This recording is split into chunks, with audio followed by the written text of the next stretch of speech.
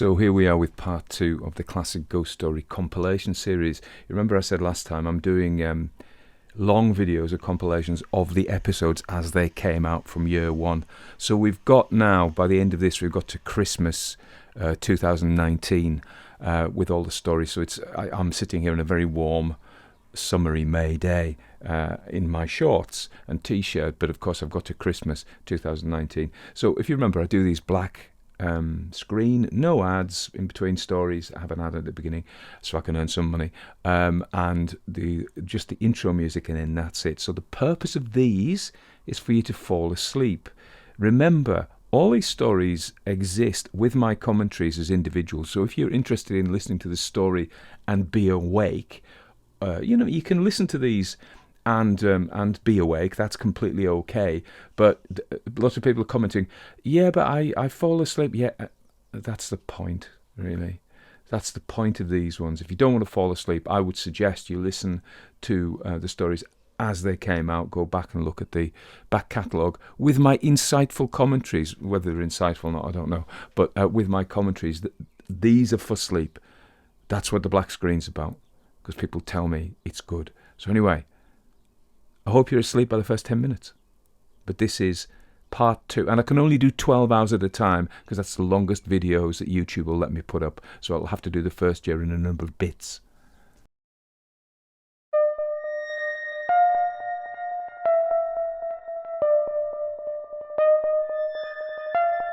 Everybody dies, don't they? Everybody come back, don't they? Isn't that so? You tried to get into the locked room today, didn't you? How do the dead come back, Mother?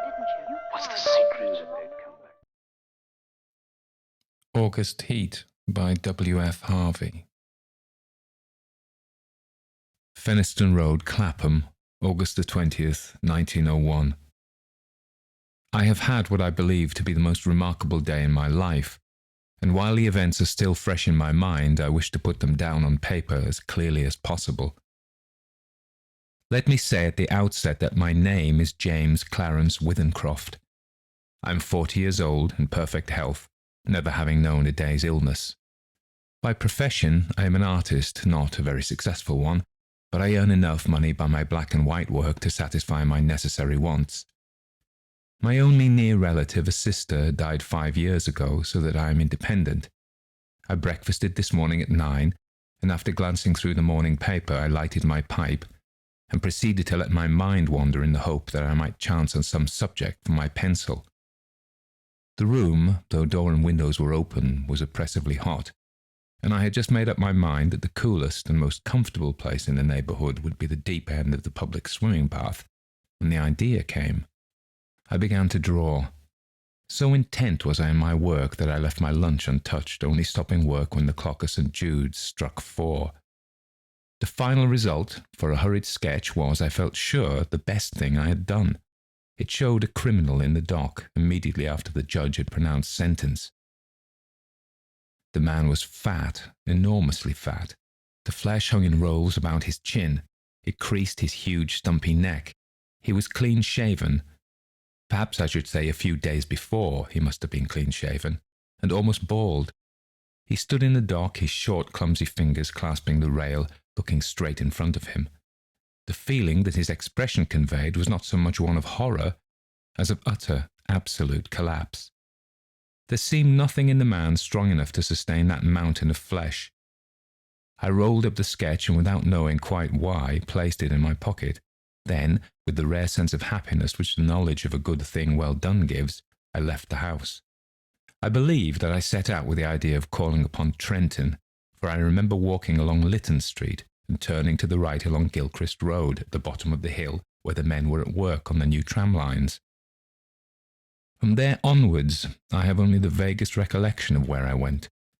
The one thing of which I was fully conscious was the awful heat that came up from the dusty asphalt pavement as an almost palpable wave. I longed for the thunder promised by the great banks of copper-coloured cloud that hung low over the western sky. I must have walked 5 or 6 miles when a small boy roused me from my reverie by asking the time. It was 20 minutes to 7. When he left me, I began to take stock of my bearings.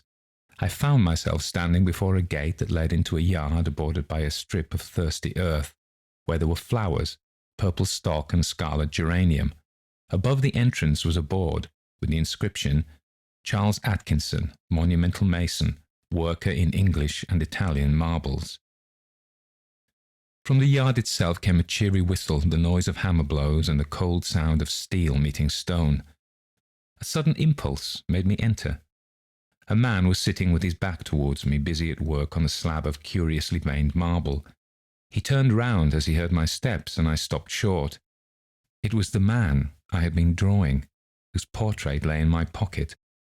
He sat there, huge and elephantine, the sweat pouring from his scalp, which he wiped with a red silk handkerchief. But though the face was the same, the expression was absolutely different. He greeted me smiling, as if we were old friends, and shook my hand. I apologized for my intrusion. "Everything is hot and glary outside," I said. "This seems an oasis in the wilderness."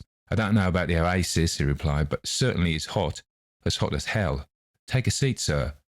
He pointed to the end of the gravestone on which he was at work, and I sat down. "That's a beautiful piece of stone you've got hold of," I said. He shook his head. "In a way it is," he answered. "The surface here is as fine as anything you could wish, but there's a big flaw at the back, though I don't expect you'd ever notice it. I could never make a really good job of a bit of marble like that. It will be all right in a summer like this, it wouldn't mind the blasted heat, but wait till the winter comes. There's nothing quite like frost to find out the weak points in a stone." "Then what's it for?" I asked. The man burst out laughing. "You'd hardly believe me if I was to tell you it's for an exhibition, but it's the truth. Artists have exhibitions, and so do grocers and butchers. We have them too. All the latest little things in headstones, you know." He went on to talk of marbles, which sort best withstood wind and rain, and which were easiest to work. Then of his garden and a new sort of carnation he had bought. At the end of every other minute he would drop his tools, wipe his shining head, and curse the heat. I said little, for I felt uneasy. There was something unnatural, uncanny in meeting this man. I tried at first to persuade myself that I had seen him before, that his face, unknown to me, had found a place in some out-of-the-way corner of my memory, but I knew that I was practicing little more than a plausible piece of self-deception. Mr. Atkinson finished his work, spat on the ground, and got up with a sigh of relief. "There, what do you think of that?" he said, with an air of evident pride. The inscription, which I read for the first time, was this: "Sacred to the memory of James Clarence Withencroft, born January the 18th, 1860. He passed away very suddenly on August the 20th, 1901. In the midst of life, we are in death." For some time I sat in silence. Then a cold shudder ran down my spine. I asked him where he had seen the name. "I didn't see it anywhere," replied Mr. Atkinson. "I wanted some name, and so I put down the first name came into my head. Why do you want to know?" "It's a strange coincidence, but it happens to be mine." He gave a long, low whistle. "And the dates?" "I can only answer for one of them, and that's correct." "It's a rum go," he said, but he knew less than I did. I told him of my morning's work. I took the sketch from my pocket and showed it to him. As he looked, the expression of his face altered until it became more and more like the man I had drawn. "And it was only the day before yesterday," he said, "I told Maria there was no such thing as ghosts." Neither of us had seen a ghost, but I knew what he meant. "You probably heard my name," I said. "And you must have seen me somewhere, and I've forgotten it. Were you at Clacton-on-Sea last July?" I had never been to Clacton in my life. We were silent for some time. We were both looking at the same thing, the two dates on the gravestone, and one was right. "Come inside and have some supper," said Mr. Atkinson. His wife was a cheerful little woman with the flaky red cheeks of the country bred. Her husband introduced me as a friend of his who was an artist. The result was unfortunate, for after the sardines and watercress had been removed, she brought out a Doré Bible, and I had to sit and express my admiration for nearly half an hour. I went outside and found Atkinson sitting on the gravestone smoking.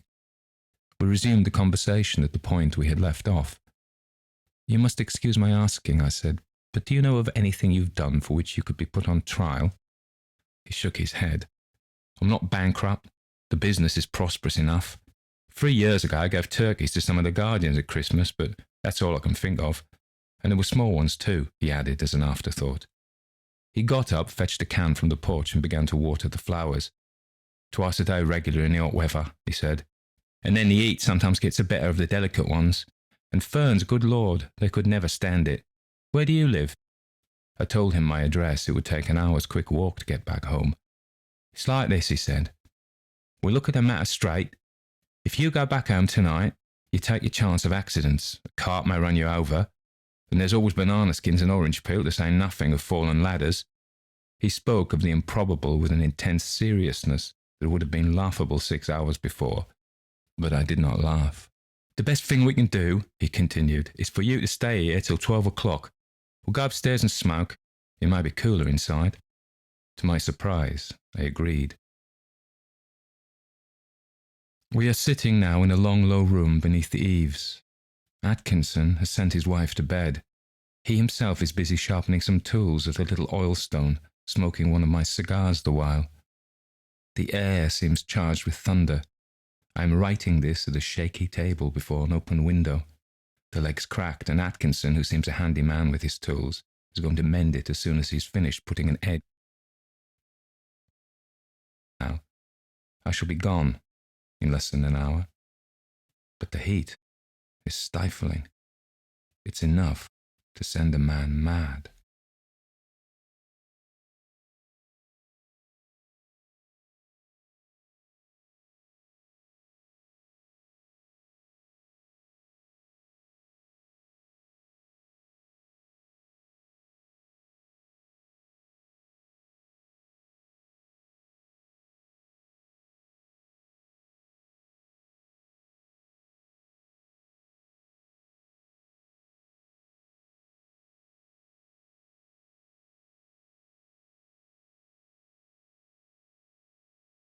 Man-Sized in Marble by Edith Nesbit.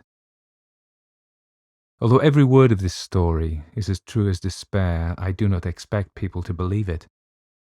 Nowadays, a rational explanation is required before belief is possible. Let me then at once offer the rational explanation which finds most favour among those who have heard the tale of my life's tragedy. It is held that we were under a delusion, Laura and I, on that 31st of October, and that this supposition places the whole matter on a satisfactory and believable basis.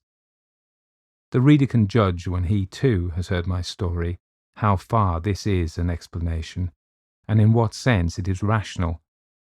There were 3 who took part in this, Laura and I, and another man. The other man still lives and can speak to the truth of the least credible part of my story. I never in my life knew what it was to have as much money as I required to supply the most ordinary needs, good colours, books and cab fares. And when we were married, we knew quite well that we should only be able to live at all by strict punctuality and attention to business. I used to paint in those days, and Laura used to write, and we felt sure we could keep the pot at least simmering. Living in town was out of the question, so we went to look for a cottage in the country, which should be at once sanitary and picturesque. So rarely do these 2 qualities meet in one cottage that our search was for some time quite fruitless. We tried advertisements, but most of the desirable rural residences which we did look at proved to be lacking in both essentials. And when a cottage chanced to have drains, it always had stucco as well and was shaped like a tea caddy. And if we found a vine or rose-covered porch, corruption invariably lurked within. Our minds got so befogged by the eloquence of house agents and the rival disadvantages of the fever traps and outrageous to beauty which we had seen and scorned, that I very much doubt whether either of us, on our wedding morning, knew the difference between a house and a haystack. But when we got away from friends and house agents on our honeymoon, our wits grew clear again, and we knew a pretty cottage when at last we saw one. It was at Brenzett, a little village set on a hill over against the southern marshes. We had gone there from the seaside village where we were staying to see the church, and 2 fields from the church we found this cottage. It stood quite by itself about 2 miles from the village. It was a long, low building with rooms sticking out in unexpected places. There was a bit of stonework, ivy-covered and moss-grown, just 2 old rooms, all that was left of a big house that had once stood there, and round this stonework the house had grown up. Stripped of its roses and jasmine, it would have been hideous. As it stood, it was charming, and after a brief examination, we took it. It was absurdly cheap. The rest of our honeymoon we spent in grubbing about in second-hand shops in the county town, picking up bits of old oak and Chippendale chairs for our furnishing. We wound up with a run up to town on a visit to Liberty's, and soon the low oak-beamed, lattice-windowed rooms began to be home. There was a jolly old-fashioned garden with grass paths, and no end of hollyhocks and sunflowers and big lilies. From the window you could see the marsh pastures, and beyond them was the blue thin line of the sea. We were as happy as the summer was glorious, and settled down into work sooner than we ourselves expected. I was never tired of sketching the view and the wonderful cloud effects from the open lattice, and Laura would sit at the table and write verses about them, in which I mostly played the part of foreground. We got a tall old peasant woman to do for us. Her face and figure were good, though her cooking was of the homeliest, but she understood all about gardening, and told us all the old names of the coppices and cornfields, and the stories of the smugglers and highwaymen, and better still, of the things that walked, and of the sights which met one in lonely glens of a starlit night. She was a great comfort to us because Laura hated housekeeping as much as I loved folklore, and we soon came to leave all the domestic business to Mrs. Dorman, and to use her legends in little magazine stories which brought in the jingling guinea. We had had 3 months of married happiness and did not have a single quarrel. One October evening I had been down to smoke a pipe with the doctor, our only neighbour, a pleasant young Irishman. Laura had stayed at home to finish a comic sketch of a village episode for the monthly Marplot. I left her laughing over her own jokes and came in to find her a crumpled heap of pale muslin weeping on the window-seat. "Good heavens, my darling, what's the matter?" I cried, taking her in my arms. She leaned her little dark head against my shoulder and went on crying. I had never seen her cry before. We had always been so happy, you see, and I felt sure some frightful misfortune had happened. "What is the matter? Do speak." "It's Mrs. Dorman," she sobbed. "What has she done?" I inquired, immensely relieved. "She says she must go before the end of the month, and she says her niece is ill. She's gone down to see her now, but I don't believe that's the reason, because her niece is always ill. I believe someone has been setting her against us. Her manner was so queer." "Never mind, Pussy," I said. "Whatever you do, don't cry, or I shall have to cry too to keep you in countenance, and then you'll never respect your man again." She dried her eyes obediently on my handkerchief and even smiled faintly. "But you see," she went on, "it is really serious, because these village people are so sheepy, and if one won't do a thing, you might be quite sure none of the others will, and I shall have to cook the dinners and wash up the hateful greasy plates, and you'll have to carry cans of water about and clean the boots and knives, and we shall never have any time for work or earn any money, or anything. We shall have to work all day and only be able to rest when we are waiting for the kettle to boil." I represented to her that even if we had to perform these duties, the day would still present some margin for other toils and recreations, but she refused to see the matter in any but the greyest light. She was very unreasonable, my Laura, but I could not have loved her any more if she had been as reasonable as Whately. "I'll speak to Mrs. Dorman when she comes back and see if I can't come to terms with her," I said. "Perhaps she wants a rise in her screw. It'll all be all right. Let's walk up to the church." The church was a large and lonely one, and we loved to go there, especially upon bright nights. The path skirted a wood cut through it once, and ran along the crest of a hill through 2 meadows and round the churchyard wall, over which the old yews loomed in black masses of shadow. This path, which was partly paved, was called the bier balk, for it had long been the way by which the corpses had been carried to burial. The churchyard was richly treed, and was shaded by great elms which stood just outside, and stretched their majestic arms in benediction over the happy dead. A large low porch let one into the building by a Norman doorway and a heavy oak door studded with iron. Inside, the arches rose into darkness, and between them the reticulated windows, which stood out white in the moonlight. In the chancel the windows were of a rich glass, which showed in faint light their noble colouring, and made the black oak of the choir pews hardly more solid than the shadows. but on each side of the altar lay a grey marble figure of a knight in full plate armour, lying upon a low slab, with hands held up in everlasting prayer, and these figures, oddly enough, were always to be seen if there was any glimmer of light in the church. Their names were lost, but the peasants told of them that they had been fierce and wicked men, marauders by land and sea, who had been the scourge of their time, and had been guilty of deeds so foul that the house they had lived in, the big house, by the way, that had stood on the site of our cottage, had been stricken by lightning and the vengeance of heaven. But for all that, the gold of their heirs had bought them a place in the church. Looking at the bad, hard faces reproduced in the marble, the story was easily believed. The church looked at its best and weirdest on that night, for the shadows of the yew trees fell through the windows upon the floor of the nave and touched the pillars with tattered shade. We sat down together without speaking and watched the solemn beauty of the old church, with some of that awe which inspired its early builders. We walked to the chancel and looked at the sleeping warriors. Then we rested some time on the stone seat in the porch, looking out over the stretch of quiet moonlit meadows, feeling in every fibre of our being the peace of the night and of our happy love, and came away at last with the sense that even scrubbing and blackleading were but a small trouble at their worst. Mrs. Dorman had come back from the village, and I had once invited her to a tete-a-tete. "Now, Mrs. Dorman," I said, when I had got her into my painting room, "what's all this about your not staying with us?" "I should be glad to get away, sir, before the end of the month," she answered with her usual placid dignity.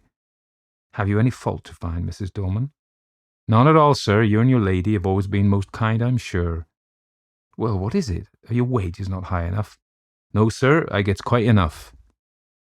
"Then why not stay?" "I'd rather not," with some hesitation. "My niece is ill." "But your niece has been ill ever since we came." No answer. There was a long and awkward silence. I broke it.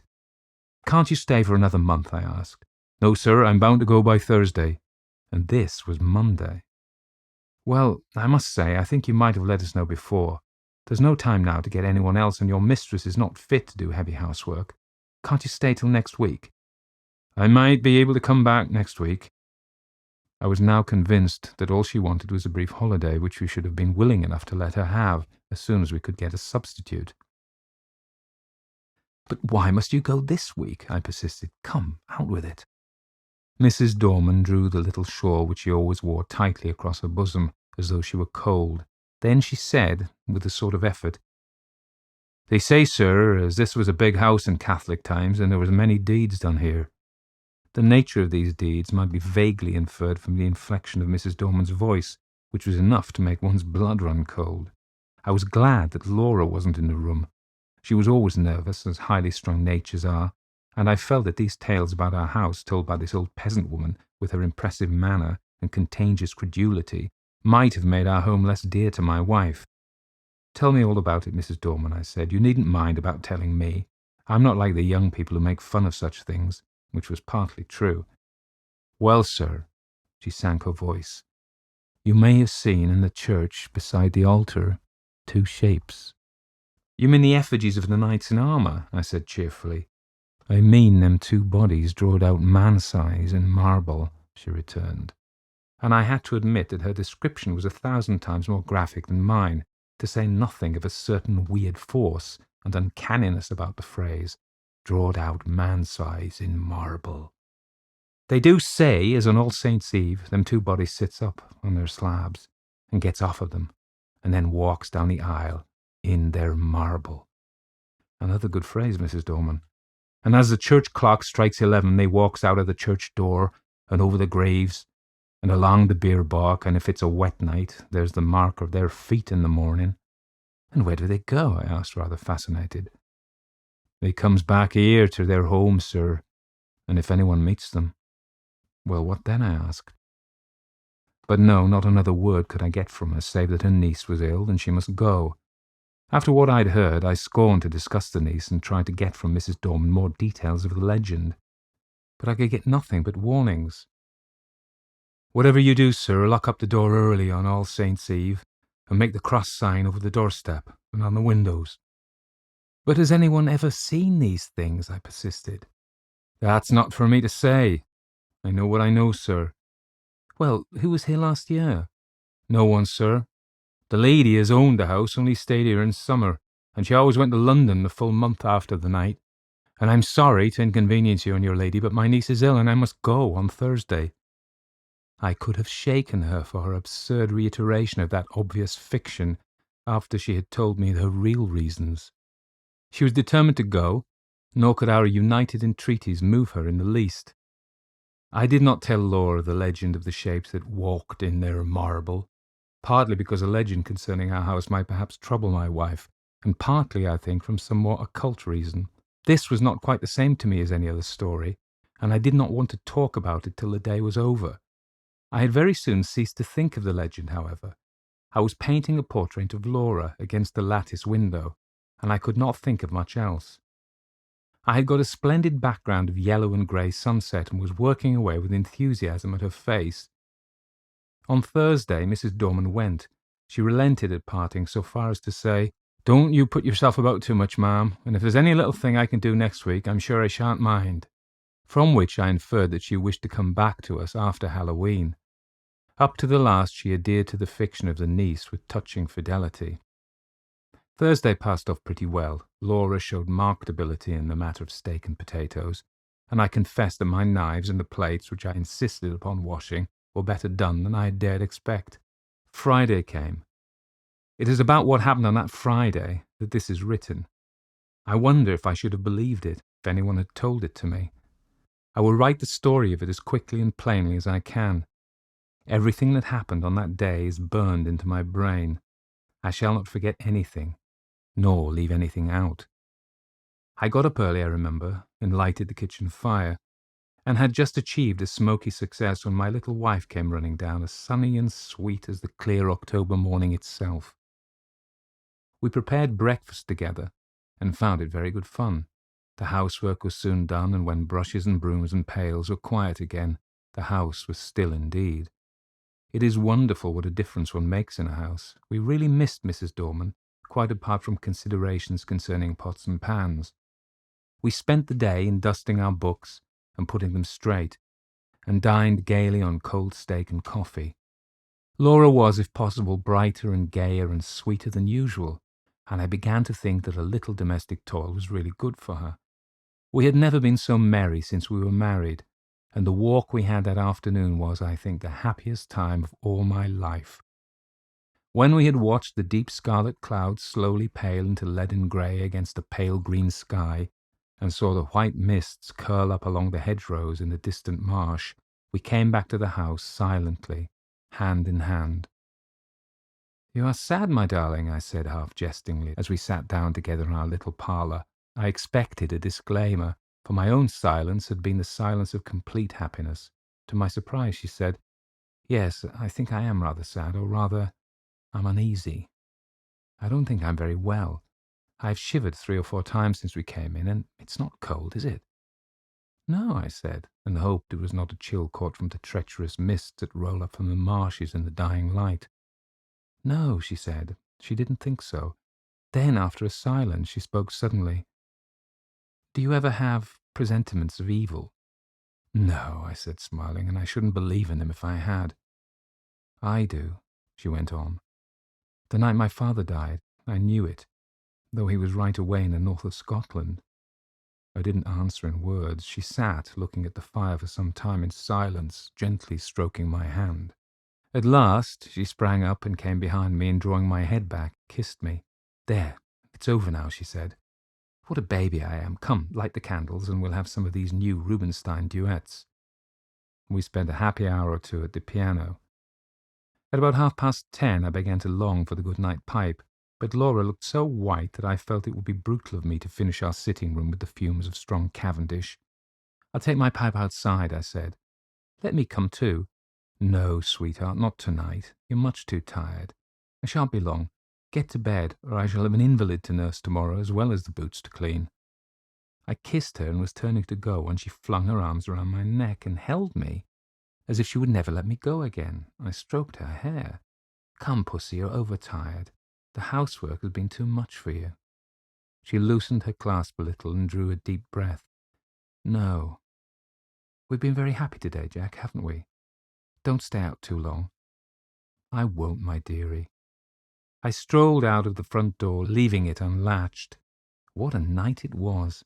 The jagged masses of heavy dark cloud were rolling at intervals from horizon to horizon, and thin white wreaths covered the stars.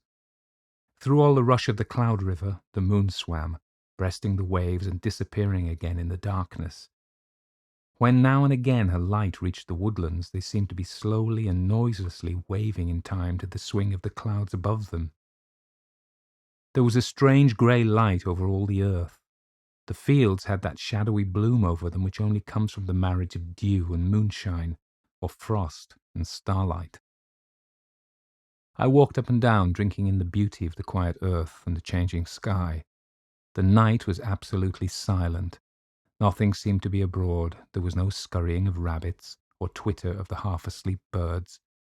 And though the clouds went sailing across the sky, the wind that drove them never came low enough to rustle the dead leaves in the woodland paths. Across the meadows, I could see the church tower standing out black and grey against the sky. I walked there, thinking over our 3 months of happiness, and of my wife, her dear eyes and loving ways. Oh, my little girl, my own little girl, what a vision came then of a long, glad life for you and me together. I heard a bell beat from the church. 11 already. I turned to go in, but the night held me. I couldn't go back into our little warm rooms yet. I would go up to the church. I felt vaguely that it would be good to carry my love and thankfulness to the sanctuary whither so many loads of sorrow and gladness had been borne by the men and women of the dead years. I looked in at the low window as I went by. Laura was half lying on her chair in front of the fire. I couldn't see her face, only her little head showed dark against the pale blue wall. She was quite still, asleep no doubt. My heart reached out to her as I went on. There must be a God, I thought, and a God who was good. How otherwise could anything so sweet and dear as she have ever been imagined? I walked slowly along the edge of the wood. A sound broke the stillness of the night. It was a rustling in the wood. I stopped and listened. The sound stopped too. I went on and now distinctly heard another step than mine answer mine like an echo. It was a poacher or a wood stealer most likely, for these were not unknown in our Arcadian neighbourhood. But whoever it was, he was a fool not to step more lightly. I turned into the wood, and now the footsteps seemed to come from the path I had just left. It must be an echo, I thought. The wood looked perfect in the moonlight. The large dying ferns and the brushwood showed where through the thinning foliage the pale light came down. The tree trunks stood up like Gothic columns all around me. They reminded me of the church, and I turned into the beer balk and passed through the corpse gate between the graves to the low porch. I paused for a moment on the stone seat where Laura and I had watched the fading landscape. Then I noticed that the door of the church was open, and I blamed myself for having left it unlatched the other night. We were the only people who ever cared to come to the church except on Sundays, and I was vexed to think that through our carelessness the damp autumn airs had had a chance of getting in and injuring the old fabric. I went in. It will seem strange, perhaps, that I should have gone halfway up the aisle before I remembered, with a sudden chill, followed by a sudden rush of self-contempt, that this was the very day and hour when, according to tradition, the shapes drawed out man-size in marble began to walk.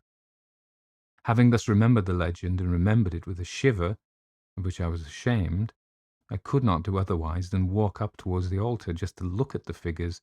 As I said to myself, really what I wanted was to assure myself first that I did not believe the legend, and secondly, that it was not true.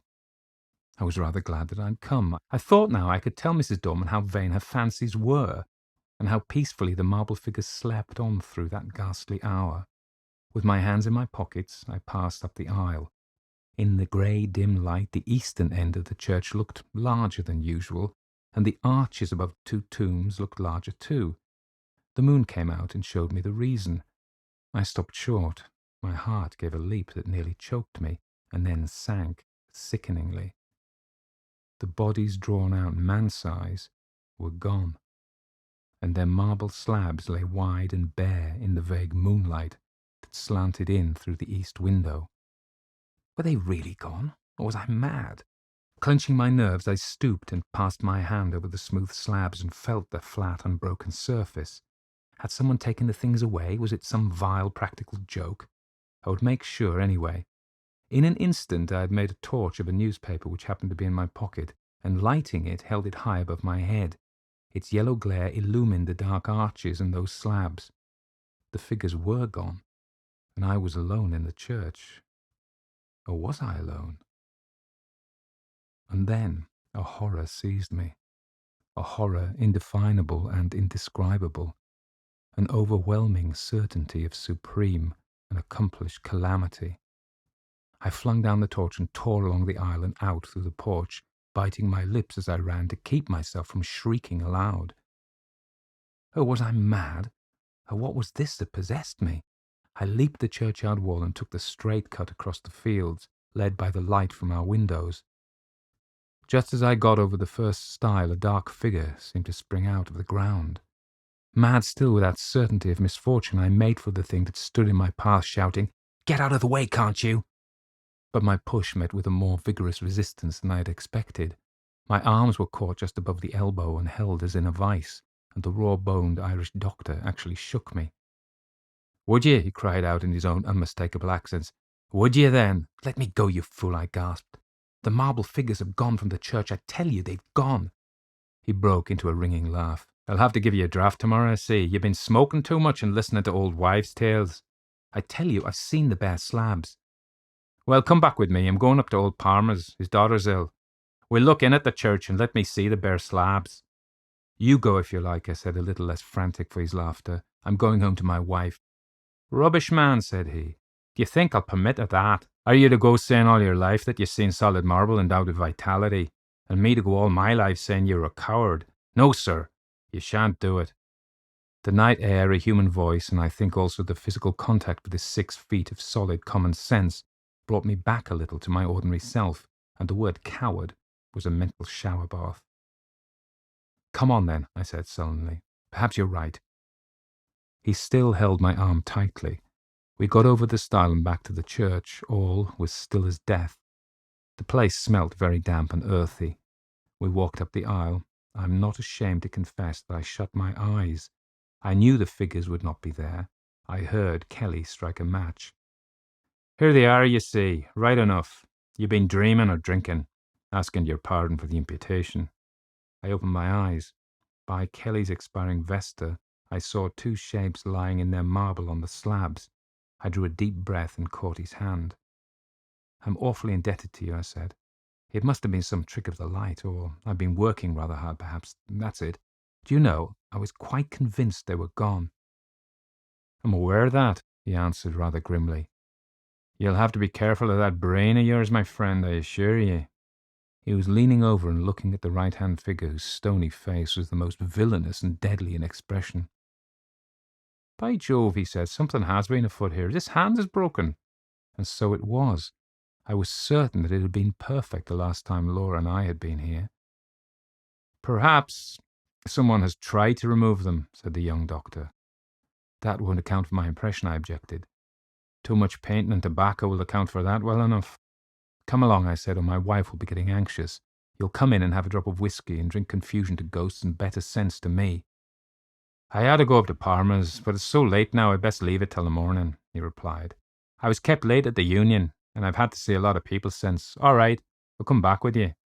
I think he fancied I needed him more than did Palmer's girl, so discussing how such an illusion could have been possible, and deducing from this experience large generalities concerning ghostly apparitions, we walked up to our cottage. We saw, as we walked up the garden path, that the bright light streamed out of the front door, and presently saw that the parlour door was open too. Had she gone out? "Come in," I said, and Dr. Kelly followed me into the parlour. It was all ablaze with candles, not only the wax ones, but at least a dozen guttering, glaring tallow dips stuck in vases and ornaments in unlikely places. Light, I knew, was Laura's remedy for nervousness, poor child. Why had I left her, brute that I was? We glanced round the room, and at first we didn't see her. The window was open, and the draught set all the candles flaring one way. Her chair was empty, and her handkerchief and book lay on the floor. I turned to the window. There, in the recess of the window, I saw her. Oh, my child, my love, had she gone to that window to watch for me? And what had come into the room behind her? To what had she turned with that look of frantic fear and horror? Oh, my little one, had she thought that it was I whose step she heard and turned to meet what? She had fallen back across a table in the window, and her body lay half on it and half on the window seat, and her head hung down over the table, the brown hair loosened and fallen to the carpet. Her lips were drawn back and her eyes wide open. They saw nothing now. What had they seen last? The doctor moved towards her, but I pushed him aside and sprang to her, caught her in my arms and cried, "It's all right, Laura, I've got you safe, wifey." She fell into my arms in a heap. I clasped her and kissed her and called her by all the pet names, but I think I knew all the time that she was dead. Her hands were tightly clenched. In one of them she held something fast. When I was quite sure that she was dead, and that nothing mattered at all any more, I let him open her hand to see what she held. It was a grey marble finger.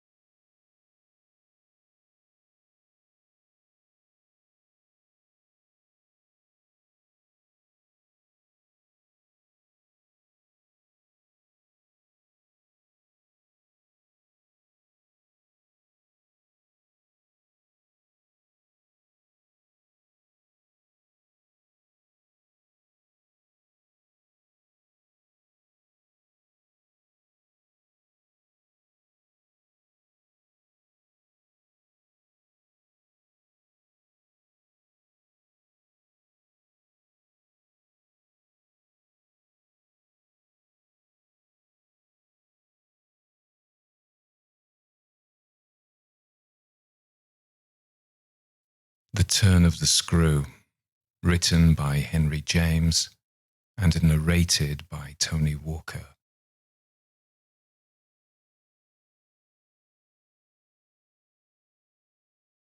The story had held us round the fire, sufficiently breathless, but except the obvious remark that it was gruesome, as, on Christmas Eve in an old house, a strange tale should essentially be, I remember no comment uttered till somebody happened to say that it was the only case he had met in which such a visitation had fallen on a child. The case, I may mention, was that of an apparition in just such an old house as had gathered us for the occasion, an appearance of a dreadful kind to a little boy sleeping in the room with his mother and waking her up in the terror of it, waking her not to dissipate his dread and soothe him to sleep again, but to encounter also herself, before she had succeeded in doing so, the same sight that had shaken him. It was this observation that drew from Douglas, not immediately, but later in the evening, a reply that had the interesting consequence to which I call attention. Someone else told a story not particularly effective, which I saw he was not following. This I took for a sign that he had himself something to produce, and that we should only have to wait. We waited, in fact, till 2 nights later, but that same evening, before we scattered, he brought out what was in his mind.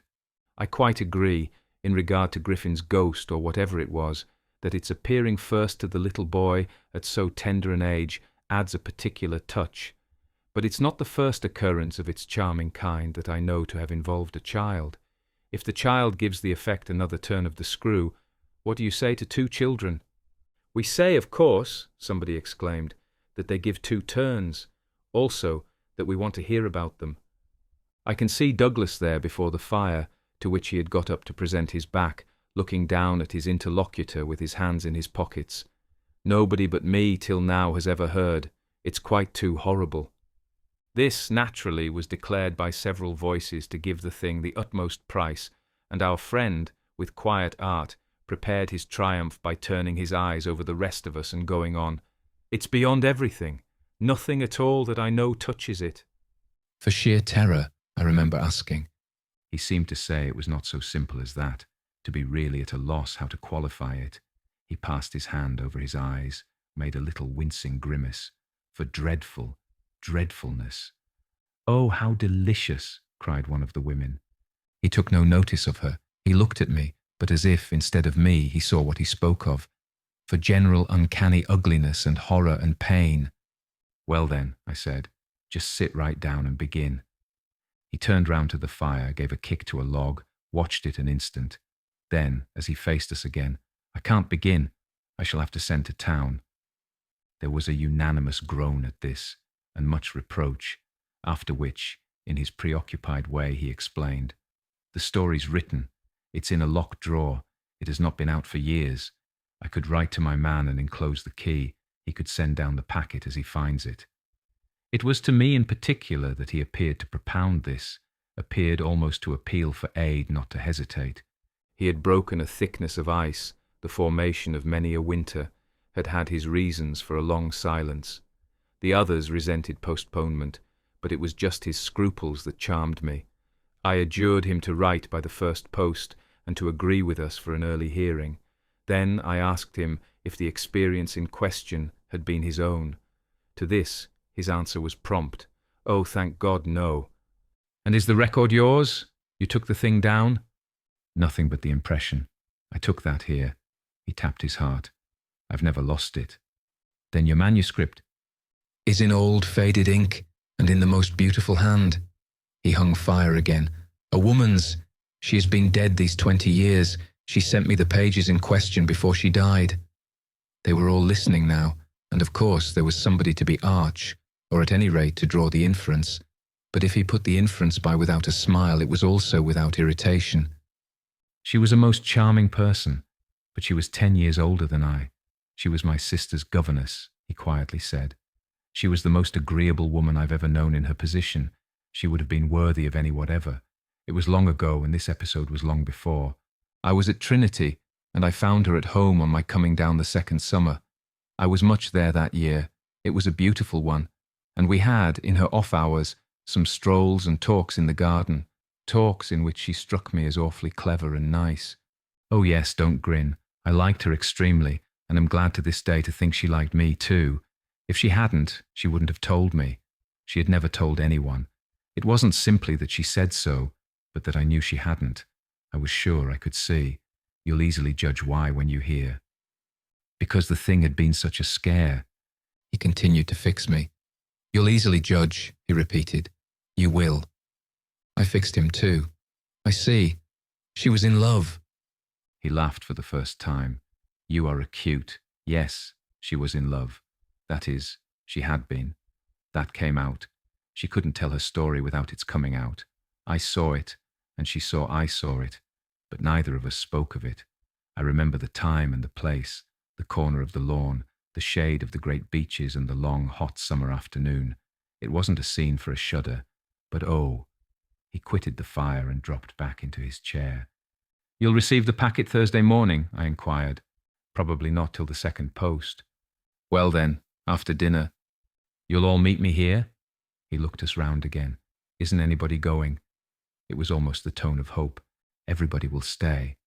"I will, and I will," cried the ladies whose departure had been fixed. Mrs. Griffin, however, expressed the need for a little more light. "Who was it she was in love with?" "The story will tell," I took upon myself to reply. "Oh, I can't wait for the story." "The story won't tell," said Douglas, not in any literal, vulgar way. "More's the pity, then. That's the only way I ever understand." "Won't you tell, Douglas?" somebody else inquired. He sprang to his feet again. "Yes, tomorrow. Now I must go to bed. Good night." And quickly catching up a candlestick, he left us slightly bewildered. From our end of the great brown hall we heard his step on the stair, whereupon Mrs. Griffin spoke. "Well, if I don't know who she was in love with, I know who he was." "She was 10 years older," said her husband. "Raison de plus at that age, but it's rather nice, his long reticence." 40 years, Griffin put in, with this outbreak at last. "The outbreak," I returned, "will make a tremendous occasion of Thursday night, and everyone so agreed with me that, in the light of it, we lost all attention for everything else. The last story, however incomplete and like the mere opening of a serial, had been told. We handshook and candle-stuck, as somebody said, and went to bed. I knew the next day that a letter containing the key had, by the first post, gone off to his London apartments, but in spite of, or perhaps just on account of, the eventual diffusion of this knowledge, We quite let him alone till after dinner, till such an hour of the evening, in fact, as might best accord with the kind of emotion on which our hopes were fixed. Then he became as communicative as we could desire, and indeed gave us his best reason for being so. We had it from him again before the fire in the hall, as we had had our mild wonders of the previous night. It appeared that the narrative he had promised to read us really required for a proper intelligence a few words of prologue. Let me say here distinctly, to have done with it, that this narrative, from an exact transcript of my own made much later, is what I shall presently give. Poor Douglas, before his death, when it was in sight, committed to me the manuscript that reached him on the 3rd of these days, and that, on the same spot, with immense effect, he began to read to our hushed little circle on the night of the 4th. The departing ladies who had said they would stay didn't, of course, thank heaven, stay. They departed, in consequence of arrangements made, in a rage of curiosity, as they professed, produced by the touches with which he had already worked us up. But that only made his little final auditory more compact and select, kept it, round the hearth, subject to a common thrill. The first of these touches conveyed that the written statement took up the tale at a point after it had, in a manner, begun. The fact to be in possession of was therefore that his old friend, the youngest of several daughters of a poor country parson, had, at the age of 20, on taking service for the first time in the schoolroom, come up to London, in trepidation, to answer in person an advertisement that had already placed her in brief correspondence with the advertiser. This person proved, on her presenting herself for judgment at a house in Harley Street that impressed her as vast and imposing, this prospective patron proved a gentleman, a bachelor in the prime of life, such a figure as had never risen, save in a dream or an old novel, before a fluttered, anxious girl out of a Hampshire vicarage. One could easily fix his type. It never, happily, dies out. He was handsome and bold and pleasant, offhand and gay and kind. He struck her, inevitably, as gallant and splendid. But what took her most of all and gave her the courage she afterwards showed was that he put the whole thing to her as a kind of favour, an obligation he should gratefully incur. She conceived him as rich, but as fearfully extravagant, saw him all in a glow of high fashion, of good looks, of expensive habits, of charming ways with women. He had for his own town residence a big house filled with the spoils of travel and the trophies of the chase, but it was to his country home, an old family place in Essex, that he wished her immediately to proceed. He had been left, by the death of their parents in India, guardian to a small nephew and a small niece, children of a younger, a military brother, whom he had lost 2 years before. These children were, by the strangest of chances for a man in his position, a lone man without the right sort of experience or a grain of patience, very heavily on his hands.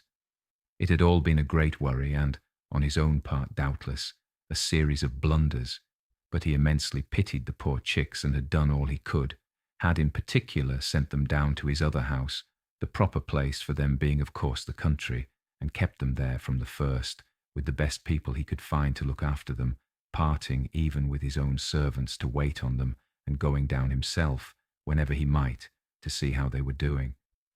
The awkward thing was that they had practically no other relations, and that his own affairs took up all his time. He had put them in possession of Bly, which was healthy and secure, and had placed at the head of their little establishment, but below stairs only, an excellent woman, Mrs. Grose, whom he was sure his visitor would like, and who had formerly been maid to his mother. She was now housekeeper, and was also acting for the time as superintendent to the little girl, of whom, without children of her own, she was, by good luck, extremely fond. There were plenty of people to help, but of course the young lady who should go down as governess would be in supreme authority. She would also have, in holidays, to look after the small boy, who had been for a term at school, young as he was to be sent, but what else could be done, and who, as the holidays were about to begin, would be back from one day to the other. There had been for the 2 children at first a young lady whom they had had the misfortune to lose. She had done for them quite beautifully. She was a most respectable person, till her death, the great awkwardness of which had, precisely, left no alternative but the school for little Miles. Mrs. Gross, since then, in the way of manners and things, had done as she could for Flora, and there were further a cook, a housemaid, a dairywoman, an old pony, an old groom, and an old gardener, all likewise thoroughly respectable. So far had Douglas presented his picture when someone put a question. And what did the former governess die of? Of so much respectability? Our friend's answer was prompt. That will come out. I don't anticipate. Excuse me, I thought that was just what you were doing. In her successor's place, I suggested, I should have wished to learn if the office brought with it necessary danger to life. Douglas completed my thought. She did wish to learn, and she did learn. You shall hear tomorrow what she learned. Meanwhile, of course, the prospect struck her as slightly grim. She was young, untried, nervous. It was a vision of serious duties and little company, of really great loneliness. She hesitated, took a couple of days to consult and consider.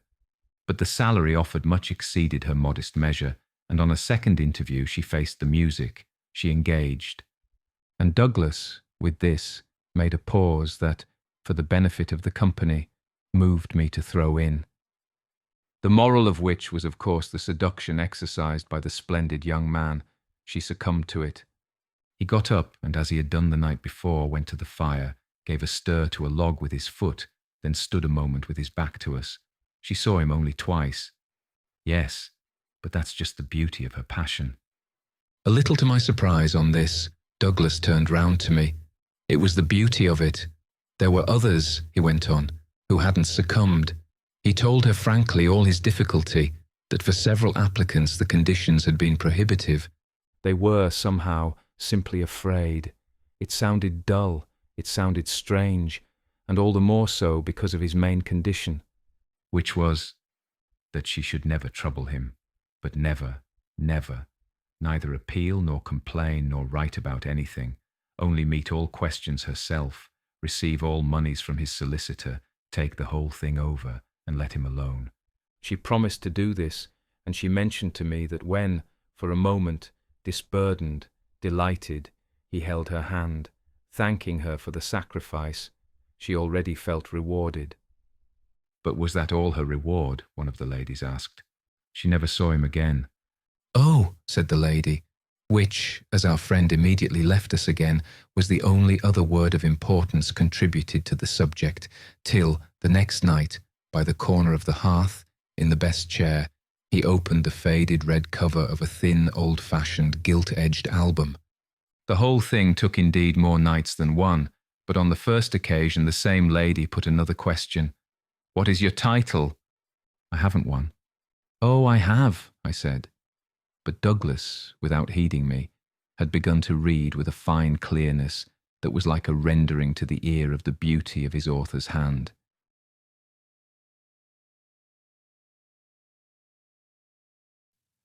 Chapter 1. I remember the whole beginning as a succession of flights and drops, a little seesaw of the right throbs and the wrong. After rising in town to meet his appeal, I had at all events a couple of very bad days. Found myself doubtful again, felt indeed sure I had made a mistake. In this state of mind, I spent the long hours of bumping, swinging coach that carried me to the stopping place, at which I was to be met by a vehicle from the house.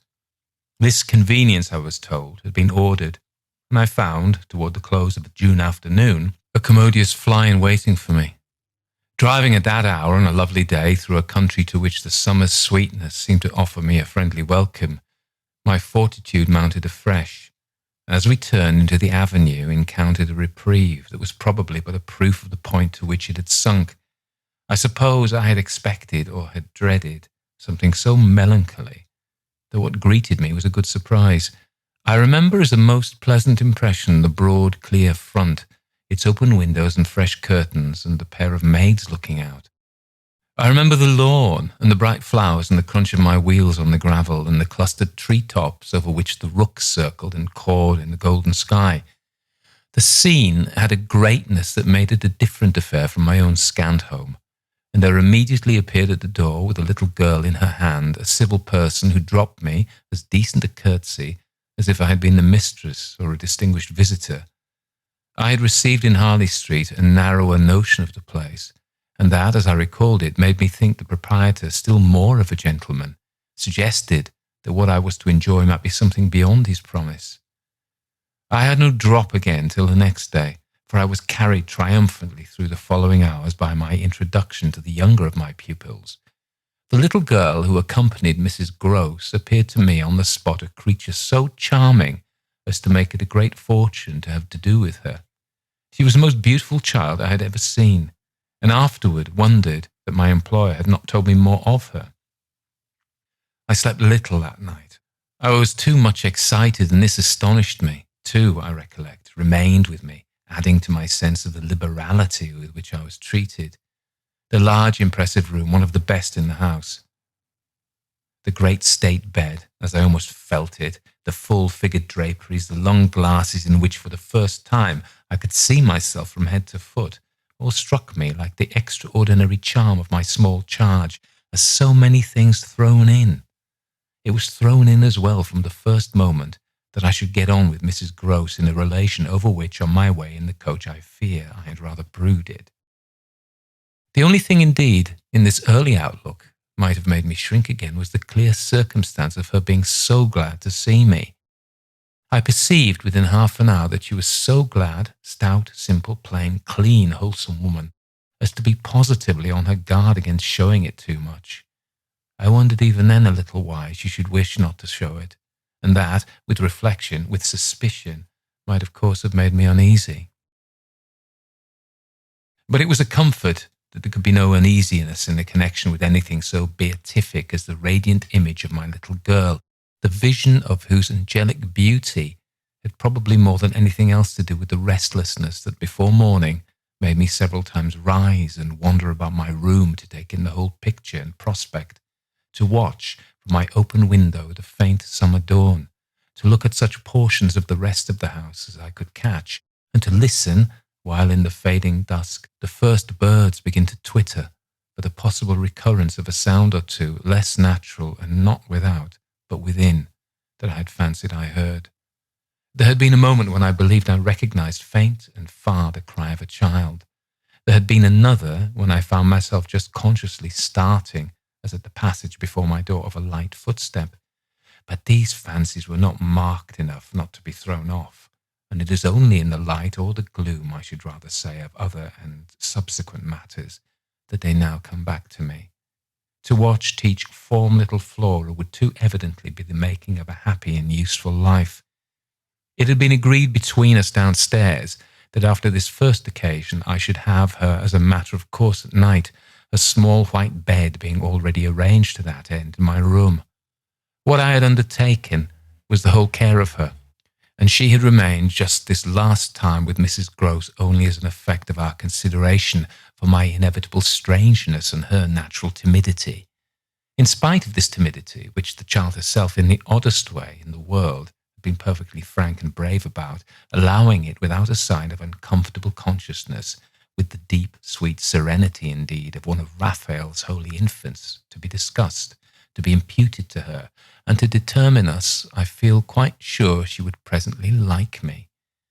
It was part of what I already liked Mrs. Gross herself for, the pleasure I could see her feel in my admiration and wonder as I sat at supper with 4 tall candles and with my pupil in a high chair and bib brightly facing me, between them over bread and milk.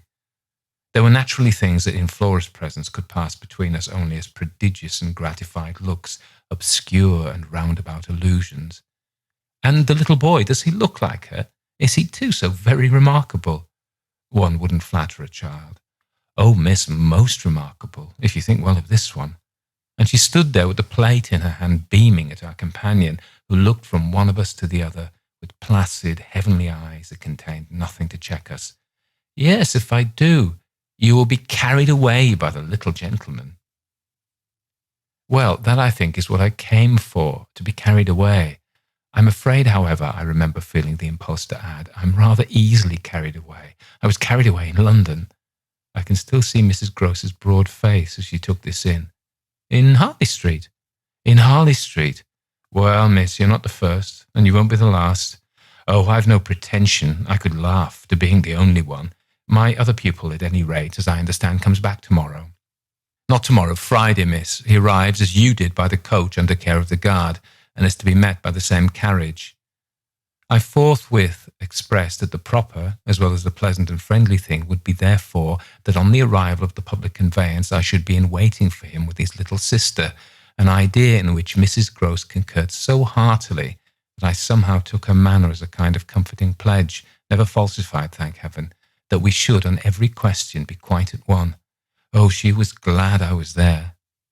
What I felt the next day was, I suppose, nothing that could fairly be called a reaction from the cheer of my arrival. It was probably at the most only a slight oppression, produced by a fuller measure of the scale, as I walked round them, gazed up at them, took them in, of my new circumstances. They had, as it were, an extent and mass for which I had not been prepared, and in the presence of which I found myself freshly a little scared as well as a little proud. Lessons in this agitation certainly suffered some delay. I reflected that my first duty was, by the gentlest arts I could contrive, to win the child into the sense of knowing me. I spent the day with her out of doors. I arranged with her, to her great satisfaction, that it should be she only, who might show me the place. She showed it step by step and room by room and secret by secret, with droll, delightful, childish talk about it, and with the result in half an hour of our becoming immense friends. Young as she was, I was struck throughout our little tour with her confidence and courage, with the way in empty chambers and dull corridors, on crooked staircases that made me pause, and even on the summit of an old maculated square tower that made me feel dizzy, her morning music, her disposition to tell me so many more things than she asked, rang out and led me on. I have not seen Bly since the day I left it, and I dare say that to my older and more informed eyes it would now appear sufficiently contracted, but as my little conductress, with her hair of gold and her frock of blue, danced before me round corners and pattered down passages, I had the view of a castle of romance inhabited by a rosy sprite, such a place as would somehow, for diversion of the young idea, take all colour out of storybooks and fairy tales. Wasn't it just a storybook over which I had fallen a doze and a dream? No, it was a big, ugly, antique, but convenient house, embodying a few features of a building still older, half replaced and half utilised, in which I had the fancy of our being almost as lost as a handful of passengers in a great drifting ship, while I was strangely at the helm.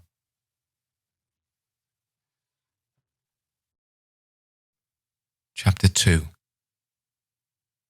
This came home to me when 2 days later I drove over with Flora to meet, as Mrs. Grose said, the little gentleman, and all the more for an incident that, presenting itself the second evening, had deeply disconcerted me. The first day had been on the whole, as I have expressed, reassuring, but I was to see it wind up in keen apprehension. The post-bag that evening, it came late, contained a letter for me, which, however, in the hand of my employer, I found to be composed but of a few words enclosing another, addressed to himself with the seal still unbroken. This I recognise is from the headmaster, and the headmaster's an awful bore. Read him, please, deal with him, but mind you don't report, not a word. I'm off. I broke the seal with a great effort, so great a one that I was a long time coming to it, took the unopened missive at last up to my room, and only attacked it just before going to bed. I had better have let it wait till the morning, for it gave me a second sleepless night. With no counsel to take the next day, I was full of distress, and it finally got so the better of me that I determined to open myself at least to Mrs. Grose. What does it mean? The child's dismissed his school. She gave me a look that I remarked at the moment, then, visibly, with a quick blankness, seemed to try to take it back. But aren't they all? Sent home, yes, but only for the holidays. Miles may never go back at all. Consciously under my attention, she reddened. They won't take him. They absolutely decline. At this she raised her eyes, which she had turned from me. I saw them fill with good tears. What has he done? I hesitated, then I judged best to simply hand her the letter, which, however, had the effect of making her, without taking it, simply put her hands behind her, She shook her head sadly. Such things are not for me, miss. My counsellor couldn't read. I winced at my mistake, which I attenuated as I could, and opened my letter again to repeat it to her. Then, faltering in the act and folding it up once more, I put it back in my pocket. Is he really bad? The tears were still in her eyes. Do the gentlemen say so? They go into no particulars. They simply express their regret that it should be impossible to keep him. That can only have one meaning. Mrs. Grose listened with dumb emotion.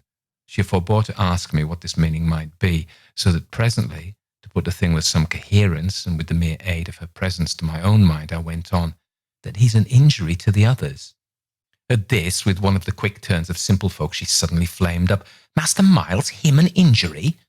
There was such a flood of good faith in it, that though I had not yet seen the child, my very fears made me jump to the absurdity of the idea. I found myself, to meet my friend the better, offering it on the spot sarcastically to his poor little innocent mates. It's too dreadful, cried Mrs. Grose, to say such cruel things. Why, he's scarce 10 years old. Yes, it would be incredible. She was evidently grateful for such a profession. See him, miss, first, then believe it. I felt forthwith a new impatience to see him. It was the beginning of a curiosity that for all the next hours I was to deepen, almost to pain. Mrs. Grose was aware, as I could judge, of what she had produced in me, and she followed it up with the assurance, "You might as well believe it of the little lady, bless her," she added the next moment. "Look at her." I turned and saw that Flora, whom 10 minutes before I had established in the schoolroom with a sheet of white paper, a pencil, and a copy of nice round O's, now presented herself to view at the open door. She expressed in her little way an extraordinary detachment from disagreeable duties, looking to me, however, with a great childish light that seemed to offer it as a mere result of the affection she had conceived for my person, which had rendered necessary that she should follow me. I needed nothing more than this to feel the full force of Mrs. Grose's comparison, and catching my pupil in my arms, covered her with kisses in which there was a sob of atonement. Nevertheless, the rest of the day I watched for further occasion to approach my colleague, especially as toward evening I began to fancy she rather sought to avoid me. I overtook her, I remember, on the staircase. We went down together, and at the bottom I detained her, holding her there with a hand on her arm. I take what you said to me at noon as declaration that you've never known him to be bad. She threw back her head. She had clearly by this time and very honestly adopted an attitude. "Oh, never known him. I don't pretend that." I was upset again. "Then you have known him?" "Yes, indeed, miss, thank God." On reflection, I accepted this. "You mean that a boy who never is no boy for me." I held her tighter. "You like them with the spirit to be naughty?" Then, keeping pace with her answer, "So do I eagerly brought out. "But not to the degree to contaminate." "To contaminate?" My big word left her at a loss. I explained it. "To corrupt." She stared, taking my meaning in, but it produced in her an odd laugh. "Are you afraid he'll corrupt you?" She put the question with such a fine, bold humour that with a laugh, a little silly doubtless to match her own, I gave way for the time to the apprehension of ridicule. But the next day, as the hour for my drive approached, I cropped up in another place. "What was the lady who was here before?" "The last governess. She was also young and pretty, almost as young and almost as pretty, miss, even as you. And then I hope her youth and her beauty helped her," I recollect, throwing it off. "He seems to like us young and pretty." "Oh, he did," Mrs. Grose assented. "It was the way he liked everyone." She had no sooner spoken, indeed, that she caught herself up. "I mean, that's his way, the master's." I was struck. "But of whom did you speak first?" She looked blank, but she coloured. "Why, of him. Of the master. Of who else?" There was so obviously no one else that the next moment I had lost my impression of her having accidentally said more than she meant, and I merely asked what I wanted to know. "Did she see anything in the boy that wasn't right?" She never told me. I had a scruple, but I overcame it. "Was she careful, particular?" Mrs. Grose appeared to try to be conscientious. "About some things, yes, but not about all." Again she considered. "Well, miss, she's gone. I won't tell tales." "I quite understand your feeling," I hastened to reply, "but I thought it after an instant, not opposed to this concession, to pursue. Did she die here? No. She went off. I don't know what there was in this brevity of Mrs. Groce's that struck me as ambiguous. Went off to die. Mrs. Groce looked straight out of the window, but I felt that hypothetically I had the right to know what young persons engaged for Bly were expected to do. She was taken ill, you mean, and went home. She wasn't taken ill, as far as appeared, in this house. She left it at the end of the year to go home, as she said, for a short holiday, to which the time she had put in had certainly given her a right. We had then a young woman, a nursemaid, who stayed on, and who was a good girl and clever, and she took the children all together for the interval. But our young lady never came back. And at the very moment I was expecting her, I heard from the master that she was dead. I turned this over. But of what? He never told me. But please, miss, said Mrs. Groce, I must get to my work.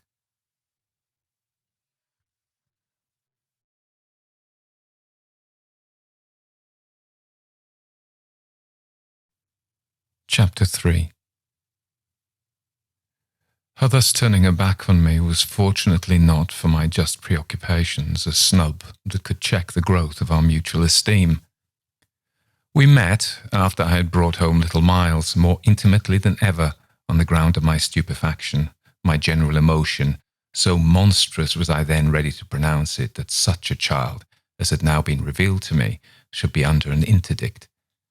I was a little late on the scene, and I felt, as he stood wistfully looking out for me before the door of the inn at which the coach had put him down, that I had seen him, on the instant, without and within, in the great glow of freshness, the same positive fragrance of purity in which I had, from the first moment, seen his little sister. He was incredibly beautiful, and Mrs. Groce had put her finger on it. Everything but a sort of passion of tenderness for him was swept away by his presence. When I then and there took him to my heart, for it was something divine that I have never found to the same degree in any child, his indescribable little air of knowing nothing in the world but love, it would have been impossible to carry a bad name with a greater sweetness of innocence, and by the time I had got back to Bly with him, I remained merely bewildered, so far, that is, as I was not outraged by the sense of the horrible letter locked up in my room in a drawer. As soon as I could compass a private word with Mrs. Groce, I declared to her that it was grotesque. She promptly understood me. You mean the cruel charge. It doesn't live an instant, my dear woman. Look at him. She smiled at my pretension to have discovered his charm. I assure you, miss, I do nothing else. What will you say, then? She immediately added. In answer to the letter, I had made up my mind. Nothing. And to his uncle? I was incisive. Nothing. And to the boy himself? I was wonderful. Nothing. She gave with her apron a great wipe to her mouth. Then I'll stand by you. We'll see it out. We'll see it out, I ardently echoed, giving her my hand to make it a vow. She held me there a moment, then whisked up her apron again with her detached hand. Would you mind, miss, if I used the freedom to kiss me? No. I took the good creature in my arms, and after we had embraced like sisters, felt still more fortified and indignant. This, at all events, was for the time, a time so full that, as I recall the way it went, reminds me of all the art I need now to make it a little distinct. What I looked back at with amazement is the situation I accepted. I had undertaken with my companion to see it out, and I was under a charm, apparently, that could smooth away the extent and the far and difficult connections of such an effort. I was lifted aloft on a great wave of infatuation and pity. I found it simple, in my ignorance, my confusion, and perhaps my conceit, to assume that I could deal with a boy whose education for the world was all on the point of beginning. I am unable even to remember at this day what proposal I framed for the end of his holidays and the resumption of his studies. Lessons with me, indeed, that charming summer, we all had a theory that he was to have, but I now feel that for weeks the lessons must have been rather my own. I learned something, at first, certainly, that had not been one of the teachings of my small, smothered life, learned to be amused and even amusing, and not to think for the morrow. It was the first time in a manner that I had known space and air and freedom, all the music of summer, and all the mystery of nature. And then there was a consideration. And consideration was sweet. Oh, it was a trap, not designed, but deep to my imagination, to my delicacy, perhaps to my vanity, to whatever in me was most excitable. The best way to picture it all is to say that I was off my guard. They gave me so little trouble. They were of a gentleness so extraordinary. I used to speculate, but even this with a dim disconnectedness, as to how the rough future, for all futures are rough, would handle them and might bruise them. They had the bloom of health and happiness, and yet, as if I had been in charge of a pair of little grandees, of princes of the blood, for whom everything to be right would have to be enclosed and protected, the only form that in my fancy the after years could take for them was that of a romantic, a really royal extension of the garden and the park. It may be, of course, above all, that what suddenly broke into this gives the previous time a charm of stillness, that hush in which something gathers or crouches. The change was actually like the spring of a beast. In the first weeks, the days were long. They often, at their finest, gave me what I used to call my own hour, the hour when, for my pupils, tea time and bedtime having come and gone, I had, before my final retirement, a small interval alone. Much as I liked my companions, this hour was the thing in the day I liked most, and I liked it best of all when, as the light faded, or rather, I should say, the day lingered, and the last calls of the last birds sounded, in a flushed sky from the old trees, I could take a turn into the grounds and enjoy, almost with a sense of property that amused and flattered me, the beauty and dignity of the place. It was a pleasure at these moments to feel myself tranquil and justified, doubtless perhaps also to reflect that by my discretion, my quiet good sense and general high propriety, I was giving pleasure, if he ever thought of it, to the person to whose pressure I had responded. What I was doing was what he had earnestly hoped and directly asked of me, and that I could, after all, do it proved even a greater joy than I had expected. I dare say I fancied myself, in short, a remarkable young woman, and took comfort in the faith that this would more publicly appear. Well, I needed to be remarkable to offer affront to the remarkable things that presently gave their first sign. It was plump one afternoon in the middle of my very hour. The children were tucked away, and I had come out for my stroll. One of the thoughts that, as I don't in the least shrink now from noting, used to be with me in these wanderings, that it would be as charming as a charming story to suddenly meet someone.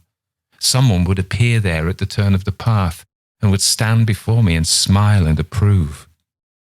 I didn't ask more than that. I only asked that he should know, and the only way to be sure he knew would be to see it, and the kind light of it in his handsome face. That was exactly present to me, by which I mean the face was, when, on the very first of the occasions, at the end of a long June day, I stopped short on emerging from one of the plantations and coming into view of the house. What arrested me on the spot, and with a shock much greater than any vision had allowed for, was the sense that my imagination had, in a flash, turned real. He did stand there, but high up, beyond the lawn, and at the very top of the tower to which on that first morning little Flora had conducted me. This tower was one of a pair, square, incongruous, crenellated structures that were distinguished for some reason, though I could see little difference, as the new and the old. They flanked opposite ends of the house, and were probably architectural absurdities, redeemed in a measure indeed by not being wholly disengaged, nor of a height too pretentious, dating, in their gingerbread antiquity, from a romantic revival that was already a respectable past. I admired them, had fancies about them, for we could all profit in a degree, especially when they loomed through the dusk, by the grandeur of their actual battlements. Yet it was not at such an elevation that the figure I had so often invoked seemed most in place. It produced in me, this figure, in the clear twilight, I remember, two distinct gasps of emotion, which were sharply the shock of my first and that of my second surprise. My second was a violent perception of the mistake of my first. The man who met my eyes was not the person I had precipitately supposed. There came to me thus a bewilderment of vision of which, after these years, there is no living view that I can hope to give. An unknown man in a lonely place is a permitted object of fear to a young woman privately bred, and the figure that faced me was, a few more seconds assured me, as little anyone else I knew as it was the image that had been in my mind. I had not seen it in Harley Street. I had not seen it anywhere. The place, moreover, in the strangest way in the world, had, on the instant, and by the very fact of its appearance, become a solitude, to me at least, making my statement here with the deliberation with which I have never made it. The whole feeling of the moment returns. It was as if, while I took in what I did take in, all the rest of the scene had been stricken with death. I can hear again, as I write, the intense hush in which the sounds of evening dropped. The rooks stopped cawing in the golden sky, and the friendly hour lost, for the minute, all its voice. But there was no other change in nature, unless indeed it were a change that I saw with a stranger sharpness. The gold was still in the sky, the clearness in the air, and the man who looked at me over the battlements was as definite as a picture in a frame. That's how I thought, with extraordinary quickness, of each person that he might have been and that he was not.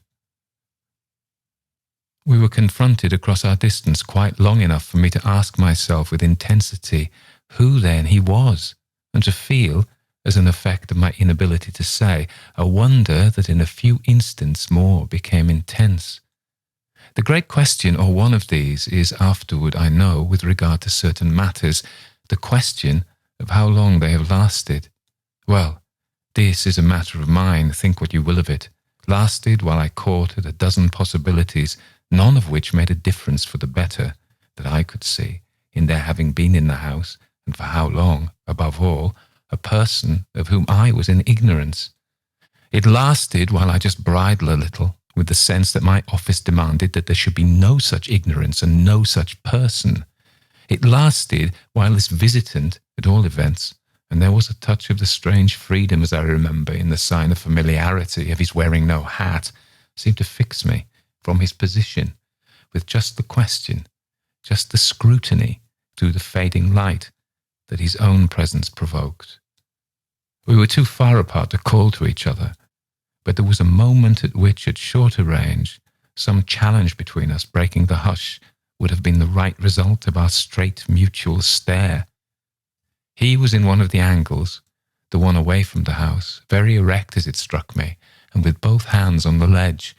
So I saw him as I see the letters I form on this page then, exactly, after a minute, as if to add to the spectacle, he slowly changed his place, passed, looking at me hard all the while, to the opposite corner of the platform.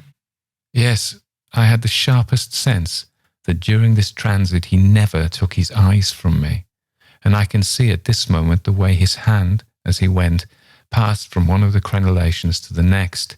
He stopped at the other corner, but less long, and even as he turned away, still markedly fixed me. He turned away. That was all I knew.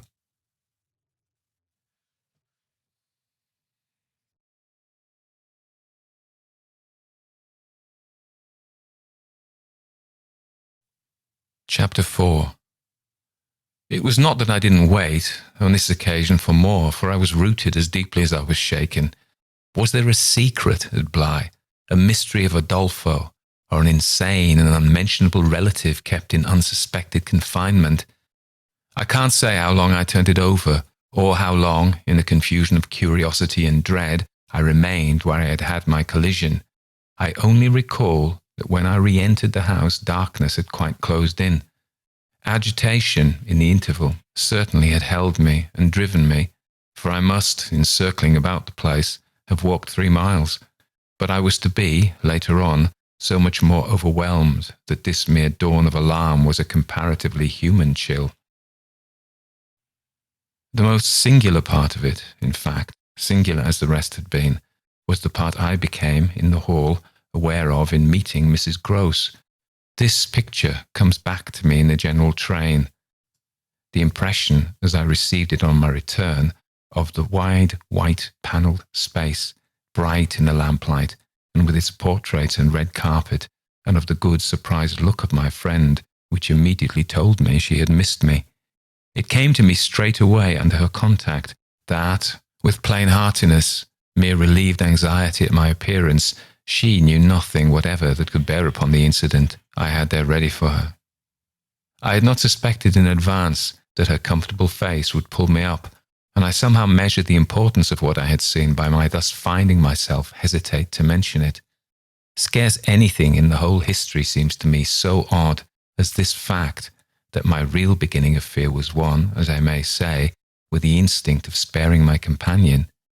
On the spot, accordingly, in the pleasant hall, and with her eyes on me, I, for a reason that I couldn't then have phrased, achieved an inward resolution, offered a vague pretext for my lateness, and with the plea of the beauty of the night and of the heavy dew and wet feet, went as soon as possible to my room.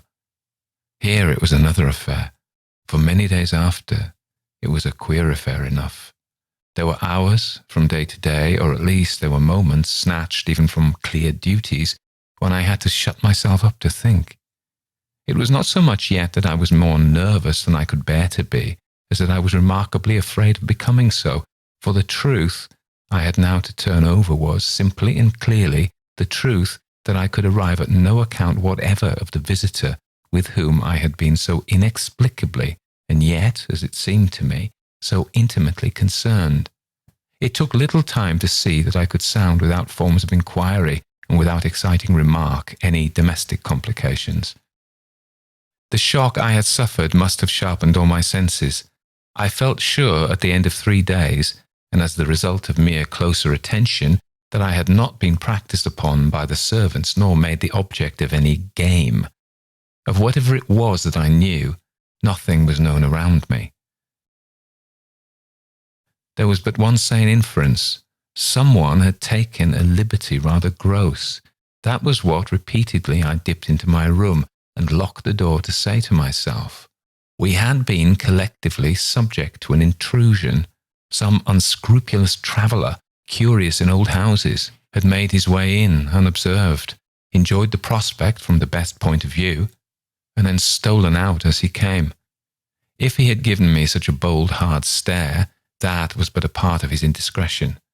The good thing, after all, was that we should surely see no more of him. This was not so good a thing, I admit, as not to leave me to judge that what essentially made nothing else much signify was simply my charming work. My charming work was just my life with Miles and Flora, and through nothing could I so like it as through feeling that I could throw myself into it in trouble.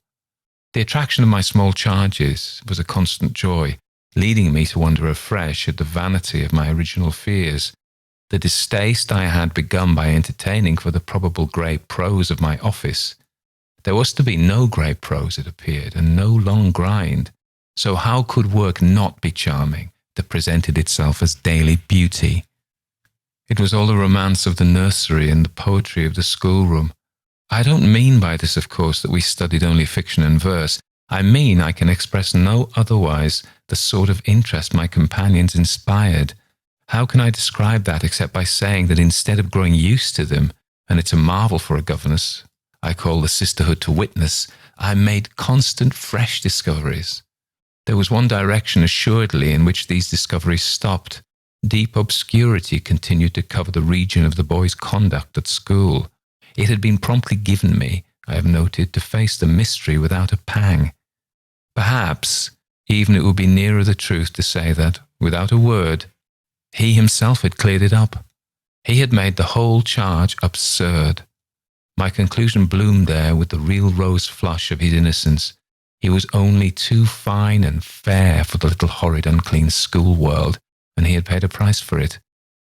I reflected acutely that the sense of such differences, such superiorities of quality always on the part of the majority, which could include even stupid, sordid headmasters, turn infallibly to the vindictive. Both the children had a gentleness, it was their only fault, and it never made Miles a muff, that kept them, how should I express it, almost impersonal, and certainly quite unpunishable. They were like the cherubs of the anecdote, who had, morally at any rate, nothing to whack. I remember feeling with Miles in especial as if we had had, as it were, no history.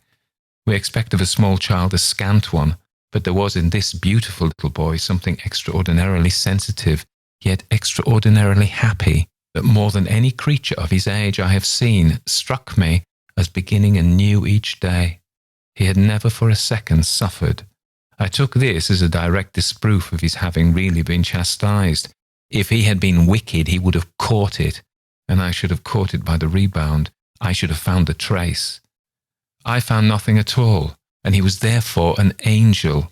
He never spoke of his school, never mentioned a comrade or a master, and I, for my part, was quite too much disgusted to allude to them. Of course, I was under the spell, and the wonderful part is that even at the time I perfectly knew I was, but I gave myself up to it. It was an antidote to any pain, and I had more pains than one. I was in receipt, in those days, of disturbing letters from home, where things were not going well. But with my children, what things in the world mattered? That was the question I used to put to my scrappy retirements. I was dazzled by their loveliness. There was a Sunday, to get on, when it rained with such force and for so many hours that there could be no procession to church, in consequence of which, as the day declined, I had arranged with Mrs. Gross that should the evening show improvement, we would attend together the late service. The rain happily stopped, and I prepared for our walk, which, through the park and by the good road to the village, would be a matter of 20 minutes. Coming downstairs to meet my colleague in the hall, I remembered a pair of gloves that had required 3 stitches and that had received them, with the publicity perhaps not edifying, while I sat with the children at their tea, served on Sundays by exception, in that cold, clean temple of mahogany and brass, the grown-up dining room. The gloves had been dropped there, and I turned in to recover them. The day was grey enough, but the afternoon light still lingered, and it enabled me, on crossing the threshold, not only to recognise on the chair near the wide window, then closed, the articles I wanted, but to become aware of a person on the other side of the window, and looking straight in. One step into the room had sufficed. My vision was instantaneous. It was all there. The person looking straight in was the person who had already appeared to me. He appeared thus again with, I won't say greater distinctness, for that was impossible, but with a nearness that represented a forward stride in our intercourse, and made me, as I met him, catch my breath and turn cold. He was the same, and seen this time, as he had been seen before, from the waist up, the window, though the dining room was on the ground floor, not going down to the terrace on which he stood. His face was close to the glass, yet the effect of this better view was strangely only to show me how intense the former had been. He remained but a few seconds, long enough to convince me he also saw and recognized, but it was as if I had been looking at him for years and had known him always. Something, however, happened this time that had not happened before. His stare into my face, through the glass and across the room, was as deep and hard as then. But it quitted me for a moment, during which I could still watch it, see it fix successively several other things. On the spot there came to me the added shock of a certitude that it was not for me he had come there. He had come for someone else. The flash of this knowledge, for it was knowledge in the midst of dread, produced in me the most extraordinary effect. Started as I stood there, a sudden vibration of duty and courage. I say courage because I was beyond all doubt already far gone. I bounded straight out of the door again, reached that of the house, got in an instant upon the drive, and passing along the terrace as fast as I could rush, turned the corner and came full in sight. But it was in sight of nothing now. My visitor had vanished. I stopped. I almost dropped with the real relief of this, but I took in the whole scene. I gave him time to reappear. I call it time, but how long was it? I can't speak to the purpose today of the duration of these things. That kind of measure must have left me. They couldn't have lasted as they actually appeared to me to last. The terrace and the whole place, the lawn and the garden beyond it, all I could see of the park were empty, with a great emptiness. There were shrubberies and big trees, but I remember the clear assurance I felt that none of them concealed him. He was there, or was not there. Not there if I didn't see him.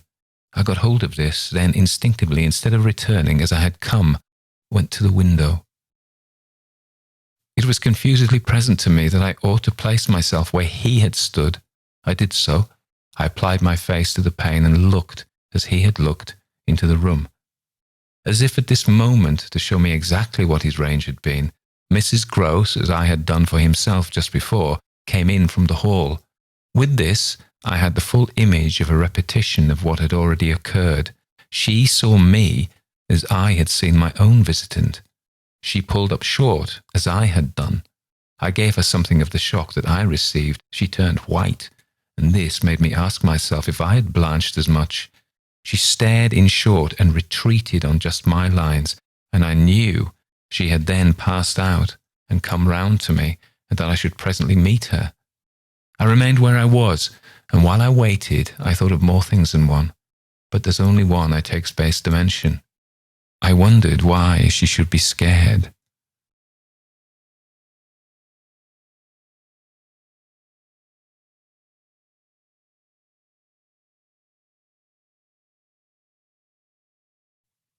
Chapter 4.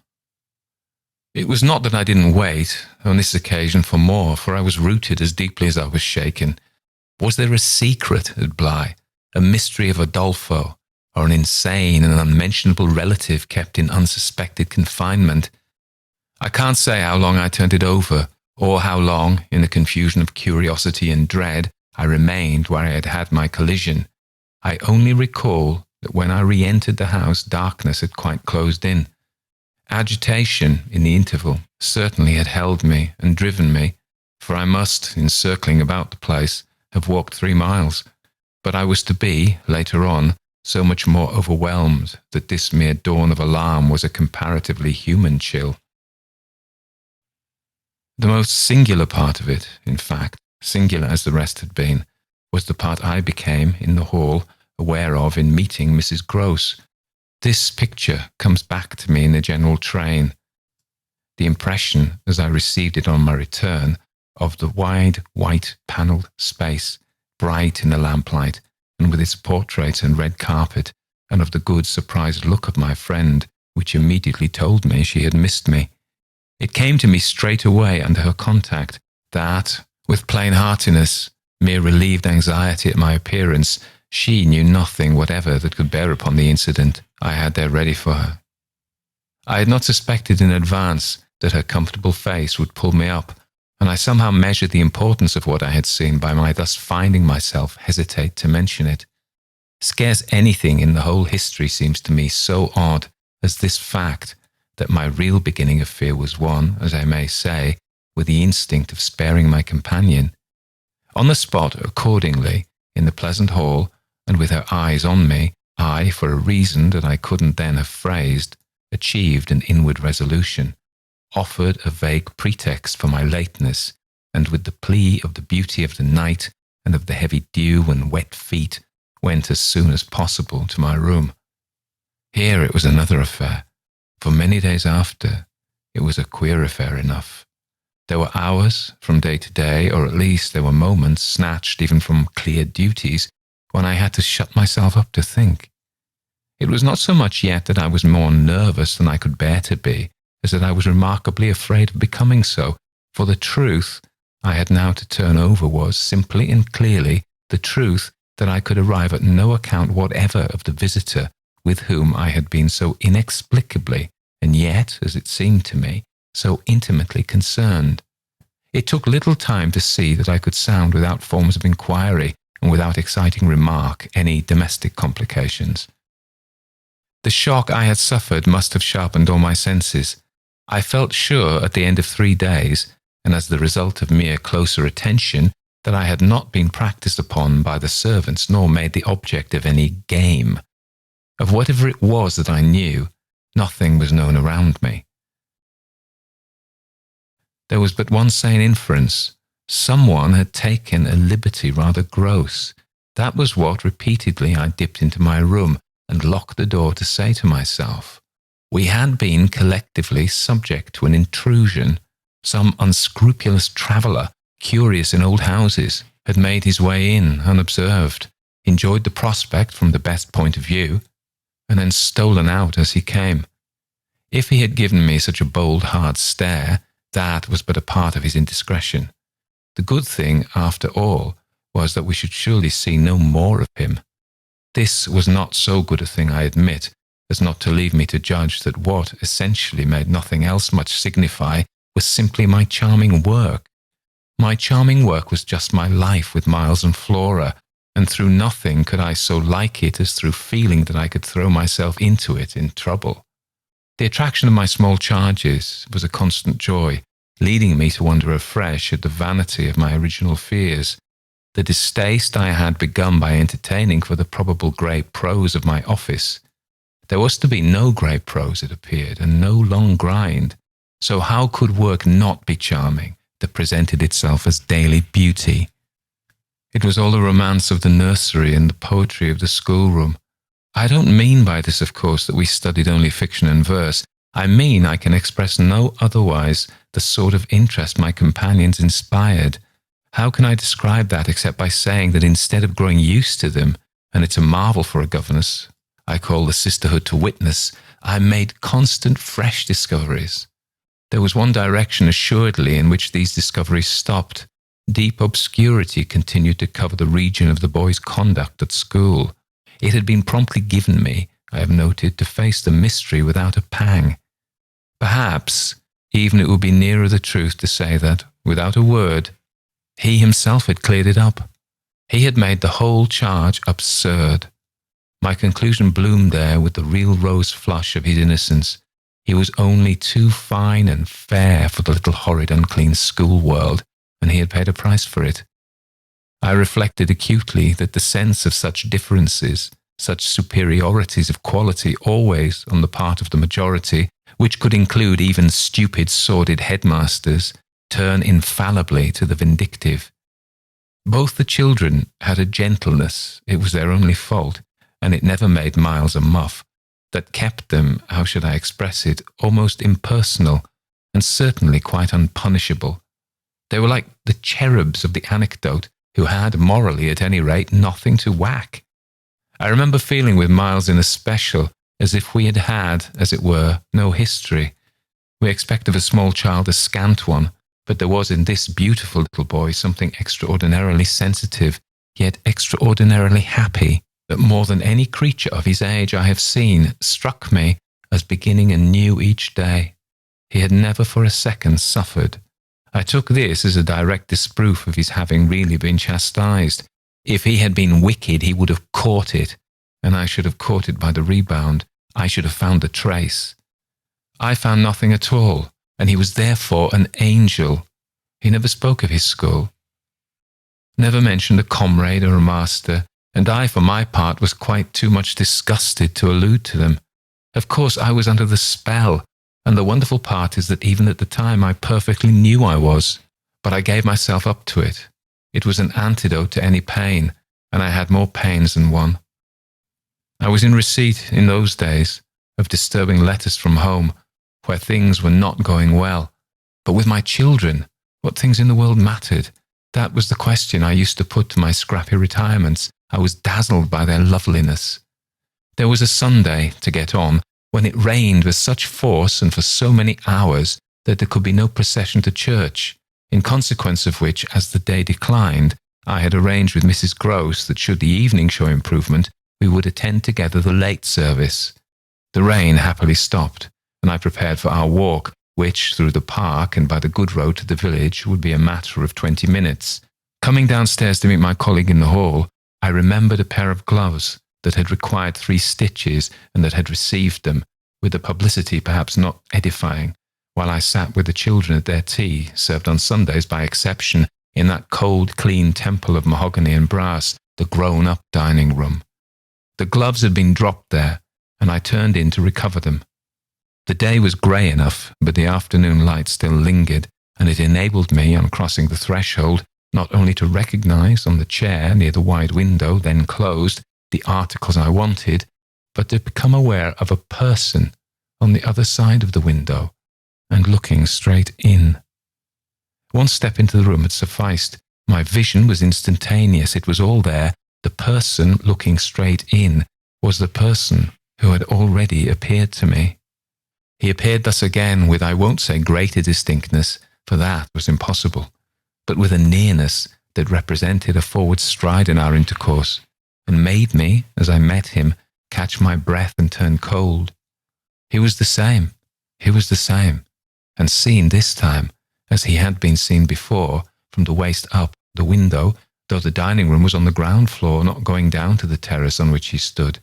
His face was close to the glass, yet the effect of this better view was strangely only to show me how intense the former had been. He remained but a few seconds, long enough to convince me he also saw and recognized, but it was as if I had been looking at him for years and had known him always. Something, however, happened this time that had not happened before. His stare into my face, through the glass and across the room, was as deep and hard as then. But it quitted me for a moment, during which I could still watch it, see it fix successively several other things. On the spot there came to me the added shock of a certitude that it was not for me he had come there. He had come for someone else. The flash of this knowledge, for it was knowledge in the midst of dread, produced in me the most extraordinary effect. Started as I stood there, a sudden vibration of duty and courage. I say courage because I was beyond all doubt already far gone. I bounded straight out of the door again, reached that of the house, got in an instant upon the drive, and passing along the terrace as fast as I could rush, turned the corner and came full in sight. But it was in sight of nothing now. My visitor had vanished. I stopped. I almost dropped with the real relief of this, but I took in the whole scene. I gave him time to reappear. I call it time, but how long was it? I can't speak to the purpose today of the duration of these things. That kind of measure must have left me. They couldn't have lasted as they actually appeared to me to last. The terrace and the whole place, the lawn and the garden beyond it, all I could see of the park were empty, with a great emptiness. There were shrubberies and big trees, but I remember the clear assurance I felt that none of them concealed him. He was there, or was not there if I didn't see him. I got hold of this, then instinctively, instead of returning as I had come, went to the window. It was confusedly present to me that I ought to place myself where he had stood. I did so. I applied my face to the pane and looked, as he had looked, into the room. As if at this moment, to show me exactly what his range had been, Mrs. Gross, as I had done for himself just before, came in from the hall. With this, I had the full image of a repetition of what had already occurred.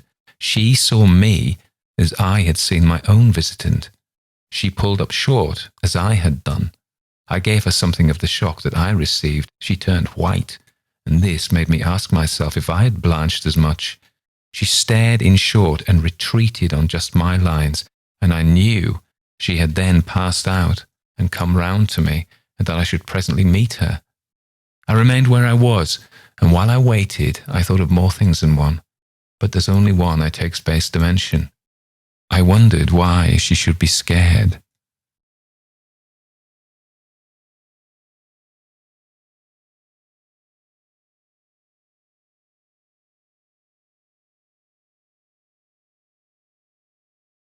Chapter 5.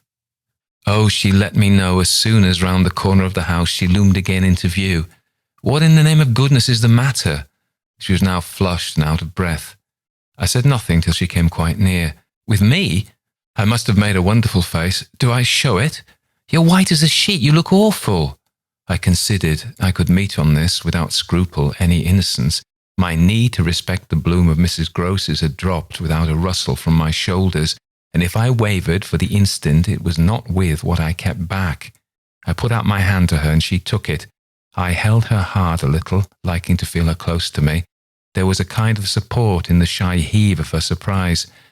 You came for me for church, of course, but I can't go. Has anything happened? Yes, you must know now. Did I look very queer? Through this window? Dreadful. Well, I said, I've been frightened. Mrs. Groce's eyes expressed plainly that she had no wish to be, yet also that she knew too well her place not to be ready to share with me any marked inconvenience. Oh, it was quite settled that she must share. Just what you saw from the dining room a minute ago was the effect of that. What I saw before was much worse. Her hand tightened. What was it? An extraordinary man, looking in. What extraordinary man? I haven't the least idea. Mrs. Groce gazed round us in vain. Then where is he gone? I know still less. Have you seen him before? Yes, once, on the old tower. She could only look at me harder. Do you mean he's a stranger? Oh, very much. Yet you didn't tell me. No, for reasons, but now that you've guessed. Mrs. Groce's round eyes encountered this charge. I haven't guessed, she said very simply. How can I if you don't imagine? I don't in the very least. You've seen him nowhere but on the tower, and on this spot just now. Mrs. Groce looked round again. What was he doing on the tower? Only standing there and looking down at me. She thought a minute. Was he a gentleman? I found I had no need to think. No. She gazed in deeper wonder. No? Then nobody about the place, nobody from the village? Nobody. I didn't tell you, but I made sure. She breathed a vague relief. This was, oddly, so much to the good. It only went indeed a little way.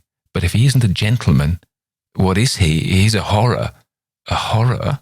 He's, God help me if I know what he is. Mrs. Groce looked round once more.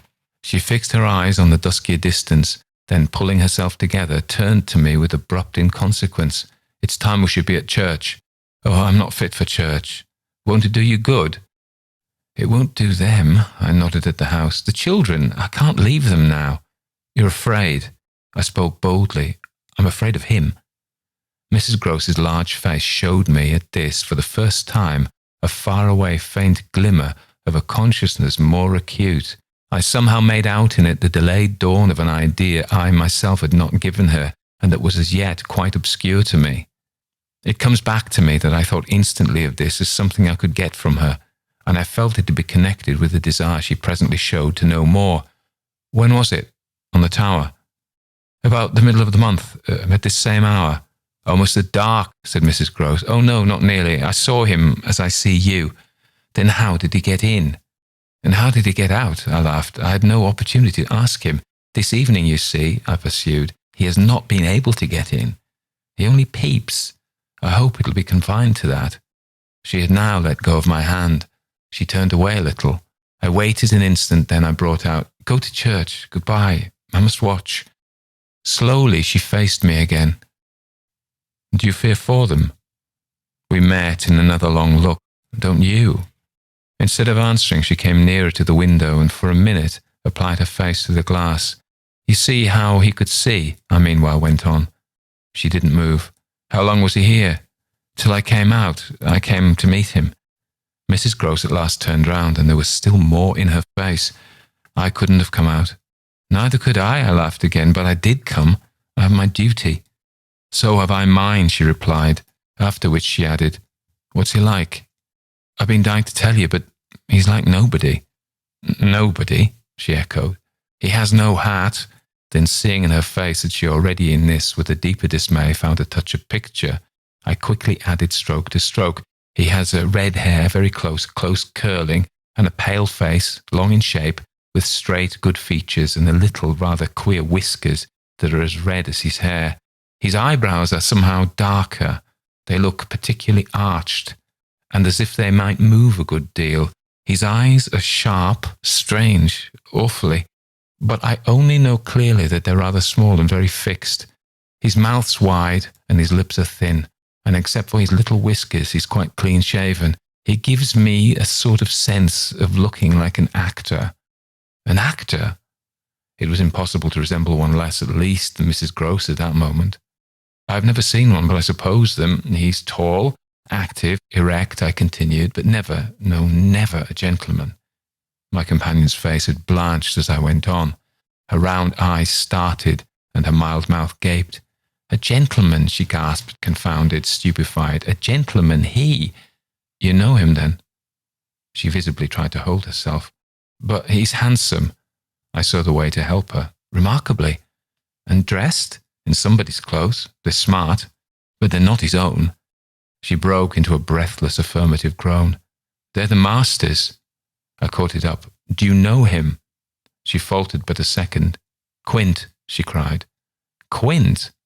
Peter Quint, his own man, his valet, when he was here. When the master was.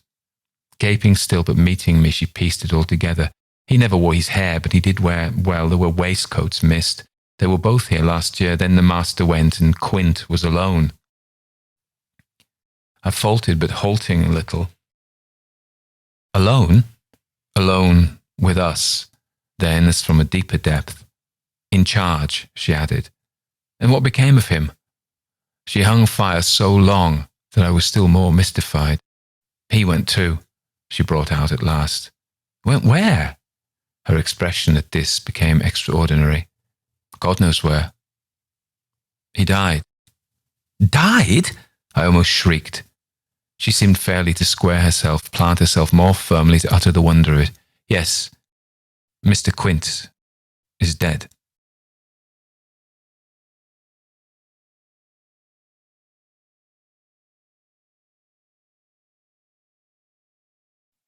Chapter 6. It took, of course, more than that particular passage to place us together in presence of what we now had to live with as we could, my dreadful liability to impressions of the order so vividly exemplified, my companion's knowledge, henceforth, a knowledge half consternation and half compassion of that liability. There had been this evening, after the revelation left me for an hour so prostrate, there had been for either of us no attendance on any service, but a little service of tears and vows, of prayers and promises, a climax to the series of mutual challenges and pledges that had straightway ensued on our retreating together to the schoolroom and shutting ourselves up there to have everything out. The result of our having everything out was simply to reduce our situation to the last rigour of its elements. She herself had seen nothing, not the shadow of a shadow, and nobody in the house but the governess was in the governess's plight. Yet she accepted, without directly impugning my sanity, the truth as I gave it to her, and ended by showing me on this ground an awe-stricken tenderness, an expression of the sense of my more than questionable privilege, of which the very breath has remained with me as that of the sweetest of human charities. What was settled between us accordingly that night was that we thought we might bear things together, and I wasn't even sure that in spite of her exemption it was she who had the best of the burden. I knew at this hour, I think, as well as I knew later, what I was capable of meeting to shelter my pupils, but it took me some time to be wholly sure of what my honest ally was prepared for to keep terms with so compromising a contract. It was queer company enough, quite as queer as the company I received, but as I trace over what we went through, I see how much common ground we much have found in the one idea that by good fortune could steady us. It was the idea, the second movement, that led me straight out, as I may say, of the inner chamber of my dread. I could take the air in the court, at least, and there Mrs. Gross could join me. Perfectly can I recall now the particular way strength came to me before we separated for the night. We had gone over and over every feature of what I had seen. He was looking for someone else, you say, someone who was not you. He was looking for little Miles. A portentous clearness now possessed me. That's whom he was looking for. But how do you know? I know. My exultation grew, and you know, my dear. She didn't deny this, but I required, I felt, not even so much telling as that. She resumed, in a moment at any rate, what if he should see him? Little Miles, that's what he wants. She looked immensely scared again. The child? Heaven forbid, the man. He wants to appear to them. That he might was an awful conception, and yet, somehow, I could keep it at bay, which, moreover, as we lingered there, was what I succeeded in practically proving. I had an absolute certainty that I should see again what I had already seen. But something within me said that by offering myself bravely, as the sole subject of such experience, by accepting, by inviting, by surmounting it all, I should serve as an expiatory victim and guard the tranquillity of my companions. The children, in especial, I should thus fence about and absolutely save. I recall one of the last things I said that night to Mrs. Gross. It does strike me that my pupils have never mentioned. She looked at me hard as I musingly pulled up. His having been here and the time they were with him. The time they were with him and his name, his presence, his history, in any way. Oh, the little lady doesn't remember. She never heard or knew. The circumstances of his death, I thought with some intensity. Perhaps not, but Miles would remember. Miles would know. Ah, don't try him, broke from Mrs. Gross. I returned the look she had given me. Don't be afraid, I continued to think. It is rather odd that he's never spoken of him. Never by the least allusion, and you tell me they were great friends. Oh, it wasn't him, Mrs. Gross, with emphasis declared. It was Quint's own fancy. To play with him, I mean, to spoil him. She paused a moment, then she added, Quint was much too free. This gave me, straight from my vision of his face, such a face, a sudden sickness of disgust. Too free with my boy. Too free with everyone. I forbore for the moment to analyse this description further than by the reflection that a part of it applied to several of the members of the household, of the half-dozen maids and men who were still of our small colony. But there was everything for our apprehension in the lucky fact that no discomfortable legend, no perturbation of scullions had ever within anyone's memory attached to the kind old place. It had neither bad name nor ill fame, and Mrs. Gross most apparently only desired to cling to me and to quake in silence. I even put her, the very last thing of all, to the test. It was when, at midnight, she had her hand on the schoolroom door to take leave. I have it from you, then, for it's of great importance, that he was definitely and admittedly bad. Oh, not admittedly. I knew it, but the master didn't. And you never told him. Well, he didn't like tale-bearing. He hated complaints. He was terribly short with anything of that kind, and if people were all right to him, he wouldn't be bothered with more. This squared well enough with my impressions of him. He was not a trouble-loving gentleman, nor so very particular perhaps about some of the company he kept. All the same, I pressed my interlocutress. I promise you I would have told. She felt my discrimination. I dare say I was wrong, but really, I was afraid. Afraid of what? Of things that man could do. Quint was so clever. He was so deep. I took this in still more than probably I showed. You weren't afraid of anything else, not of his effect. His effect, she repeated with a face of anguish and waiting while I faltered. On innocent little precious lives. They were in your charge. No, they were not in mine, she roundly and distressfully returned. The master believed in him and placed him here because he was supposed to not be well and the country air so good for him. So he had everything to say. Yes, she let me have it, even about them. Them, that creature. I had to smother a kind of howl, and how could you bear it? No, I couldn't, and I can't now. And the poor woman burst into tears. A rigid control from the next day was, as I have said, to follow them, yet how often and how passionately for a week we came back together to the subject, much as we had discussed it that Sunday night. I was in the immediate later hours in especial, for it may be imagined whether I slept, still haunted with the shadow of something she had not told me. I myself had kept back nothing, but there was a word Mrs. Gross had kept back. I was sure, moreover, by morning, that this was not from a failure of frankness, but because on every side there were fears. It seemed to me, in retrospect, that by the time the morrow's sun was high, I had restlessly read into the fact before us almost all the meaning they were to receive from subsequent and more cruel occurrences. What they gave me above all was just the sinister figure of the living man. The dead one would keep a while, and of the months he had continuously passed at Bly, which added up made a formidable stretch.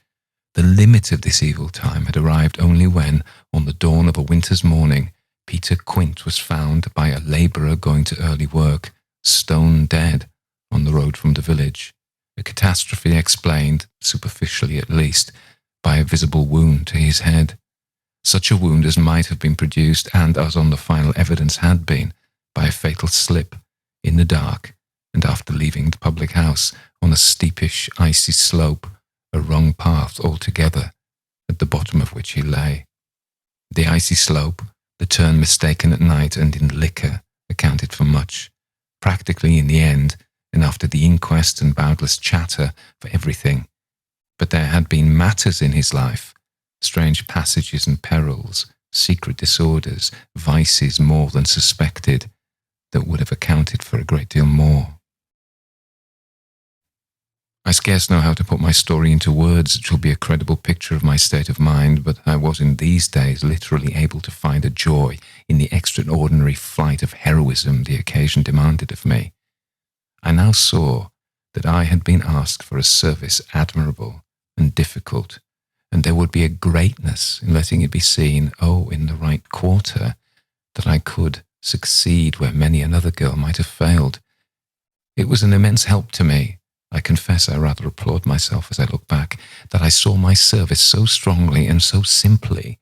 I was there to protect and defend the little creatures in the world, the most bereaved and the most lovable. The appeal of whose helplessness had suddenly become only too explicit, a deep, constant ache of one's own committed heart. We were cut off, really, together. We were united in our danger. They had nothing but me, and I had them. It was, in short, a magnificent chance. This chance presented itself to me in an image richly material. I was a screen. I was to stand before them. The more I saw, the less they would.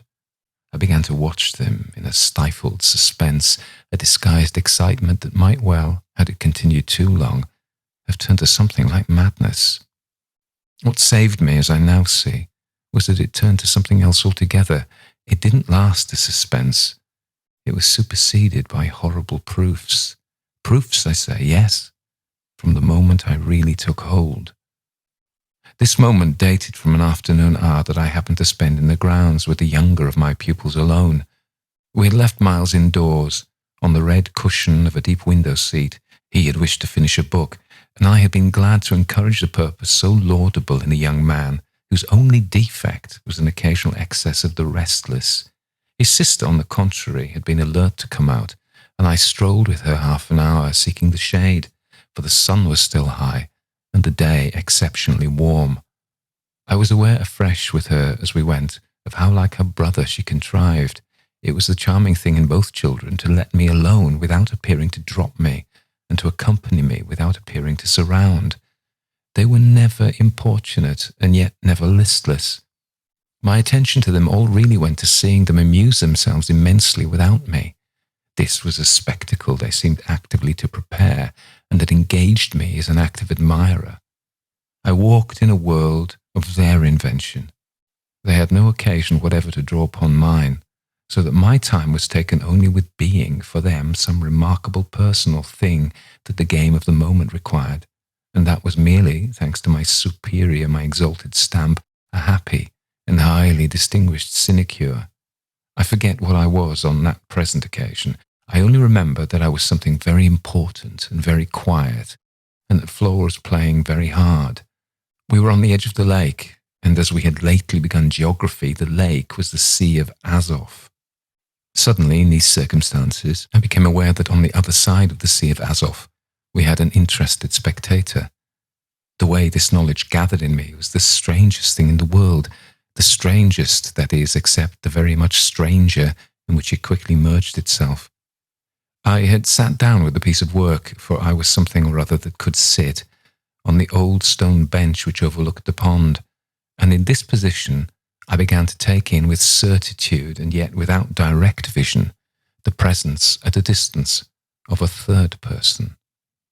The old trees, the thick shrubbery made a great and pleasant shade, but it was all suffused with the brightness of the hot, still hour. There was no ambiguity in anything, None whatever, at least, in the conviction I, from one moment to another, found myself forming as to what I should see straight before me and across the lake as a consequence of raising my eyes. They were attached at this juncture to the stitching which I was engaged, and I could feel once more the spasm of my effort not to move them till I should so have steadied myself as to be able to make up my mind what to do. There was an alien object in view, a figure whose right of presence I instantly, passionately questioned. I recollect counting over perfectly the possibilities, reminding myself that nothing was more natural, for instance, than the appearance of one of the men about the place, or even of a messenger, a postman, or a tradesman's boy from the village. That reminder had as little effect on my practical certitude as I was conscious, still, even without looking, of its having upon the character and attitude of our visitor. Nothing was more natural than that these things should be the other things they absolutely were not. Of the positive identity of the apparition, I would assure myself as soon as the small clock of my courage should have ticked out the right second. Meanwhile, with an effort that was already sharp enough, I transferred my eyes straight to little Flora, who at the moment was about 10 yards away. My heart had stood still for an instant with the wonder and the terror of the question whether she too would see, and I held my breath while I waited for what a cry from her, what some sudden innocent sign either of interest or of alarm would tell me. I waited, but nothing came. Then, in the first place, and there is something more dire in this, I feel, than in anything I have to relate, I was determined by a sense that, within a minute, all sounds from her had previously dropped, and in the second, by the circumstance that also within the minute she had in her play turned her back to the water. This was her attitude when I at last looked at her, looked with the confirmed conviction that we were still together under direct personal notice. She had picked up a small flat piece of wood, which happened to have in it a little hole that had evidently suggested to her the idea of sticking in another fragment that might figure as a mast and make the thing a boat.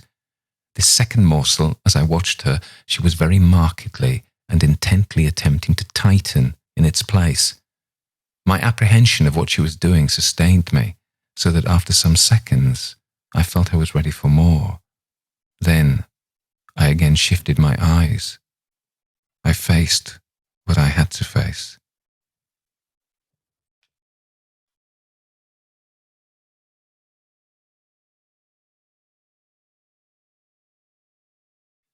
Chapter 7.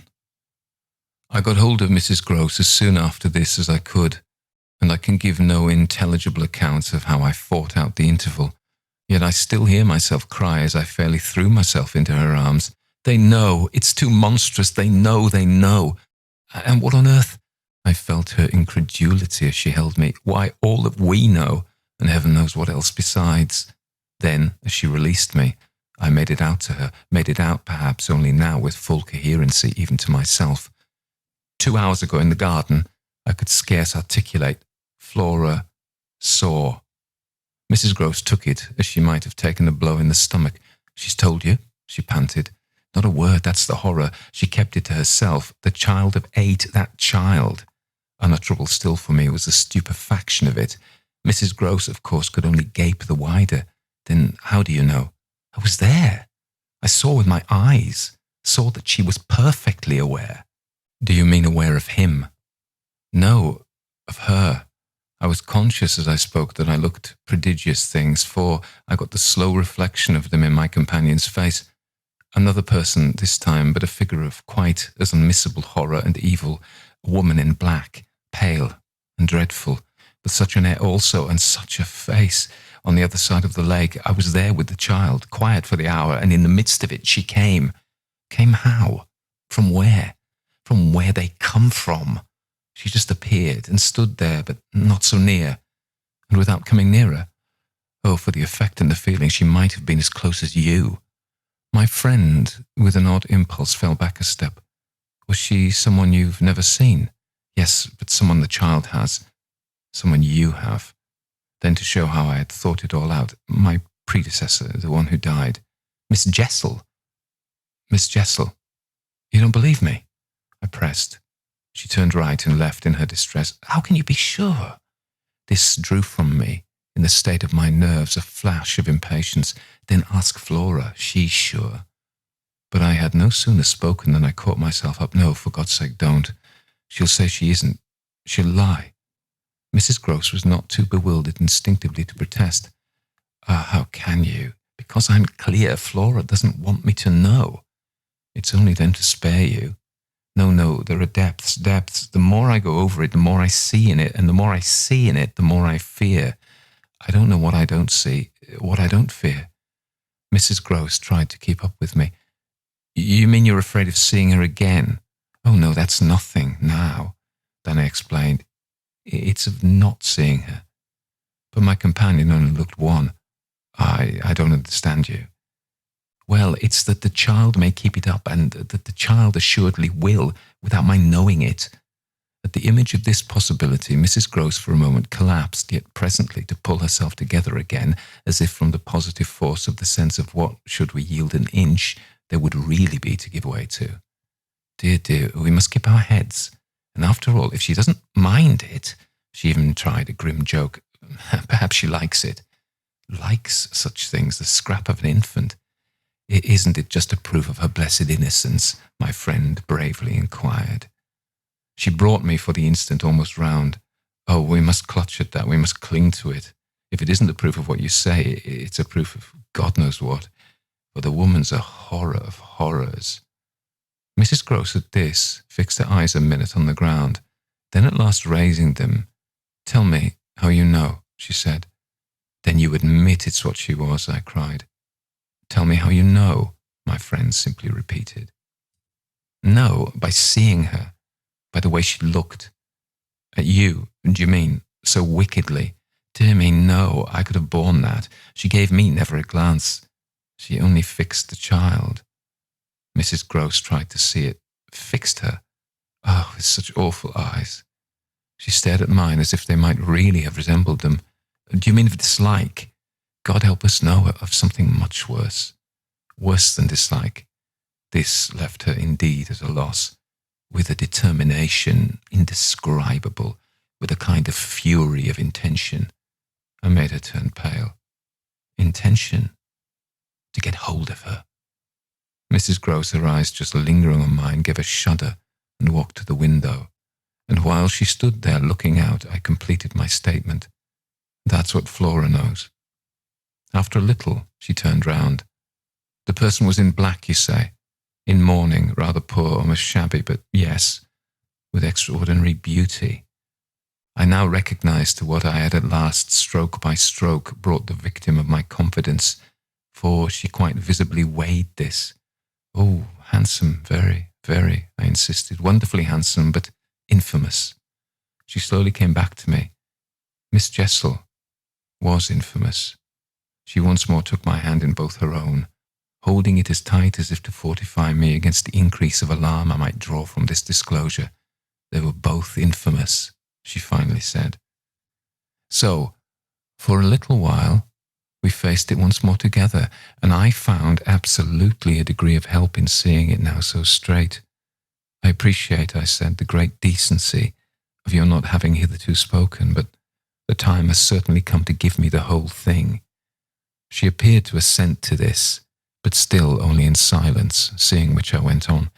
I must have it now. Of what did she die? Come, there was something between them. There was everything. In spite of the difference, of their rank, their condition, she brought it woefully out. She was a lady. I turned it over. I again saw, yes, she was a lady, and he so dreadfully below, said Mrs. Gross. I felt that I doubtless needn't press too hard in such company on the place of a servant in the scale, but there was nothing to prevent an acceptance of my companion's own measure of my predecessor's abasement. There was a way to deal with that, and I dealt the more readily for my full vision on the evidence of our employer's late clever, good-looking own man, impudent, assured, spoiled, depraved. The fellow was a hound. Mrs. Gross considered as if it were perhaps a little a case for the sense of shades. I've never seen one like him. He did what he wished. With her, with them all. It was as if now in my friend's own eyes Miss Jessel had again appeared. It seemed, at any rate for an instant, to see their evocation of her as distinctly as I had seen her by the pond. And I brought out with decision, it must have been also what she wished. Mrs. Grove's face signified that it had been indeed, but she said at the same time, poor woman, she paid for it. Then you do know what she died of, I asked. No, I know nothing. I wanted not to know. I was glad enough I didn't, and I thanked heaven she was well out of this. Yet you had then your idea of her real reason for leaving. Oh yes, as to that. She couldn't have stayed. Fancy it here for a governess. And afterward I imagined, and I still imagine, and what I imagine is dreadful. Not so dreadful as what I do, I replied, on which I must have shown her, as I was indeed but too conscious, a front of miserable defeat. It brought out again all her compassion for me, and at the renewed touch of her kindness, my power to resist broke down. I burst, as I had the other time made her burst, into tears. She took me to her motherly breast, and my lamentation overflowed. I don't do it, I sobbed in despair. I don't save or shield them. It's far worse than I dreamed. They're lost.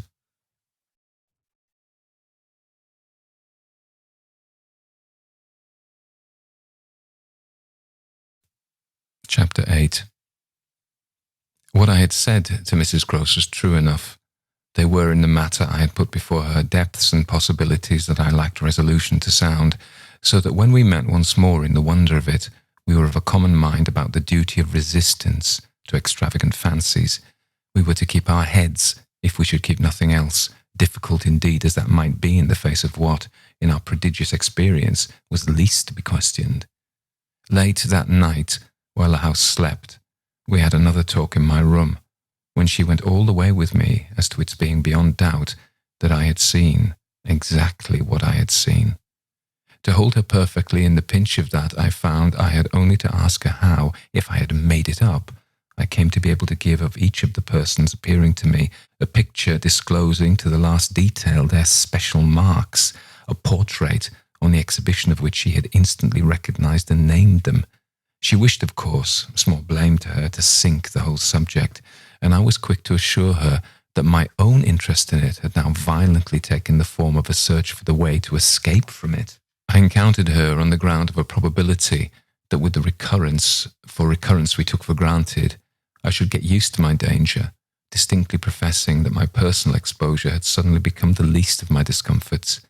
It was my new suspicion that was intolerable, and yet even to this complication the later hours of the day had brought a little ease. On leaving her after my first outbreak, I had of course returned to my pupils, associating the right remedy for my dismay with that sense of their charm, which I had already found to be a thing I could positively cultivate, and which had never failed me yet.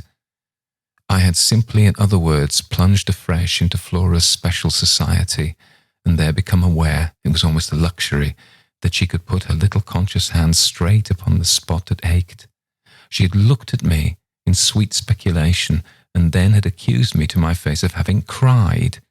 I had supposed I had brushed away the ugly sins, but I could literally, for the time at all events, rejoice, under this fathomless charity, that they had not entirely disappeared. To gaze into the depths of blue of the child's eyes and pronounce their loveliness a trick of premature cunning was to be guilty of a cynicism in preference to which I naturally preferred to abjure my judgment, and so far as might be, my agitation. I couldn't abjure for merely wanting to, but I could repeat to Mrs. Gross, as I did there over and over in the small hours, that with their voices in the air, their pressure on one's heart, and their fragrant faces against one's cheek, everything fell to the ground but their incapacity and their beauty. It was a pity that somehow, to settle this once for all, I had equally to re-enumerate the signs of subtlety that in the afternoon, by the lake, had made a miracle of my show of self-possession. It was a pity to be obliged to re-investigate the certitude of the moment itself and repeat how it had come to me as a revelation that the inconceivable communion I then surprised was a matter for either party of habit. It was a pity that I should have had to quaver out again the reasons for my not having in my delusion so much as questioned that the little girl saw our visitant even as I actually saw Mrs. Gross herself, and that she wanted, by just so much as she did thus see, to make me suppose she didn't, and at the same time, without showing anything, arrive at a guess as to whether I myself did. It was a pity that I needed once more to describe the portentous little activity by which she sought to divert my attention, the perceptible increase of movement, the greater intensity of play, the singing, the gabbling of nonsense, and the invitation to romp. Yet, if I had not indulged, to prove there was nothing in it in this review, I should have missed the 2 or 3 dim elements of comfort that still remained to me.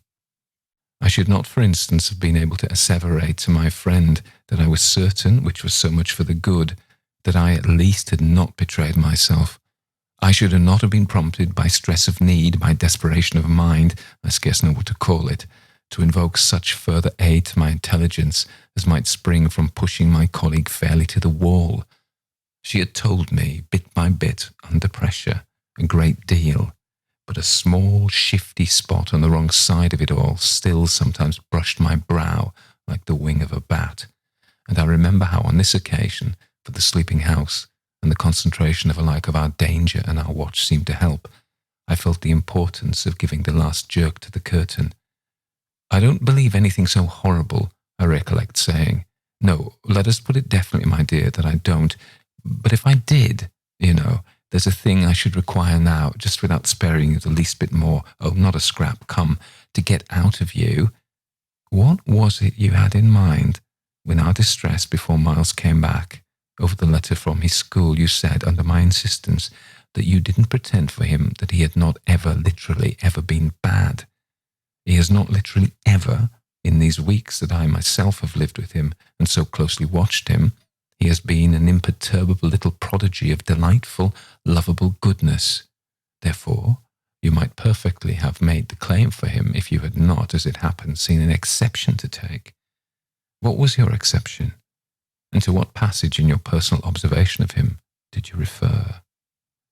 It was a dreadfully austere inquiry, but levity was not our note, and at any rate before the grey dawn admonished us to separate, I had got my answer.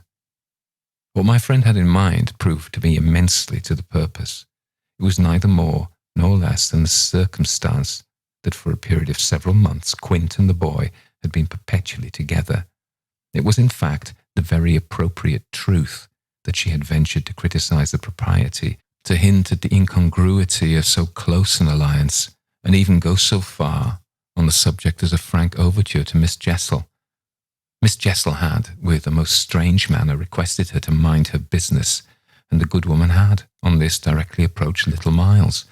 What she had said to him, since I pressed, was that she liked to see young gentlemen not forget their station. I pressed again, of course, at this. He reminded him that Quint was only a base menial, as you might say, and it was his answer for one thing that was bad, and for another thing I waited.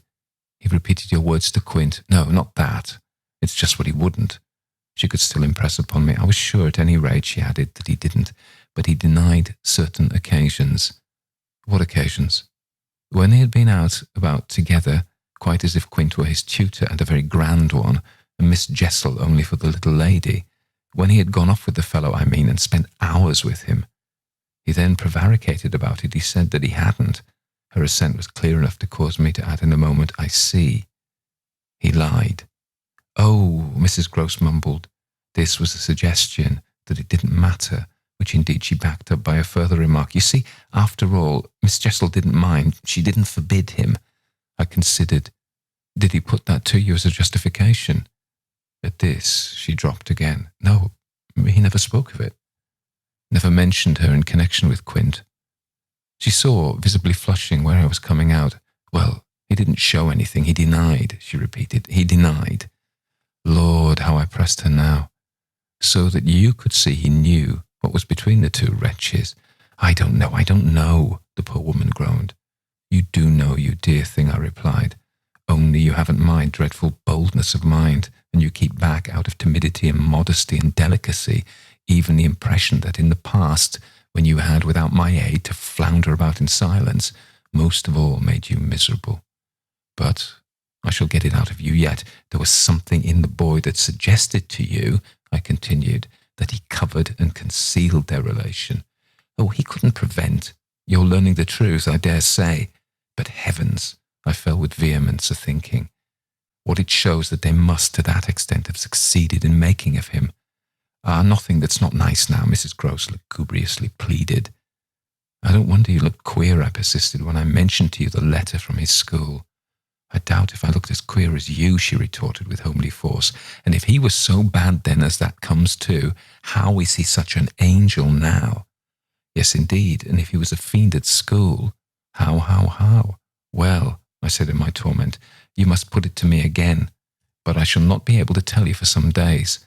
Only put it to me again. I cried in a way that made my friend stare.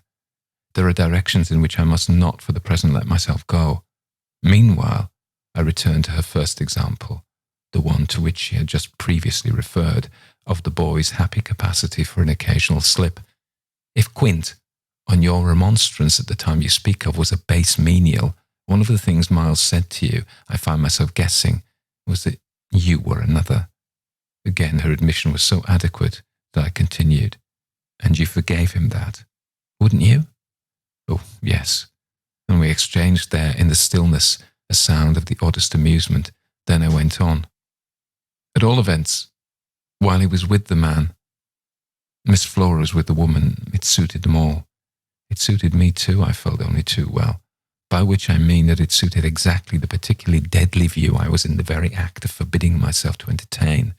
But I so far succeeded in checking the expression of this view that I will throw just here no further light on it than may be offered by the mention of my final observation to Mrs. Gross. His having lied and being impudent are, I confess, less engaging specimens than I had hoped to have from you at the outbreak in him of the little natural man.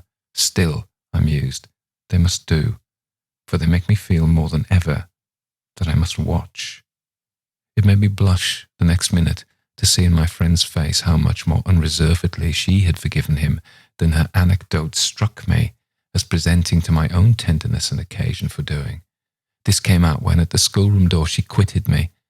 Surely you don't accuse him of carrying on an intercourse that he conceals from me. Remember that, until further evidence, I now accuse nobody. Then, before shutting her out to go by another passage to her own place, I must just wait, I wound up.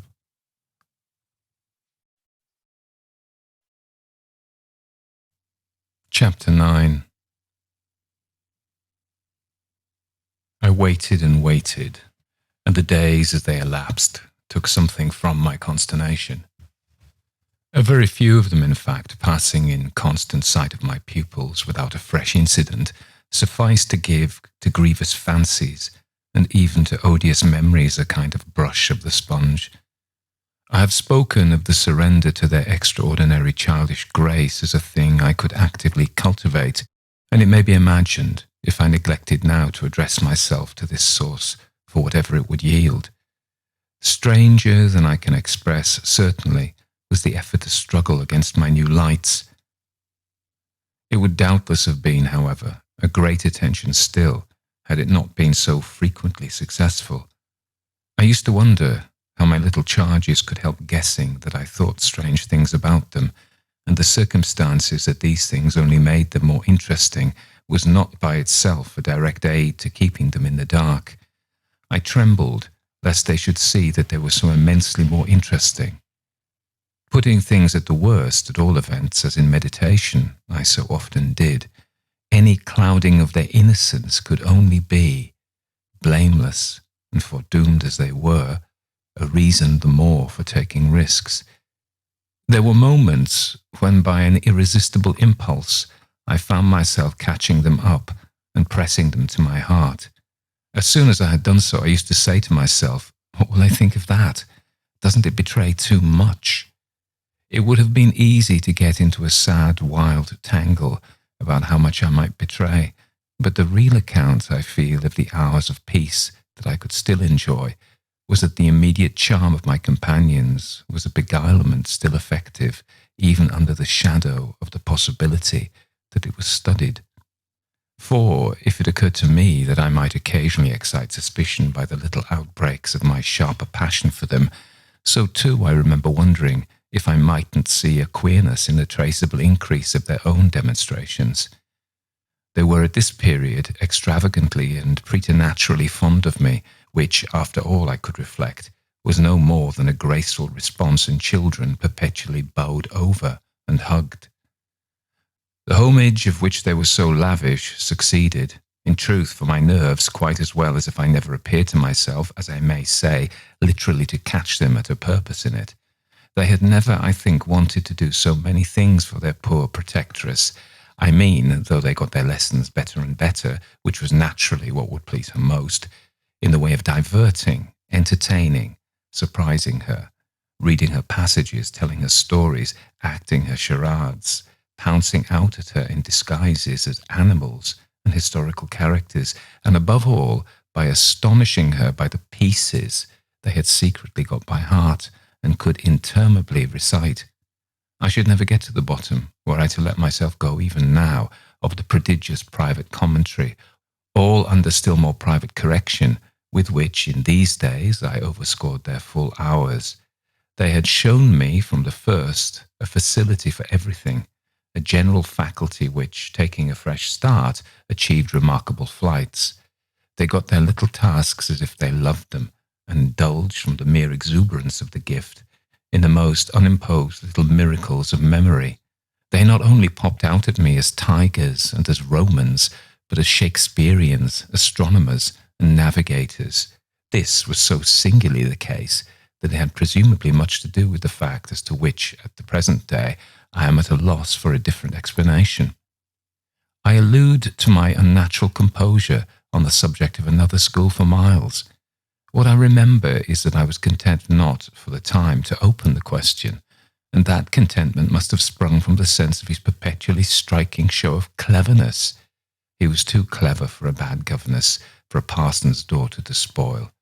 And the strangest, if not the brightest thread in the pensive embroidery I just spoke of, was the impression I might have got, if I had dared to work it out, that he was under some influence operating in his small intellectual life as a tremendous incitement. If it was easy to reflect, however, that such a boy could postpone school, it was at least as marked that for such a boy to have been kicked out by a schoolmaster was a mystification without end. Let me add that in their company now, and I was careful almost never to be out of it, I could follow no scent very far. We lived in a cloud of music and love and success and private theatricals. The musical sense in each of the children was of the quickest, but the elder in especial had a marvellous knack of catching and repeating. The schoolroom piano broke into all gruesome fancies, and when that failed, there were confabulations in corners, with a sequel of one of them going out in the highest spirits in order to come in as something new. I had had brothers myself, and it was no revelation to me that little girls could be slavish idolaters of little boys. What surpassed everything was that there was a little boy in the world who could have for the inferior age, sex, and intelligence so fine a consideration. They were extraordinarily at one, and to say that they never either quarrelled or complained is to make the note of praise coarse for their quality of sweetness. Sometimes, indeed, when I dropped into coarseness, I perhaps came across traces of little understandings between them by which one of them should keep me occupied, while the other slipped away. There is a naive side, I suppose, in all diplomacy, but if my pupils practised upon me, it was surely with the minimum of grossness. It was all in the other quarter that after a lull, the grossness broke out. I find that I really hang back, but I must take my plunge. In going on with the record of what was hideous at Bly, I not only challenged the most liberal faith, for which I little care, but, and this is another matter, I renew what I myself suffered. I again pushed my way through it to the end. There came suddenly an hour after which, as I look back, the affair seems to me to have been all pure suffering, but I have at least reached the heart of it, and the straightest road out is doubtless to advance. One evening, with nothing to lead up or to prepare it, I felt the cold touch of the impression that had breathed on me the night of my arrival, and which, much lighter than, as I have mentioned, I should probably have made little of in memory had my subsequent sojourn been less agitated. I had not gone to bed. I sat reading by a couple of candles. There was a room full of old books at Bly, last-century fiction, some of it, which, to the extent of a distinctly deprecated renown, but never to so much as that of a stray specimen, had reached the sequestered home and appealed to the unavowed curiosity of my youth. I remember that the book I had in my hand was Fielding's Amelia, and also that I was wholly awake. I recall further both the general conviction that it was horribly late and a particular objection to looking at my watch. I figure, finally, that the white curtain draping in the fashion of those days, the head of Flora's little bed, shrouded, as I had assured myself long before, the perfection of childish rest. I recollect, in short, that though I was deeply interested in my author, I found myself, at the turn of a page, and with his spell all scattered, looking straight up from him and hard at the door of my room. There was a moment during which I listened, reminded of the faint sense I had had the first night of there being something undefinably astir in the house, and noted the soft breath of the open casement just move the half-drawn blind. Then, with all the marks of a deliberation that must have seemed magnificent had there been anyone to admire it, I laid down my book, rose to my feet, and taking a candle, went straight out of the room and from the passage, on which my light made little impression, noiselessly closed and locked the door. I can say now neither what determined nor what guided me, but I went straight along the lobby, holding my candle high, till I came within sight of the tall window that presided over the great turn of the staircase. At this point, I precipitately found myself aware of three things. They were practically simultaneous, yet they had flashes of succession. My candle, under a bold flourish, went out, and I perceived by the uncovered window that the yielding dusk of earliest morning rendered it unnecessary. Without it, the next instant I saw that there was someone on the stair. I speak of sequences, but I required no lapse of seconds to stiffen myself for a third encounter with Quint. The apparition had reached the landing halfway up, and was therefore on the spot nearest the window, where at sight of me it stopped short and fixed me exactly as it had fixed me from the tower and from the garden. He knew me as well as I knew him, and so, in the cold, faint twilight, with a glimmer in the high glass and another on the polish of the oak stair below, we faced each other in our common intensity. He was absolutely, on this occasion, a living, detestable, dangerous presence. But that was not the wonder of wonders. I reserved this distinction for quite another circumstance, the circumstance that dread had unmistakably quieted me, and that there was nothing in me there that didn't meet and measure him. I had plenty of anguish after that extraordinary moment, but I had, thank God, no terror, and he knew I had not. I found myself at the end of an instant magnificently aware of this. I felt, in a fierce rigour of confidence, that if I stood my ground a minute, I should cease, for the time at least, to have him to reckon with. And during the minute, accordingly, the thing was as human and hideous as a real interview, hideous just because it was human as to have met alone in the small hours in a sleeping house some enemy, some adventurer, some criminal. It was the dead silence of our long gaze at such close quarters that gave the whole horror, huge as it was, its only note of the unnatural. If I had met a murderer in such a place and at such an hour, we still at least would have spoken. Something would have passed in life between us. If nothing had passed, one of us would have moved.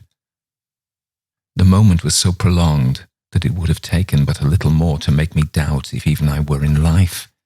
I can't express what followed it, save by saying that silence itself, which was indeed in a manner an attestation of my strength, became the element into which I saw the figure disappear, in which I definitely saw it turn, as I might have seen the low wretch to which it had once belonged turn on receipt of an order, and pass, with my eyes on the villainous back that no hunch could have more disfigured, straight down the staircase and into the darkness in which the next bend was lost.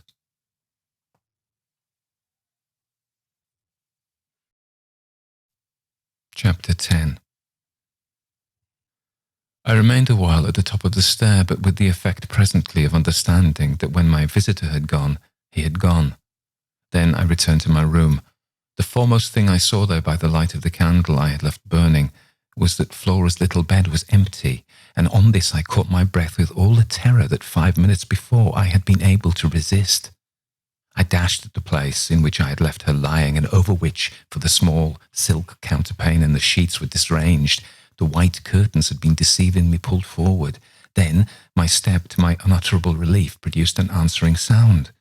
I perceived an agitation of the window blind, and the child, ducking down, emerged rosily from the other side of it. She stood there in so much of her candour and so little of her nightgown, with her pink bare feet and the golden glow of her curls. She looked intensely grave, and I had never had such a sense of losing an advantage acquired, the thrill of which had just been so prodigious, as on my consciousness that she addressed me with a reproach. "You naughty! Where have you been?" Instead of challenging her own irregularity, I found myself arraigned and explaining. She herself explained, for the matter, with the loveliest eager simplicity. She had known suddenly as she lay there that I was out of the room, and had jumped up to see what had become of me. I had dropped with the joy of her reappearance back into my chair, feeling then and then only a little faint. And she had pattered straight over to me, thrown herself upon my knee, given herself to be held with the flame of the candle full in the wonderful little face that was still flushed with sleep. I remember closing my eyes an instant, yieldingly, consciously, as before the excess of something beautiful that shone out of the blue of her own. "You were looking for me out of the window," I said. "You thought I might be walking in the grounds." "Well, you know, I thought someone was." She never blanched as she smiled out that at me. Oh, how I looked at her now. "And did you see anyone?" "Ah, no," she returned, almost with the full privilege of childish inconsequence, resentfully, though, with a long sweetness and a little drawl of the negative. At that moment, in the state of my nerves, I absolutely believed she lied. And if I once more closed my eyes, it was before the dazzle of the 3 or 4 possible ways in which I might take this up. One of these, for a moment, tempted me with such singular intensity that to withstand it, I must have gripped my little girl with a spasm that wonderfully she submitted to without a cry or a sign of fright. Why not break out at her on the spot and have it all over?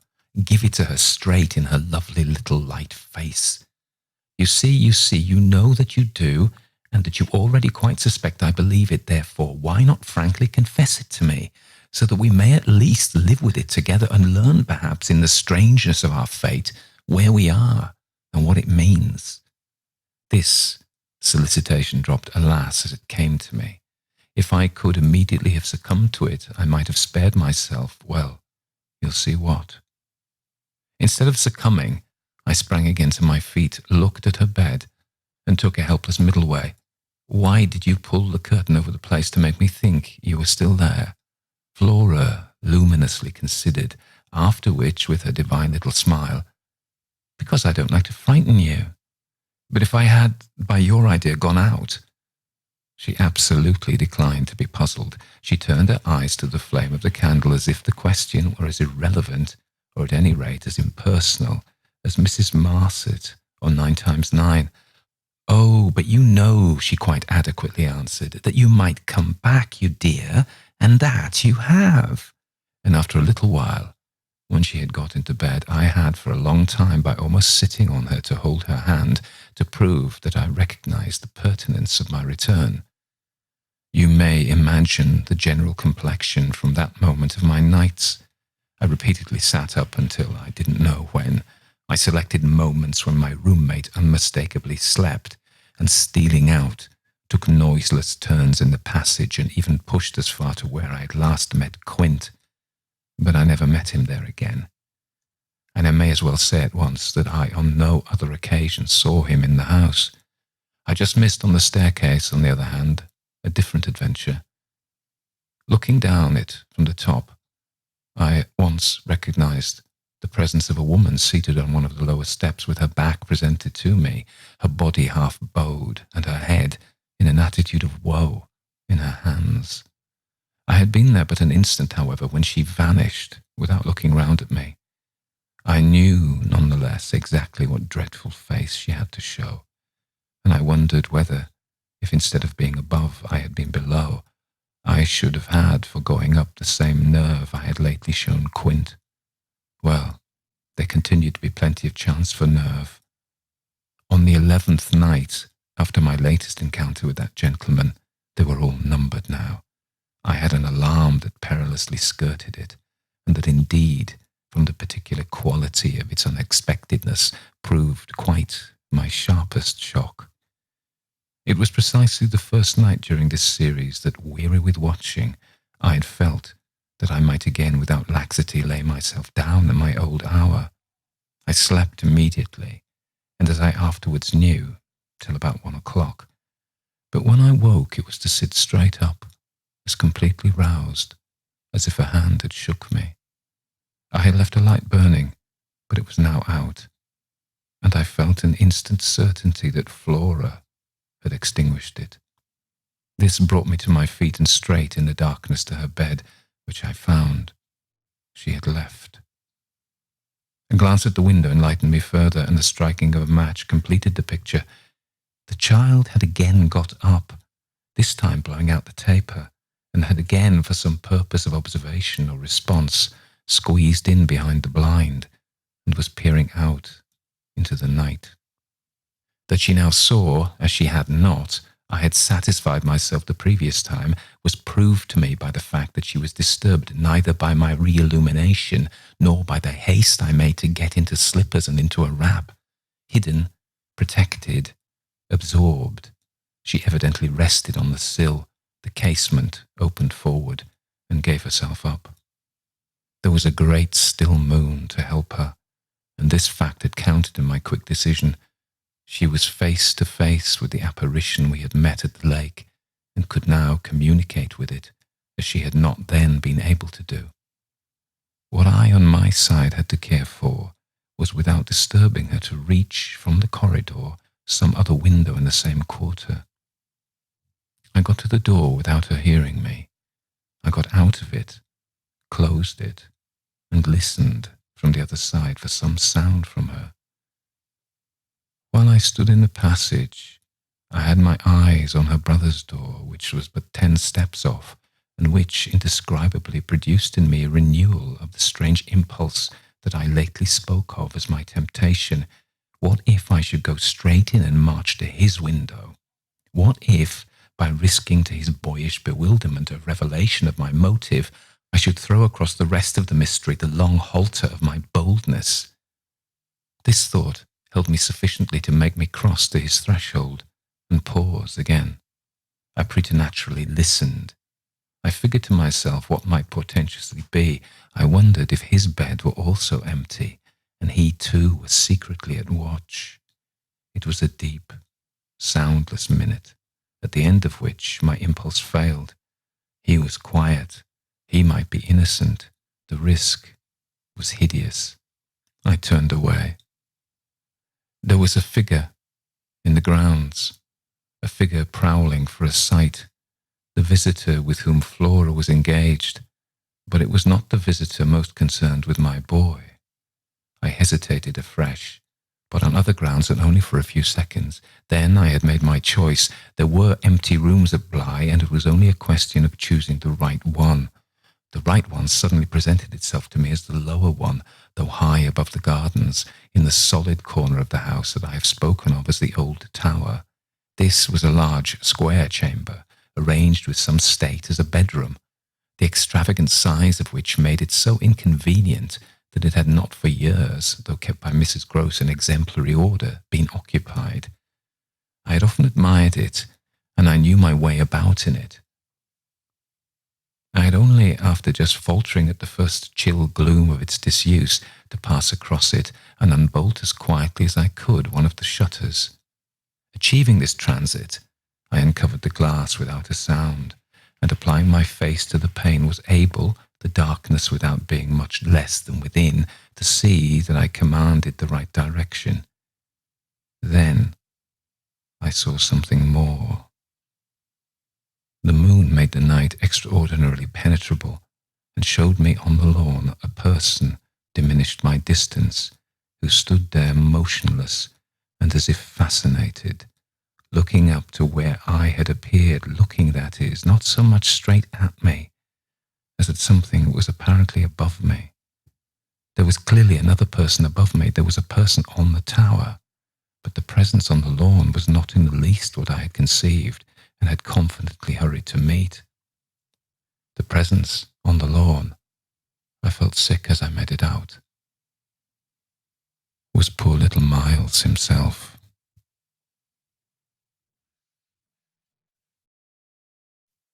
Chapter 11. It was not till late the next day that I spoke to Mrs. Gross.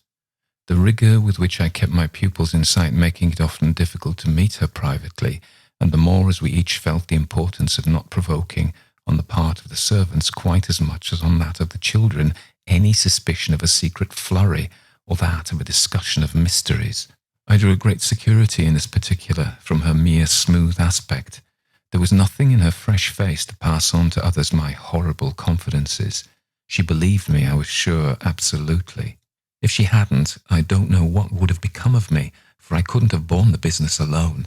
But she was a magnificent monument to the blessing of a want of imagination, and if she could see in our little charges nothing but their beauty and amiability, their happiness and cleverness, she had no direct communication with the sources of my trouble. If they had been at all visibly blighted or battered, she would doubtless have grown, on tracing it back, haggard enough to match them. As matters stood, however, I could feel her when she surveyed them, with her large white arms folded and the habit of serenity in all her look, thanked the Lord's mercy that if they were ruined, the pieces would still serve.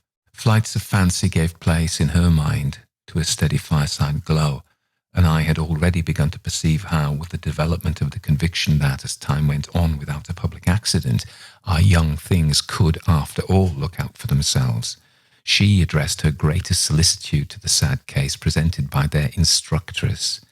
That, for myself, was a sound simplification. I could engage that, to the world, my face should tell no lies, but it would have been, in the conditions, an immense added strain to find myself anxious about hers.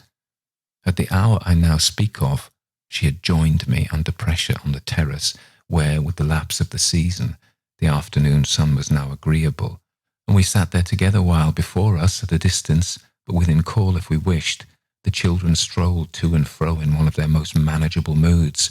They moved slowly in unison below us over the lawn, the boy as they went reading aloud from a storybook and passing his arm around his sister to keep her quite in touch. Mrs. Gross watched them with positive placidity. Then I caught the suppressed intellectual creak with which she conscientiously turned to take from me a view of the back of the tapestry. I had made her a receptacle of lurid things, but there was an odd recognition of my superiority, my accomplishments, and my function in her patience under my pain. She offered her mind to my disclosures as, had I wished to mix a witch's broth and proposed it with assurance, she would have held out a large, clean saucepan.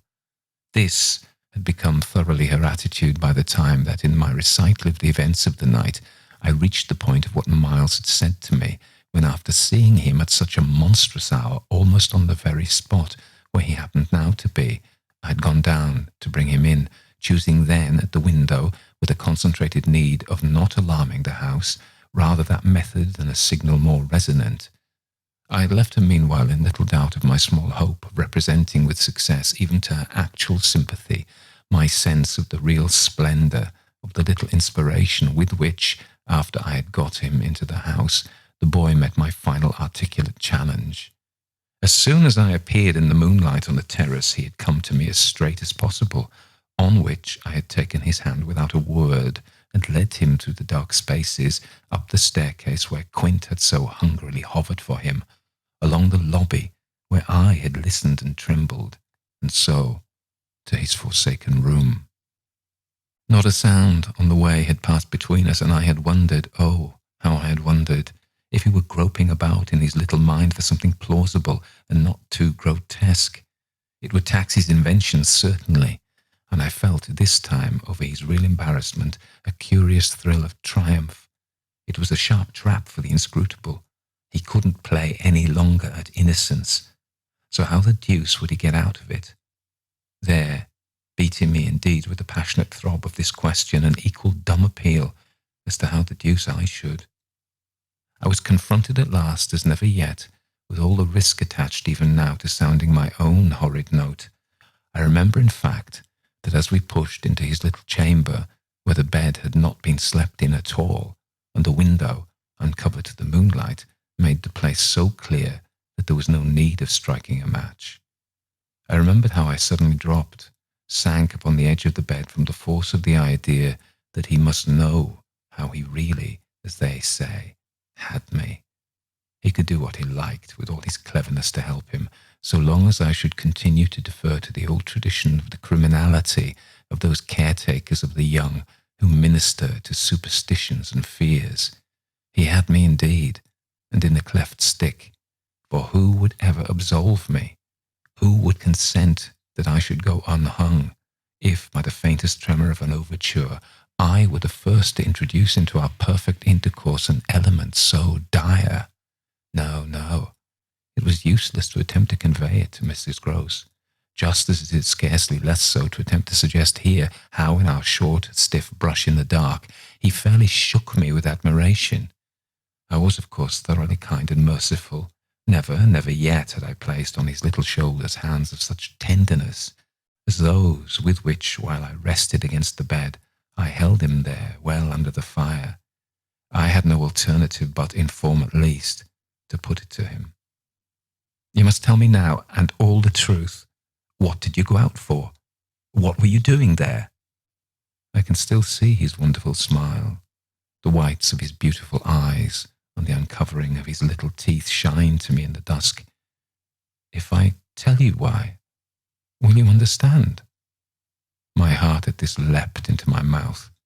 Would he tell me why? I found no sound on my lips to press it, and I was aware of replying only with a vague, repeated, grimacing nod.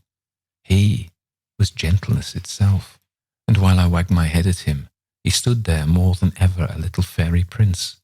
It was his brightness indeed that gave me a respite. Would it be so great if he were really going to tell me? Well, he said, at last, just exactly in order that you should do this. Do what? Think me, for a change, bad. I shall never forget the sweetness and gaiety with which he brought out the word, nor how on top of it he bent forward and kissed me. It was practically the end of everything. I met his kiss, and I had to make, while I folded him for a minute in my arms, the most stupendous effort not to cry. He had given exactly the account of himself that permitted least of my going behind it, and it was only with the effect of confirming my acceptance of it that as I presently glanced about the room I could say, "Then you didn't undress at all?" He fairly glittered in the gloom.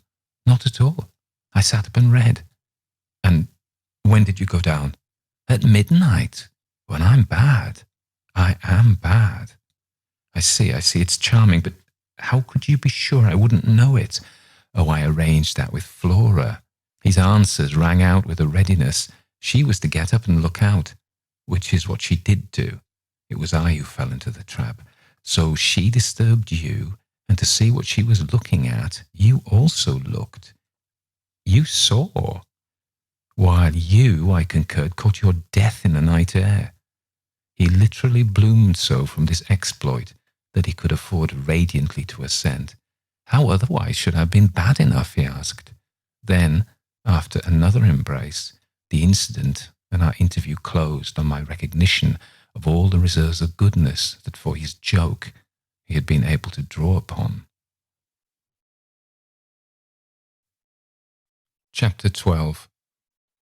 The particular impression I had received proved in the morning light, I repeat, not quite successfully presentable to Mrs. Gross, though I reinforced it with the mention of still another remark that he had made before we separated.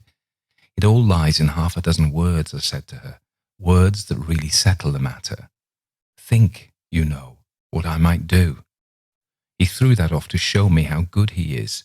He knows down to the ground what he might do. That's what he gave them a taste of at school. Lord, you do change, cried my friend. I don't change, I simply make it out. The four depend upon it, perpetually meet. If on either of these last nights you had been with either child, you would have clearly understood. The more I've watched and waited, the more I felt that if there were nothing else to make it sure, it would be made so by the systematic silence of each. Never, by a slip of the tongue, have they so much as alluded to either of their old friends, any more than Miles has alluded to his expulsion. Oh yes, we may sit here and look at them, and they may show off to us there to their fill, but even while they pretend to be lost in their fairy tale, they're steeped in their vision of the dead restored. He's not reading to her, I declared. They're talking of them. They're talking horrors. I go on. I know as if I were crazy, and it's a wonder I'm not. What I've seen would have made you so, but it has only made me more lucid, made me get hold of still other things.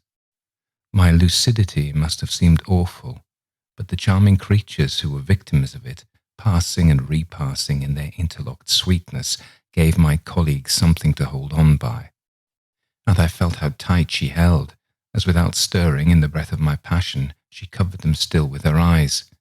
Of what other things have you got hold? Why, of the very things that have delighted, fascinated, and yet at bottom, as I now so strangely see, mystified and troubled me. They're more than earthly beauty.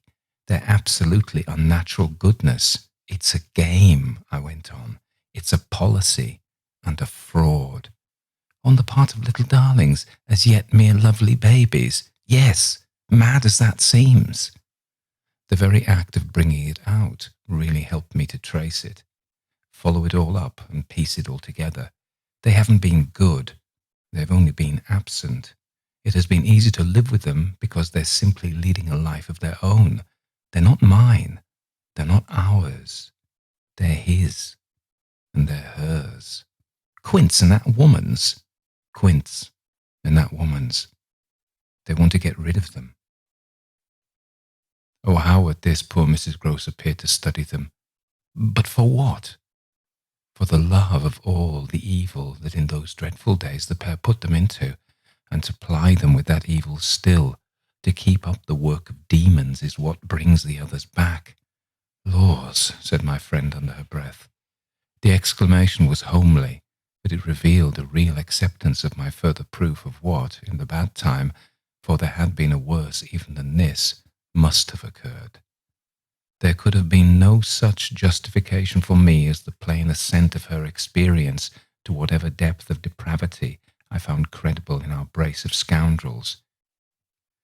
It was in obvious submission of memory that she brought out after a moment, "They were rascals, but what can they do now?" she pursued. "Do?" I echoed so loud that Miles and Flora, as they passed at their distance, paused an instant in their walk and looked at us. "Don't they do enough?" I demanded in a lower tone, while the children, having smiled and nodded and kissed hands to us, resumed their exhibition. We were held by it a minute. Then I answered, "They can destroy them." At this my companion did turn, but the inquiry she launched was a silent one, the effect of which was to make me more explicit. They don't know as yet quite how, but they're trying hard. They're seen only across, as it were, and beyond, in strange places, and on high places, the tops of towers, the roofs of houses, the outside of windows, the further edge of pools, but there's a deep design, on either side, to shorten the distance and overcome the obstacle. And the success of the tempters is only a question of time. They've only to keep to their suggestions of danger, for the children to come, and perish in the attempt. Mrs. Gross slowly got up, and I scrupulously added, unless, of course, we can prevent. Standing there before me while I kept my seat, she visibly turned things over. Their uncle must do the preventing, he must take them away. And who's to make him? She had been scanning the distance, but she now dropped on me a foolish face. You, miss, by writing to him that his house is poisoned and his little nephew and niece mad. But if they are, miss, and if I am myself, you mean, that's charming news to be sent him by a governess whose prime undertaking was to give him no worry. Mrs. Gross considered, following the children again. Yes, he do hate worry. That was the great reason. Why those fiends took him in so long, no doubt, though his indifference must have been awful. As I'm not a fiend at any rate, I shouldn't take him in. My companion, after an instant, and for all answer, sat down again and grasped my arm. Make him at any rate come to you. I stared. To me? I had a sudden fear of what she might do. Him? He ought to be here. He ought to help. I quickly rose, and I think I must have shown her a queerer face than ever yet. You see me asking him for a visit? No. With her eyes on my face, she evidently couldn't. Instead of it even, as a woman reads another, she could see what I myself saw, his derision, his amusement, his contempt for the breakdown of my resignation at being left alone, and for the fine machinery I had set in motion to attract his attention to my slighted charms. She didn't know, no one knew, how proud I had been to serve him and to stick to our terms. Yet she nonetheless took the measure, I think, of the warning I now gave her. If you should so lose your head as to appeal to him for me. She was really frightened. Yes, miss, I would leave, on the spot, both him and you.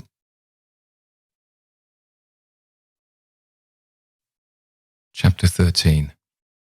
It was all very well to join them, but speaking to them proved quite as much as ever an effort beyond my strength, offered in close quarters difficulties as insurmountable as before. This situation continued a month, and with new aggravations and particular notes, the note above all sharper and sharper of the small ironic consciousness on the part of my pupils. It was not, I am as sure today as I was sure then, my mere infernal imagination. It was absolutely traceable that they were aware of my predicament, and that this strange relation made, in a manner, for a long time, the air in which we moved. I don't mean that they had their tongues in their cheeks, or did anything vulgar, for that was not one of their dangers. I do mean, on the other hand, the element of the unnamed and untouched became, between us, greater than any other, and that so much avoidance could not have been so successfully effected without a great deal of tacit arrangement. It was as if, at moments, we were perpetually coming into sight of subjects before which we must stop short, turning suddenly out of alleys that we perceived to be blind, closing with a little bang that made us look at each other, for like all bangs it was something louder than we had intended. The doors we had indiscreetly opened. All roads lead to Rome, and there were times when it might have struck us that almost every branch of study or subject of conversation skirted forbidden ground. Forbidden ground was the question of the return of the dead in general, and of whatever in especial might survive in memory of the friends little children had lost. There were days when I could have sworn that one of them had, with a small invisible nudge, said to the other, "She thinks she'll do it this time, but she won't." To do it would have been to indulge, for instance, and for once in a way, in some direct reference to the lady who had prepared them for my discipline. They had a delightful, endless appetite for passages in my own history to which I had again and again treated them. They were in possession of everything that had ever happened to me, had had, with every circumstance, the story of my smallest adventures, and of those of my brothers and sisters, and of the cat and the dog at home, as well as many particulars of the eccentric nature of my father, of the furniture and arrangement of our house, and of the conversation of the old women of our village. There were things enough, taking one with another, to chatter about, if one went very fast and knew by instinct when to go round. They pulled with an art of their own the strings of my invention and my memory, and nothing else perhaps, when I thought of such occasions afterward, gave me so the suspicion of being watched from under cover. It was, in any case, over my life, my past, and my friends alone that we could take anything like our ease, a state of affairs that led them sometimes without the least pertinence to break out into sociable reminders. I was invited, with no visible connection, to repeat afresh Goody Gosling's celebrated mot, or to confirm the details already supplied as to the cleverness of the vicarage pony. It was partly at such junctures as these, and partly at quite different ones, that with the turn of my matters had now taken, my predicament, as I have called it, grew most sensible. The fact that the days passed for me without another encounter ought, it would have appeared, to have done something towards soothing my nerves. Since the light brush that second night on the upper landing of the presence of a woman at the foot of the stair, I had seen nothing, whether in or out of the house, that one had better not have seen. There was many a corner round which I expected to come upon Quint, and many a situation that in a merely sinister way would have favoured the appearance of Miss Jessel. The summer had turned, the summer had gone. The autumn had dropped upon Bly and had blown out half our lights. The place, with its grey sky and withered garlands, its bared spaces and scattered dead leaves, was like a theatre after the performance, all strewn with crumpled playbills. There were exactly states of the air, conditions of sound and of stillness, unspeakable impressions of the kind of ministering moment that brought back to me, long enough to catch it, the feeling of the medium in which, that June evening out of doors, I had had my first sight of Quint, and in which, too, at those other instants, I had, after seeing him through the window, looked for him in vain in the circle of the shrubbery. I recognized the signs, the portents. I recognized the moment, the spot, but they remained unaccompanied and empty, and I continued unmolested, if unmolested one could call a young woman whose sensibility had, in the most extraordinary fashion, not declined, but deepened. I had said in my talk with Mrs. Gross on that horrid scene of Flora's by the lake, and had perplexed her so by saying, that it would from that moment distress me much more to lose my power than to keep it. I had then expressed what was vividly in my mind, the truth that, whether the children really saw or not, since, that is, it was not yet definitely proved, I greatly preferred as a safeguard the fullness of my own exposure. I was ready to know the very worst that was to be known. What I had then had an ugly glimpse of was that my eyes might be sealed just while theirs were most opened. Well, my eyes were sealed, it appeared, at present, a consummation for which it seemed blasphemous not to thank God. There was, alas, a difficulty about that. I would have thanked him with all my soul had I not had in a proportionate measure this conviction of the secret of my pupils. How can I retrace today the strange steps of my obsession? There were times of our being together when I would have been ready to swear that literally in my presence, but without my direct sense of it closed, they had visitors who were known and were welcome. Then it was that had I not been deterred by the very chance that such an injury might prove greater than the injury to be averted, my exultation would have broken out. They're here, you little wretches, I would have cried, and you can't deny it now. The little wretches denied it with all the added volume of their sociability and their tenderness, in just the crystal depths of which, like the flash of a fish in a stream, the mockery of their advantage peeped up. The shock, in truth, had sunk into me deeper than I knew on the night when, looking out to see either Quint or Miss Jessel under the stars, I had beheld the boy, over whose rest I watched, and who had immediately brought in with him, had straightway there turned it on me, the lovely upward look with which, from the battlements above me, the hideous apparition of Quint had played. If it was a question of scare, my discovery on this occasion had scared me more than any other, and it was in the condition of nerves produced by it that I made my actual inductions. They harassed me so that at some times, at odd moments, I shut myself up audibly to rehearse. It was at once a fantastic relief and a renewed despair, the manner in which I might come to the point. I approached it from one side and the other while, in my room, I flung myself about. But I always broke down in the monstrous utterance of names. As they died away on my lips, I said to myself that I should indeed help them to represent something infamous if by pronouncing them I should violate as rare a little case of instinctive delicacy as any schoolroom probably had ever known.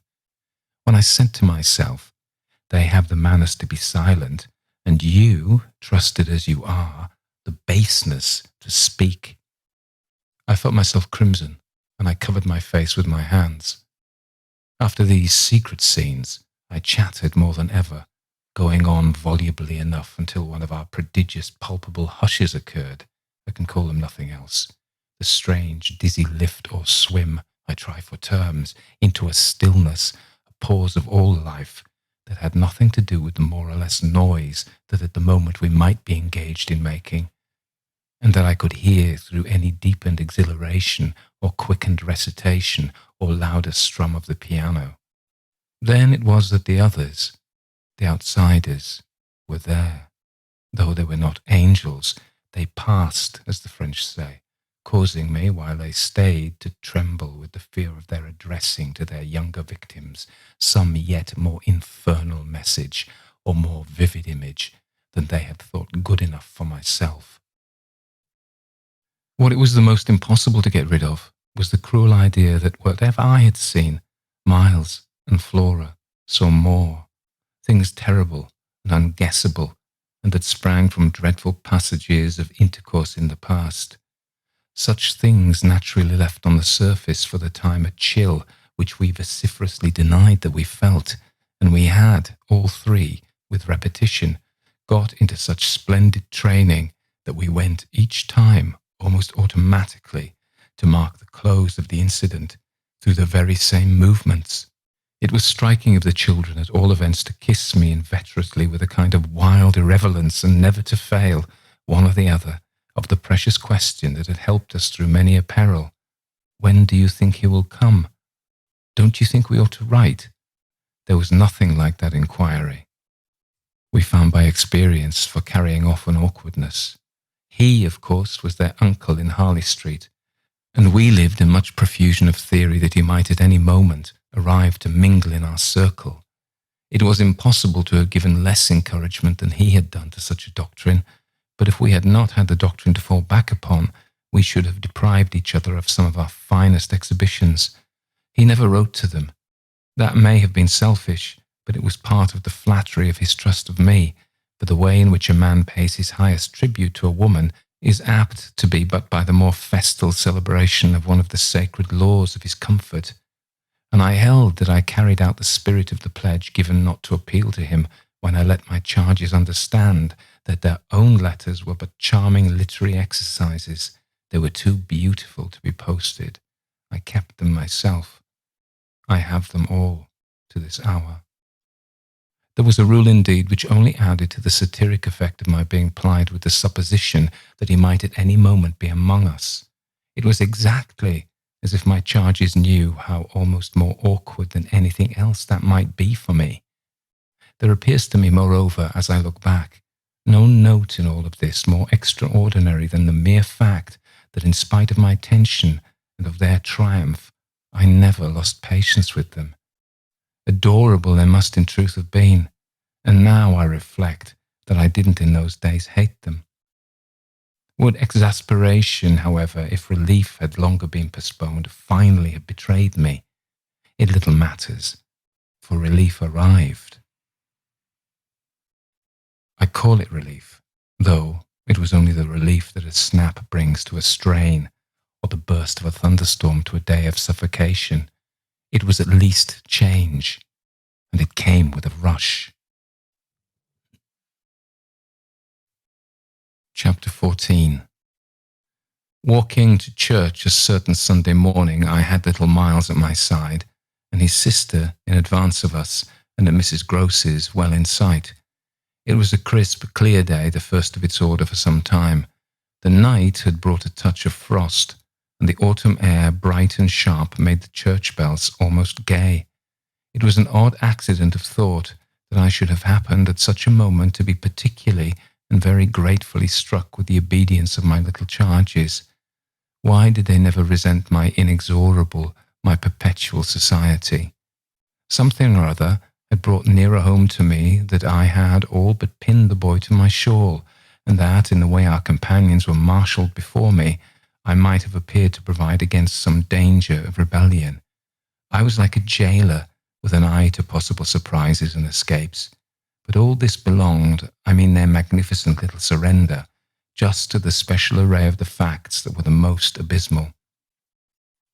Turned out for Sunday by his uncle's tailor, who had had a free hand and a notion of pretty waistcoats and of his grand little air, Miles's whole title to independence, the rights of his sex and situation, were so stamped upon him that if he had suddenly struck for freedom, I should have had nothing to say. I was, by the strangest of chances, wondering how I should meet him when the revolution unmistakably occurred. I call it a revolution because I now see how, with the word he spoke, the curtain rose on the last act of my dreadful drama, and the catastrophe was precipitated. "Look here, my dear, you know," he charmingly said, "when in the world, please, am I going back to school?" Transcribed here, the speech sounds harmless enough, particularly as uttered in his sweet, high, casual pipe, with which at all interlocutors, but above all at his eternal governess, he threw off intonations as if he were tossing roses. There was something in them that always made one catch, and I caught, at any rate, now so effectually that I stopped as short as if one of the trees of the park had fallen across the road. There was something new on the spot between us, and he was perfectly aware that I recognized it, though to enable me to do so, he had had no need to look a whit less candid and charming than usual. I could feel in him how he already, from my at first finding nothing to reply, perceived the advantage he had gained. I was so slow to find anything that he had plenty of time, after a minute, to continue with his suggestive but inconclusive smile. "You know, my dear, that for a fellow to be with a lady always," his "my dear" was constantly on his lips for me. Nothing could have expressed more the exact shade of the sentiment with which I desired to inspire my pupils than its fond familiarity. It was so respectfully easy. But oh, how I felt at that present I must pick my own phrases. I remember that to gain time I tried to laugh, and I seemed to see in the beautiful face with which he watched me how ugly and queer I looked. "And always with the same lady?" I returned. He neither blanched nor winked. The whole thing was virtually out between us. Of course, she's a jolly perfect lady, but after all, I'm a fellow, don't you see? That's, well, getting on." I lingered there with him an instant, ever so kindly. "Yes, you're getting on." Oh, but I felt helpless. I have kept to this day the heartbreaking little idea of how he seemed to know that and to play with it. "And you can't say I've not been awfully good, can you?" I laid my hand on his shoulder, for though I felt how much better it would have been to walk on, I was not quite able to. "No, I can't say that, Miles. Except just that one night, you know." "That one night?" I couldn't look as straight as he. "Why, when I went out of the house." "Oh, yes. But I forget what you did it for." "You forget?" He spoke with the sweet extravagance of childish reproach. "Why, it was to show you I could." "Oh, yes, you could. And I can again." I felt that I might, perhaps, after all, succeed in keeping my wits about me. "Certainly, but you won't." "No, not that again. It was nothing." "It was nothing," I said. "But we must go on." He resumed our walk with me, passing his hand into my arm. "Then, when am I going back?" I wore, in turning it over, my most responsible air. "Were you very happy at school?" He just considered. "Oh, I'm happy enough anywhere." "Well then," I quavered, "if you're just as happy here." But that isn't everything. Of course you know a lot." "But you hint that you know almost as much," I risked as he paused. "Not half what I want to," Miles honestly professed. "But it isn't so much that." "What is it then?" "Well, I want to see more life. I see. We had arrived within sight of the church, and of various persons, including several of the household of Bly, on their way to it, and clustered about the door to see us go in. I quickened our step. I wanted to get there before the question between us opened up much further. I reflected hungrily that for more than an hour he would have to be silent, and I thought with envy of the comparative dusk of the pew and of the almost spiritual help of the hassock on which I might bend my knees. I seemed literally to be running a race with some confusion to which he was about to reduce me, but I felt that he had got in first, when before we had even entered the churchyard he threw out, "I want my own sort." It literally made me bound forward. "There are not many of your own sort, Miles," I laughed. "Unless perhaps dear little Flora. You really compare me to a baby girl." This found me singularly weak. "Don't you then love our sweet Flora?" "If I didn't, and you too, if I didn't," he repeated as if retreating for a jump, yet leaving his thought so unfinished that after we had come into the gate another stop, which he imposed on me by the pressure of his arm, had become inevitable. Mrs. Grose and Flora had passed into the church, the other worshippers had followed, and we were for the minute alone among the old thick graves. We had paused on the path from the gate by a low, oblong, table-like tomb. Yes, if you didn't, he looked, while I waited, at the graves. Well, you know what. But he didn't move, and he presently produced something that made me drop straight down on the stone slab, as if suddenly to rest. "Does my uncle think what you think?" I markedly rested. "How do you know what I think?" "Oh, well, of course I don't, for it strikes me you never tell me. But I mean, does he know?" Know what, Miles?" "Why, the way I'm going on." I perceived quickly enough that I could make to this inquiry no answer that wouldn't involve something of a sacrifice of my employer, yet it appeared to me that we were all, at Bly, sufficiently sacrificed to make that venial. "I don't think your uncle much cares." Miles on this stood looking at me. "Then don't you think he can be made to?" "In what way?" "Why, by his coming down." "But who'll get him to come down?" "I will," the boy said, with extraordinary brightness and emphasis. He gave me another look, charged with that expression, and then marched off alone into the church. Chapter 15.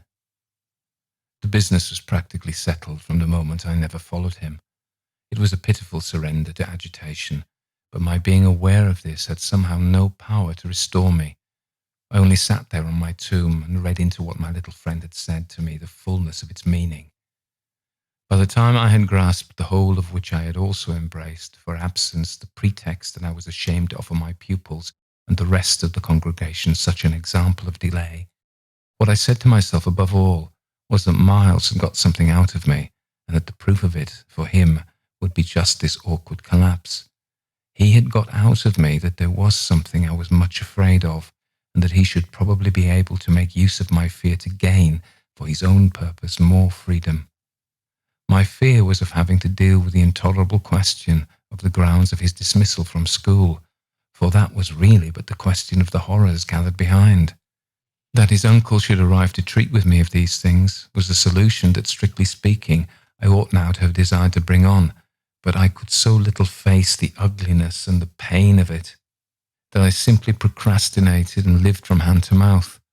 The boy, to my deep discomposure, was immensely in the right, was in a position to say to me, "Either you clear up with my guardian the mystery of this interruption of my studies, or you cease to expect me to lead with you a life that's so unnatural for a boy." What was so natural for the particular boy I was concerned with was this sudden revelation of a consciousness and a plan. That was what really overcame me, what prevented my going in. I walked around the church, hesitating, hovering. I reflected that I had already with him hurt myself beyond repair. Therefore, I could patch up nothing, and it was too extreme an effort to squeeze beside him into the pew. He would be so much more sure than ever to pass his arm into mine and make me sit there for an hour in close, silent contact with his commentary on our talk. For the first minute since his arrival, I wanted to get away from him.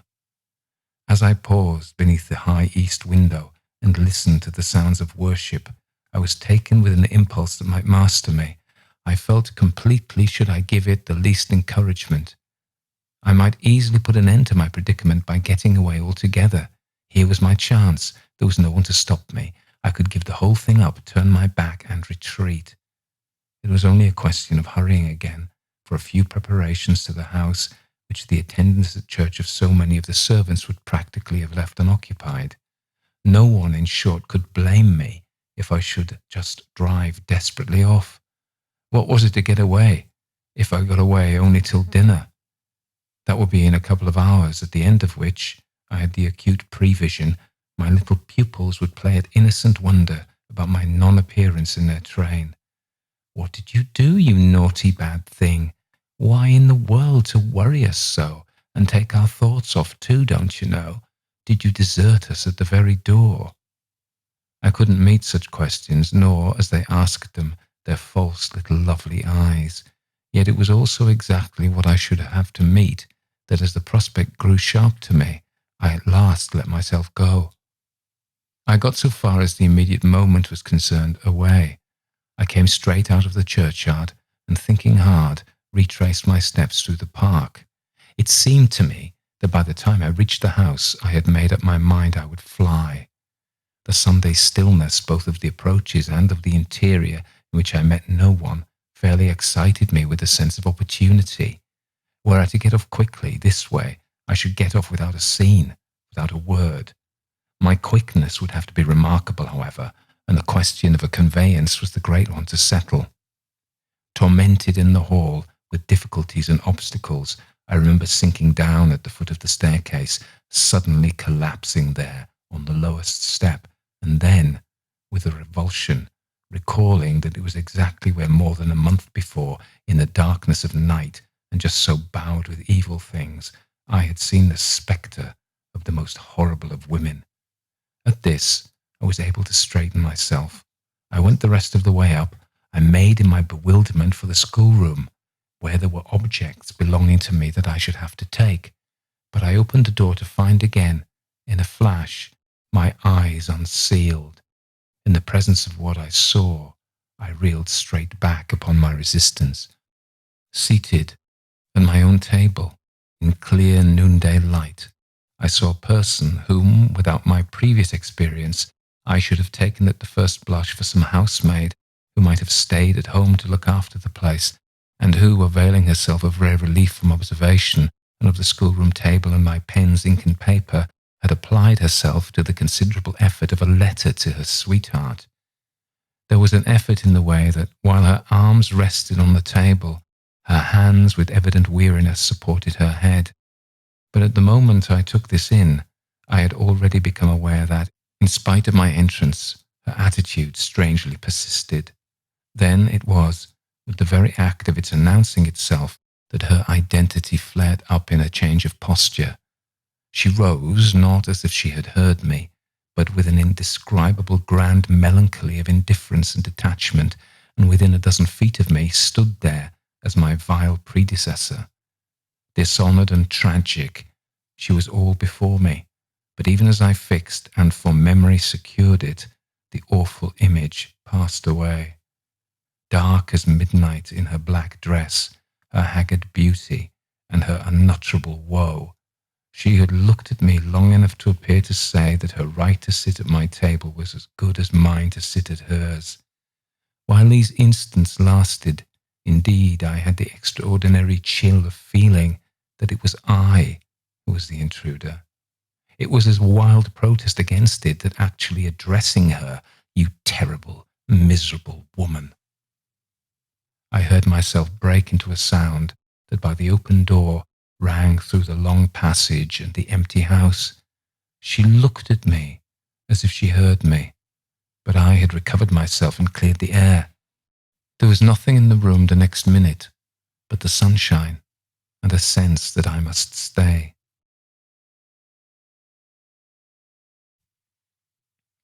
Chapter 16. I had so perfectly expected that the return of my pupils would be marked by a demonstration that I was freshly upset at having to take into account that they were dumb about my absence. Instead of gaily denouncing and caressing me, they made no allusion to my having failed them, and I was left, for the time, on perceiving that she too said nothing, to study Mrs. Groce's odd face.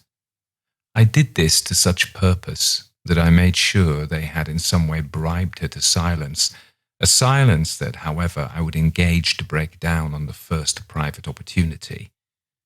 This opportunity came before tea.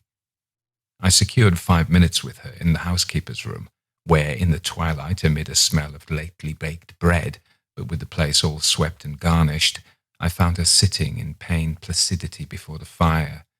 So I see her still, so I see her best, facing the flame from her straight chair in the dusky shining room, a large clean image of the put away, of drawers closed and locked and rest without a remedy. Oh yes, they asked me to say nothing and to please them, so long as they were there. Of course I promised. But what happened to you?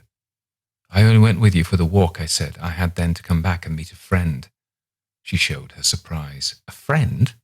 You? Oh yes, I have a couple, I laughed. But did the children give you a reason? For not alluding to your leaving us, yes. They said you would like it better. Do you like it better? My face had made her rueful. No, I like it worse. But after an instant I added, did they say why I should like it better? No, Master Miles only said we must do nothing but what she likes. I wish indeed he would. And what did Flora say? Miss Flora's too sweet. She said, of course, and I said the same. I thought a moment. You were too sweet too, I can hear you all. But nonetheless, between Miles and me, it's now all out. All out? My companion stared. But what, miss? Everything. It doesn't matter. I've made up my mind. I came home, my dear, I went on, for a talk with Miss Jessel. I had by this time formed the habit of having Mrs. Groce literally well in hand in advance of my sounding that note, so that even now, as she bravely blinked under the signal of my word, I could keep her comparatively firm. A talk? Do you mean she spoke? It came to that. I found her on my return in the schoolroom. And what did she say? I can hear the good woman still, and the candour of her stupefaction, that she suffers the torments. It was this, of a truth, that made her, as she filled out my picture, gape. Do you mean, she faltered, of the lost, of the damned, and that's why, to share them, I faulted myself with the horror of it. But my companion, with less imagination, kept me up. To share them? She wants Flora. Mrs. Groce might, as I gave it to her, fairly have fallen away from me, had I not been prepared. I still held her there, to show I was. As I've told you, however, it doesn't matter, because you've made up your mind. But to what? To everything. And what do you call everything? Why, sending for their uncle. Oh, miss, in pity do, my friend broke out. Ah, but I will. I see it's the only way. What's out, as I told you with Miles, is that if he thinks I'm afraid to, and has ideas of what he gains by that, he shall see he's mistaken. Yes, his uncle shall have it here from me on the spot, and before the boy himself if necessary, that if I'm to be reproached with having done nothing again about more school, yes, miss, my companion pressed me, well, there's that awful reason. There were now clearly so many of these from my poor colleague that she was excusable for being vague, but which? Why, the letter from his old place. You'll show it to the master. I ought to have done so on the instant. Oh no, said Mrs. Groce with decision. I'll put it before him, I went on inexorably, that I can't undertake to work the question on behalf of a child who has been expelled. For we've never in the least known what, Mrs. Groce declared. For wickedness. For what else? When he's so clever and beautiful and perfect, is he stupid? Is he untidy? Is he infirm? Is he ill-natured? He's exquisite. So it can be only that. And that would open up the whole thing. After all, I said, it's their uncle's fault. If he left here such people, he didn't really in the least know them. The fault's mine. She had turned quite pale. Well, you shan't suffer, I answered. The children shan't, she emphatically returned. I was silent a while. We looked at each other. Then what am I to tell him? You needn't tell him anything. I'll tell him. I measured this. Do you mean you'll write? Remembering she couldn't, I caught myself up. How do you communicate? I tell the bailiff, he writes. And should you like him to write our story? My question had a sarcastic force that I had not fully intended, and it made her, after a moment, inconsequently break down. The tears were again in her eyes. Ah, miss, you write. Well, tonight, I at last answered. And on this, we separated. Chapter 17. I went so far in the evening as to make a beginning. The weather had changed back, a great wind was abroad, and beneath the lamp in my room, with Flora at peace beside me, I sat for a long time before a blank sheet of paper and listened to the lash of the rain and the batter of the gusts. Finally I went out, taking a candle. I crossed the passage and listened a minute at Miles's door. What, under my endless obsession, I had been impelled to listen for was some betrayal of his not being at rest, and I presently caught one, but not in the form I had expected. His voice tinkled out. I say, you there? Come in. It was a gaiety in the gloom. I went in with my light and found him in bed, very wide awake, but very much at his ease. Well, what are you up to? He asked with a grace of sociability in which it occurred to me that Mrs. Grose, had she been present, might have looked in vain for proof that anything was out. I stood over him with my candle. How did you know I was there? Why, of course I heard you. Did you fancy you made no noise? You're like a troop of cavalry, he beautifully laughed. Then you weren't asleep? Not much. I lie away and think.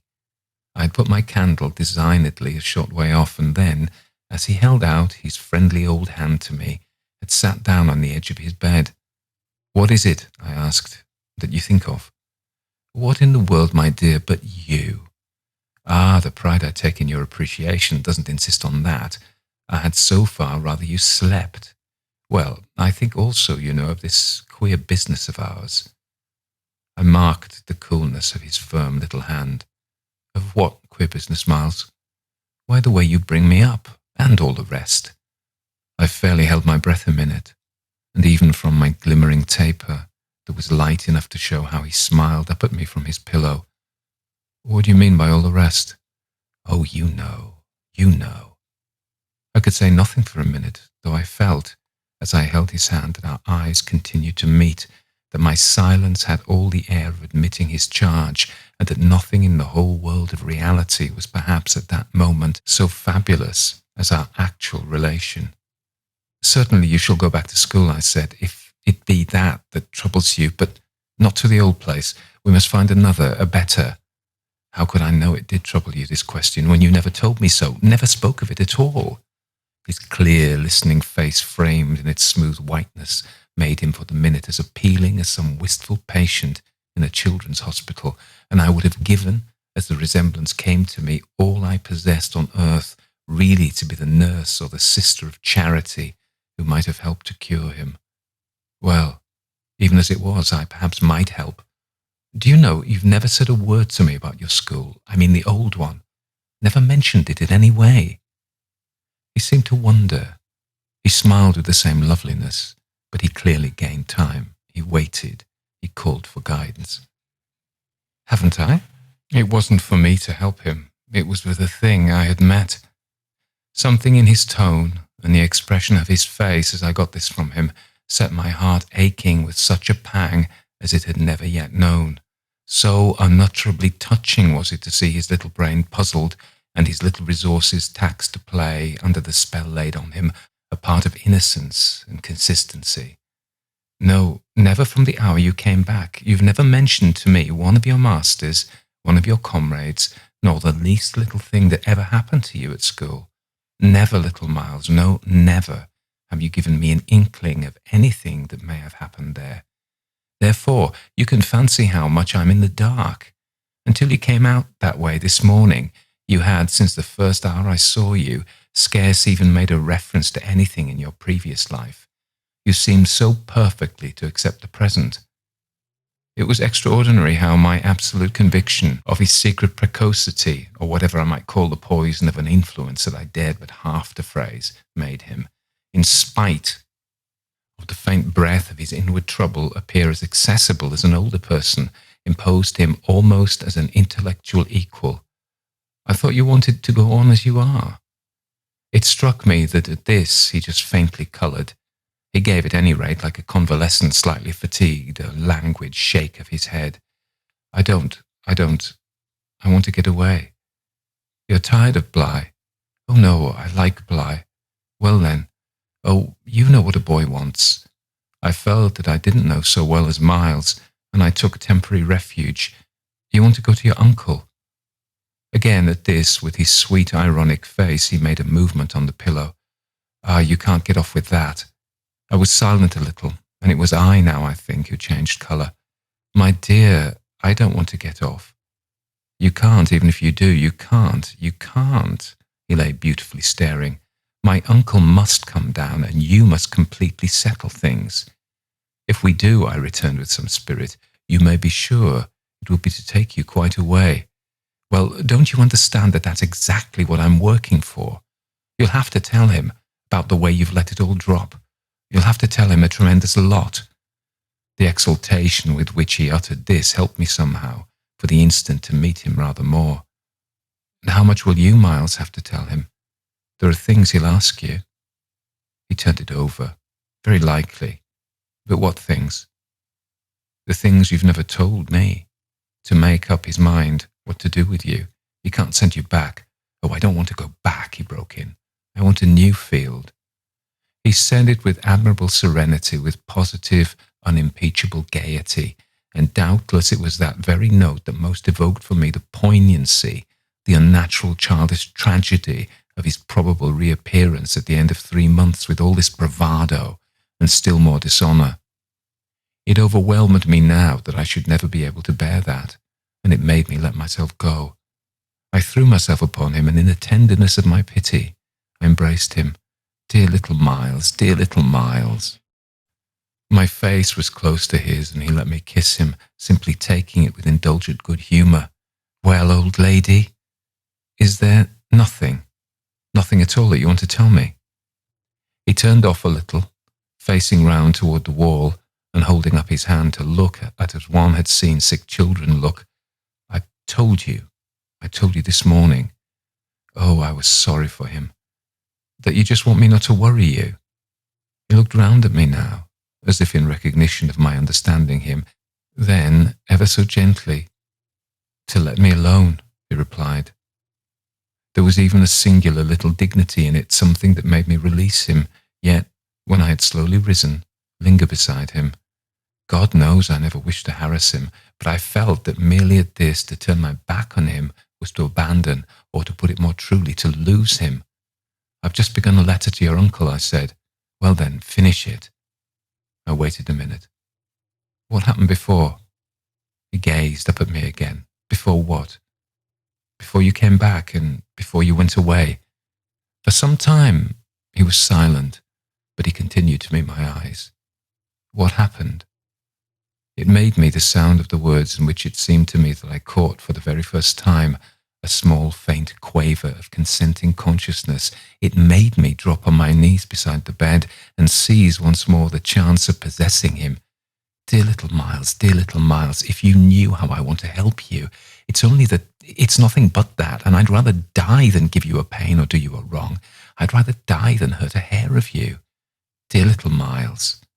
Oh, I brought it out now, even if I should go too far. I just want you to help me to save you. But I knew in a moment after this that I had gone too far. The answer to my appeal was instantaneous, but it came in the form of an extraordinary blast and chill, a gust of frozen air, and a shake of the room as great as if in the wild wind the casement had crashed in.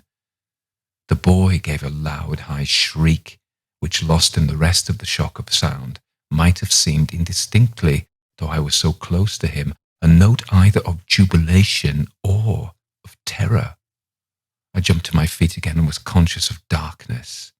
So, for a moment we remained, while I stared about me, and saw that the dawn curtains were unstirred and the window tight. "Why, the candle's out," I then cried. "It was I who blew it out, dear," said Miles.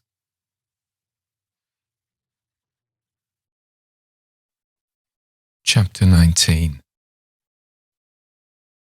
We went straight to the lake, as it was called at Bly, and I dare say rightly called, though I reflect that it may in fact have been a sheet of water less remarkable than it appeared to my untravelled eyes. My acquaintance with sheets of water was small, and the pool of Bly, at all events on the few occasions of my consenting, under the protection of my pupils, to affront its surface in the old flat-bottomed boat moored there for our use, had impressed me both with its extent and its agitation. The usual place of embarkation was 1/2 a mile from the house, but I had the intimate conviction that wherever Flora might be, she was not near home. She had not given me the slip for any small adventure, and since the day of the very great one that I had shared with her by the pond, I had been aware in our walks of the quarter to which she most inclined. This was why I had now given to Mrs. Groce's steps so marked a direction that made her, when she perceived it, oppose a resistance that showed me she was freshly mystified. "You're going to the water, miss? You think she's in?" "She may be, though the depth is, I believe, nowhere very great, but what I judge most likely is that she's on the spot from which the other day we saw together what I told you, when she pretended not to see. With that astounding self-possession, I've always been sure she wanted to go back alone, and now her brother has managed it for her." Mrs. Groce still stood where she had stopped. "You suppose they've really talked to them?" I could meet this with confidence. "They say things that, if we heard them, would simply appall us. And if she is there, yes, then Miss Jessel is, beyond a doubt. You shall see." "Oh, thank you," my friend cried, planted so firm that in taking it in, I went straight on without her. By the time I reached the pool, however, she was close behind me, and I knew that whatever to her apprehension might befall me, the exposure of my society struck her as least danger. She exhaled a moan of relief as we at last came in sight of the greater part of the water without a sight of the child. There was no trace of Flora on that nearer side of the bank, where my observation of her had been most startling, and none on the opposite edge where, save for a margin of some 20 yards, a thick copse came down to the water. The pond, oblong in shape, had a width so scant compared to its length that with its ends out of view it might have been taken for a scant river. We looked at the empty expanse, and then I felt the suggestion of my friend's eyes.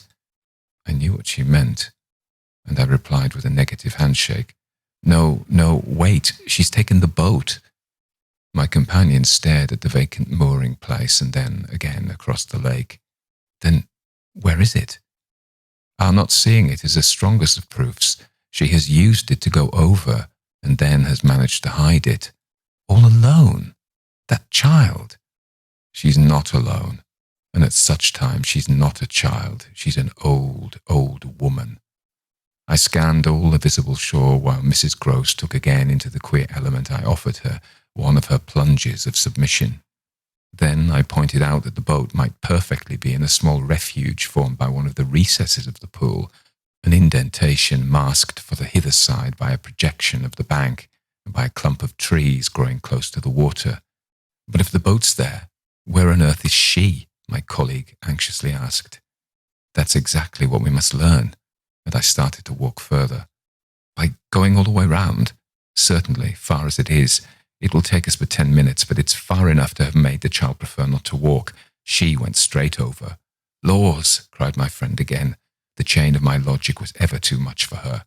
It dragged her at my heels even now, and when we had got halfway round, a devious, tiresome process on ground much broken, and by a path choked with overgrowth, I paused to give her breath.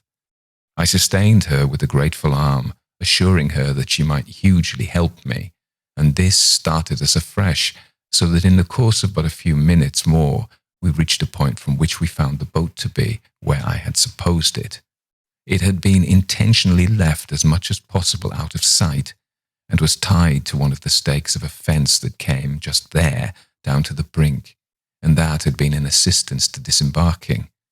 I recognized, as I looked at the pair of short, thick oars quite safely drawn up, the prodigious character of the feat for a little girl, but I had lived by this time too long among wonders, and had panted to too many livelier measures. There was a gate in the fence, through which we passed, and had brought us, after a trifling interval, more into the open. Then, "There she is," we both exclaimed at once. Flora, a short way off, stood before us on the grass and smiled, as if her performance was now complete.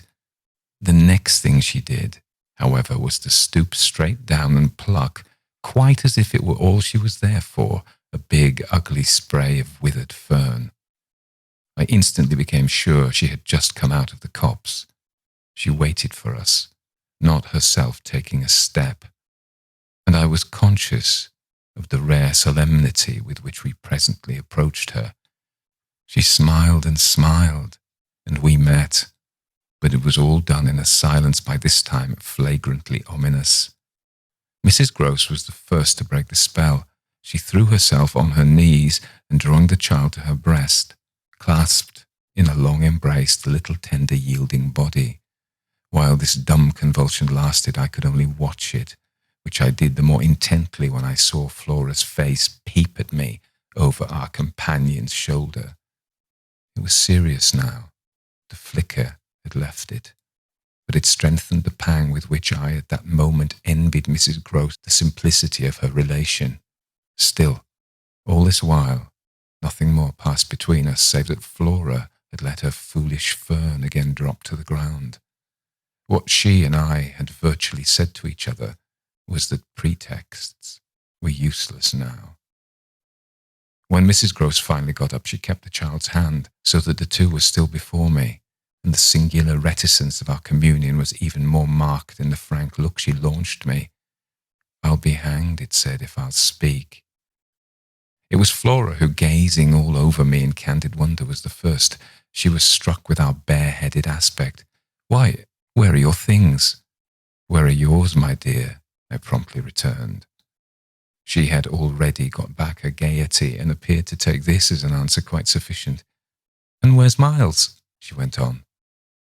There was something in the small valour of it that quite finished me.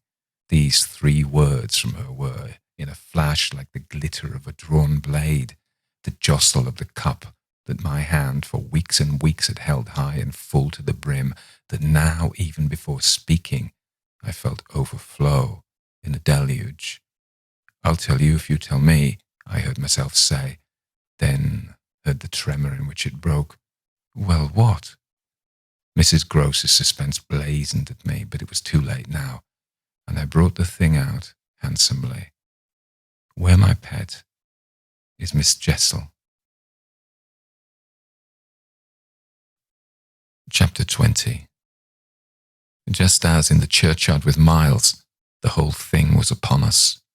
Much as I had made of the fact that this name had never once between us been sounded, the quick, smitten glare with which the child's face now received it fairly likened my breach of the silence to the smash of a pane of glass.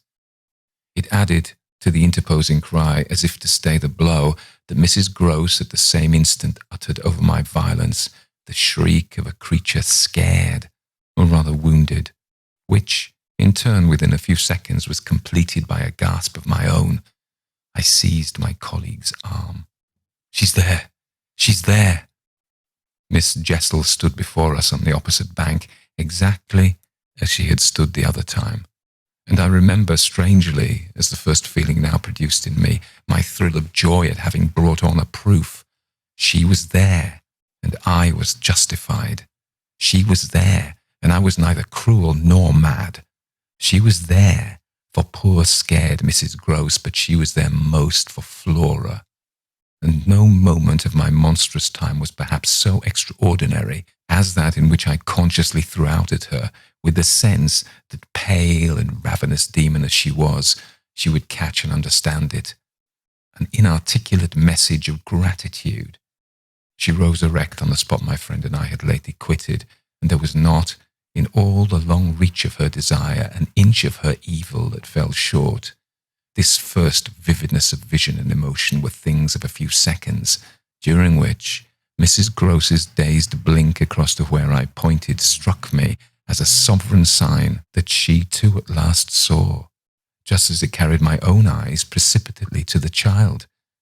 The revelation then of the manner in which Flora was affected startled me. In truth, far more than it would have done to find her also merely agitated, for direct dismay was of course not what I had expected. Prepared and on her guard as our pursuit had actually made her, she would repress every betrayal, and I was therefore shaken on the spot by my first glimpse of the particular one for which I had not allowed. To see her, without a convulsion of her small pink face, not even feign to glance in the direction of the prodigy I announced, but only, instead of that, turn at me, an expression of hard, still gravity, an expression absolutely new and unprecedented, and that appeared to read and accuse and judge me. This was a stroke that somehow converted the little girl herself into the very presence that could make me quail. I quailed, even though my certitude that she thoroughly saw was never greater than at that instant, and in the immediate need to defend myself, I called it passionately to witness. She's there, you unhappy little thing, there, and you see her as well as you see me. I had said shortly before to Mrs. Grose that she was not at these times a child, but an old woman, and that description of her could not have been more strikingly confirmed than in the way in which, for all answer to this, she simply showed me, without a concession, an admission of her eyes, a countenance of deeper and deeper, of indeed suddenly quite fixed reprobation. I was by this time, if I can put the whole thing at all together, more appalled at what I may properly call her manner than at anything else, though it was simultaneously with this that I became aware of having Mrs. Grose also, and very formidably to reckon with. My elder companion, the next moment at any rate, blotted out everything but her own flushed face and her loud, shocked protest, a burst of high disapproval. "What a dreadful turn, to be sure, miss. Where on earth do you see anything?" I could only grasp her more quickly yet, for even while she spoke, the hideous plain presence stood undimmed and undaunted. It had already lasted a minute, and it lasted while I continued, seizing my colleague, quite thrusting her at it, and presenting her to it, to insist with my pointing hand, "You don't see her exactly as we see. You mean to say you don't now? Now? She's as big as a blazing fire. Only look, dearest woman, look!"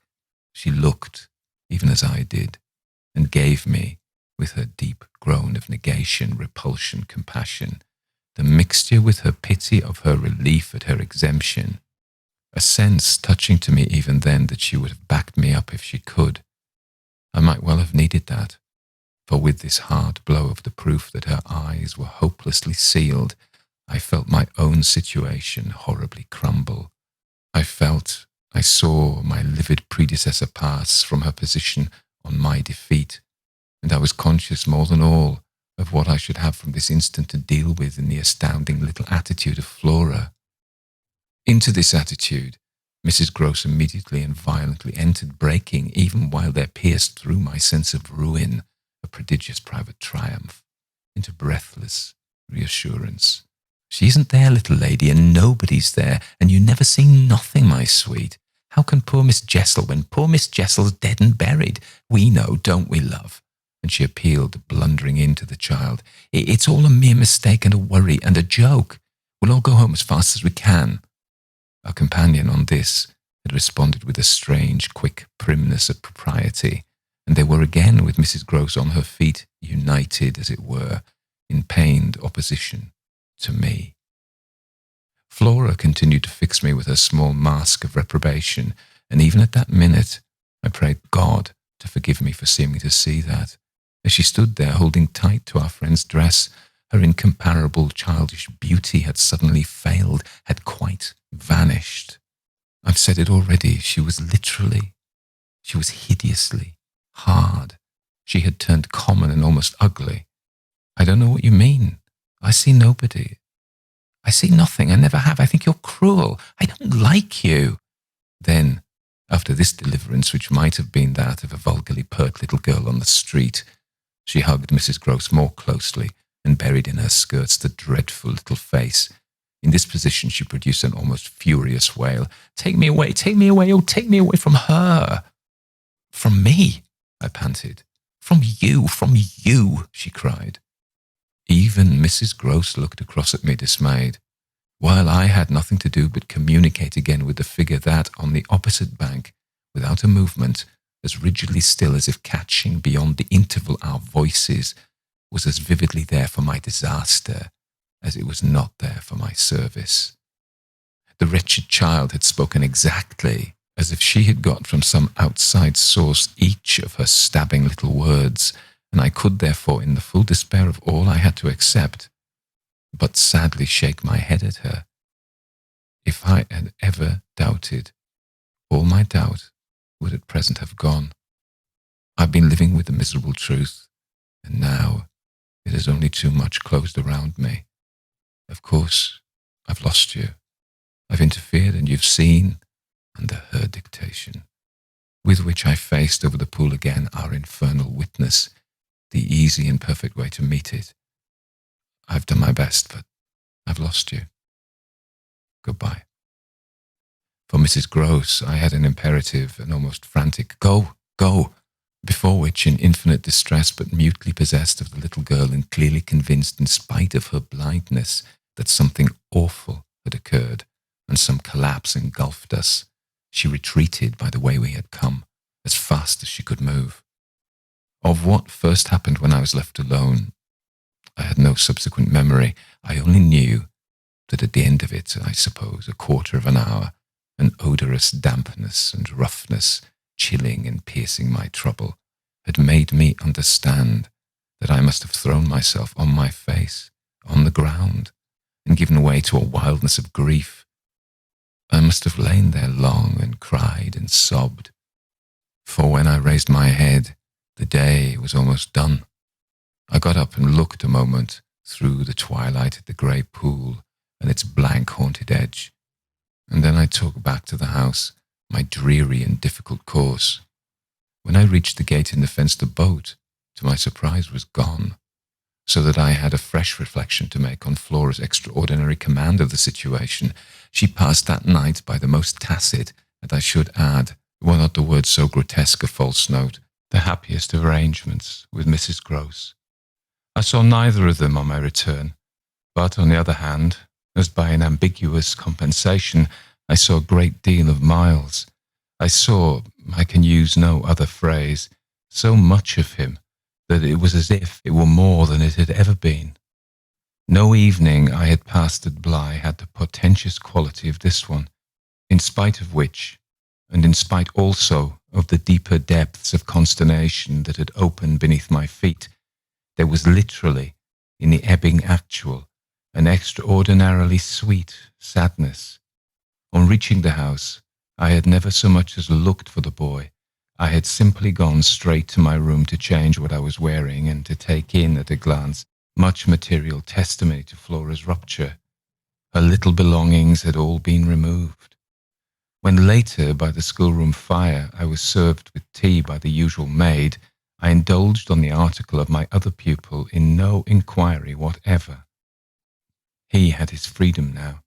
He might have it to the end. Well, he did have it, and it consisted, in part at least, of his coming in at about 8 o'clock and sitting down with me in silence. On the removal of the tea things, I had blown out the candles and drawn my chair closer. I was conscious of a mortal coldness and felt as if I should never again be warm. So when he appeared, I was sitting in the glow with my thoughts.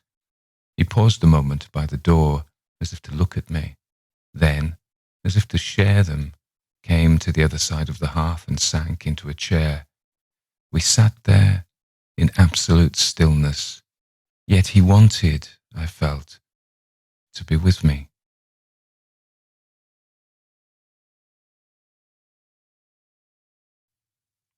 Chapter 21. Before a new day in my room had fully broken, my eyes opened to Mrs. Gross, who had come to my bedside with worse news. Flora was so markedly feverish that an illness was perhaps at hand. She had passed a night of extreme unrest, a night agitated above all by fears that had for their subject not in the least her former, but wholly her present governess. It was not against the possible re-entrance of Miss Jessel on the scene that she protested. It was conspicuously and passionately against mine. I was promptly on my feet, of course, and with an immense deal to ask, the more that my friend had discernibly now girded her loins to meet me once more. This I felt as soon as I had put to her the question of her sense of the child's sincerity as against my own. She persists in denying to you that she saw or has ever seen anything. My visitor's trouble truly was great. Ah, miss, it isn't a matter on which I can push her, yet it isn't either, I must say, as if I much needed to. It has made her, every inch of her, quite old. Oh, I see perfectly from here. She resents for all the world, like some high little personage, the imputation on her truthfulness and, as it were, her respectability. Miss Jessel, indeed. She. Ah, she's respectable, the chit. This impression she gave me there yesterday was, I assure you, the very strangest of all. It was quite beyond any of the others. I didn't put my foot in it. She'll never speak to me again. Hideous and obscure as it all was, it held Mrs. Gross briefly silent. Then she granted my point with a frankness which I made sure had more behind it. I think indeed, miss, she never will. She do have a grand manner about it. And that manner, I summed it up, is practically what's the matter with her now. On that manner I could see in my visitor's face, and not a little else besides. She asks me every 3 minutes if I think you're coming in. I see. I too, on my side, had so much more than worked it out. Has she said to you since yesterday, except to repudiate her familiarity with anything so dreadful, a single other word about Miss Jessel? Not one, miss. And of course, you know, my friend added, I took it from her by the lake that just then and there at least, there was nobody. Rather, and naturally, you take it from her still. I don't contradict her. What else can I do? Nothing in the world. You're the cleverest little person to deal with. They've made them, their two friends I mean, still cleverer even than nature did, for it was wondrous material to play on. Flora now has her grievance, and she'll work it to the end. Yes, miss, but to what end? Why, that of dealing with me to her uncle. She'll make me out to him the lowest creature. I winced at the fair show of the scene in Mrs. Gross's face. She looked for a minute as if she sharply saw them together. And him who thinks so well of you. He has an odd way, it comes over me now, I laughed, of proving it. But that doesn't matter. What Flora wants, of course, is to get rid of me.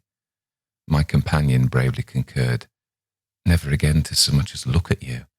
So that what you've come to me for now, I asked, is to speed me on my way. Before she had time to reply, however, I had her in check.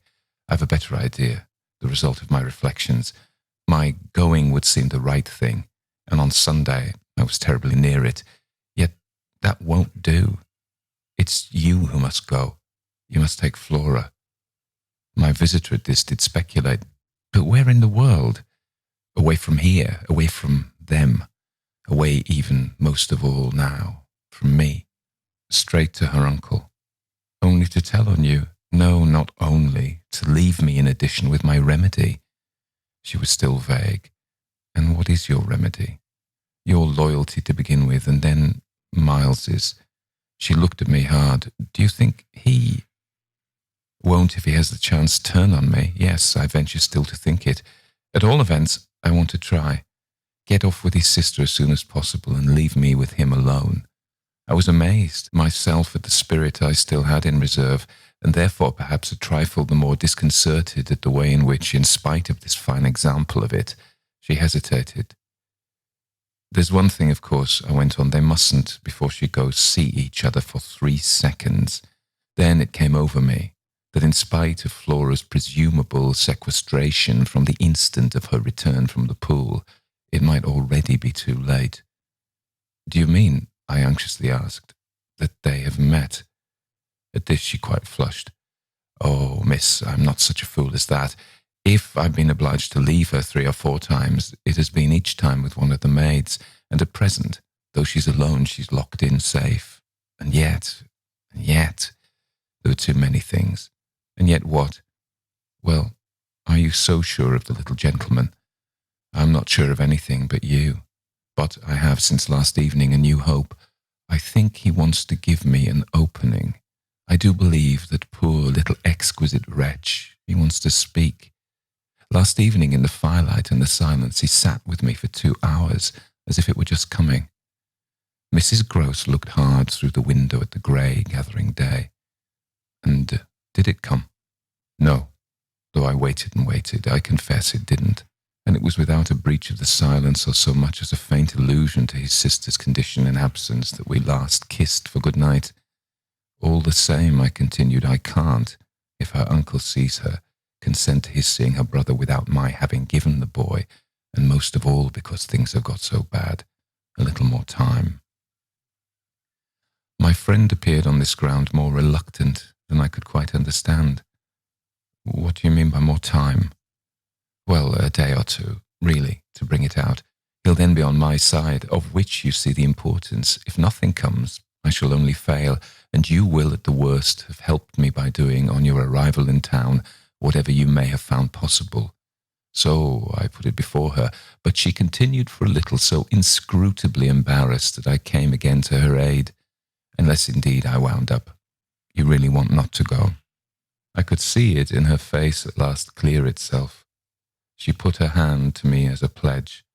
I'll go this morning. I wanted to be very just. If you should wish still to wait, I would engage she shouldn't see me. No, it's the place itself. She must leave it." She held me a moment with heavy eyes, then brought out the rest. "Your idea's the right one. I myself, miss..." "Well, I can't stay." The look she gave me with it made me jump at possibilities. "You mean it since yesterday you have seen?" She shook her head with dignity. "I've heard." "Heard?" "From that child. Horrors.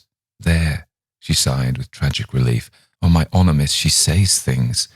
But at this evocation she broke down. She dropped with a sudden sob upon my sofa, and, as I had seen her do before, gave way to all the grief of it. It was quite in another manner that I, for my part, let myself go. Oh, thank God. She sprang up again at this, drying her eyes with a groan. "Thank God. It so justifies me." "It does that, miss." I couldn't have desired more emphasis, but I just hesitated. "She's so horrible." I saw my colleague scarce knew how to put it. "Really shocking. And about me?" "About you, miss, since you must have it. It's beyond everything for a young lady. And I can't think wherever she must have picked it up. The appalling language she applied to me." "I can, then." I broke in with a laugh that was doubtless significant enough. It only in truth left my friend still more grave. "Well, perhaps I ought to also, since I've heard some of it before. Yet I can't bear it." The poor woman went on a while with the same movement. She glanced over on my dressing table at the face of my watch. "But I must go back." I kept her, however. If you can't bear it, how can I stop with her, you mean?" "Why, just for that, to get her away, far from this," she pursued, "far from them. She may be different. She may be free." I seized her almost with joy. "Then, in spite of yesterday, you believe in such doings?" A simple description of them required, in the light of her expression, to be carried no further, and she gave me the whole thing as she had never done. "I believe. Yes, it was a joy, and we were still shoulder to shoulder. If I might continue sure of that, I should care but little what else happened. My support in the presence of disaster would be the same as it had been in my early need of confidence, and if my friend would answer for my honesty, I would answer for all the rest. On the point of taking leave of her, nonetheless, I was to some extent embarrassed. There's one thing, of course, it occurs to me, to remember. My letter giving the alarm will have reached town before you. I now perceived still more how she had been beating about the bush and how weary at last it had made her. Your letter won't have got there. Your letter never went. What then became of it? Goodness knows. Master Miles?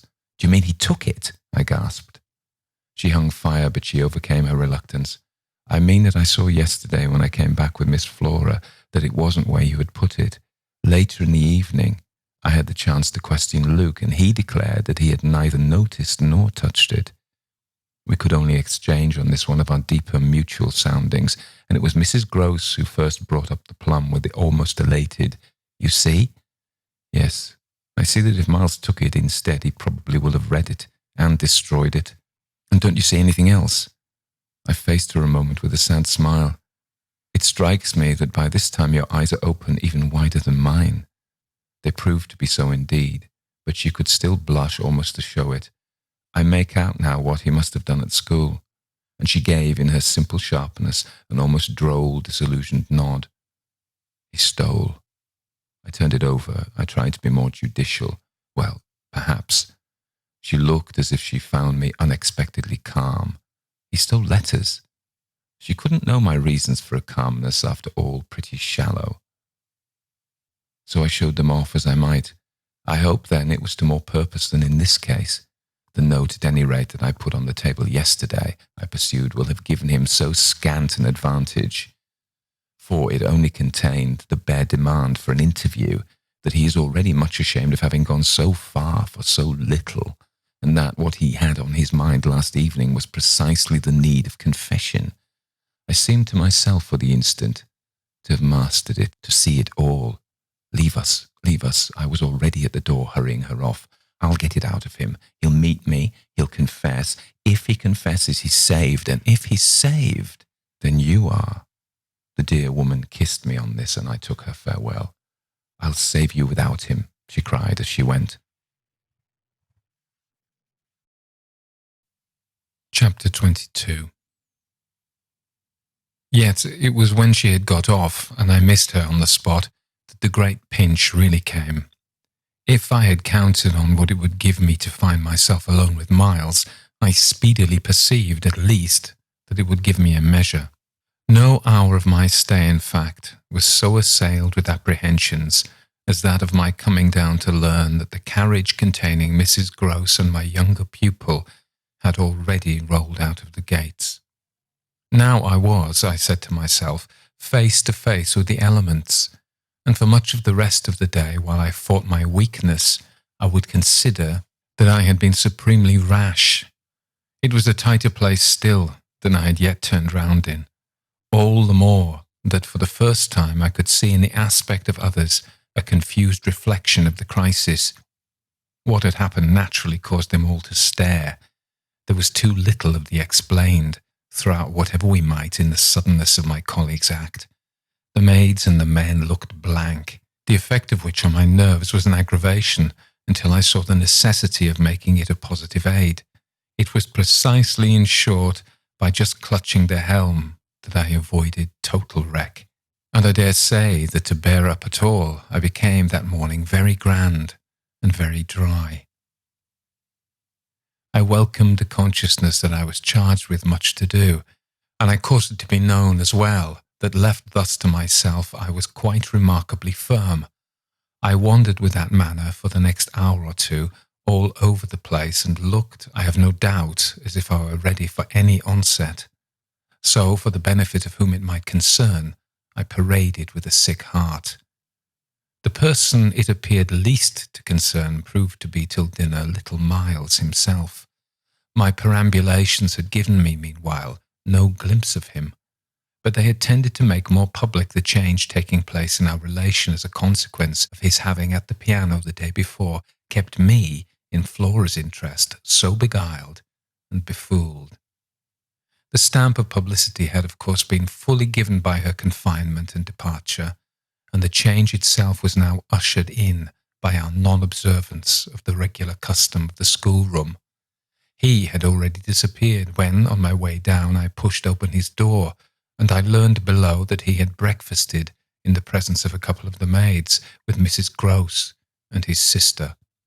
He had then gone out, as he said, for a stroll, than which nothing, I reflected, could better have expressed his frank view of the abrupt transformation of my office. What he would not permit this office to consist of was yet to be settled. There was a queer relief, at all events, I mean for myself in especial, in the renouncement of one pretension. If so much had sprung to the surface, I scarce put it too strongly in saying that what had perhaps sprung highest was the absurdity of our prolonging the fiction that I had anything more to teach him. It sufficiently stuck out that by tacit little tricks in which even more than myself he carried out the care for my dignity, I had had to appeal to him to let me off straining to meet him on the ground of his true capacity. He had, at any rate, his freedom now. I was never to touch it again, as I had amply shown, moreover, when, on his joining me in the schoolroom the previous night, I had uttered on the subject of the interval just concluded neither challenge nor hint. I had too much from this moment my other ideas. Yet, when he at last arrived, the difficulty of applying them, the accumulations of my problem, were brought straight home to me by the beautiful little presence on which what had occurred had as yet for the eye dropped neither stain nor shadow. To mark for the house the high state I cultivated, I decreed that my meals with the boy should be served, as we called it, downstairs, so that I had been awaiting him in the ponderous pomp of the room outside of the window, of which I had had from Mrs. Gross that first scared Sunday my flash of something it would scarce have done to call light. Here at present I felt afresh, for I had felt it again and again, how my equilibrium depended on the success of my rigid will, the will to shut my eyes as tight as possible to the truth that what I had to deal with was revoltingly against nature. I could only get on at all by taking nature into my confidence, and my account by treating my monstrous ordeal as a push in a direction unusual, of course, and unpleasant, but demanding, after all, for a fair front, only another turn of the screw of ordinary human virtue. No attempt, none the less, could well require more tact than just this attempt to supply oneself all the nature. How could I put even a little of that article into a suppression of reference to what had occurred? How, on the other hand, could I make reference without a new plunge into the hideous obscure? Well, a sort of answer after a time had come to me, and it was so far confirmed as that I was met incontestably by the quickened vision of what was rare in my little companion. It was indeed as if he had found even now, as he had so often found at lessons, still some other delicate way to ease me off. Wasn't there light in the fact which, as we shared our solitude, broke out with a specious glitter it had never yet quite worn? The fact that opportunity aiding, precious opportunity which had now come, it would be preposterous with a child so endowed to forego the help one might wrest from absolute intelligence. What had his intelligence been given him for but to save him? Mightn't one to reach his mind risk the stretch of an angular arm over his character? It was as if, when we were face to face in the dining room, he had literally shown me the way. The roast mutton was on the table, and I had dispensed with attendance. Miles, before he sat down, stood a moment with his hands in his pockets and looked at the joint, on which he seemed on the point of passing some humorous judgment. But what he presently produced was, "I say, my dear, is she really very awfully ill?" "Little Flora? Not so bad that she'll presently be better. London will set her up. Bligh had ceased to agree with her. Come here and take your mutton." He alertly obeyed me, carried the plate carefully to his seat, and when he was established went on. "Did Bligh disagree with her so terribly suddenly?" "Not so suddenly as you might think. One had seen it coming on." "Then why didn't you get her off before?" "Before what?" "Before she became too ill to travel." I found myself prompt. "She's not too ill to travel.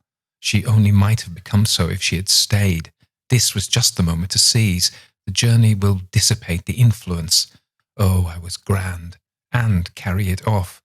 I see. Miles, for that matter, was grand too. He settled to his repast with the charming little table manner that from the day of his arrival had relieved me of all grossness of admonition. Whatever he had been driven off from school for, it was not for ugly feeding. He was irreproachable as always today, but he was unmistakably more conscious.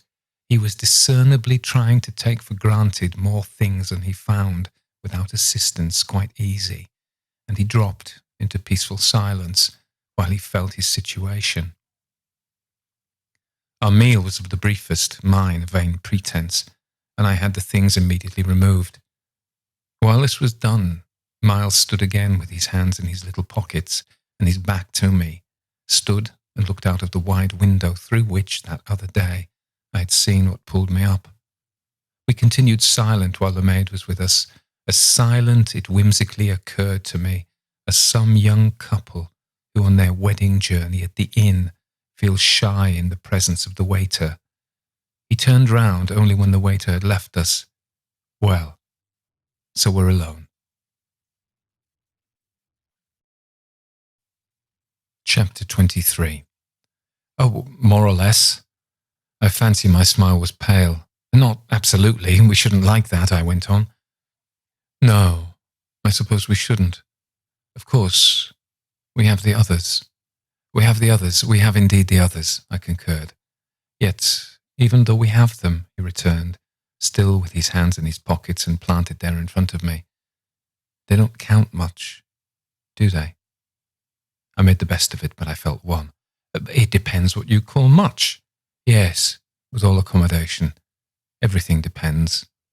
On this, however, he faced to the window again, and presently reached it with his vague, restless, cogitating step.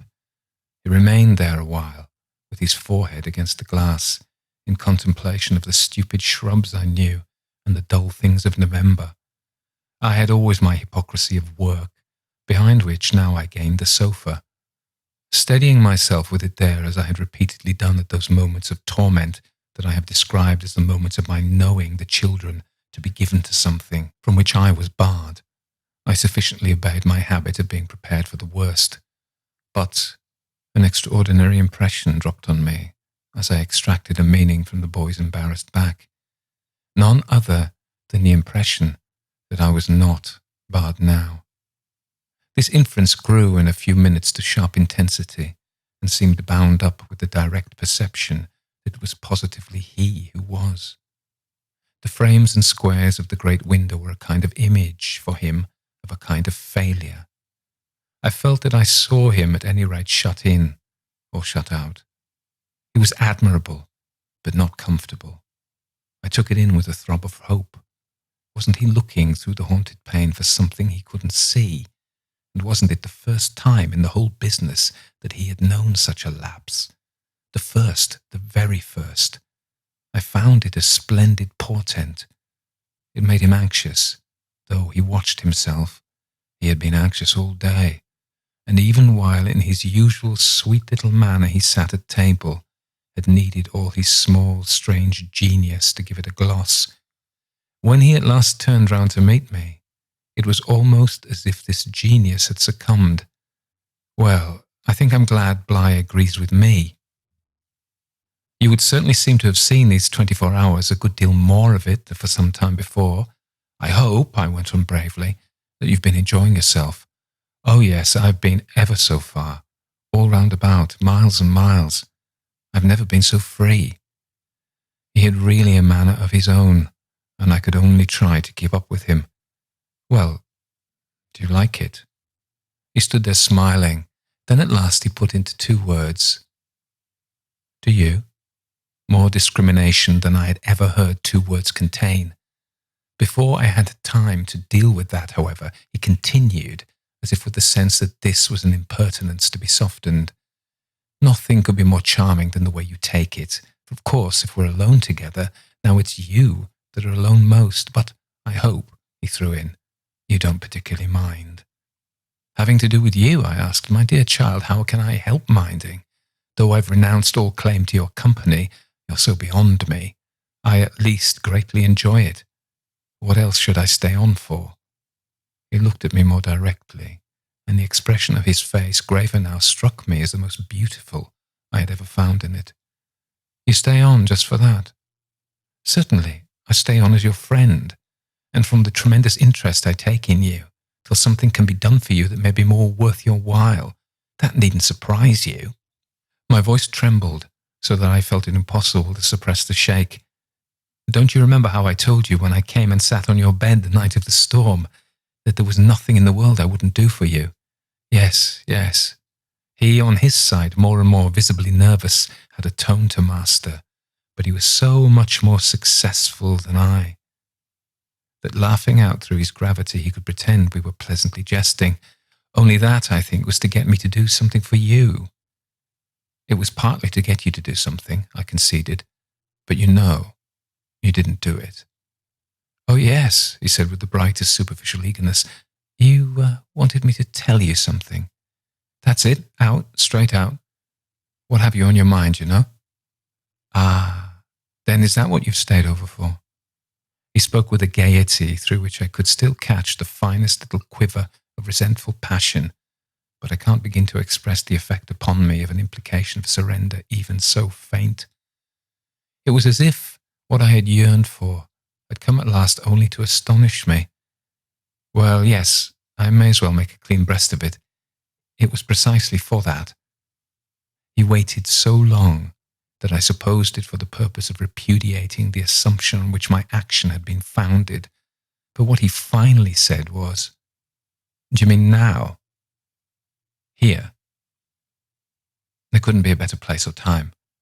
He looked round him uneasily, and I had the the queer impression of the very first symptom I had seen in him of the approach of immediate fear. It was as if he were suddenly afraid of me, which struck me indeed as perhaps the best thing to make him. Yet, in the very pang of the effort, I felt it vain to try sternness. I heard myself the next instant so gentle as to be almost grotesque. "You want so to go out again?" Awfully. He smiled at me heroically, and the touching little bravery of it was enhanced by his actually flushing with pain. He had picked up his hat, which he had brought in, and stood twirling it in a way that gave me, even as I was just nearly reaching port, a perverse horror of what I was doing. To do it in any way was an act of violence, but what did it consist of but the obtrusion of the idea of grossness and guilt on a small, helpless creature who had been for me a revelation of the possibilities of beautiful intercourse? Wasn't it base to create for a being so exquisite a mere alien awkwardness? I suppose I now read into our situation a clearness it couldn't have had at the time, for I seemed to see our poor eyes already lighted with some spark of a prevision of the anguish that was to come. So we circled about with terrors and scruples, like fighters not daring to close. But it was for each other that we feared.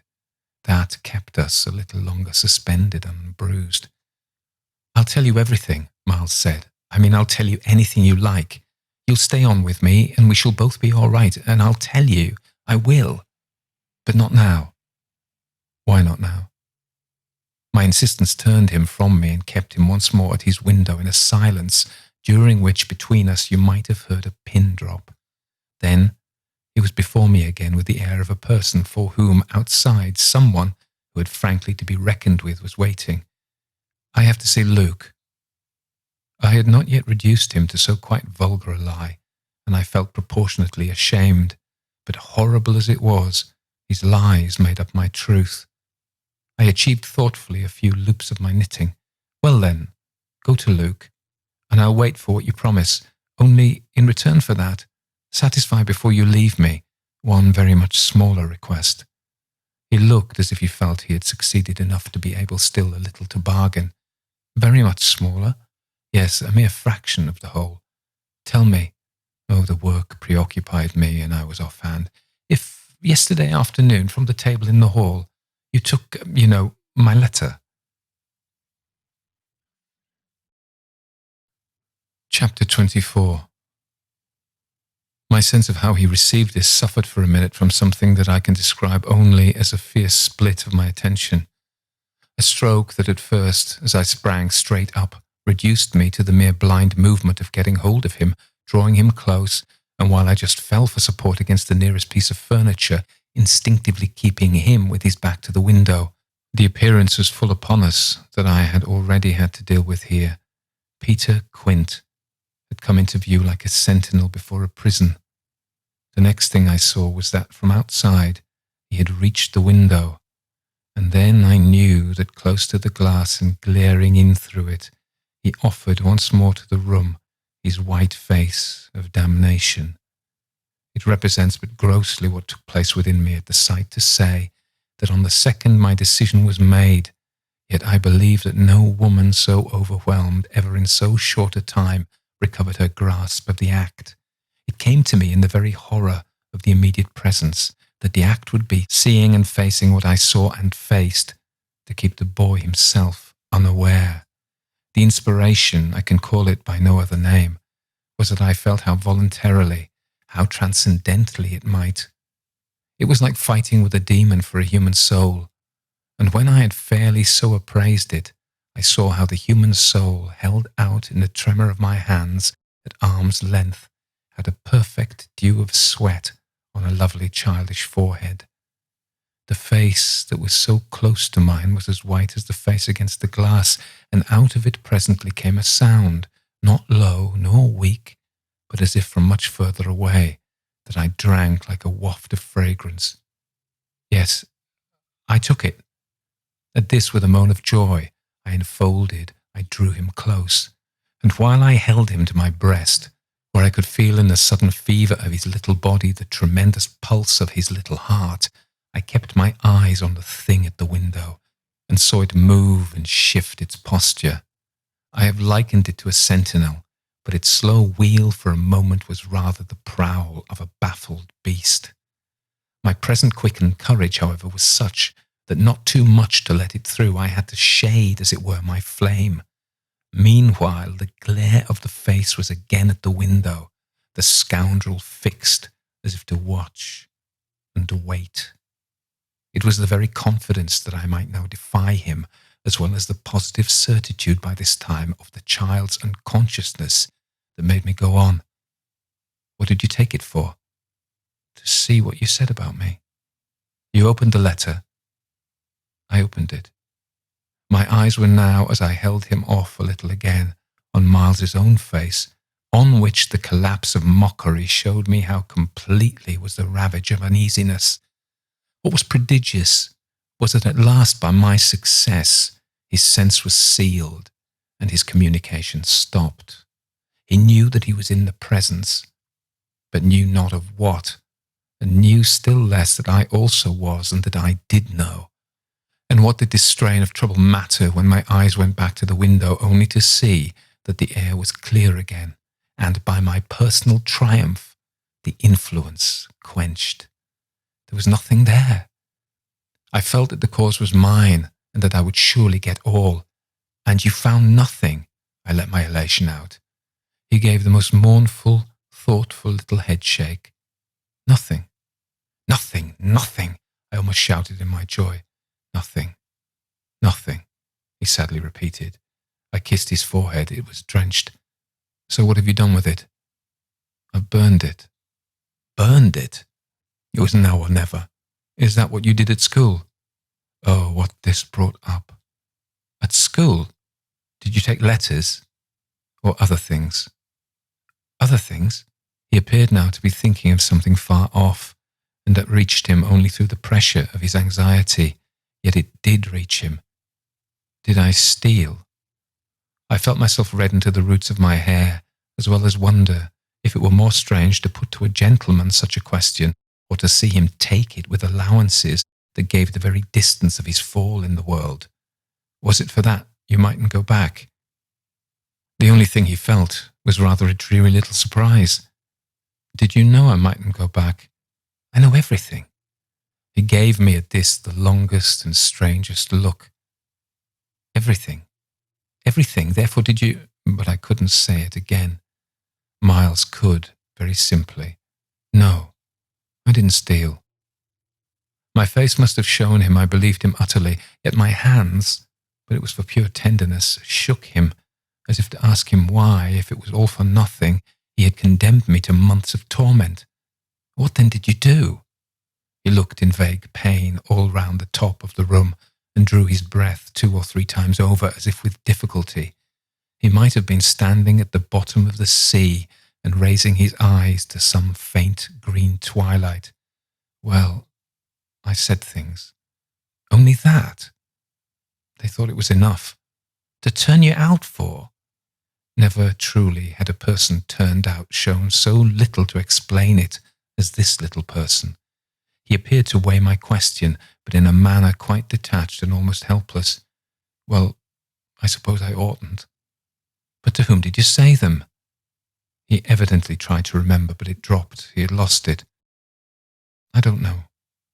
He almost smiled at me in the desolation of his surrender, which was indeed practically by this time so complete that I ought to have left it there. But I was infatuated, I was blind with victory, though even then the very effect that was to have brought him so much nearer was already that of added separation. Was it to everyone? I asked. No, it was only to... But he gave a sick little headshake. I don't remember their names. Were they then so many? No, only a few. Those I liked. Those he liked. I seemed to float not into clearness, but into a darker obscure, and within a minute there had come to me out of my very pity the appalling alarm of his being perhaps innocent. It was for the instant confounding and bottomless, for if he were innocent, what then on earth was I? Paralysed while it lasted by the mere brush of the question, I let him go a little, so that with a deep-drawn sigh, he turned away from me again, which, as he faced toward the clear window, I suffered, feeling that I had nothing now there to keep him from. And did they repeat what you said? I went on after a moment. He was soon at some distance from me, still breathing hard and again with the air, though now without anger for it, of being confined against his will. Once more, as he had done before, he looked up at the dim day, as if of what had hitherto sustained him nothing was left but an unspeakable anxiety. Oh yes, he nevertheless replied. They must have repeated them. To those they liked, he added. There was somehow less of it than I had expected, but I turned it over. And these things came round to the masters. Oh yes, he answered very simply. But I didn't know they'd tell. The masters, they didn't. They've never told. That's why I ask you. He turned to me again, his little beautiful fevered face. Yes, it was too bad. Too bad. What I suppose I sometimes said. To write home. I can't name the exquisite pathos of the contradiction given to such a speech by such a speaker. I only know that the next instant I heard myself thrown off with homely force. Stuff and nonsense. But the next after that I must have sounded stern enough. What were these things? My sternness was all for his judge, his executioner, yet it made him avert himself again, and that movement made me, with a single bound and an irrepressible cry, spring straight upon him. For there, again against the glass, as if to blight his confession and stay his answer, was the hideous author of our woe, the white face of damnation. I felt a sick swim at the drop of my victory and all the return of my battle, so the wildness of my veritable leap only served as a great betrayal. I saw him from the midst of my act meet it with a divination, and on the perception that even now he only guessed, and that the window was still to his own eyes free, I let the impulse flame up to convert the climax of his dismay into the very proof of his liberation. No more, no more, no more, I shrieked as I tried to press him against me, to my visitant. Is she here? Miles panted as he caught with his sealed eyes the direction of my words. Then, as his strange she staggered me, and with a gasp I echoed it. Miss Jessel! Miss Jessel! He, with a sudden fury, gave me back. I seized, stupefied, his supposition, some sequel to what we had done to Flora, but this made me only want to show him that it was better still than that. It's not Miss Jessel, but it's at the window straight before us. It's there, the coward horror, there for the last time. At this, after a second in which his head made the movement of a baffled dog's on a scent, and then gave a frantic little shake for air and light, he was at me in a white rage, bewildered, glaring vainly over the place and missing wholly, though it now, to my sense, filled the room like a taste of poison, the wide, overwhelming presence. It's he! I was so determined to have all my proof that I flashed into ice to challenge him. Who do you mean by he? Peter Quint, you devil! His face gave again round the room, its convulsed supplication. Where? They are in my ears still, his supreme surrender of the name, and his tribute to my devotion. What does he matter now, my own? What will he ever matter? I have you. I launched at the beast, but he has lost you forever. Then, for the demonstration of my work, there, I said to Miles. But he had already jerked straight round, stared, glared again, and seen but the quiet day. With the stroke of the loss I was so proud of, he uttered the cry of a creature hurled over an abyss, and the grasp with which I recovered him might have been that of catching him in his fall. I caught him, yes, I held him. It may be imagined with what a passion, but at the end of a minute I began to feel what it truly was that I held. We were alone with the quiet day, and his little heart, dispossessed, had stopped.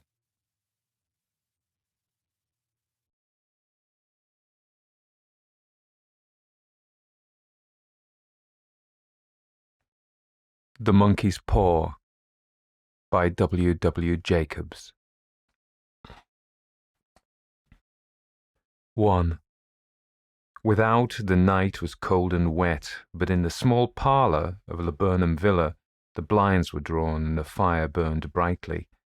Father and son were at chess, the former, who possessed ideas about the game involving radical changes, putting his king into such sharp and unnecessary perils that it even provoked comment from the white-haired old lady, knitting placidly by the fire.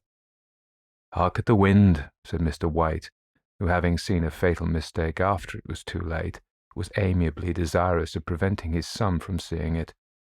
"I'm listening," said the latter, grimly surveying the board as he stretched out his hand. "Check. I should hardly think that he'd come tonight," said his father, with his hand poised over the board. "Mate," replied the son. "That's the worst of living so far out," bawled Mr. White with sudden and unlooked-for violence. "Of all the beastly, slushy, out-of-the-way places to live in, this is the worst. Pathways of bog, and the roads a torrent. I don't know what people are thinking about. I suppose because only 2 houses in the road are let, they think it doesn't matter." "Never mind, dear," said his wife soothingly. "Perhaps you'll win the next one." Mr. White looked up sharply just in time to intercept a knowing glance between mother and son.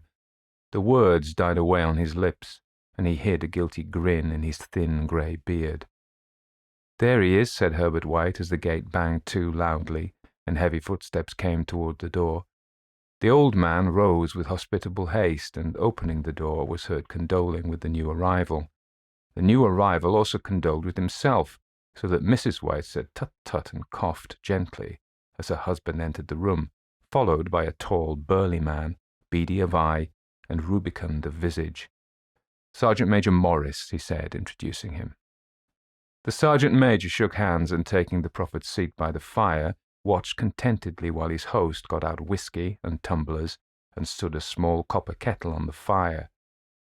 At the 3rd glass his eyes got brighter, and he began to talk, the little family circle regarding with eager interest his visitor from distant parts, as he squared his broad shoulders in the chair and spoke of wild scenes and doughty deeds, of wars and plagues and strange peoples. 21 years of it," said Mr. White, nodding at his wife and son.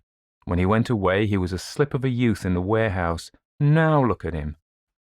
"He don't look to have taken much harm," said Mrs. White politely. "I'd like to go to India myself," said the old man, "just to look around a bit, you know." "Better where you are," said the sergeant major, shaking his head. He put down the empty glass and, sighing softly, shook it again. "I should like to see those old temples and fakirs and jugglers," said the old man. "What was that you started telling me the other day about a monkey's paw or something, Morris?" "Nothing," said the soldier hastily. "Leastways, nothing worth hearing." "Monkey's paw?" said Mrs. White curiously. "Well, it's just a bit of what you might call magic, perhaps," said the sergeant major offhandedly. His 3 listeners leaned forward eagerly. The visitor absent-mindedly put his empty glass to his lips, and then set it down again. His host filled it for him. "To look at," said the Sergeant Major, fumbling in his pocket, "it's just an ordinary little paw, dried to a mummy." He took something out of his pocket and proffered it. Mrs. White drew back with a grimace, but her son, taking it, examined it curiously. "And what is there special about it?" inquired Mr. White as he took it from his son, and having examined it, placed it upon the table. "It had a spell put on it by an old fakir," said the Sergeant Major, "a very holy man. He wanted to show that fate ruled people's lives, and that those who interfered with it did so to their sorrow. He put a spell on it so that 3 separate men could each have 3 wishes from it." His manner was so impressive that his hearers were conscious that their light laughter jarred somewhat. "Well, why don't you have 3, sir?" said Herbert White cleverly.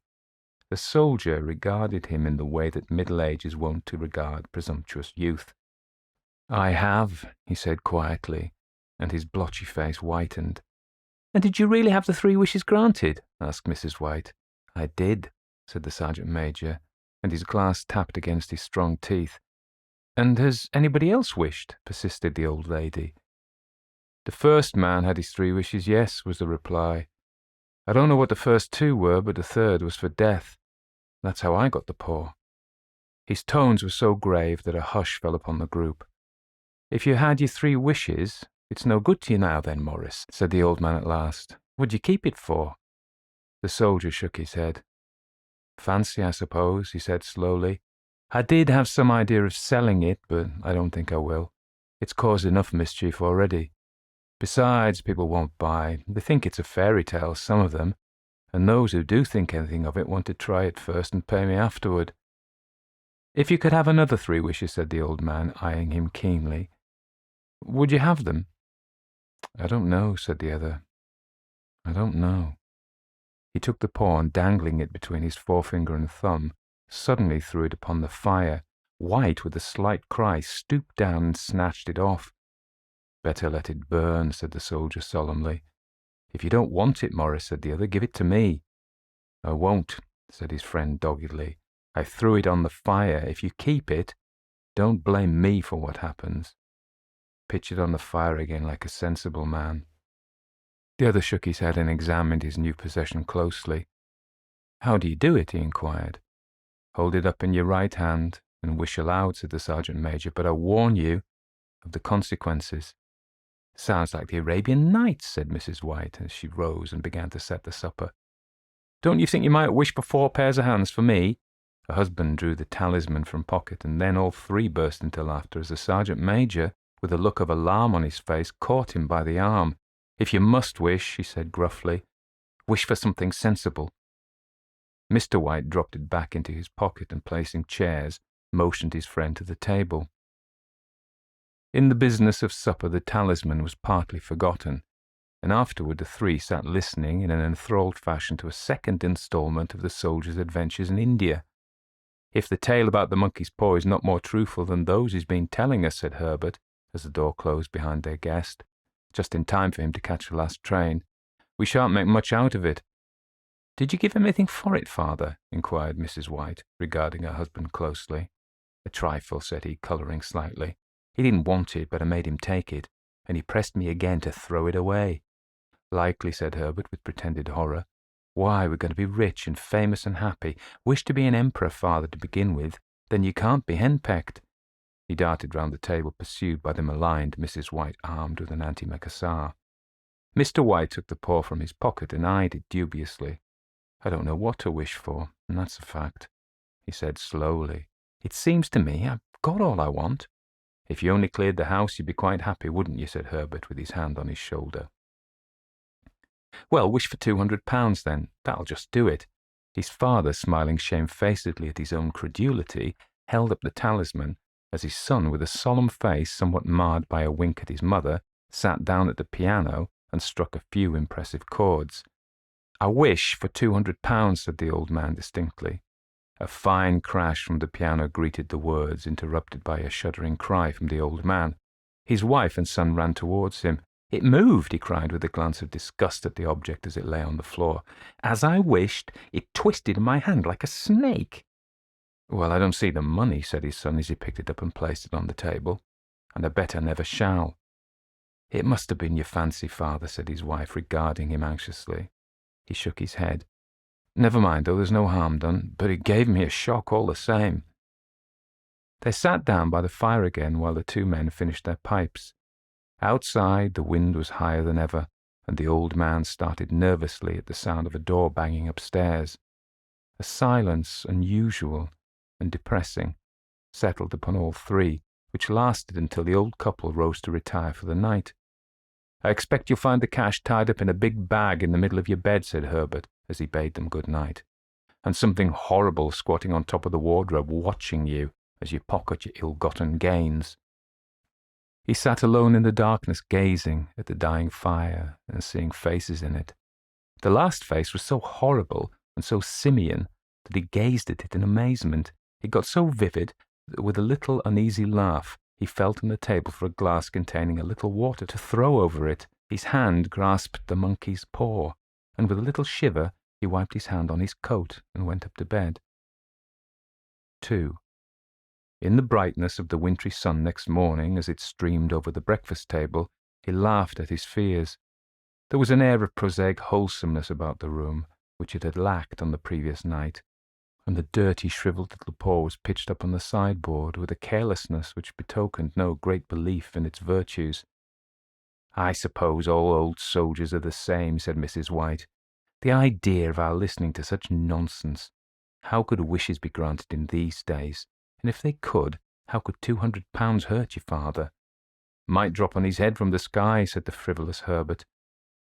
"Morris said the things happened so naturally," said his father, "that you might, if you so wished, attribute it to coincidence."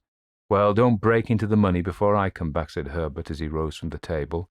"I'm afraid it'll turn you into a mean, avaricious man, and we shall have to disown you." His mother laughed, and following him to the door watched him down the road, and returning to the breakfast table was very happy at the expense of her husband's credulity. All of which did not prevent her from scurrying to the door at the postman's knock, nor prevent her from referring somewhat shortly to retired sergeant majors of bibulous habits, when she found that the post brought a tailor's bill. "Herbert will have some more of his funny remarks, I expect, when he comes home," she said as they sat at dinner. "I dare say," said Mr. White, pouring himself out some beer. "But for all that, the thing moved in my hand, that I'll swear to." "You thought it did," said the old lady soothingly.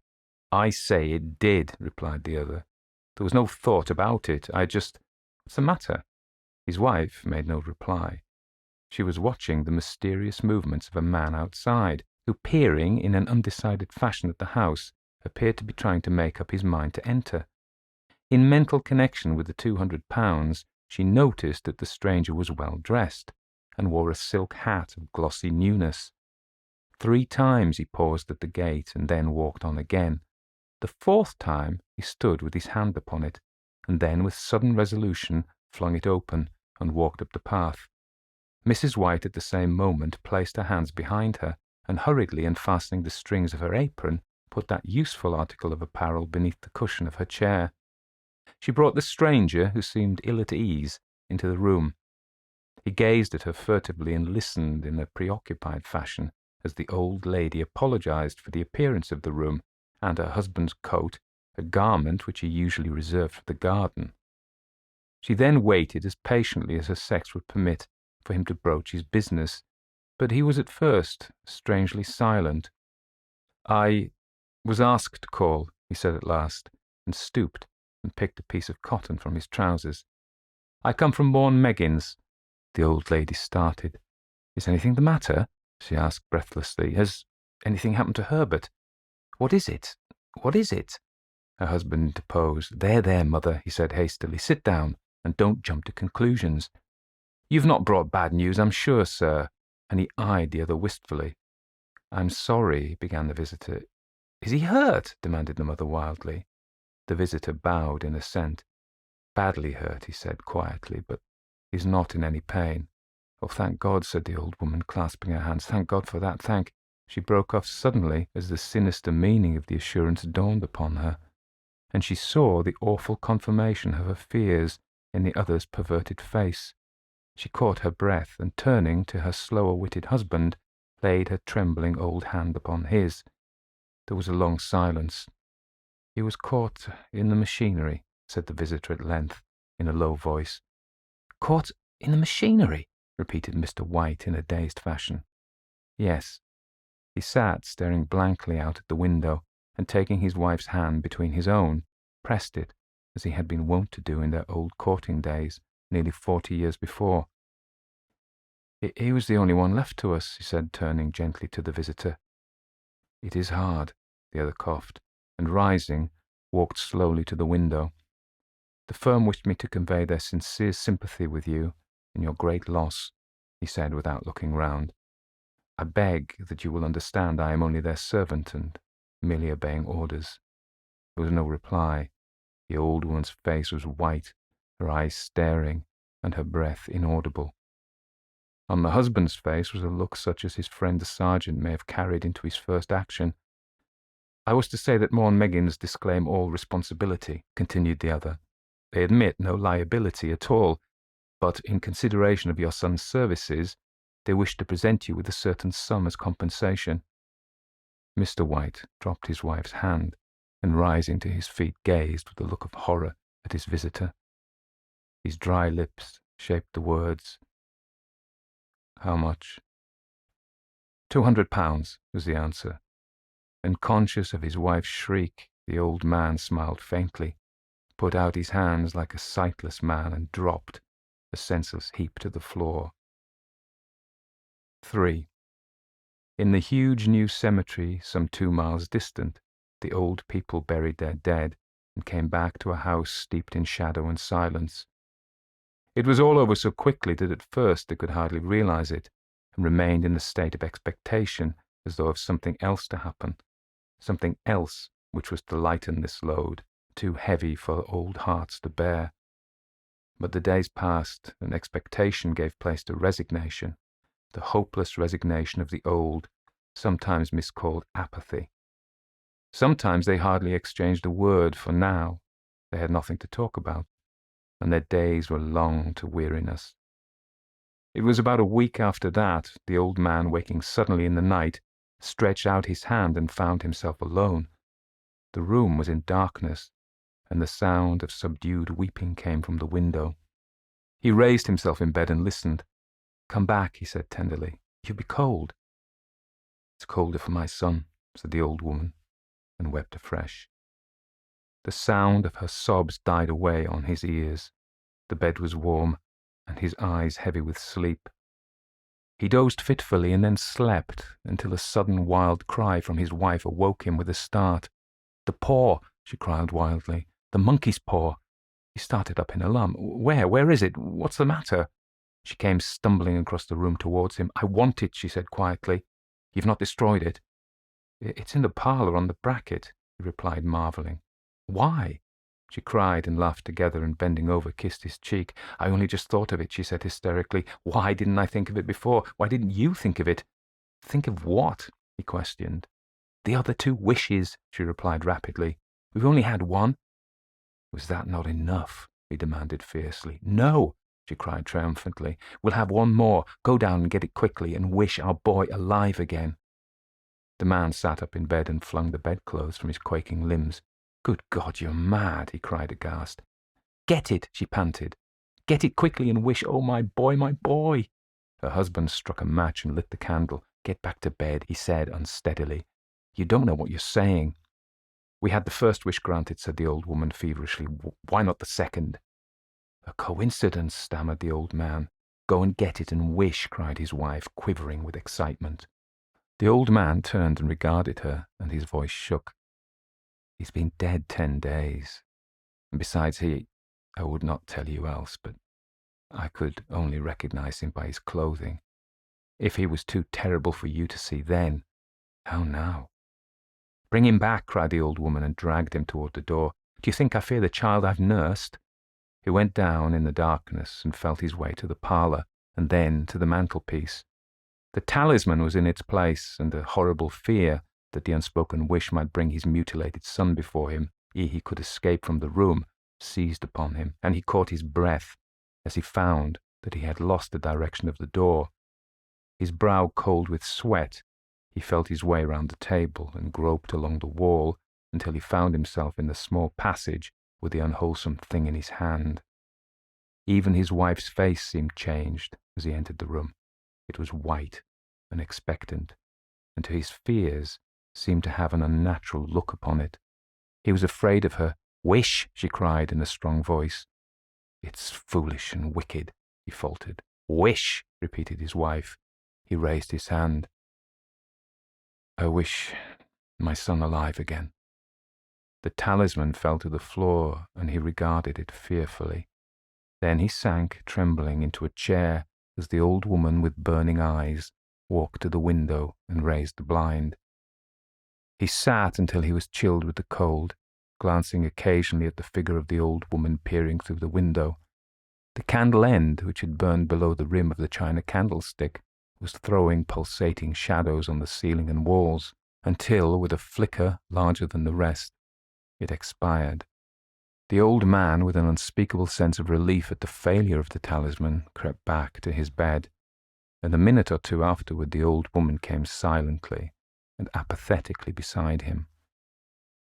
Neither spoke, but lay silently listening to the ticking of the clock. A stair creaked, and a squeaky mouse scurried noisily through the wall. The darkness was oppressive, and after lying for some time screwing up his courage, he took the box of matches and, striking one, went downstairs for a candle. At the foot of the stairs the match went out, and he paused to strike another, and at the same moment a knock, so quiet and stealthy as to be scarcely audible, sounded on the front door. The matches fell from his hand and spilled in the passage. He stood motionless, his breath suspended until the knock was repeated. Then he turned and fled swiftly back to his room and closed the door behind him. A third knock sounded through the house. "What's that?" cried the old woman, starting up. "A rat," said the old man in shaking tones. "A rat. It passed me on the stairs." His wife sat up in bed listening. A loud knock resounded through the house. "It's Herbert," she screamed. "It's Herbert." She ran to the door, but her husband was before her, and catching her by the arm, held her tightly. "What are you going to do?" he whispered hoarsely. "It's my boy, it's Herbert," she cried, struggling mechanically. "I forgot it was 2 miles away. What are you holding me for? Let go, I must open the door." "For God's sake, don't let it in," cried the old man, trembling. "You're afraid of your own son," she cried, struggling. "Let me go. I'm coming, Herbert, I'm coming." There was another knock, and another. The old woman with a sudden wrench broke free and ran from the room. Her husband followed to the landing and called after her appealingly as she hurried downstairs. He heard the chain rattle back, and the bottom bolt drawn slowly and stiffly from the socket. Then the old woman's voice strained and panting. "The bolt," she cried loudly. "Come down, I can't reach it." But her husband was on his hands and knees, groping wildly on the floor in search of the paw. If he could only find it before the thing outside got in. A perfect fusillade of knocks reverberated through the house, and he heard the scraping of a chair as his wife put it down in the passage against the door. He heard the creaking of the bolt as it came slowly back, and at the same moment he found the monkey's paw and frantically breathed his third and last wish. The knocking ceased suddenly, although the echoes of it were still in the house. He heard the chair drawn back, and the door opened. A cold wind rushed up the staircase, and a long, loud wail of disappointment and misery from his wife gave him the courage to run down to her side, and then to the gate beyond. The street lamp flickering opposite shone on a quiet and deserted road.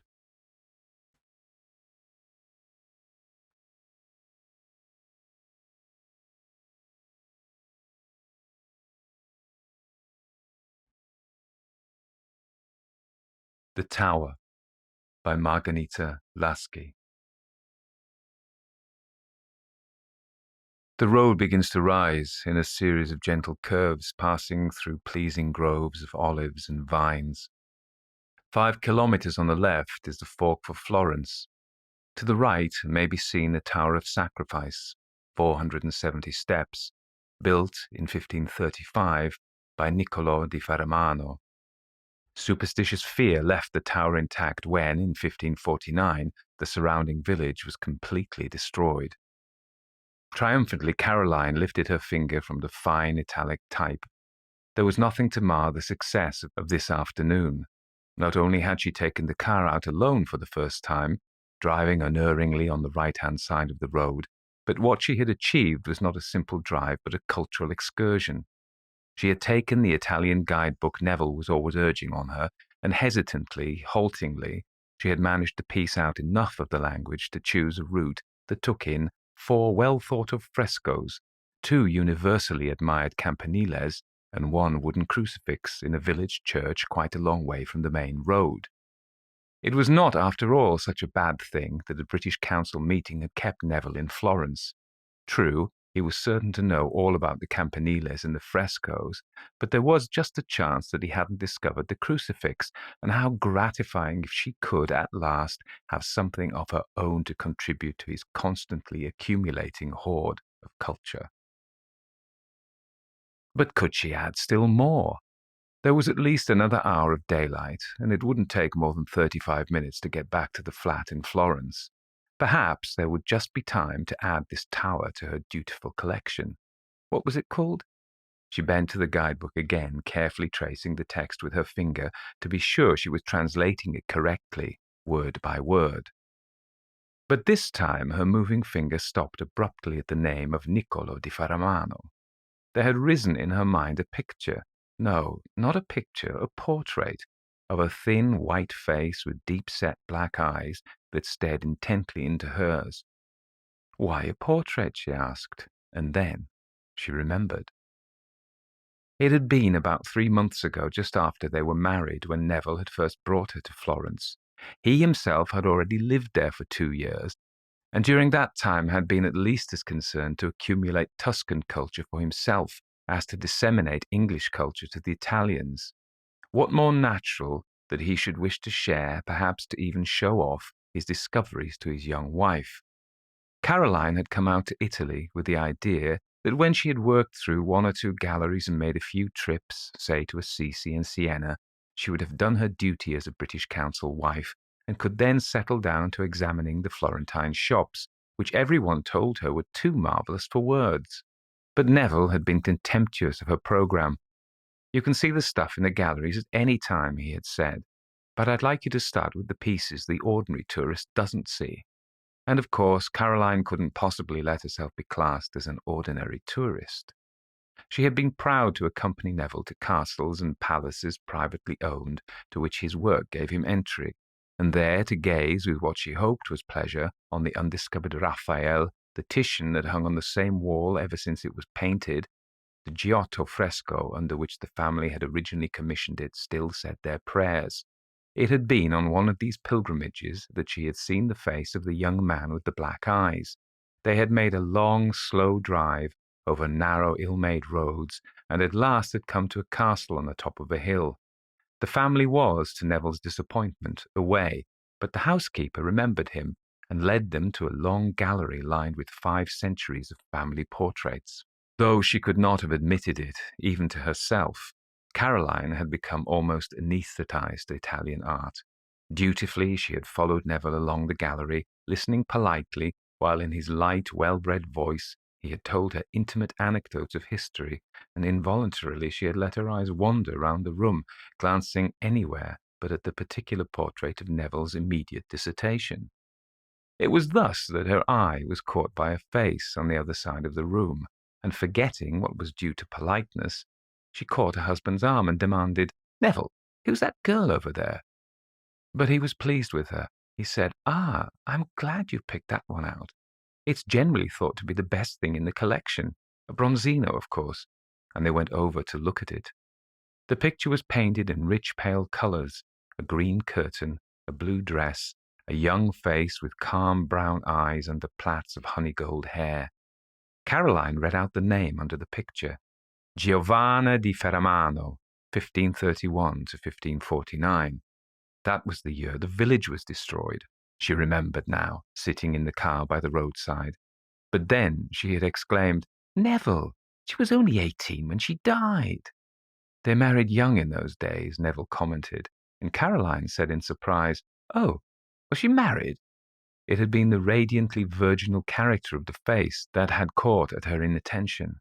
"Yes, she was married," Neville answered, and added, "Look at the portrait beside her. It's Bronzino again. What do you think of it?" And this was when Caroline had seen the pale young man. There were no clear light colours in this picture. There was only the whiteness of his face, the blackness of the eyes, the hair, the clothes, and the glint of gold letters on the pile of books on which the young man rested his hand. Underneath this picture was written, "Portrait of an unknown gentleman." "Do you mean he's her husband?" Caroline asked. Surely they'd know if he was, instead of calling him an unknown gentleman. "He's Niccolo di Ferramano, all right," said Neville. "I've seen another portrait of him somewhere, and it's not a face one would forget, but," he added reluctantly, because he hated to admit ignorance, "there's apparently some queer scandal about him, and though they don't turn his picture out, they won't even mention his name. Last time I was here, the old Count himself took me through the gallery. I asked him about little Giovanna and her husband." He laughed uneasily. "Mind you, my Italian was far from perfect at that time, but it was horribly clear that I shouldn't have asked." "But what did he say?" Caroline demanded. "I've tried to remember," said Neville. "For some reason, it stuck in my mind. He said either she was lost or she was damned. But which word it was, I can never be sure. The portrait of Niccolo he just ignored altogether." "What was wrong with Niccolo, I wonder?" mused Caroline. And Neville answered, "I don't know, but I can guess. Do you notice the lettering on those books up there under his hand? It's all in Hebrew or Arabic. Undoubtedly the unmentionable Niccolo dabbled in black magic." Caroline shivered. "I don't like him," she said. "Let's look at Giovanna again." And they had moved back to the first portrait, and Neville had said casually, "Do you know, she's rather like you." "I've just got time to look at the tower," Caroline now said aloud. And she put the guidebook back in the pigeonhole under the dashboard and drove carefully along the gentle curves until she came to the fork for Florence on the left. On the top of a little hill to the right stood a tall, round tower. There was no other building in sight. In a land where every available piece of ground is cultivated, there was no cultivated ground around this tower. On the left was the fork for Florence. On the right, a rough track led up to the top of the hill. Caroline knew that she wanted to take the fork to the left, to Florence and home and Neville and, said an urgent voice inside her, for safety. This voice so much shocked her that she got out of the car and began to trudge up the dusty track towards the tower. "After all, I may not come this way again," she argued. "It seems silly to miss the chance of seeing it when I've already got a reason for being interested. I'm only just going to have a quick look," and she glanced at the setting sun, telling herself that she would indeed have to be quick if she were to get back to Florence before dark. And now she had climbed the hill and was standing in front of the tower. It was built of narrow red bricks, and only thin slits pierced its surface right up to the top, where Caroline could see some kind of narrow platform encircling it. Before her was an arched doorway. "I'm just going to have a quick look," she assured herself again, and then she walked in. She was in an empty room with a low arched ceiling. A narrow stone staircase clung to the wall and circled around the room to disappear through a hole in the ceiling. "There ought to be a wonderful view at the top," said Caroline firmly to herself, and she laid her hand on the rusty rail and started to climb, and as she climbed, she counted. 39, 40, 41, she said, and with the 41st step she came through the ceiling and saw over her head, far, far above, the deep blue evening sky, a small circle of blue framed in a narrowing shaft, round which the narrow staircase spiraled. There was no inner wall, only the rusty railing protected the climber on the inside. 83, 84, counted Caroline. The sky above her was losing its colour, and she wondered why the narrow slit windows in the wall had all been so placed that they spiraled round the staircase too high for anyone climbing it to see through them. "It's getting dark very quickly," said Caroline at the 150th step. "I know what the tower is like now. It would be much more sensible to give up and go home." At the 269th step, her hand, moving forward on the railing, met only empty space. For an interminable second she shivered, pressing back to the hard brick on the other side. Then hesitantly she groped forward, upwards, and at last her fingers met the rusty rail again, and again she climbed. But now the breaks in the rail became more and more frequent. Sometimes she had to climb several steps with her left shoulder pressed tightly to the brick wall before her searching hand could find the tenuous rusty comfort again. At the 375th step, the rail, as her moving hand clutched it, crumpled away under her fingers. "I'd better just go by the wall," she told herself, and now her left hand traced the rough brick as she climbed up and up. 422, 423, counted Caroline with part of her brain. "I really ought to go down now," said another part. "I wish, I want to go down now." But she could not. It would be so silly to give up, she told herself desperately, trying to rationalize what drove her on, just because one's afraid. And then she had to stifle that thought too. There was nothing left in her brain but the steadily mounting tally of the steps. 470, said Caroline aloud, with explosive relief. And then she stopped abruptly, because the steps had stopped too. There was nothing ahead but a piece of broken railing barring her way, and the sky, drained now of all its colour, still some 20 feet above her head. "But how idiotic," she said to the air. "The whole thing's absolutely pointless." And then the fingers of her left hand, exploring the wall beside her, met not brick, but wood. She turned to see what it was, and there in the wall, level with the top step, was a small wooden door. "So it does go somewhere after all," she said, and fumbled with the rusty handle. The door pushed open, and she stepped through. She was on a narrow stone platform about a yard wide. It seemed to encircle the tower. The platform sloped downwards away from the tower, and its stones were smooth and very shiny, and this was all she noticed before she looked beyond the stones and down. She was immeasurably, unbelievably high, and alone, and the ground below was a world away. It was not credible, not possible that she should be so far from the ground. All her being was suddenly absorbed in the single impulse to hurl herself from the sloping platform. "I cannot go down any other way," she said, and then she heard what she said and stepped back, frenziedly clutching the soft rotten wood of the doorway with hands sodden with sweat. "There is no other way," said the voice in her brain. "There is no other way." "This is vertigo," said Caroline. "I've only just got to close my eyes and keep still for a minute, and it will pass off. It's bound to pass off. I've never had it before, but I know what it is, and it's vertigo." She closed her eyes and kept very still, and felt the cold sweat running down her body. "I shall be all right now," she said at last, and carefully she stepped back through the doorway onto the 470th step and pulled the door shut before her. She looked up at the sky, swiftly darkening with night.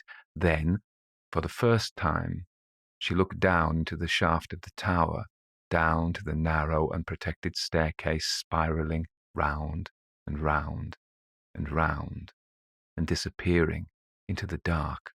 She screamed, I can't go down." She stood still on the top step, staring downwards, and slowly the last light faded from the tower. She could not move. It was not possible that she should dare to go down, step by step, down the unprotected stairs into the dark below.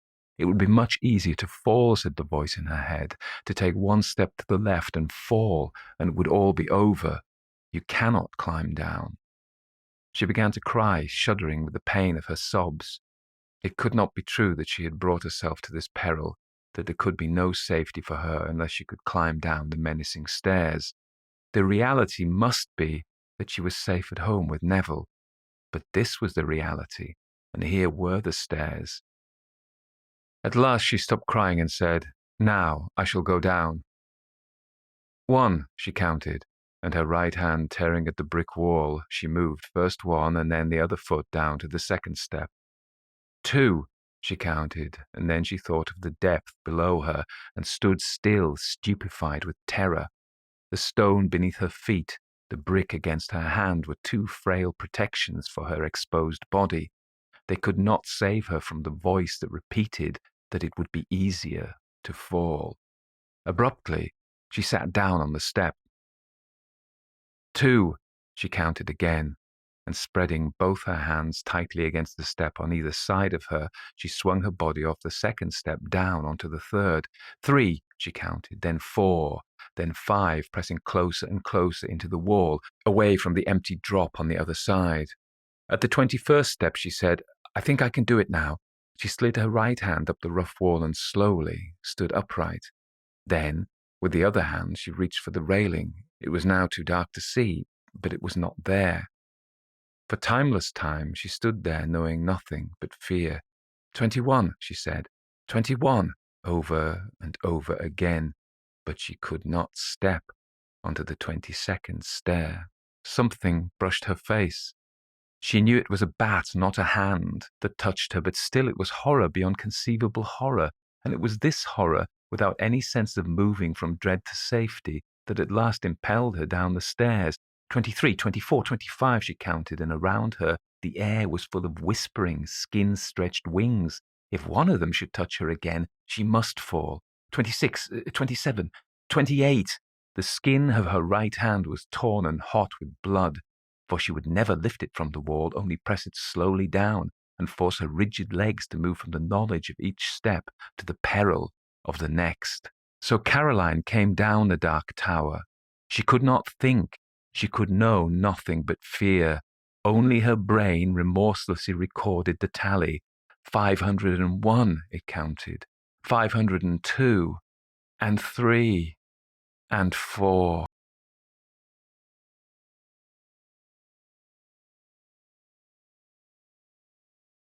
Carmilla by Joseph Sheridan Le Fanu. 1. An early fright. In Styria we, though by no means magnificent people, inhabit a castle or schloss. A small income in that part of the world goes a great way. 800 or 900 a year does wonders. Scantily enough ours would have answered among wealthy people at home. My father is English, and I bear an English name, although I never saw England. But here, in this lonely and primitive place, where everything is so marvellously cheap, I really don't see how ever so much more money would at all materially add to our comforts or even luxuries. My father was in the Austrian service, and retired upon a pension and his patrimony, and purchased this feudal residence and the small estate on which it stands, a bargain. Nothing can be more picturesque or solitary. It stands on a slight eminence in a forest. The road, very old and narrow, passes in front of its drawbridge, never raised in my time, and its moat, stocked with perch and sailed over by many swans, and floating on its surface white fleets of water lilies. Of all of this, the schloss shows its many-windowed front, its towers, and its Gothic chapel.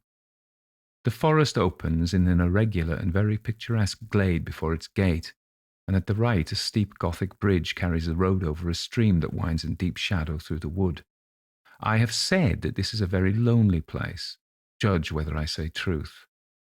Looking from the hall towards the road, the forest in which our castle stands extends 15 miles to the right and 12 to the left.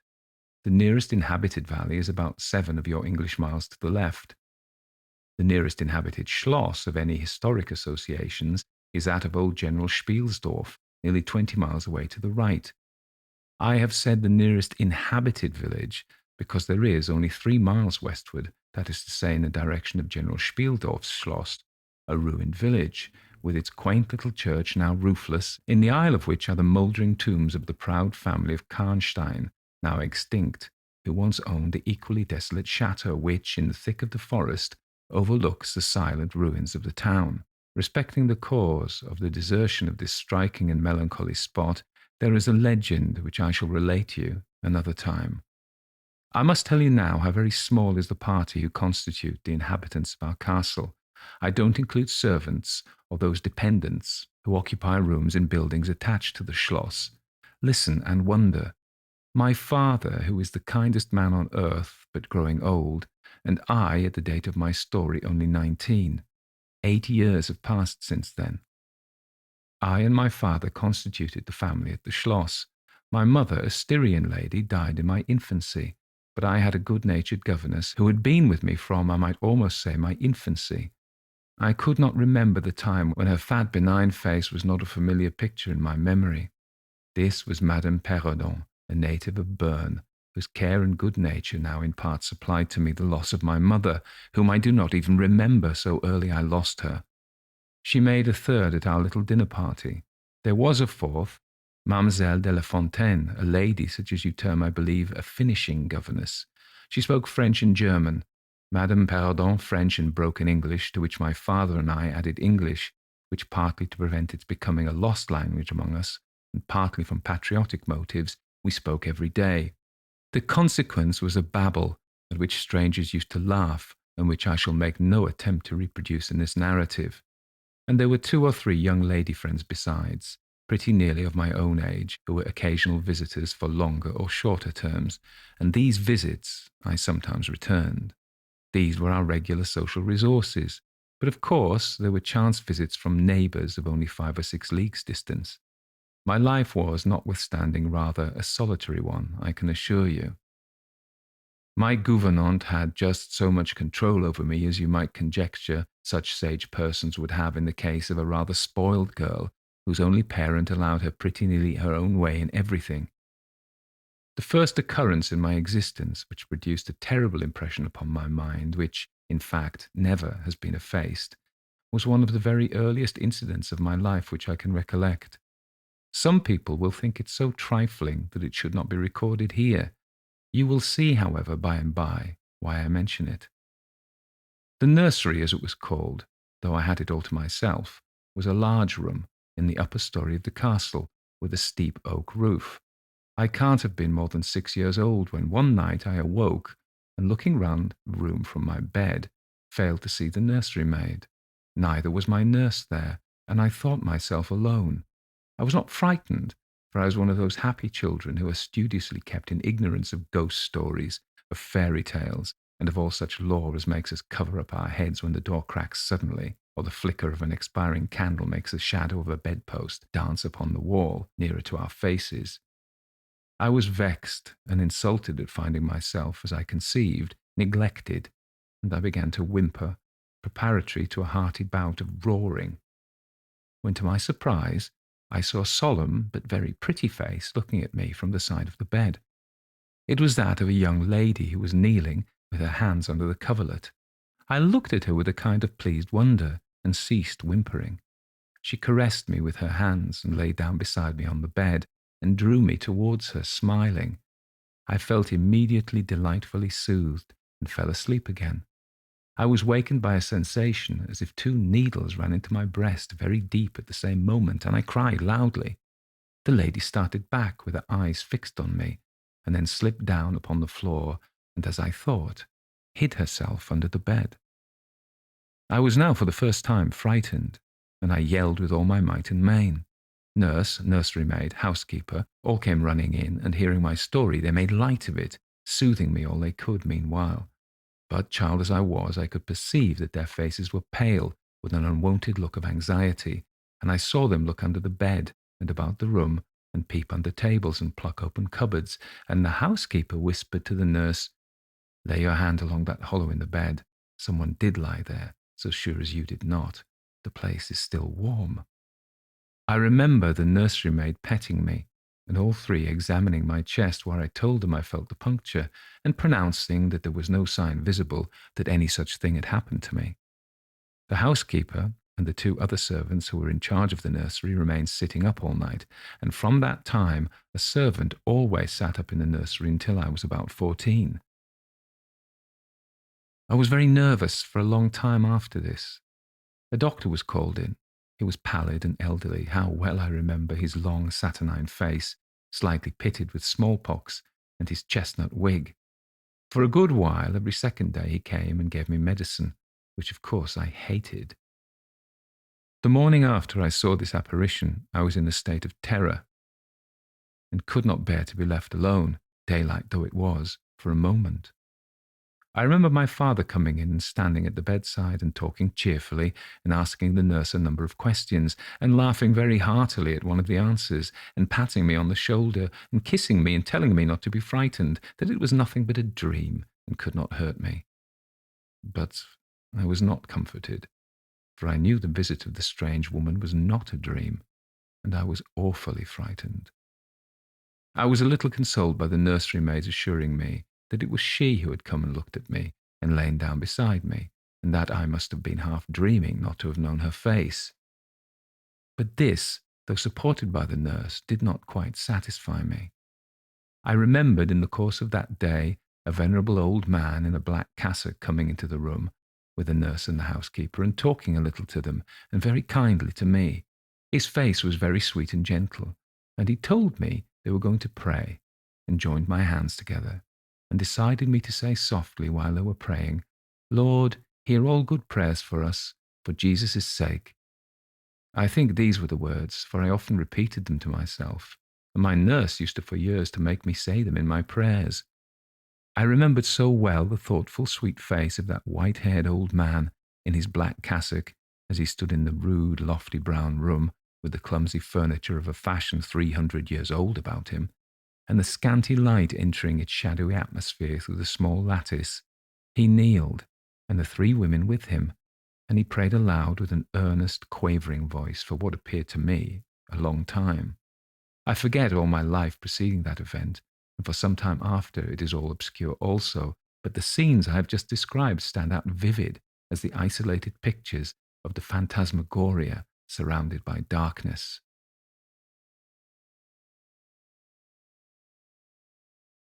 2.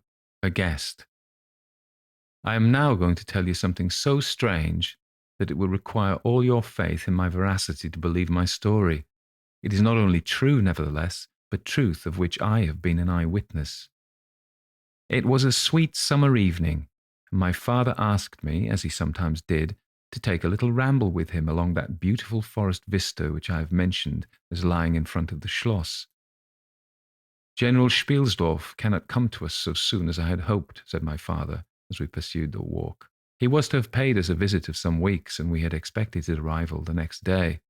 He was to have brought with him a young lady, his niece and ward, Mademoiselle Rheinfeldt, whom I had never seen, but whom I had heard described as a very charming girl, and in whose society I had promised myself many happy days. I was more disappointed than a young lady living in a town or a bustling neighbourhood can possibly imagine. This visit, and the new acquaintance it promised, had furnished my daydream for many weeks. "And how soon does he come?" I asked. "Not till autumn, not for 2 months, I dare say," he answered. "And I am very glad now, dear, that you never knew Mademoiselle Rheinfeldt." "And why?" I asked, both mortified and curious. "Because the poor young lady is dead," he replied. "I quite forgot I had not told you, but you were not in the room when I received the General's letter this evening." I was very much shocked. General Spielsdorf had mentioned in his first letter 6 or 7 weeks before that she was not so well as he would wish her, but there was nothing to suggest the remotest suspicion of danger. "Here's the General's letter," he said, handing it to me. "I'm afraid he is in great affliction.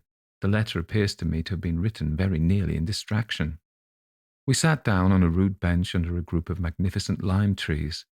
The sun was setting with all its melancholy splendour behind the sylvan horizon, and the stream that flows beside our home and passes under the steep old bridge I have mentioned wound through many a group of noble trees almost at our feet, reflecting in its current the fading crimson of the sky. General Spielsdorf's letter was so extraordinary, so vehement, and in some places so self-contradictory, that I read it twice over, the second time aloud to my father, and was still unable to account for it, except by supposing that grief had unsettled his mind. It said, "I have lost my darling daughter, for as such I loved her. During the last days of dear Bertha's illness, I was not able to write to you. Before then, I had no idea of her danger. I have lost her, and now learn all too late. She died in the peace of innocence, and in the glorious hope of a blessed futurity. The fiend who betrayed our infatuated hospitality has done it all. I thought I was receiving into my house innocence, gaiety, a charming companion for my lost Bertha. Heavens, what a fool I have been. I thank God my child died without a suspicion of the cause of her sufferings. She is gone without so much as a conjecturing of the nature of her illness and the accursed passion of the agent of all this misery. I devote my remaining days to tracking and extinguishing a monster. I am told I may hope to accomplish my righteous and merciful purpose. At present, there is scarcely a gleam of light to guide me. I curse my conceited incredulity, my despicable affection of superiority, my blindness, my obstinacy, all too late. I cannot write or talk collectedly now. I am distracted. So soon as I shall have a little recovered, I mean to devote myself for a time to inquiry, which may possibly lead me as far as Vienna. Sometime in the autumn, 2 months hence, or earlier, if I live, I will see you, that is, if you permit me. I will then tell you all that I scarce dare put upon paper now. Farewell. Pray for me, my dear friend. In these terms ended this strange letter. Though I had never seen Bertha Reinfeldt, my eyes filled with tears at the sudden intelligence. I was startled, as well as profoundly disappointed. The sun had now set, and it was twilight by the time I had returned the General's letter to my father. It was a soft, clear evening, and we loitered, speculating upon the possible meaning of the violent and incoherent sentences which I had just been reading. We had nearly a mile to walk before reaching the road that passes the Schloss in front, and by that time the moon was shining brilliantly. At the drawbridge we met Madame Perrodon and Mademoiselle de la Fontaine, who had come out without their bonnets to enjoy the exquisite moonlight. We heard their voices gabbling in animated dialogue as we approached. We joined them at the drawbridge and turned about to admire with them the beautiful scene. The glade through which we had just walked lay before us. At our left, the narrow road wound away under clumps of lordly trees and was lost to sight amid the thickening forest. At the right, the same road crosses a steep and picturesque bridge, near which stands a ruined tower which once guarded that pass, and beyond the bridge an abrupt eminence arises, covered with trees and showing in the shadows some grey, ivy-clustered rocks. Over the sward and low grounds a thin film of mist was stealing like smoke, marking the distances with a transparent veil, and here and there we could see the river faintly flashing in the moonlight. No softer, sweeter scene could be imagined. The news I had just heard made it melancholy, but nothing could disturb its character of profound serenity and the enchanted glory and vagueness of the prospect. My father, who enjoyed the picturesque, and I stood looking in silence over the expanse beneath us. The two good governesses standing a little way behind us discoursed upon the scene and were eloquent upon the moon. Madame Perrodon was fat, middle-aged, and romantic, and talked and sighed poetically. Mademoiselle de la Fontaine, in right of her father, who was a German, assumed to be psychological, metaphysical, and something of a mystic, now declared that when the moon shone with a light so intense, it was well known that it indicated special spiritual activity. The effect of the full moon in such a state of brilliancy was manifold. It acted on dreams, it acted on lunacy, it acted on nervous people, it had marvellous physical influences connected with life. Mademoiselle related that her cousin, who was a mate of a merchant ship, having taken a nap on deck on such a night, lying on his back with his face full in the light of the moon, had wakened after a dream of an old woman clawing him by the cheek, with his features horribly drawn to one side, and his countenance had never quite recovered its equilibrium. The moon this night, she said, is so full of idyllic and magnetic influence, and see, when you look behind you at the front of the Schloss, how all its windows flash and twinkle with that silvery splendour, as if unseen hands had lighted up the rooms to receive fairy guests. There are indolent styles of the spirits, in which, indisposed to talk ourselves, the talk of others is pleasant to our listless ears, and I gazed on, pleased with the tinkle of the ladies' conversation. I have got into one of my moping moods tonight, said my father, after a silence, and quoting Shakespeare, whom by way of keeping up our English we used to read aloud, he said, "In truth, I know not why I am so sad. It wearies me. You say it wearies you. But how I got it, came by it, I forget the rest, but I feel as if some great misfortune were hanging over us. I suppose the poor General's afflicted letter has had something to do with it. At this moment, the unwonted sound of carriage wheels and many hoofs upon the road arrested our attention. They seemed to be approaching from the high ground overlooking the bridge, and very soon the equipage emerged from that point. The horsemen first crossed the bridge, and then came a carriage drawn by 4 horses, and 2 men rode behind. It seemed to be the travelling carriage of a person of rank, and we were all immediately absorbed in watching that very unusual spectacle.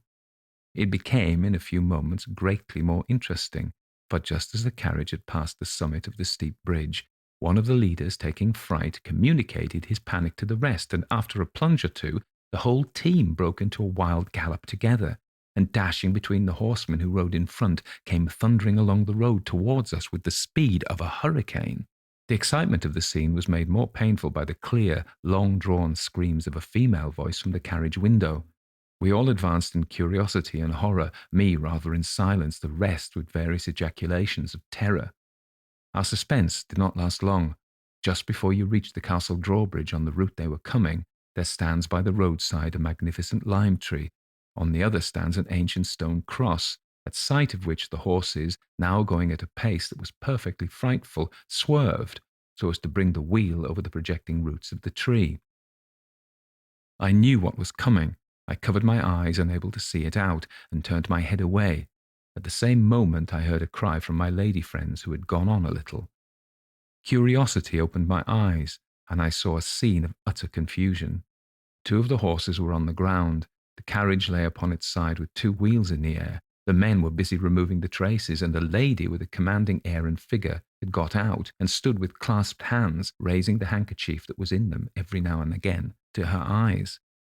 Through the carriage door was now lifted a young lady who appeared to be lifeless. My dear old father was already beside the elder lady with his hat in his hand, evidently tendering his aid and the resources of his schloss. The lady did not appear to hear him, or to have eyes for anything but the slender girl who was being placed against the slope of the bank. I approached.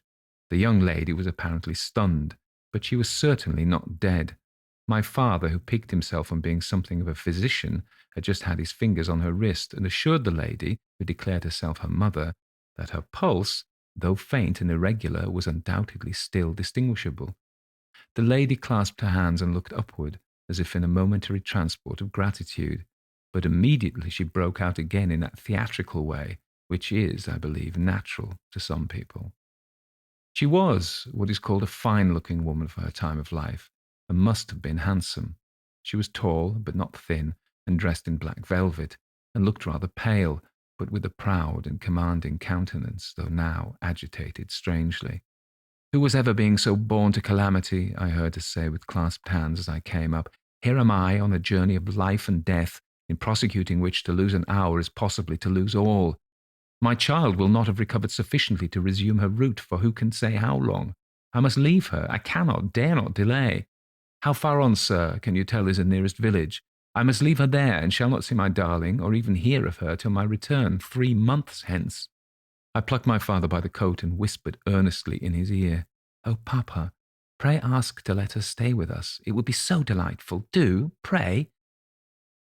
"If Madame will entrust her child to the care of my daughter and of her good gouvernante, Madame Perrodon, and permit her to remain as our guest under my charge until her return, it will confer a distinction and an obligation upon us, and we shall treat her with all the care and devotion which so sacred a trust deserves."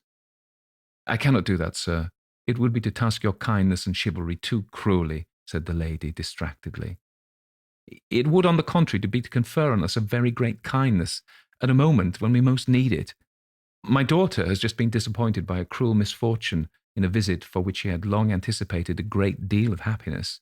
If you confide this young lady to our care, it will be her best consolation. The nearest village on your route is distant, and affords no such inn as you could think of placing your daughter at. You cannot allow her to continue her journey for any considerable distance without danger.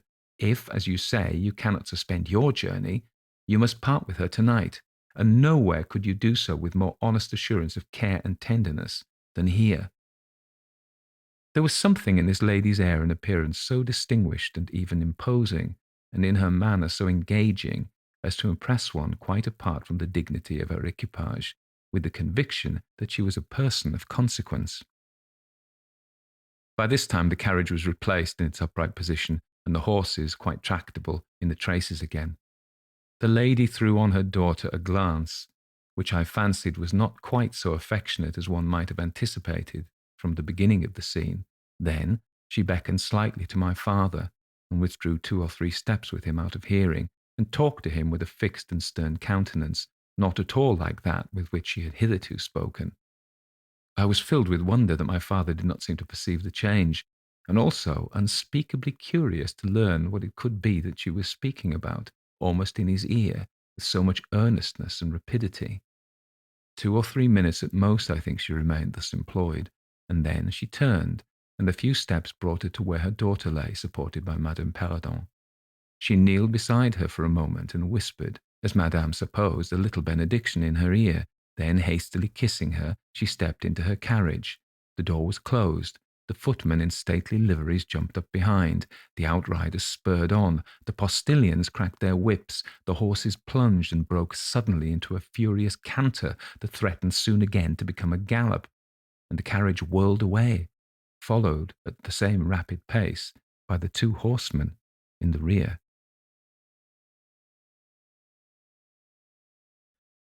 (3) We compare notes. We followed the cortege with our eyes until it was swiftly lost to sight in the misty wood, and the very sound of the hoofs and the wheels died away in the silent night air. Nothing remained to assure us that the adventure had not been an illusion of a moment, but the young lady, who just at that moment opened her eyes.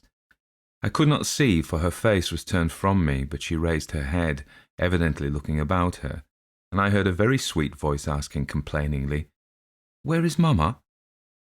Our good Madame Perrodon answered tenderly and added some comfortable assurances. I then heard her ask, "Where am I? Where is this place?" And after that she said, "I don't see the carriage, and Matska, where is she?"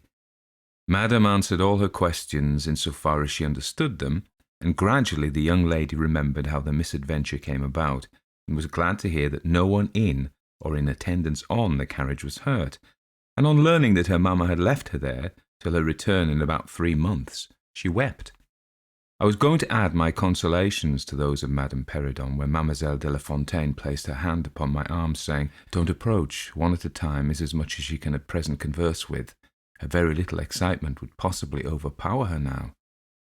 As soon as she is comfortably in bed, I thought, I will run up to her room and see her."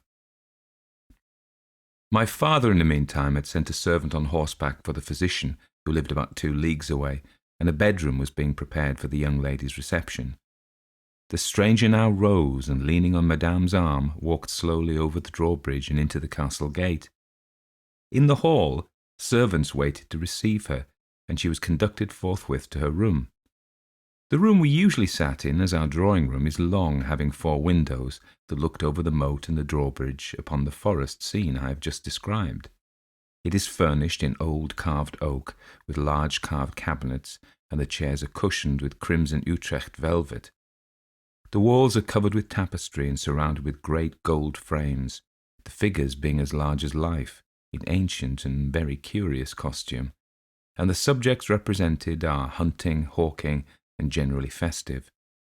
It is not too stately to be extremely comfortable, and here we had our tea, for with his usual patriotic leanings he insisted that the national beverage should make its appearance regularly with our coffee and chocolate. We sat here this night, and with candles lighted were talking over the adventure of the evening. Madame Perrodon and Mademoiselle de la Fontaine were both of our party. The young stranger had hardly lain down in her bed when she sank into a deep sleep, and those ladies had left her in the care of a servant. "How do you like our guest?" I asked as soon as Madame entered. "Tell me all about her." "I like her extremely," answered Madame. "She is, I almost think, the prettiest creature I ever saw, about your age, and so gentle and nice. She is absolutely beautiful," threw in Mademoiselle, who had peeped for a moment into the stranger's room. "And such a sweet voice," added Madame Perrodon. "Did you remark a woman in the carriage after it was set up again who did not get out?" inquired Mademoiselle, but only looked from the window. "No, we hadn't seen her." Then she described a hideous black woman with a sort of coloured turban on her head, and who was gazing all the time from the carriage window, nodding and grinning derisively toward the ladies, with gleaming eyes and large white eyeballs, and her teeth set as if in fury. "Did you remark what an ill-looking pack of men those servants were?" asked Madame. "Yes," said my father, who had just come in. "Ugly, hang-dog-looking fellows as ever I beheld in my life. I hope they mayn't rob the poor lady in the forest. They're clever rogues, however. They got everything to right in a minute." "I dare say they're wound out with too long travelling," said Madame. "Besides looking wicked, their faces were so strangely lean and dark and sullen. I'm very curious, I own, but I dare say the young lady will tell you all about it tomorrow if she is sufficiently recovered." "I don't think she will," said my father with a mysterious smile and a little nod of his head, as if he knew more about it than he cared to tell us. This made us all the more inquisitive as to what had passed between him and the lady in the black velvet in the brief but earnest interview that had immediately preceded her departure. We were scarcely alone when I entreated him to tell me. He didn't need much pressing. "There's no particular reason why I shouldn't tell you. She expressed a reluctance to trouble us with the care of her daughter, saying she was in delicate health and nervous, but not subject to any kind of seizure. She volunteered that, nor to any illusion, being in fact perfectly sane." "How very odd to say all that," I interpolated. "It was so unnecessary." "In all events, it was said," he laughed.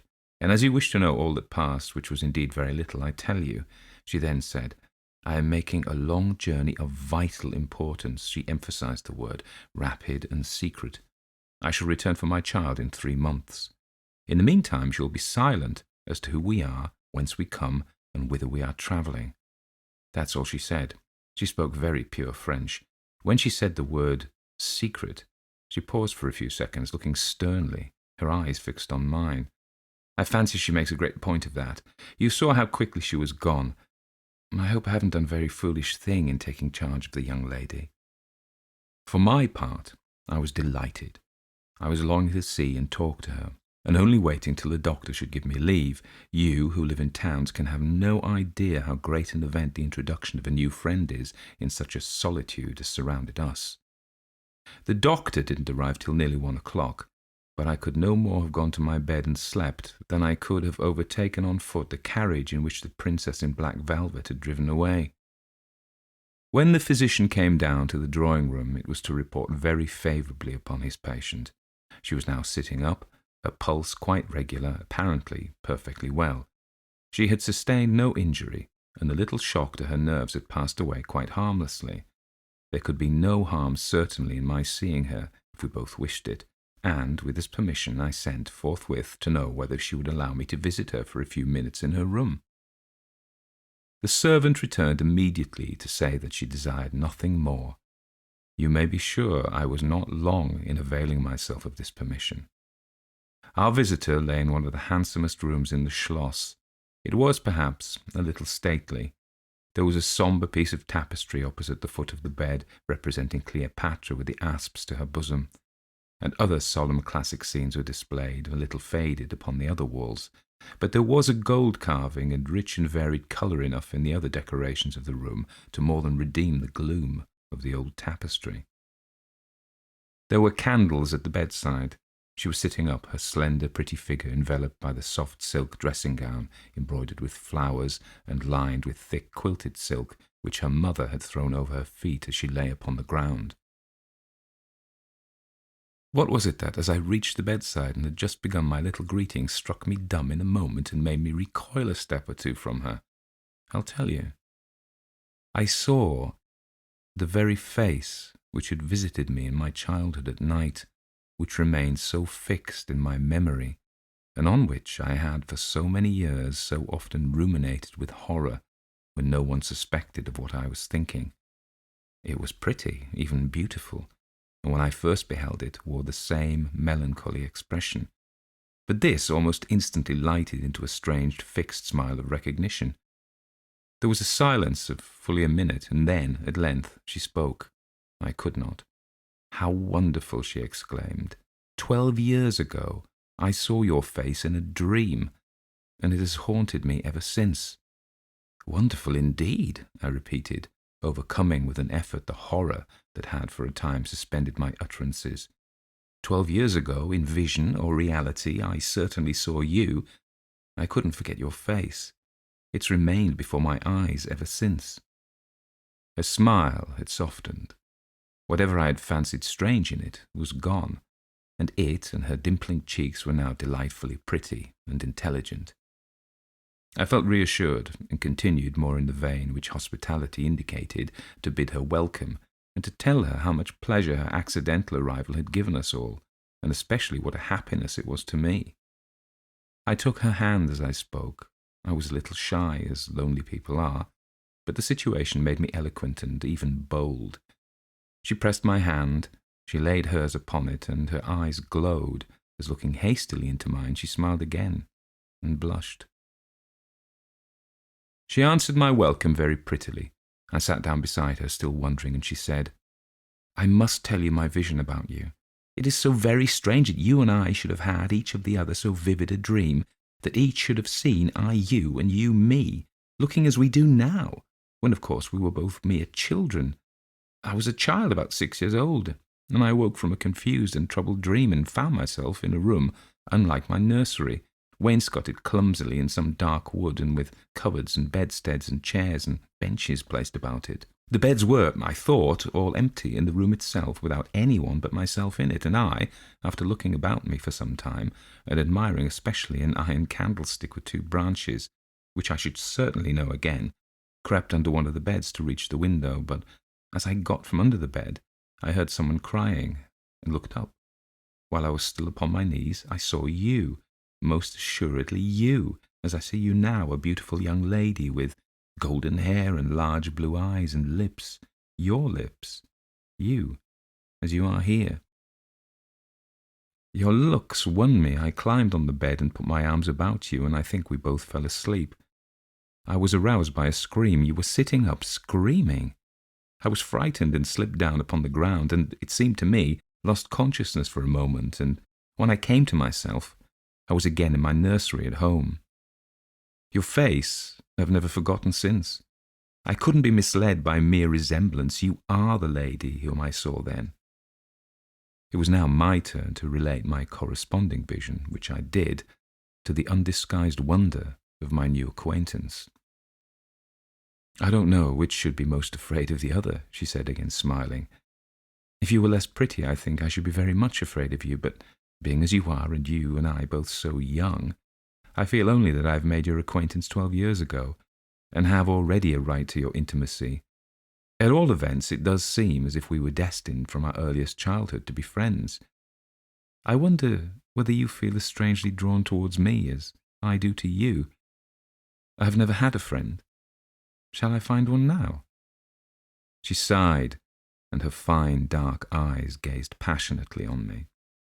Now, the truth is, I felt rather unaccountably towards the beautiful stranger. I did feel, as she said, drawn towards her, but there was also something of repulsion. In this ambiguous feeling, however, the sense of attraction immensely prevailed. She interested and won me. She was so beautiful and so indescribably engaging. I perceived now something of languor and exhaustion stealing over her, and hastened to bid her good night. "The doctor thinks," I added, "that you ought to have a maid to sit up with you tonight. One of ours is waiting, and you'll find her a very useful and quiet creature." "How kind of you, but I couldn't sleep. I never could with an attendant in the room. I shan't require any assistance, and shall I confess my weakness? I am haunted with the terror of robbers. Our house was robbed once, and 2 servants murdered, so I always lock my door. It's become a habit, and you look so kind, I know you'll forgive me. I see there's a key in the lock." She held me close in her pretty arms for a moment and whispered in my ear, "Good night, darling. It's very hard to part with you, but good night. Tomorrow, but not early. I shall see you again." She sank back on the pillow with a sigh, and her fine eyes followed me with a fond and melancholy gaze, and she murmured again, "Good night, dear friend." Young people like and even love on impulse. I was flattered by the evident, though as yet undeserved, fondness she showed me. I liked the confidence with which she at once received me. She was determined that we should be very near friends. Next day came, and we met again. I was delighted with my companion, that is to say, in many respects. Her looks lost nothing in daylight. She was certainly the most beautiful creature I had ever seen, and the unpleasant remembrance of the face presented in my early dream had lost the effect of the first unexpected recognition. She confessed that she had experienced a similar shock in seeing me, and precisely the same faint antipathy that had mingled with my admiration of her. We now laughed together over our momentary horrors.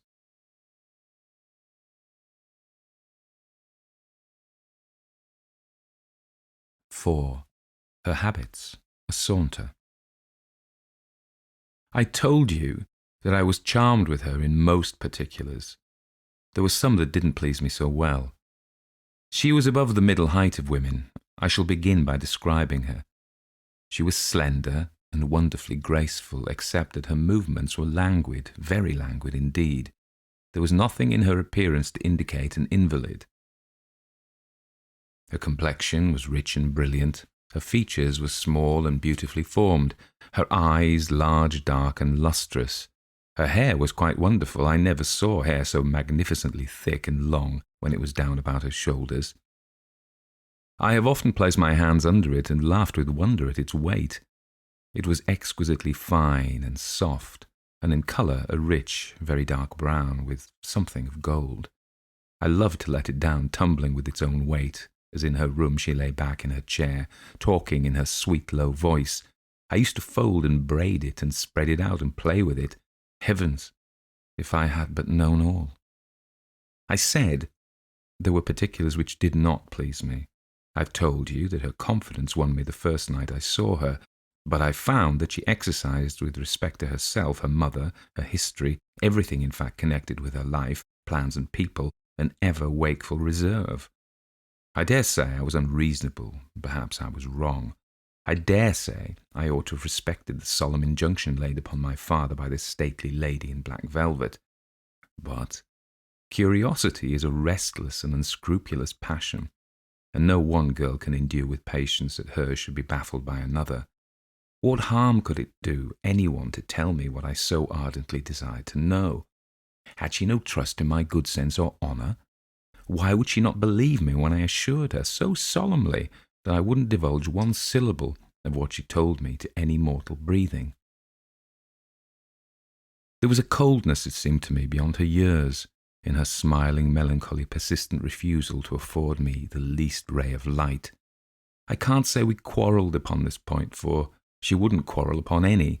It was, of course, very unfair of me to press her, very ill-bred, but I really couldn't help it, and I might just as well have left it alone. What she did tell me amounted, in my unconscionable estimation, to nothing. It was all summed up in 3 very vague disclosures. First, her name was Carmilla. Second, her family was very ancient and noble. Third, her home lay in the direction of the west. She wouldn't tell me the name of her family, nor their armorial bearings, nor the name of their estate, nor even that of the country they lived in. You are not to suppose that I worried her incessantly on these subjects.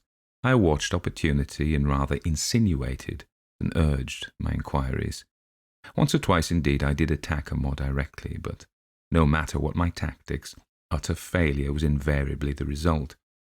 Reproaches and caresses were all lost upon her, but I must add this, that her evasion was conducted with so pretty a melancholy and deprecation, with so many and even passionate declarations of her liking for me and trust in my honour, and with so many promises that I should at last know all, that I couldn't find it in my heart long to be offended with her. She used to place her pretty arms about my neck, draw me to her, and laying her cheek to mine, murmur with her lips near my ear, "Dearest, your little heart is wounded. Think me not cruel because I obey the irresistible law of my strength and weakness. If your dear heart is wounded, my wild heart bleeds with yours. In the rapture of my enormous humiliation, I live in your warm life, and you shall die, sweetly die into mine.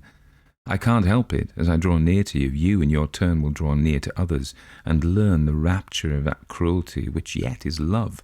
So, for a while, seek to know no more of me and mine, but trust me with all your loving spirit. Her agitations and her language were unintelligible to me. And when she had spoken such a rhapsody, she would press me more closely in her trembling embrace, and her lips in soft kisses gently glow upon my cheek. Her agitations and her language were unintelligible to me. From these foolish embraces, which were not of very frequent occurrence, I must allow, I used to wish to extricate myself, but my energies seemed to fail me.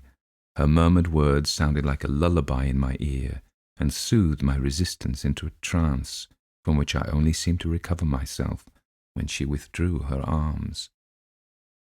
In these mysterious moods, I didn't like her.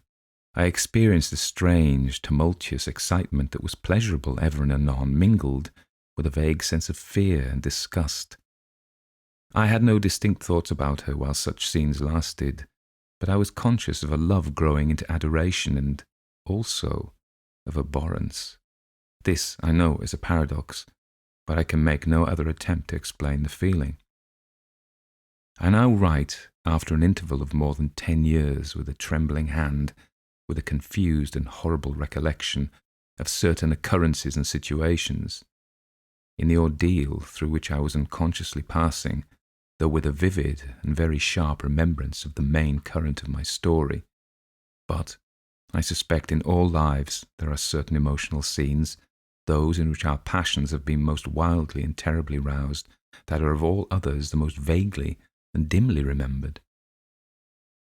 Sometimes, after an hour of apathy, my strange and beautiful companion would take my hand and hold it with a fond pressure, renewed again and again, blushing softly, gazing in my face with languid and burning eyes, and breathing so fast that her dress rose and fell with a tumultuous respiration.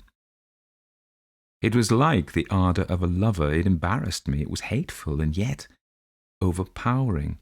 And with gloating eyes she drew me to her, and her hot lips travelled along my cheek in kisses, and she would whisper almost in sobs, "You are mine. You shall be mine. You and I are one forever."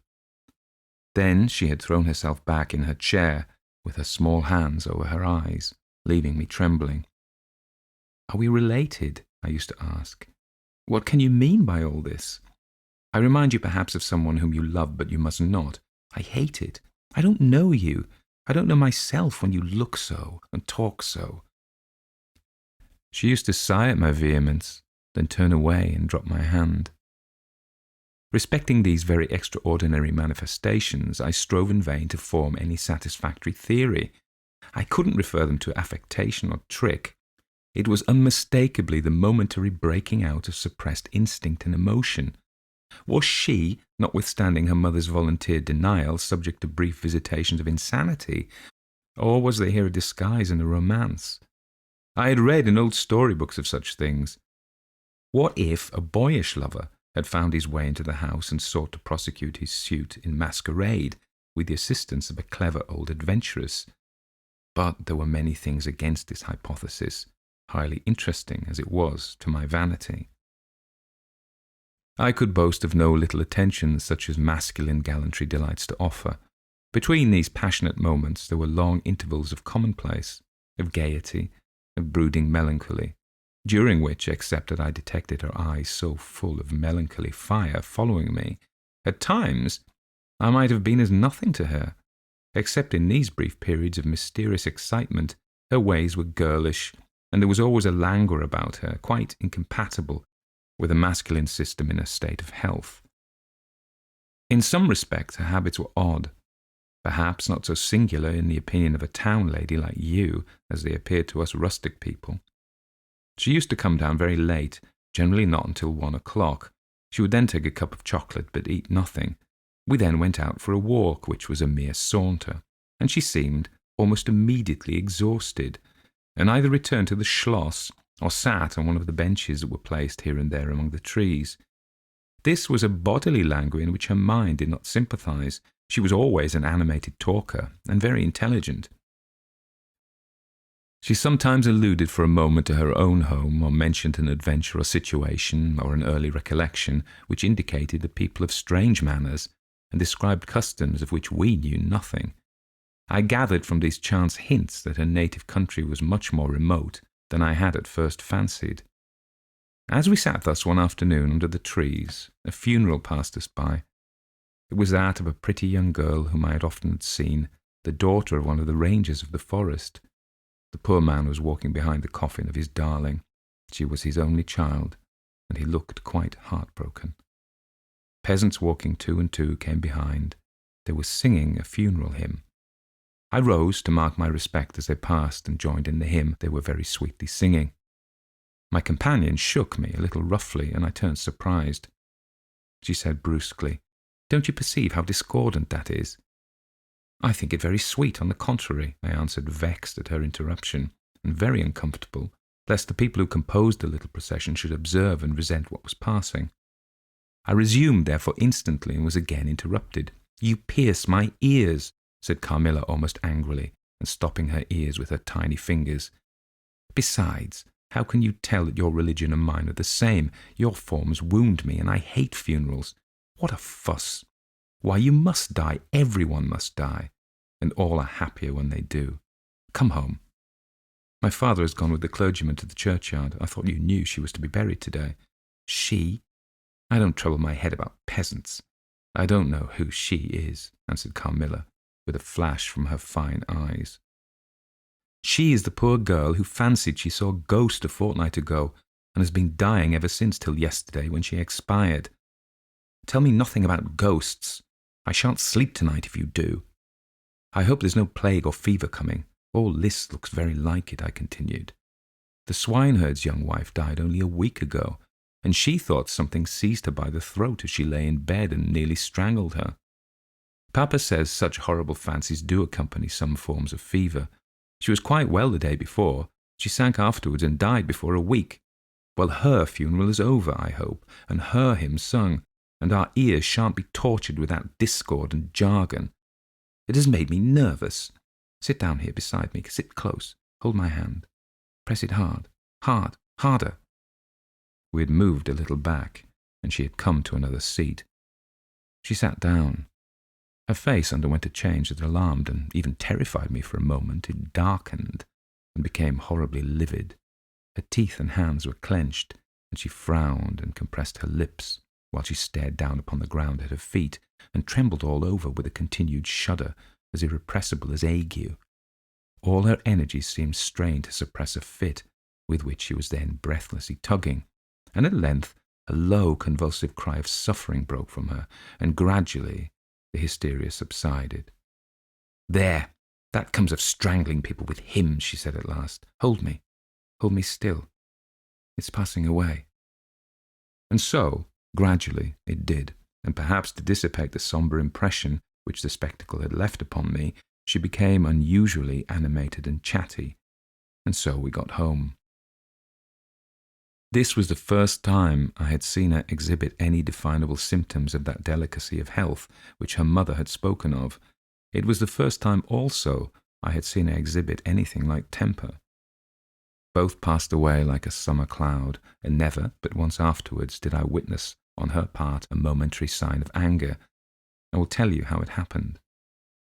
She and I were looking out of one of the long drawing-room windows when there entered the courtyard over the drawbridge a figure of a wanderer whom I knew very well. He used to visit the Schloss generally twice a year. It was the figure of a hunchback, with the sharp, lean features that generally accompany deformity. He wore a pointed black beard, and he was smiling from ear to ear, showing his white fangs. He was dressed in buff, black, and scarlet, and crossed with more straps and belts than I could count, from which hung all manner of things. Behind he carried a magic lantern and 2 boxes, which I well knew. In one of them was a salamander, and in another a mandrake. These monsters used to make my father laugh. They were compounded of parts of monkeys, parrots, squirrels, fish, and hedgehogs, dried and stitched together with great neatness and startling effect. He had a fiddle, a box of conjuring apparatus, a pair of foils and masks attached to his belt, several other mysterious cases dangling about him, and a black staff with copper ferrules in his hand. His companion was a rough, spare dog that followed at his heels but stopped short, suspiciously at the drawbridge, and in a little while began to howl dismally. In the meantime, the mountebank standing in the midst of the courtyard raised his grotesque hat and made us a very ceremonious bow, paying his compliments very volubly in execrable French and German not much better. Then, disengaging his fiddle, he began to scrape a lively air to which he sang with a merry discord, dancing with ludicrous airs and activity that made me laugh in spite of the dog's howling. Then he advanced to the window with many smiles and salutations, and his hat in his left hand, his fiddle under his arm, and with a fluency that never took breath he gabbled a long advertisement of all his accomplishments, and the resources of the various arts which he placed at our service, and the curiosities and entertainments which it was in his power, at our bidding, to display. "Will your ladyships be pleased to buy an amulet against the oupir, which is going like the wolf, I hear, through these woods?" he said, dropping his hat on the pavement.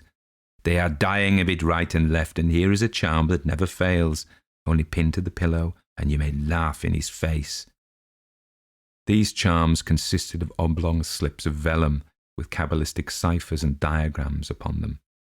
Carmilla instantly purchased one, and so did I. He was looking up, and we were smiling down upon him, amused, at least I can answer for myself. His piercing black eye, as he looked up in our faces, seemed to detect something that fixed for a moment his curiosity. In an instant he unrolled a leather case full of all manner of odd little steel instruments. "See here, my lady," he said, displaying it and addressing me. "I profess, among other things less useful, the art of dentistry." "Plague take the dog," he interpolated. "Silence, beast! He howls so that your ladyships can scarcely hear a word. Your noble friend, the young lady at your right, has the sharpest tooth. Long, thin, pointed like an awl, like a needle. With my sharp and long sight as I look up, I've seen it distinctly. Now, if it happens to hurt the young lady, and I think it must, here am I. Here are my file, my punch, my nippers. I will make it round and blunt, if her ladyship pleases. No longer the tooth of a fish, but of a beautiful young lady as she is. Eh? Is the young lady displeased? Have I been too bold? Have I offended her?" The young lady indeed looked very angry as she drew back from the window. "How dares that mountebank insult us so? Where is your father? I shall demand redress from him. My father would have had the wretch tied to the pump and flogged with a cart whip and burnt to the bones with a cattle brand." She retired from the window a step or two and sat down, and had hardly lost sight of the offender when her wrath subsided as suddenly as it had arisen, and she gradually recovered her usual tone and seemed to forget the little hunchback and his follies. My father was out of spirits that evening. On coming in, he told us that there had been another case very similar to the two fatal ones, which had lately occurred. The sister of a young peasant on his estate only a mile away was very ill, had been, as she described it, attacked very nearly in the same way, and was now slowly but steadily sinking. "All this," said my father, "is strictly referable to natural causes. These poor people infect one another with their superstitions, and so repeat in imagination the images of terror that have infested their neighbours." "But that very circumstance frightens one horribly," said Carmilla. "How so?" inquired my father. "I am so afraid of fancying I see such things, I think it will be as bad as reality." "We're in God's hands, nothing can happen without his permission, and all will end well for those who love him. He is our faithful Creator, he has made us all, and will take care of us." "Creator? Nature?" said the young lady in answer to my gentle father. "And this disease that invades the country is natural. Nature? All things proceed from nature, don't they? All things in the heaven, in the earth, and under the earth act and live as nature ordains. I think so." "The doctor said he would come here today," said my father, after a silence. "I want to know what he thinks about it, and what he thinks we had better do." "Doctors never did me any good," said Carmilla. "Then have you been ill?" I asked. "More ill than ever you were," she answered. "Long ago? Yes, a long time. I suffered from this very illness, but I forget all but my pain and weakness, and they were not so bad as I suffered in other diseases." "You were very young then. I dare say. Let's talk no more about it. You would not wound a friend." She looked languidly in my eyes and passed her arm around my waist lovingly and led me out of the room. My father was busy over some papers near the window. "Why does your papa like to frighten us?" said the pretty girl with a sigh and a little shudder. "He doesn't, dear Carmilla. It is the very furthest thing from his mind." "Are you afraid, dearest?" "I should be very much if I fancied there was any real danger of me being attacked as those poor people were." "You're afraid to die?" "Yes, everyone is." "But to die as lovers may, to die together so that they may live together. Girls are caterpillars while they live in the world, to be finally butterflies when the summer comes, but in the meantime there are grubs and larvae, don't you see, each with their peculiar propensities, necessities and structure. So says Monsieur Buffon in his big book, in the next room." Later in the day the doctor came and was closeted with papa for some time. He was a skilful man of 60 and upwards. He wore powder and shaved his pale face as smooth as a pumpkin. He and papa emerged from the room together, and I heard papa laugh and say as they came out, "Well, I do wonder at a wise man like you. What do you say to hippogriffs and dragons?" The doctor was smiling and made answer, shaking his head. "Nevertheless, life and death are mysterious states, and we know little of the resources of either." And so they walked on, and I heard no more. I did not then know what the doctor had been broaching, but I guess it now.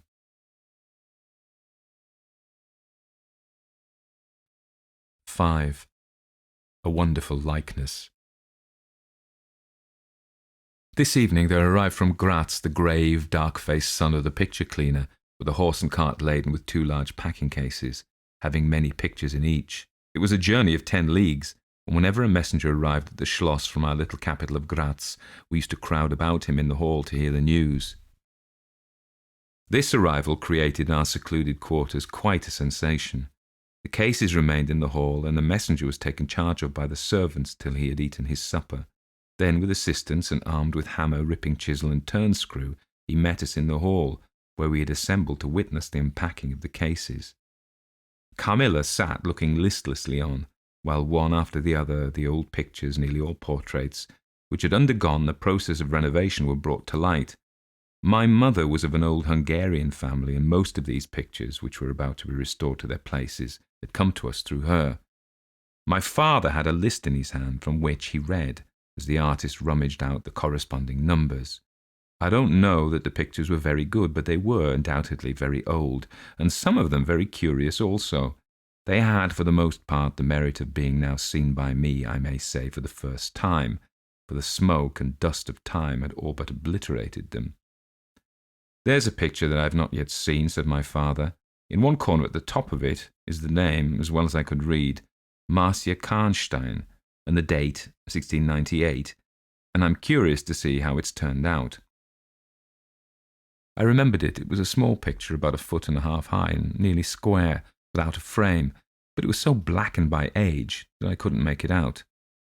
The artist now produced it with evident pride. It was quite beautiful. It was startling. It seemed to live. It was the effigy of Carmilla. "Carmilla, dear, here's an absolute miracle. Here you are, living, smiling, ready to speak in this picture. Isn't it beautiful, Papa? And see, even the little mole on her throat." My father laughed and said, "Certainly it's a wonderful likeness," but he looked away, and to my surprise seemed but little struck by it, and went on talking to the picture cleaner, who was also something of an artist, and discoursed with intelligence about the portraits or other works which his art had just brought into light and colour, while I was more and more lost in wonder the more I looked at the picture. "Will you let me hang this picture in my room, Papa?" I asked. "Certainly, dear," said he, smiling. "I'm very glad you think it so like. It must be prettier even than I thought it, if it is." The young lady didn't acknowledge this pretty speech, and didn't seem to hear it. She was leaning back in her seat, her fine eyes under their long lashes gazing on me in contemplation, and she smiled in a kind of rapture. "And now you can read quite plainly the name that is written in the corner. It's not Marcia. It looks as if it was done in gold. The name is Mircalla, Countess Karnstein, and this is a little coronet over and underneath, A.D. 1698. I am descended from the Karnsteins, that is, Mamma was." "Ah," said the lady languidly, "so am I. I think a very long descent, very ancient. Are there any Karnsteins living now?" "None who bear the name, I believe. The family were ruined, I believe, in some civil wars long ago, but the ruins of the castle are only about 3 miles away." How interesting, she said languidly. But see what beautiful moonlight. She glanced through the hall door, which stood a little open. Suppose you take a little ramble round the court and look down at the road and river. It's so like the night you came to us, I said. She sighed, smiling. She rose, and each with her arm about the other's waist, we walked out upon the pavement. In silence, slowly we walked down to the drawbridge, where the beautiful landscape opened before us. And so you were thinking of the night I came here, she almost whispered. Are you glad I came? Delighted, dear Carmilla, I answered. And you ask for the picture you think like me, to hang in your room, she murmured with a sigh, as she drew her arm closer about my waist and let her pretty head sink upon my shoulder. How romantic you are, Carmilla, I said. Whenever you tell me a story, it will be made up chiefly of some great romance. She kissed me silently. I'm sure, Carmilla, that you have been in love, that there is at this moment an affair of the heart going on. I have been in love with no one, and never shall, she whispered, unless it should be with you. How beautiful she looked in the moonlight. Shy and strange was the look with which she quickly hid her face in my neck and hair, with tumultuous sighs that seemed almost to sob, and pressed in mine a hand that trembled. Her soft cheek was glowing against mine. Darling, darling, she murmured, I live in you, and you would die for me. I love you so. I started from her. She was gazing on me with eyes from which all fire, all meaning had flown, and a face colourless and apathetic. Is there a chill in the air, dear? She said drowsily. I almost shiver. Have I been dreaming? Let us come in. Come in. You look ill, Carmilla, a little faint. You certainly must take some wine, I said. Yes, I will. I'm better now. I shall be quite well in a few minutes. Yes, do give me a little wine, answered Carmilla, as we approached the door. Let us look again for a moment. It's the last time, perhaps, I shall see the moonlight with you. How do you feel now, dear Carmilla? Are you really better? I asked. I was beginning to take alarm lest she should have been stricken with the strange epidemic that they say had invaded the country about us. Papa would be grieved beyond measure, I added, if he thought you were ever so little ill without immediately letting us know. We have a very skilful doctor near us, the physician who was with Papa today. I'm sure he is. I know how kind you all are, but, dear child, I'm quite well again. There's nothing ever wrong with me but a little weakness. People say I'm languid, I am incapable of exertion. I can scarcely walk as far as a child of 3 years old, and every now and then the little strength I have falters, and I become as you've just seen me. But after all, I'm very easily set up again. In a moment, I'm perfectly myself. See how I've recovered. So indeed she had, and she and I talked a great deal, and very animated she was, and the remainder of that evening passed without any recurrence of what I called her infatuations. I mean her crazy talk and looks, which embarrassed and even frightened me. But there occurred that night an event which gave my thoughts quite a new turn, and seemed to startle even Carmilla's languid nature into momentary energy.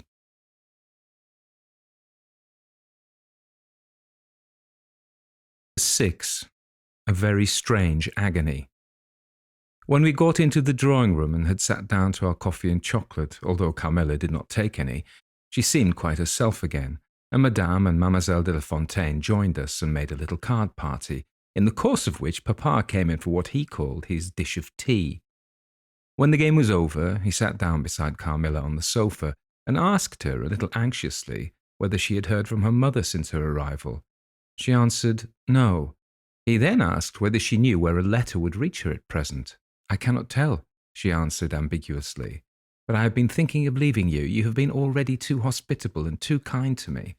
I have given you an infinity of trouble, and I should wish to take a carriage tomorrow and post in pursuit of her. I know where I shall ultimately find her, although I dare not tell you. But you must not dream of any such thing, exclaimed my father, to my great relief. We can't afford to lose you so, and I won't consent to your leaving us except under the care of your mother, who was so good as to consent to your remaining with us till she should herself return. I should be quite happy if I knew that you'd heard from her, but this evening the accounts of the progress of the mysterious disease that has invaded our neighbourhood grow even more alarming, and my beautiful guest, I do feel the responsibility, unaided by advice from your mother, very much. But I shall do my best, and one thing is certain, that you must not think of leaving us without her distinct direction to that effect. We should suffer too much in parting from you to consent to it easily." "Thank you, sir, 1,000 times for your hospitality," she answered, smiling bashfully. "You have all been too kind to me. I have seldom been so happy in all my life before as in your beautiful chateau under your care and in the society of your dear daughter." So he gallantly, in his old-fashioned way, kissed her hand, smiling and pleased at her little speech. I accompanied Carmilla as usual to her room and sat and chatted with her while she was preparing for bed. "Do you think," I said at length, "that you will ever confide fully in me?" She turned round, smiling, but made no answer, only continued to smile at me. "You won't answer that," I said. "You can't answer pleasantly. I ought not to have asked you." "You were quite right to ask me that, or anything. You do not know how dear you are to me, or you could not think any confidence too great to look for. But I am under vows. No, none half so awfully, and I dare not tell my story yet, even to you. The time is very near when you shall know everything. You will think me cruel, very selfish, but love is always selfish. The more ardent, the more selfish. How jealous I am, you cannot know. You must come with me, loving me to death, or else hate me and still come with me, and hating me through death and after. There is no such word as indifference in my apathetic nature." "Now, Carmilla, you're going to talk your wild nonsense again," I said hastily. "Not I. Silly little fool as I am, and full of whims and fancies, for your sake, I'll talk like a sage. Were you ever at a ball?" "No. How you do run on. What's it like? How charming it must be.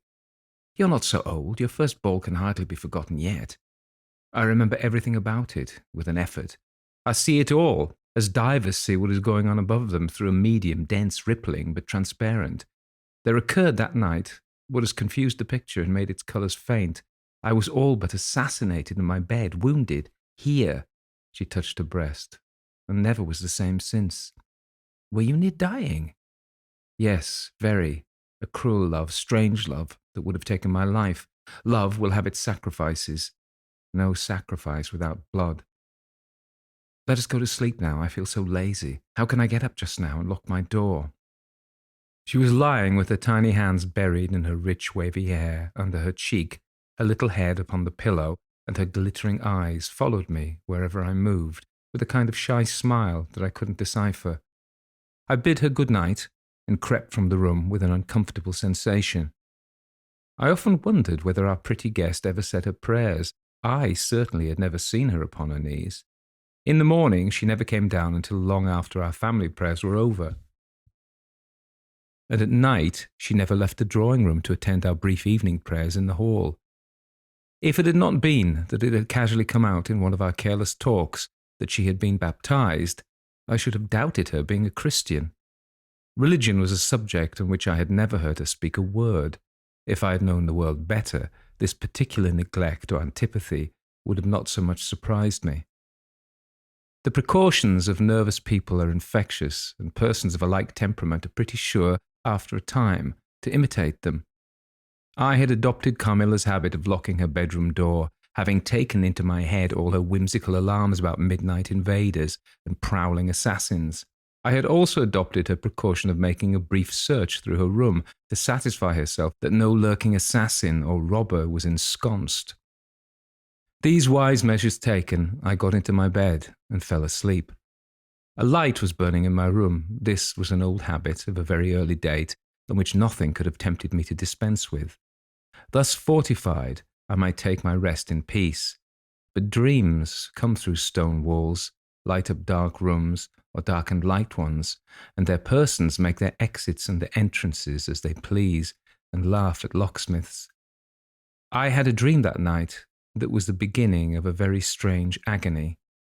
I cannot call it a nightmare, for I was quite conscious of being asleep. But I was equally conscious of being in my room and lying in bed precisely as I actually was. I saw, or fancied I saw, the room and its furniture just as I had seen it last, except that it was very dark, and I saw something moving round the foot of the bed, which at first I couldn't accurately distinguish. But I soon saw that it was a sooty black animal that resembled a monstrous cat. It appeared to me about 4 or 5 feet long, for it measured fully the length of the hearthrug as it passed over it, and it continued toing and froing with the lithe, sinister restlessness of a beast in a cage. I couldn't cry out, although, as you may suppose, I was terrified. Its pace was growing faster, and the room rapidly darker and darker, and at length so dark that I could no longer see anything of it but its eyes. I felt it spring lightly on the bed. The two broad eyes approached my face, and suddenly I felt a stinging pain, as if two large needles darted an inch or two apart, deep into my breast. I waked with a scream. The room was lighted by the candle that burnt there all through the night, and I saw a female figure standing at the foot of the bed, a little at the right side. It was in a dark, loose dress, and its hair was down and covered its shoulders. A block of stone could not have been more still. There was not the slightest stir of respiration. As I stared at it, the figure appeared to have changed its place and was now nearer the door, then close to it. The door opened, and it passed out. I was now relieved and able to breathe and move. My first thought was that Carmilla had been playing me a trick, and that I had forgotten to secure my door. I hastened to it, and found it locked, as usual, on the inside. I was afraid to open it. I was horrified. I sprang into my bed and covered my head up in the bedclothes, and lay there, more dead than alive, till morning. 7. Descending. It would be vain my attempting to tell you the horror with which, even now, I recall the occurrence of that night. It was no such transitory terror as a dream leaves behind it. It seemed to deepen by time, and communicated itself to the room and the very furniture that had encompassed the apparition. I could not bear next day to be alone for a moment. I should have told Papa, but for two opposite reasons. At one time, I thought he would laugh at my story, and I couldn't bear it being treated as a jest. At another, I thought he might fancy that I had been attacked by the mysterious complaint which had invaded our neighbourhood. I had myself no misgiving of that kind, and as he had been rather an invalid for some time, I was afraid of alarming him. I was comfortable enough with my good-natured companions, Madame Perrodon and the vivacious Mademoiselle Lafontaine. They both perceived that I was out of spirits and nervous, and at length I told them what lay so heavy at my heart. Mademoiselle laughed, but I fancied that Madame Perrodon looked anxious. "By the by," said Mademoiselle, laughing, "the long lime-tree walk behind Carmilla's bedroom window is haunted." "Nonsense!" exclaimed Madame, who probably thought the theme rather inopportune. "And who tells that story, my dear?" "Martin says that he came up twice when the old yard gate was being repaired, before sunrise, and twice saw the same female figure walking down the lime-tree avenue." "So he well might, as long as there are cows to milk in the river field," said Madame. "I dare say, but Martin chooses to be frightened, and never did I see a fool more frightened." "You must not say a word about it to Carmilla, because she can see down that walk from her room window," I interposed, "and she is, if possible, a greater coward than I." Carmilla came down rather later than usual that day. "I was so frightened last night," she said, so soon as we were together, "and I am sure I should have seen something dreadful if it had not been for that charm I bought from the poor little hunchback whom I called such hard names. I had a dream of something black coming round my bed, and I awoke in a perfect horror, and I really thought for some seconds I saw a dark figure near the chimney-piece, but I felt under my pillow for my charm, and the moment my fingers touched it, the figure disappeared, and I felt quite certain, only that I had it by me, that something frightful would have made its appearance and perhaps throttled me, as it did those poor people we heard of." "Well, listen to me," I began, and recounted my adventure, at the recital of which she appeared horrified. "And had you the charm near you?" she asked earnestly. "No, I dropped it in a china vase in the drawing-room, but I shall certainly take it with me tonight, as you have so much faith in it." At this distance of time I cannot tell you or even understand how I overcame my horror so effectually as to lie alone in my room that night. I remember distinctly that I pinned the charm to my pillow. I fell asleep almost immediately and slept even more soundly than usual all night. Next night I passed as well. My sleep was delightfully deep and dreamless. But I awakened with a sense of lassitude and melancholy, which, however, did not exceed a degree that was almost luxurious. "Well, I told you so," said Carmilla when I described my quiet sleep. "I had such a delightful sleep myself last night. I pinned the charm to the breast of my nightdress. It was too far away the night before. I'm quite sure it was all fancy except the dreams. I used to think that evil spirits made dreams, but our doctor told me it's no such thing, only a fever passing by, or some other malady, as they often do, he said, knocks at the door, and not being able to get in, passes on without alarm." "And what do you think the charm is?" said I. "It has been fumigated or immersed in some drug, and is an antidote against the malaria," she answered. "Then it only acts on the body?" "Certainly. You don't suppose that evil spirits are frightened by bits of ribbon or the perfumes of a druggist's shop? No, these complaints wandering in the air begin by trying the nerves, and so infect the brain. But before they can seize upon you, the antidote repels them. That, I'm sure, is what the charm has done for us. It's nothing magical. It's simply natural." I should have been happier if I could have quite agreed with Carmilla, but I did my best, and the impression was a little losing its force. For some nights I slept profoundly, but still every morning I felt the same lassitude, and a languor weighed upon me all day. I felt myself a changed girl. A strange melancholy was stealing over me, a melancholy that I wouldn't have interrupted.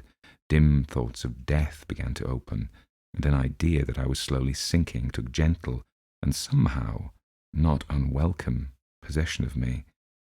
If it was sad, the tone of mind which this induced was also sweet. Whatever it might be, my soul acquiesced in it. I would not admit that I was ill. I would not consent to tell my papa or to have the doctor sent for. Carmilla became more devoted to me than ever, and her strange paroxysms of languid adoration more frequent. She used to gloat on me with increasing ardour the more my strength and spirits waned. This always shocked me, like a momentary glare of insanity. Without knowing it, I was now in a pretty advanced stage of the strangest illness under which mortal ever suffered. There was an unaccountable fascination in its earlier symptoms that more than reconciled me to the incapacitating effect of that stage of the malady. This fascination increased for a time, until it reached a certain point when gradually a sense of the horrible mingled itself with it, deepening, as you shall hear, until it discoloured and perverted the whole state of my life. The first change I experienced was rather agreeable. It was very near the turning point from which began the descent of Avernus. Certain vague and strange sensations visited me in my sleep. The prevailing one was that of a pleasant, peculiar cold thrill which we feel in bathing when we move against the current of a river. This was soon accompanied by dreams that seemed interminable and were so vague that I could never recollect their scenery and persons, or any one connected portion of their action, but they left an awful impression and a sense of exhaustion, as if I had passed through a long period of great mental exertion and danger. After all these dreams, there remained on waking a remembrance of having been in a place very nearly dark, and of having spoken to people whom I could not see, and especially of one clear voice of a female's, very deep, that spoke as if at a distance, slowly, and producing always the same sensation of indescribable solemnity and fear. Sometimes there came a sensation, as if a hand was drawn softly along my cheek and neck.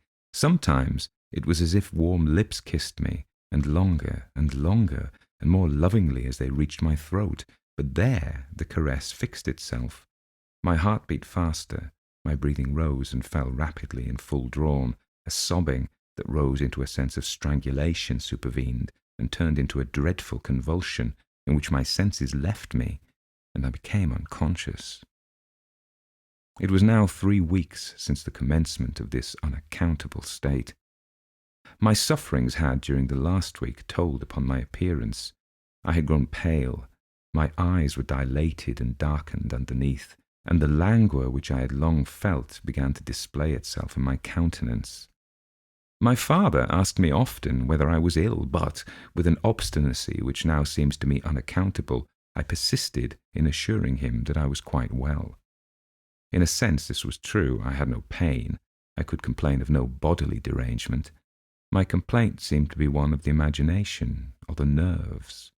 And horrible as my sufferings were, I kept them, with a morbid reserve very nearly to myself. It could not be that terrible complaint which the peasants called the oupir, for I had now been suffering for 3 weeks, and they were seldom ill for much more than 3 days, when death put an end to their miseries. Carmilla complained of dreams and feverish sensations, but by no means of so alarming a kind as mine. I say that mine were extremely alarming. Had I been capable of comprehending my condition, I would have invoked aid and advice on my knees. The narcotic of an unsuspected influence was acting upon me, and my perceptions were benumbed.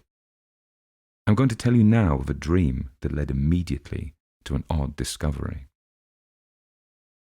One night, instead of the voice I was accustomed to hear in the dark, I heard one sweet and tender, and at the same time terrible, which said, "Your mother warns you to beware of the assassin." At the same time a light unexpectedly sprang up, and I saw Carmilla standing near the foot of my bed, in her white nightdress, bathed from her chin to her feet in one great stain of blood. I wakened with a shriek, possessed with the one idea that Carmilla was being murdered. I remember springing from my bed, and my next recollection is that of standing on the lobby crying for help. Madame and Mademoiselle came scurrying out of their rooms in alarm. A lamp burned always on the lobby, and seeing me, they soon learned the cause of my terror. I insisted on our knocking on Carmilla's door. Our knocking was unanswered. It soon became a pounding and an uproar. We shrieked her name, but all was vain. We all grew frightened, for the door was locked. We hurried back in panic to my room. There we rang the bell long and furiously. If my father's room had been at that side of the house, we would have called him up at once to our aid, but alas, he was quite out of hearing, and to reach him involved an excursion for which none of us had courage. Servants, however, soon came running up the stairs. I had got on my dressing gown and slippers meanwhile, and my companions were already similarly furnished. Recognizing the voices of the servants on the lobby, we sallied out together, and having renewed as fruitlessly our summons on Carmilla's door, I ordered the men to force the lock. They did so, and we stood, holding our lights aloft in the doorway, and so stared into the room. We called her by name, but there was still no reply. We looked around the room.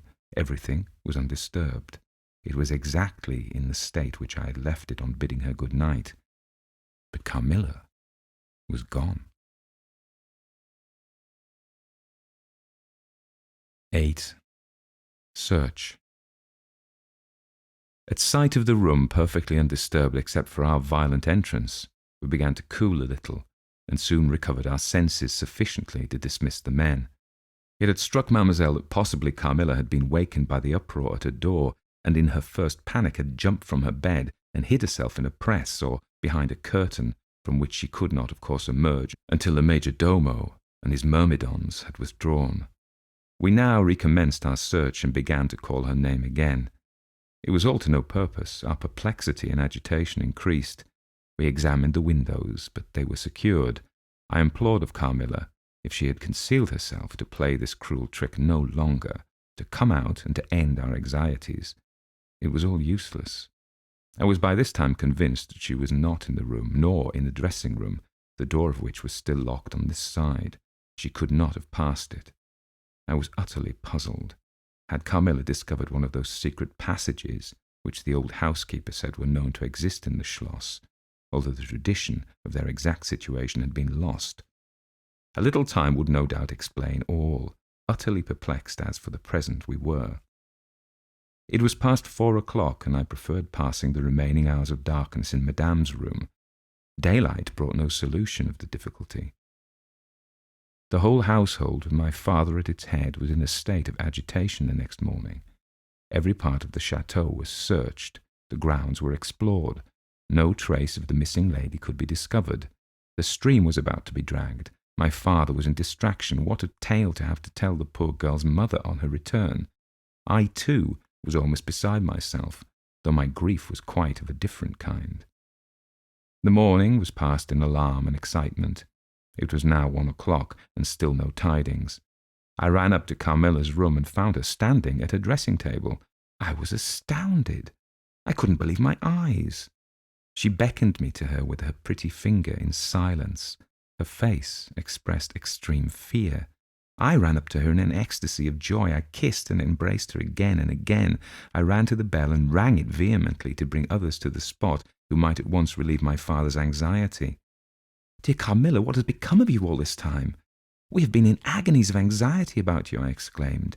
"Where have you been? How did you come back?" "Last night has been a night of wonders," she said. "For mercy's sake, explain all you can." "It was past 2 last night," she said, "when I went to sleep as usual in my bed with my doors locked, that of the dressing-room and that opening upon the gallery. My sleep was uninterrupted and, so far as I know, dreamless. But I woke just now on the sofa in the dressing-room there, and I found the door between the rooms open and the other forced. How could all of this have happened without my being wakened? It must have been accompanied with a great deal of noise, and I am particularly easily wakened. And how could I have been carried out of my bed without my sleep having been interrupted? I whom the slightest stir startles."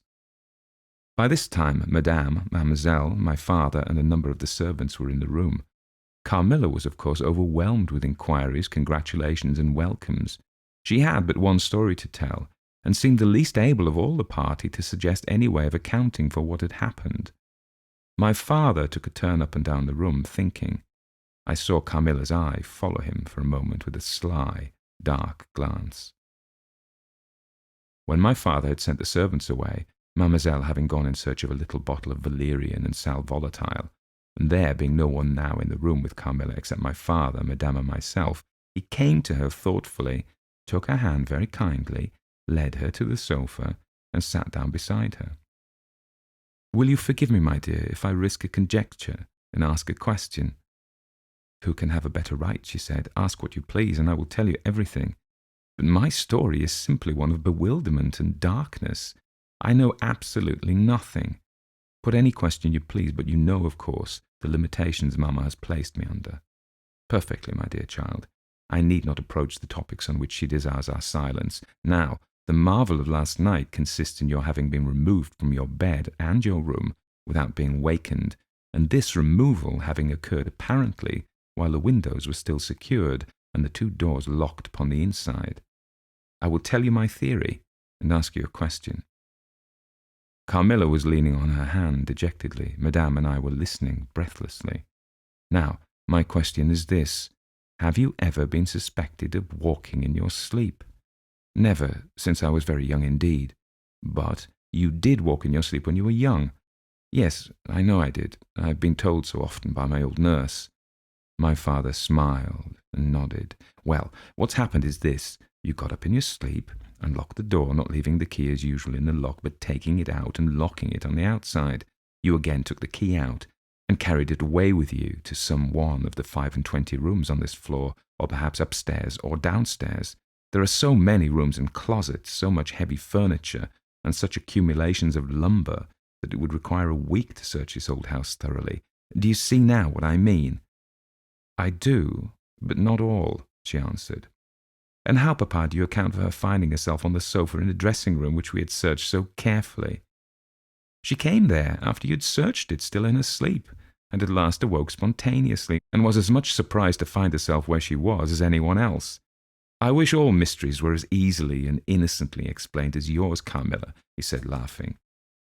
"And so we may congratulate ourselves on the certainty that the most natural explanation of the occurrence is one that involves no drugging, no tampering with locks, no burglars or poisoners or witches, nothing that need alarm Carmilla or anyone else for our safety."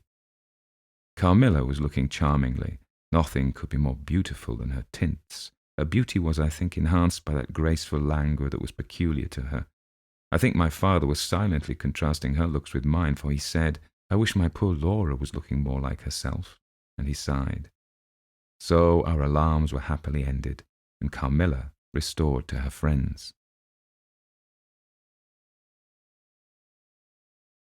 9. The Doctor.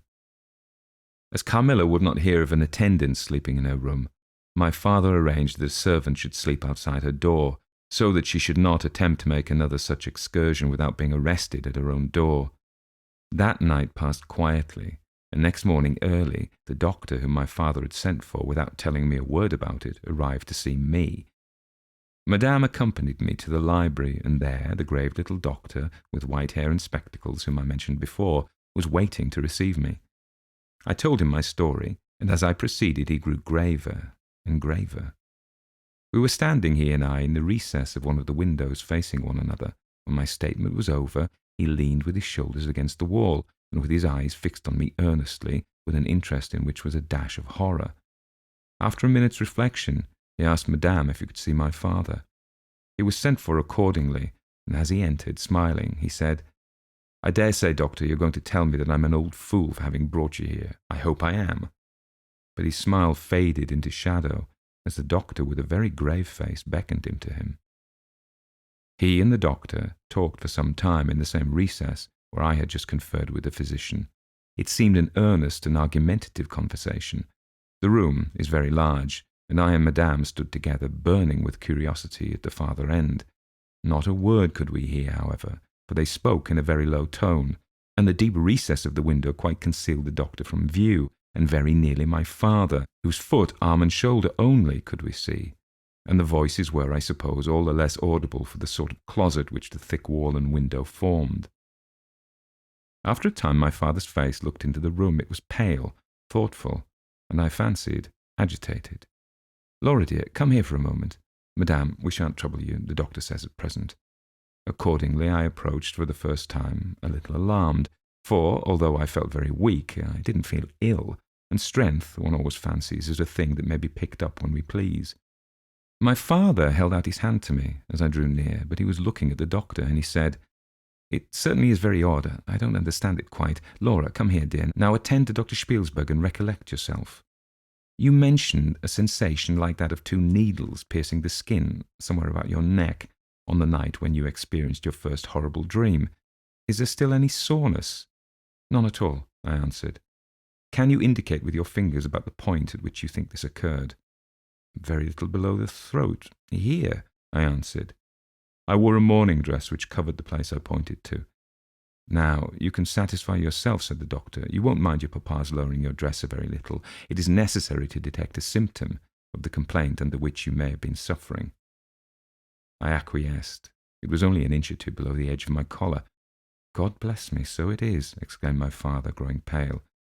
"You see it now with your own eyes," said the doctor with a gloomy triumph. "What is it?" I exclaimed, beginning to be frightened. "Nothing, my dear young lady, but a small blue spot, about the size of the tip of your little finger. And now," he continued, turning to Papa, "the question is, what is best to be done?" "Is there any danger?" I urged in great trepidation. "I trust not, my dear," answered the doctor. "I don't see why you shouldn't recover. I don't see why you shouldn't begin immediately to get better. That is the point at which the sense of strangulation begins." "Yes," I answered, "and, recollect as well as you can, the same point was a kind of centre of that thrill which you described just now, like the current of a cold stream running against you." "It may have been. I think it was." "Ah, you see," he added, turning to my father. "Shall I say a word to Madame?" "Certainly," said my father. He called Madame to him and said, "I find my young friend here far from well. It won't be of any great consequence, I hope, but it will be necessary that some steps be taken, which I will explain by and by. But in the meantime, Madame, you will be so good as not to let Miss Laura be alone for one moment. That is the only direction I need give you for the present. It is indispensable." "We may rely upon your kindness, Madame, I know," added my father. Madame satisfied him eagerly. "And you, dear Laura, I know you will observe the doctor's direction. I shall have to ask your opinion upon another patient whose symptoms slightly resemble those of my daughter that have just been detailed to you, very much milder in degree, but I believe quite of the same sort. She is a young lady, our guest, but as you say you will be passing this way again this evening, you can't do better than take your supper here, and you can see her then. She doesn't come down till the afternoon." "I thank you," said the doctor. "I shall be with you then, about 7 this evening." And then they repeated their directions to me and to Madame, and with this parting charge my father left us and walked out with the doctor, and I saw them pacing together up and down between the road and the moat on the grassy platform in front of the castle, evidently absorbed in earnest conversation. The doctor did not return. I saw him mount his horse there, take his leave, and ride away eastward through the forest. Nearly at the same time, I saw the man arrive from Dranfield with the letters, and dismount and hand the bag to my father. In the meantime, Madame and I were both busy, lost in conjecture as to the reasons of the singular and earnest direction which the doctor and my father had concurred in imposing. Madame, as she afterwards told me, was afraid the doctor apprehended a sudden seizure, and that without prompt assistance I might either lose my life in a fit, or at least be seriously hurt. The interpretation did not strike me, and I fancied, perhaps luckily for my nerves, that the arrangement was prescribed simply to secure a companion who would prevent me taking too much exercise, or eating unripe fruit, or doing any of the 50 foolish things to which young people are supposed to be prone. About half an hour after my father came in, he had a letter in his hand and said, "This letter had been delayed. It's from General Spielsdorf. He might have been here yesterday. He may not come till tomorrow, or he may be here today." He put the open letter in my hand, but he didn't look pleased, as he used to when a guest, especially one so much loved as a general, was coming. On the contrary, he looked as if he wished him at the bottom of the Red Sea. There was plainly something on his mind which he didn't choose to divulge. "Papa, darling, will you tell me this?" said I, suddenly laying my hand upon his arm and looking, I am sure, imploringly in his face. "Perhaps," he answered, smoothing my hair caressingly over my eyes. "Does the doctor think me very ill?" "No, dear, he thinks, if the right steps are taken, you'll be quite well again, at least, on the high road to a complete recovery, in a day or two," he answered a little dryly. "I wish our good friend the General had chosen any other time. That is, I wish you had been perfectly well to receive him." "But do tell me, Papa," I insisted. "What does he think is the matter with me?" "Nothing. You mustn't plague me with questions," he answered, with more irritation than I ever remembered him to have displayed before, and seeing that I looked wounded, I suppose, he kissed me and added, "You shall know all about it in a day or two, that is, all that I know. In the meantime, you're not to trouble your head about it." He turned and left the room, but came back before I had done wondering and puzzling over the oddity of all of this. It was merely to say that he was going to Karnstein, and had ordered the carriage to be ready at 12, and that I and Madame should accompany him. He was going to see the priest who lived near those picturesque grounds upon business, and as Carmilla had never seen them, she could follow when she came down with Mademoiselle, who would bring materials for what you call a picnic, which might be laid for us in the ruined castle. At 12 o'clock, accordingly, I was ready, and not long after my father, Madame, and I set out on our projected drive. Passing the drawbridge, we turned to the right and followed the road of the steep Gothic bridge westward to reach the deserted village and ruined castle of Karnstein. No sylvan drive can be fancied prettier. The ground breaks in gentle hills and hollows, all clothed with beautiful wood, totally destitute of the comparative formality which artificial planting and early culture and pruning impart. The irregularities of the ground often lead the road out of its course, and cause it to wind beautifully around the sides of broken hollows and the steeper sides of the hills, among varieties of ground almost inexhaustible. Turning on one of these points, we suddenly encountered our old friend the General, riding towards us, attended by a mounted servant. His portmanteaus were following in a hired wagon, such as we term a cart. The General dismounted as we pulled up, and after the usual greetings, was easily persuaded to accept the vacant seat in our carriage, and sent his horse on with his servant to the Schloss. 10.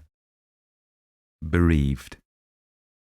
It was about 10 months since we had last seen him, but that time had sufficed to make an alteration of years in his appearance. He had grown thinner, something of gloom and anxiety had taken the place of that cordial serenity which used to characterize his features. His dark blue eyes, always penetrating, now gleamed with a sterner light from under his shaggy grey eyebrows. It was not such a change as grief alone usually induces, and angrier passions seemed to have had their share in bringing it about. We had not long resumed our drive when the General began to talk, with his usual soldierly directness, of the bereavement, as he termed it, which he had sustained in the death of his beloved niece and ward, and he then broke out in a tone of intense bitterness and fury, inveighing against the hellish arts to which she had fallen victim, and expressing with more exasperation and piety his wonder that heaven should tolerate so monstrous an indulgence of the lusts and malignity of hell. My father, who saw at once that something very extraordinary had befallen, asked him, if not too painful to him, to detail the circumstances which he thought justified the strong terms in which he expressed himself. I should tell you with all pleasure, said the General, but you would not believe me. Why should I not? He asked. Because, he answered testily, you believe in nothing but what consists with your own prejudices and illusions. I remember when I was like you, but I have learned better. Try me, said my father. I am not such a dogmatist as you suppose. Besides which, I know very well that you generally require proof for what you believe, and am therefore very strongly predisposed to respect your conclusions. You are right in supposing that I have not been led lightly into a belief in the marvellous, for what I have experienced is marvellous, and I have been forced by extraordinary evidence to credit that which ran counter diametrically to all my theories. I have been made the dupe of a preternatural conspiracy. Notwithstanding his professions of confidence in the General's penetration, I saw my father at this point glance at the General with, as I thought, a marked suspicion of his sanity. The General didn't see it, luckily. He was looking gloomily and curiously into the glades and vistas of the woods that were opening before us. You are going to the ruins of Karnstein, he said. Yes, it is a lucky coincidence. Do you know, I was going to ask you to bring me there to inspect them. I have a special object in exploring. There is a ruined chapel there, ain't there, with a great many tombs of that extinct family. So there are, highly interesting, said my father. I hope you are thinking of claiming the title in the States. My father said this gaily, but the General didn't recollect the laugh, or even the smile, which courtesy extracts for a friend's joke. On the contrary, he looked grave and even fierce, ruminating on a matter that stirred his anger and horror. Something very different, he said gruffly. I mean to unearth some of these fine people. I hope by God's blessing to accomplish a pious sacrilege here, which will relieve our earth of certain monsters, and enable honest people to sleep in their beds without being assailed by murderers. I have strange things to tell you, my dear friend, such as I myself would have scouted as incredible a few months since. My father looked at him again, but this time not with a glance of suspicion, with an eye rather of keen intelligence and alarm. The house of Karnstein, he said, has been long extinct, 100 years at least. My dear wife was maternally descended from the Karnsteins, but the name and title have long ceased to exist.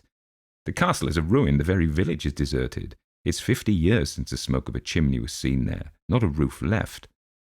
Quite true. I have heard a great deal about that since I last saw you, a great deal that will astonish you. But I had better relate everything in the order in which it occurred, said the General. You saw my dear ward, my child, I may call her. No creature could have been more beautiful, and only 3 months ago none more blooming. Yes, poor thing, when I saw her last, she certainly was quite lovely, said my father. I was grieved and shocked more than I can tell you, my dear friend. I knew what a blow it was to you. He took the General's hand, and they exchanged a kind of pressure. Tears gathered in the old soldier's eyes. He didn't seek to conceal them, he said. We have been very old friends. I knew you would feel for me, childless as I am. She had become an object of very near interest to me, and repaid my care by an affection that cheered my home and made my life happy. That is all gone. The years that remain to me on earth may not be very long, but by God's mercy I hope to accomplish a service to mankind before I die, and to subserve the vengeance of heaven upon the fiends who have murdered my poor child in the spring of her hopes and beauty. You said just now that you intended relating everything as it occurred, said my father. Pray do. I assure you that it is not mere curiosity that prompts me. By this time we had reached the point at which the Drunstel road, by which the General had come, diverges from the road which we were travelling to Karnstein. How far is it to the ruins? Inquired the General, looking anxiously forward. About half a league, answered my father. Pray, let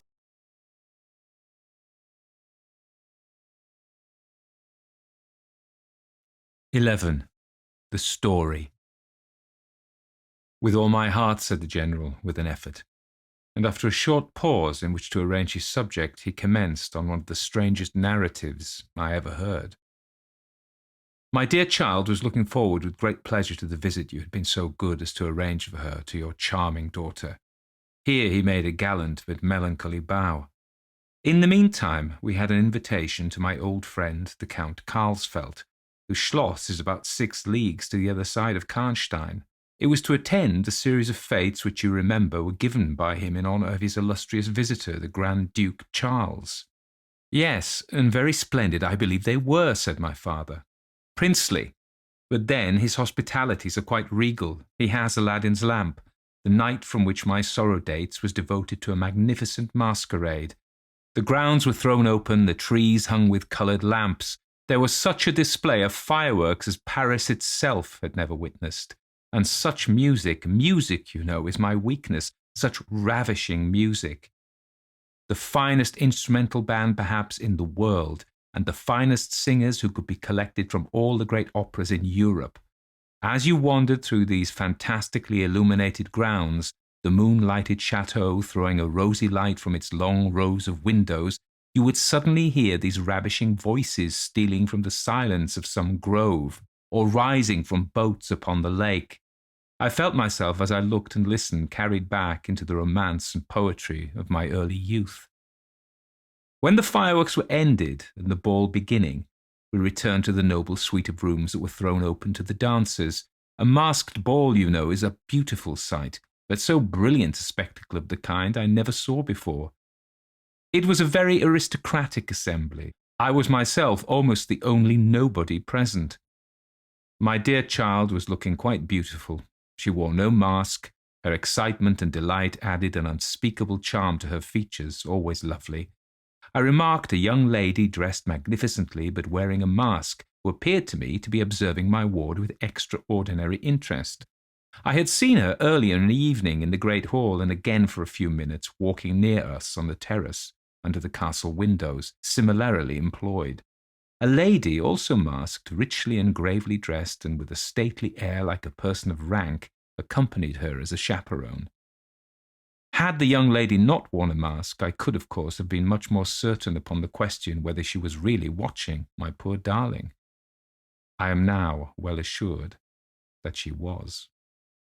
We were now in one of the salons.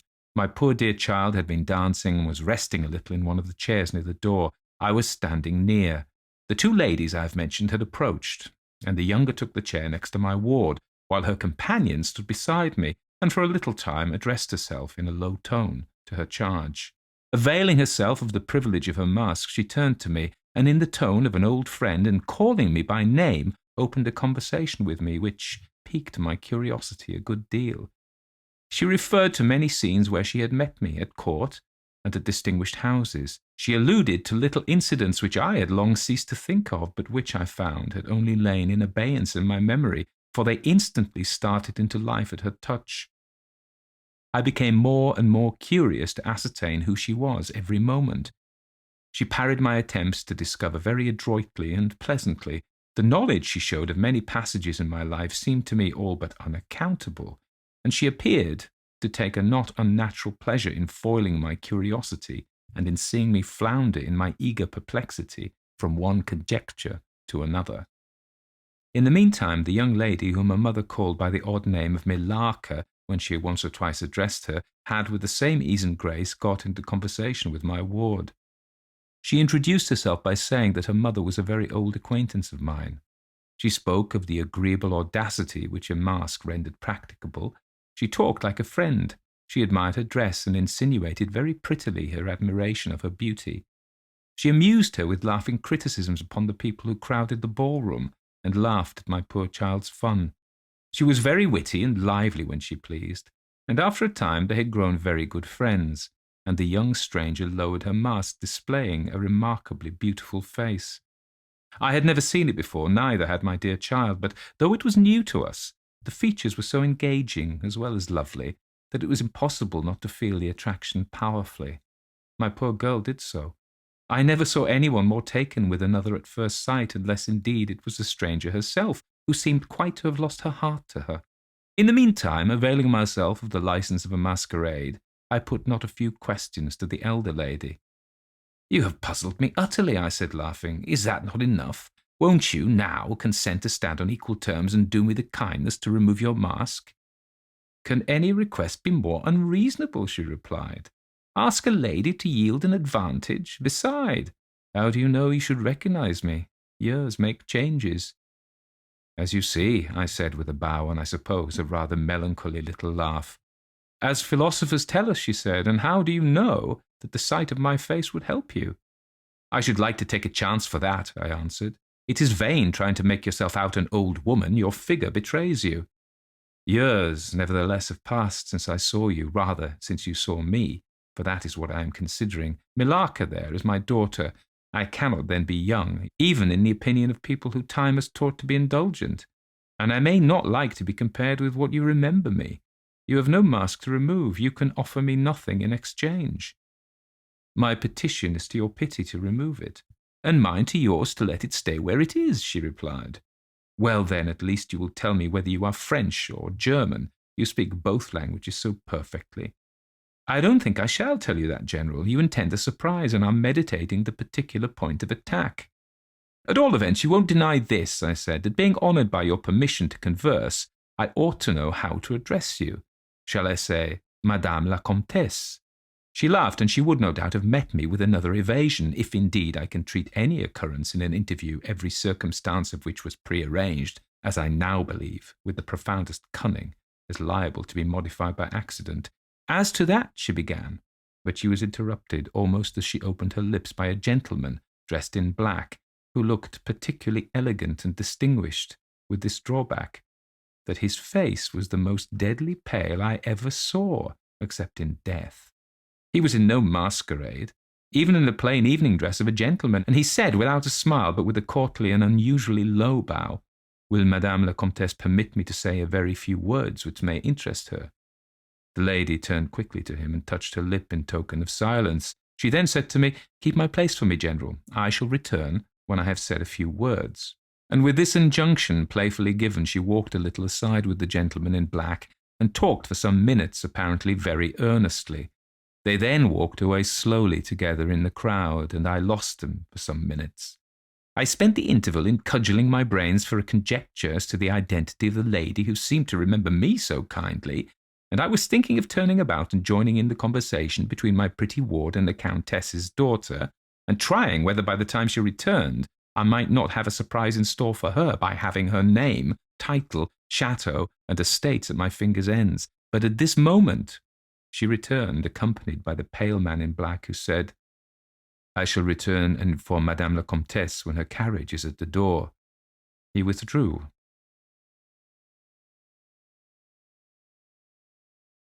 "12. A petition. Then we are to lose Madame la Comtesse, but I hope only for a few hours, I said with a low bow. It may be that only, or it may be a few weeks. It was very unlucky his speaking to me just now as he did. Do you now know me? I assured her I did not. You shall know me, she said, but not at present. We are older and better friends than perhaps you suspect. I shall in 3 weeks pass your beautiful Schloss, about which I have been making inquiries. I shall then look in on you for an hour or two, and renew a friendship which I never think of without 1,000 pleasant recollections. This moment a piece of news has reached me like a thunderbolt. I must set out now and travel by a devious route, nearly 100 miles. With all the dispatch I can possibly make, my perplexities multiply. I am only deterred by the compulsory reserve I practice as to my name from making a very singular request of you. My poor child has not quite recovered her strength. Her horse fell with her at a hunt which she had ridden out to witness, but her nerves have not yet recovered the shock, and our physician says that she must on no account exert herself for some time to come. We came here in consequence by very easy stages, hardly 6 leagues a day. I must now travel day and night on a mission of life and death, a mission the critical and momentous nature of which I shall be able to explain to you when we meet, as I hope we shall, in a few weeks, without the necessity of any concealment. She went on to make her petition, and it was in the tone of a person from whom such a request amounted to conferring rather than seeking a favour. This was only in manner and, as it seemed, quite unconsciously. Than the terms in which it was expressed, nothing could be more deprecatory. It was simply that I would consent to take charge of her daughter during her absence. This was, all things considered, a strange, not to say an audacious request. She in some sort disarmed me by stating and admitting everything that could be urged against it, and throwing herself entirely upon my chivalry. At the same moment, by a fatality that seems to have predetermined all that happened, my poor child came to my side, and in an undertone besought me to invite her new friend Millarca to pay us a visit. She had just been sounding her, and thought if her mamma would allow it, she would like it extremely. At another time I should have told her to wait a little until at least we knew who they were, but I had not a moment to think in. The two ladies assailed me together, and I must confess the refined and beautiful face of the young lady, about which there was something extremely engaging, as well as the elegance and fire of high birth, determined me, and quite overpowered. I submitted, and undertook too easily the care of the young lady whom her mother called Millarca. The Countess beckoned to her daughter, who listened with grave attention while she told her in general terms how suddenly and peremptorily she had been summoned, and also of the arrangement she had made for her under my care, adding that I was one of her earliest and most valued friends. I made, of course, such speeches as the case seemed to call for, and found myself, on reflection, in a position which I did not half like.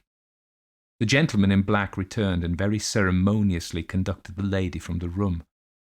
The demeanour of this gentleman was such as to impress me with a conviction that the Countess was a lady of very much more importance than her modest title alone might have led me to assume. Her last charge to me was that no attempt was to be made to learn more about her than I might already have guessed until her return. Our distinguished host, whose guest she was, knew her reasons. But here, she said, neither I nor my daughter could safely remain for more than a day. I removed my mask imprudently for a moment about an hour ago, and too late. I fancied you saw me. So I resolved to seek an opportunity of talking a little to you. Had I found out that you had seen me, I would have thrown myself upon your high sense of honour to keep my secret some weeks. As it is, I am satisfied that you did not see me. But if you now suspect, or, on reflection, should suspect who I am, I commit myself in like manner entirely to your honour. My daughter will observe the same secrecy, and I well know that you will from time to time remind her lest she should thoughtlessly disclose it. She whispered a few words to her daughter, kissed her hurriedly twice, and went away, accompanied by the pale gentleman in black, and disappeared into the crowd. In the next room, said Millarca, there is a window that looks upon the hall door. I should like to see the last of Mamma and to kiss my hand to her. We assented, of course, and accompanied her to the window. We looked out and saw a handsome, old-fashioned carriage with a troop of couriers and footmen. We saw the slim figure of the pale gentleman in black, as he held a thick velvet cloak and placed it about her shoulders and threw the hood over her head. She nodded to him and just touched his hand with hers. He bowed low repeatedly as the door closed and the carriage began to move. "She is gone," said Millarca with a sigh. "She is gone," I repeated to myself for the first time, in the hurried moments that had elapsed since my consent, reflecting upon the folly of my act. "She did not look up," said the young lady plaintively. "The Countess had taken off her mask, perhaps, and didn't care to show her face," I said, "and she could not know that you were in the window. She sighed and looked in my face. She was so beautiful that I relented. I was sorry I had for a moment repented of my hospitality, and I determined to make her amends for the unavowed churlishness of my reception. The young lady, replacing her mask, joined my ward in persuading me to return to the grounds, where the concert was soon to be renewed. We did so, and walked up and down the terrace that lies under the castle windows. Millarca became very intimate with us, and amused us with lively descriptions and stories of most of the great people whom we saw upon the terrace. I liked her more and more every minute. Her gossip, without being ill-natured, was extremely diverting to me, who had been so long out of the great world. I thought what a life she would give to our sometimes lonely evenings at home. This ball was not over until the morning sun had almost reached the horizon. It pleased the Grand Duke to dance till then, so loyal people could not go away or think of bed. We had just got through a crowded saloon when my ward asked me what had become of Millarca. I thought she had been by her side, and she fancied she was by mine. The fact was, we had lost her. All my efforts to find her were in vain.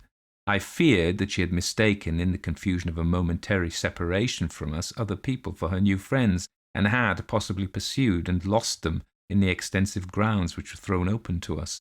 Now, in its full force, I recognized a new folly in my having undertaken the charge of a young lady without so much as knowing her name, and fettered as I was by promises, of the reasons for imposing which I knew nothing, I could not even point my inquiries by saying that the missing young lady was the daughter of the Countess who had taken her departure a few hours before. Morning broke. It was clear daylight before I gave up my search, It was not till near 2 o'clock the next day that we heard anything of my missing charge. At about that time, a servant knocked at my niece's door to say that he had been earnestly requested by a young lady, who appeared to be in great distress, to make out where she could find the General Baron Spielsdorf and the young lady his daughter, in whose charge she had been left by her mother. There could be no doubt, notwithstanding the slight inaccuracy, that our young friend had turned up, and so she had. Would to heaven we had lost her. She told my poor child a story to account for her having failed to recover us for so long. Very late, she said, she had got to the housekeeper's bedroom in despair of finding us, and had then fallen into a deep sleep, which, long as it was, had hardly sufficed to recruit her strength after the fatigues of the ball. That day, Millarca came home with us. I was only too happy, after all, to have secured so charming a companion for my dear girl. 13. The Woodman. There soon, however, appeared some drawbacks. In the first place, Millarca complained of extreme languor, the weakness that remained after her late illness, and she never emerged from her room until the afternoon was pretty far advanced. In the next place, it was accidentally discovered, although she always locked her door from the inside and never disturbed the key from its place till she admitted the maid to assist her at her toilet, that she was undoubtedly sometimes absent from her room in the very early morning, and at various times later in the day, before she wished it to be understood that she was stirring. She was repeatedly seen from the windows of the Schloss, in the first faint grey of the morning, walking through the trees in an easterly direction and looking like a person in a trance. But this hypothesis did not solve the puzzle. How did she pass from her room, leaving the door locked on the inside? How did she escape from the house without unbarring door or window? In the midst of my perplexities, an anxiety of a far more urgent kind presented itself. My dear child began to lose her looks and health, and that in a manner so mysterious and even horrible that I became thoroughly frightened. She was at first visited by appalling dreams, then, as she fancied, by a spectre, sometimes resembling Millarca, sometimes in the shape of a beast, indistinctly seen, walking round the foot of her bed from side to side. Lastly came sensations. One, not too unpleasant but very peculiar, she said, resembled the flow of an icy stream against her breast. At a later time she felt something like a pair of large needles pierce her, a little below the throat, with a very sharp pain. A few nights after followed a gradual and convulsive sense of strangulation. Then came unconsciousness. I could hear distinctly every word the kind old general was saying, because by this time we were driving upon the short grass that spreads on either side of the road as you approach the roofless village, which had not shown the smoke of a chimney for more than half a century. You may guess how strangely I felt as I heard my own symptoms so exactly described in those which had been experienced by the poor girl, who, but for the catastrophe which followed, would have been at that moment a visitor at my father's chateau. You may suppose also how I felt as I heard him detail habits and mysterious peculiarities which were in fact those of our beautiful guest, Carmilla. A vista opened in the forest. We were on a sudden under the chimneys and gables of the ruined village and the towers and battlements of the dismantled castle, round which gigantic trees are grouped, overhung us from a slight eminence. In a frightened dream I got down from the carriage, and in silence, for we had each abundant matter for thinking, we soon mounted the ascent and were among the spacious chambers, winding stairs and dark corridors of the castle. And this was once the palatial residence of the Karnsteins, said the old general at length, as from a great window he looked out across the village and saw the wide, undulating expanse of forest. It was a bad family, and here its blood-stained annals were written, he continued. It is hard that they should after death continue to plague the human race with their atrocious lusts. That is the chapel of the Karnsteins, down there. He pointed down to the grey walls of the Gothic building, partly visible through the foliage, a little way down the steep. And I hear the axe of a woodman, he added, busy among the trees that surround it. He possibly may give us the information for which I am in search, and point out the grave of Mircalla, Countess of Karnstein. These rustics preserve the local traditions of great families, whose stories die out among the rich and titled, so soon as the families themselves become extinct. We have a portrait at home of Micalla, the Countess Karnstein. Should you like to see it? Asked my father. Time enough, dear friend, replied the general. I believe that I have seen the original, and one motive which has led me to you earlier than I at first intended was to explore the chapel which we are now approaching. What? See the Countess Micalla? Exclaimed my father. Why, she has been dead more than a century. Not so dead as you fancy, I am told, answered the general. I confess, General, you puzzle me utterly, replied my father, looking at him. I fancied for a moment with the return of the suspicion I detected before, but although there was anger and detestation at times in the old general's manner, there was nothing flighty. There remains to me, he said, as we passed under the heavy arch of the Gothic church, for its dimensions would have justified it being so styled, but one object which can interest me during the few years that remain to me on earth, and that is to wreak on her the vengeance which, I thank God, may still be accomplished by a mortal arm. What vengeance can you mean? Asked my father in increased amazement. I mean to decapitate the monster, he answered with a fierce flush and a stamp that echoed mournfully through the hollow ruin, and his clenched hand was at the same moment raised, as if it grasped the handle of an axe, while he shook it ferociously in the air. What? Exclaimed my father, more than ever bewildered. To strike her head off. Cut her head off? Aye, with a hatchet, with a spade, or with anything that can cleave through her murderous throat. You shall hear, he answered, trembling with rage, and hurrying forward he said, That beam will answer for a seat. Your dear child is fatigued. Let her be seated, and I will, in a few sentences, close my dreadful story. The squared block of wood which lay on the grass-grown pavement of the chapel formed a bench, on which I was very glad to seat myself, and in the meantime the general called to the woodman, who had been removing some boughs which leaned upon the old walls, and, axe in hand, the hardy old fellow stood before us.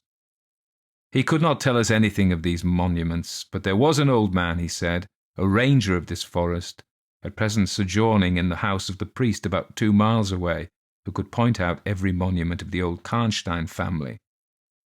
And for a trifle he undertook to bring him back with him, if he would lend him one of our horses, in little more than half an hour. Have you been long employed about this forest? Asked my father of the old man. I have been a woodman here, he answered in his patois, under the forester all my days. So has my father before me, and so on as many generations as I can count up. I could show you the very house in the village here in which my ancestors lived. How came the village to be deserted? Asked the general. It was troubled by revenants, sir. Several were tracked to their graves. They are detected by the usual tests and extinguished in the usual way, by decapitation, by the stake, and by burning, but not until many of the villagers were killed. But after all these proceedings according to law, he continued, so many graves opened, and so many vampires deprived of their horrible animation, the village was not relieved. But a Moravian nobleman who happened to be travelling this way heard how matters were, and being skilled, as many people are in his country in such affairs, he offered to deliver the village from its tormentor. He did so thus. There being a bright moon that night, he ascended shortly after sunset the towers of the chapel here, from whence you could distinctly see the churchyard beneath him. You can see it from that window. From this point, he watched until he saw the vampire come out of his grave, and place near it the linen clothes in which he had been folded, and then glide away towards the village to plague its inhabitants. The stranger, having seen all this, came down from the steeple, took the linen wrappings of the vampire, and carried them up to the top of the tower, which he again mounted. When the vampire returned from his prowlings and missed his clothes, he cried furiously to the Moravian whom he saw at the summit of the tower, and who in reply beckoned him to ascend and take them. Whereupon the vampire, accepting his invitation, began to climb the steeple, and so soon as he had reached the battlements, the Moravian, with a stroke of his sword, clove his skull in twain, hurling him down to the churchyard, whither, descending by the winding stairs, the stranger followed, and cut his head off, and the next day delivered it and the body to the villagers, who duly impaled and burnt them. This Moravian nobleman had the authority from the then head of the family to remove the tomb of Mikala, Countess Karnstein, which he did effectually, so that in a little while its site was quite forgotten. Can you point out where it stood? Asked the general eagerly. The forester shook his head and smiled. Not a soul living could tell you that now, he said. Besides, they say her body was removed, but no one's sure of that either. Having thus spoken, as time pressed, he dropped his axe and departed, leaving us to hear the remainder of the general's strange story. 14. The meeting. My beloved child, he resumed, was now growing rapidly worse. The physician who attended her had failed to produce the slightest impression on her disease, for such then I supposed it to be. He saw my alarm and suggested a consultation. I called in an abler physician from Graz. Several days elapsed before he arrived. He was a good and pious as well as a learned man. Having seen my poor ward together, they withdrew to my library to confer and discuss. I, from the adjoining room where I awaited their summons, heard these two gentlemen's voices raised in something sharper than a strictly philosophical discussion. I knocked at the door and entered. I found the old physician from Graz maintaining his theory. His rival was combating it with undisguised ridicule, accompanied with bursts of laughter. This unseemly manifestation subsided, and the altercation ended on my entrance. Sir, said my first physician, my learned brother seems to think that you want a conjurer and not a doctor. Pardon me, said the old physician from Graz, looking displeased. I shall state my own view of the case in my own way another time. I grieve, Monsieur le Général, that by my skill and science I can be of no use. Before I go, I shall do myself the honour to suggest something to you. He seemed thoughtful and sat down at a table and began to write. Profoundly disappointed, I made my bow, and as I turned to go, the other doctor pointed over his shoulder to his companion, who was writing, and then, with a shrug, significantly touched his forehead. This consultation then left me precisely where I was. I walked out into the grounds, all but distracted. The doctor from Graz in 10 or 15 minutes overtook me. He apologized for having followed me, but said that he could not conscientiously take his leave without a few words more. He told me that he could not be mistaken. No natural disease exhibited the same symptoms, and that death was already very near. There remained, however, a day, or possibly two, of life. If the fatal seizure were at once arrested with great care and skill, her strength might possibly return. But all hung now upon the confines of the irrevocable. One more assault might extinguish the last spark of vitality, which is every moment ready to die. "And what is the nature of the seizure you speak of?" I entreated. "I have stated all fully in this note, which I place in your hands upon the distinct condition that you send for the nearest clergyman and open my letter in his presence, and on no account read it till he is with you. You would despise it else. And it is a matter of life and death. Should the priest fail you, then indeed you may read it." He asked me before taking his leave finally whether I wished to see a man curiously learned upon the very subject, which after I had read his letter would probably interest me above all others.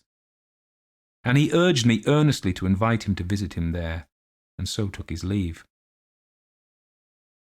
The ecclesiastic was absent, and I read the letter by myself. At another time, or in another case, it might have excited my ridicule. But into what quackeries will not people rush for a last chance, where all accustomed means have failed, and the life of a beloved object is at stake? Nothing, you will say, could be more absurd than the learned man's letter. It was monstrous enough to have consigned him to a madhouse. He said that the patient was suffering from the visits of a vampire. The punctures which he described as having occurred near the throat were, he insisted, the insertion of those two long, thin and sharp teeth, which, it is well known, are peculiar to vampires. And there could be no doubt, he added, as to the well-defined presence of the small livid mark, which all concurred in describing as that induced by the demon's lips. And every symptom described by the sufferer was in exact conformity with those recorded in every case of a similar visitation. Being myself wholly sceptical as to the existence of any such portent as the vampire, The supernatural theory of the good doctor furnished, in my opinion, but another instance of learning and intelligence oddly associated with some one hallucination. I was so miserable, however, that rather than try nothing, I acted upon the instructions of the letter. I concealed myself in the dark dressing-room that opened upon the poor patient's room, in which a candle was burning, and watched there till she was fast asleep. I stood at the door, peeping through the small crevice, my sword laid on the table beside me, as my directions prescribed, until, a little after 1, I saw a large black object, very ill-defined, crawl, as it seemed to me, over the foot of the bed, and swiftly spread itself up to the poor girl's throat, where it swelled in a moment into a great palpitating mass. For a few moments I had stood petrified. I now sprang forward with my sword in my hand. The black creature suddenly contracted towards the foot of the bed, glided over it, and standing on the floor about a yard below the foot of the bed, with a glare of skulking ferocity and horror fixed upon me, I saw Millarca. Speculating I know not what, I struck at her instantly with my sword, but I saw her standing near the door unscathed. Horrified, I pursued and struck again. She was gone, and my sword flew to shivers against the door. I can't describe to you all that passed upon that horrible night. The whole house was up and stirring. The spectre Millarca was gone, but her victim was sinking fast, and before the morning dawned, she died. The old general was agitated. We didn't speak to him. My father walked to some little distance and began reading the inscriptions on the tombstones, and thus occupied, he strolled into the door of a side chapel to prosecute his researches. The general leaned against the wall, dried his eyes, and sighed heavily. I was relieved on hearing the voices of Carmilla and Madame, who were at that moment approaching. The voices died away.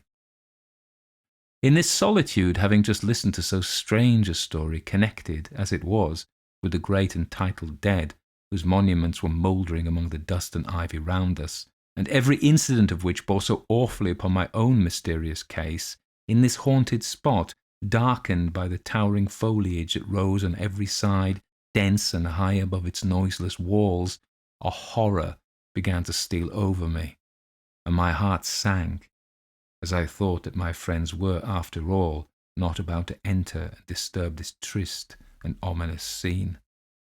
The old general's eyes were fixed upon the ground as he leaned with his hand upon the basement of a shattered monument. Under a narrow, arched doorway, surmounted by one of those demoniacal grotesques in which the cynical and ghastly fancy of old Gothic carving delights, I saw, very gladly, the beautiful face and figure of Carmilla enter the shadowy chapel. I was just about to rise and speak, and nodded, smiling in answer to her peculiarly engaging smile, when with a cry the old man by my side caught up the woodman's hatchet and started forward.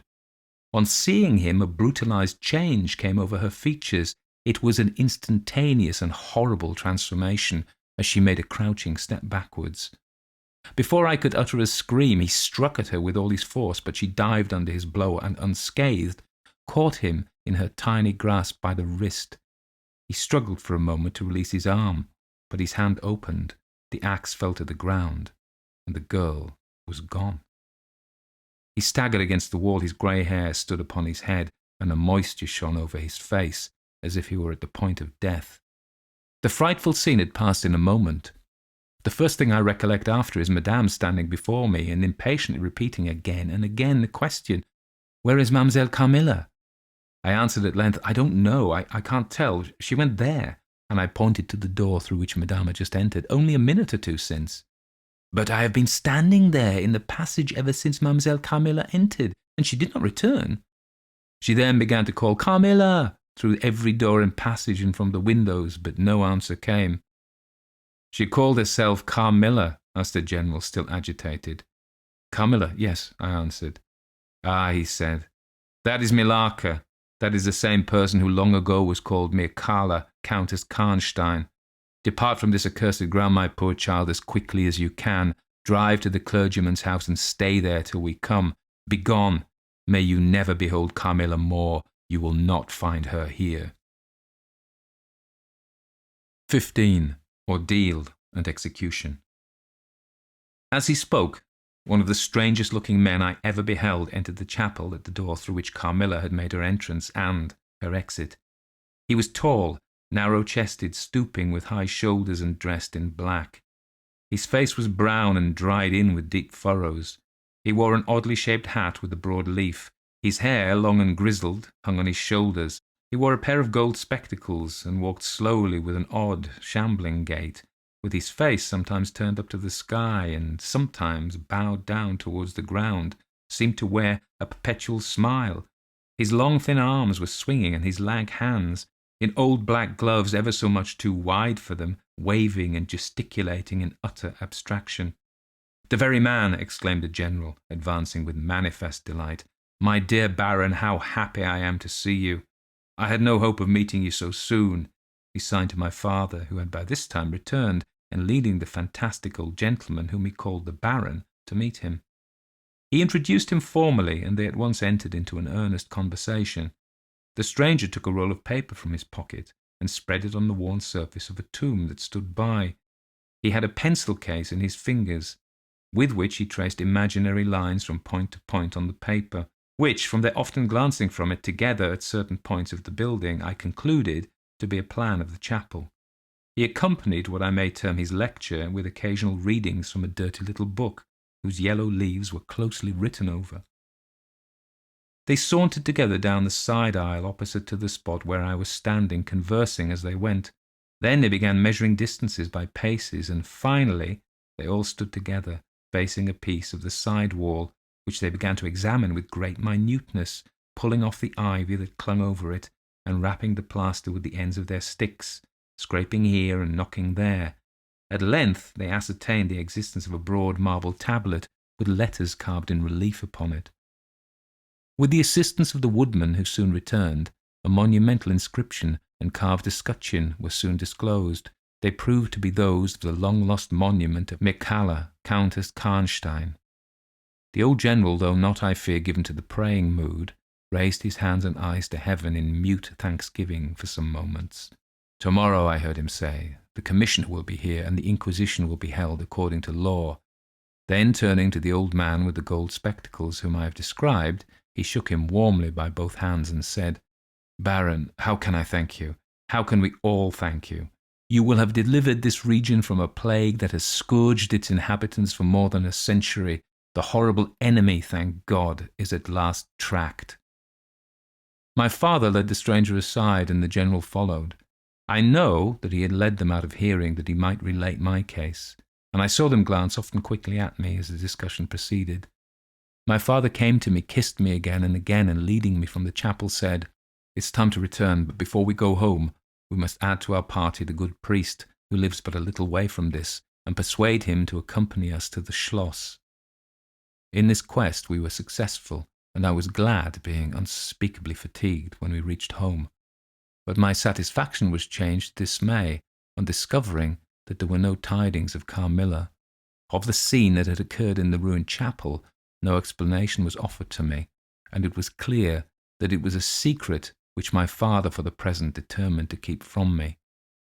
The sinister absence of Carmilla made the remembrance of the scene more horrible to me.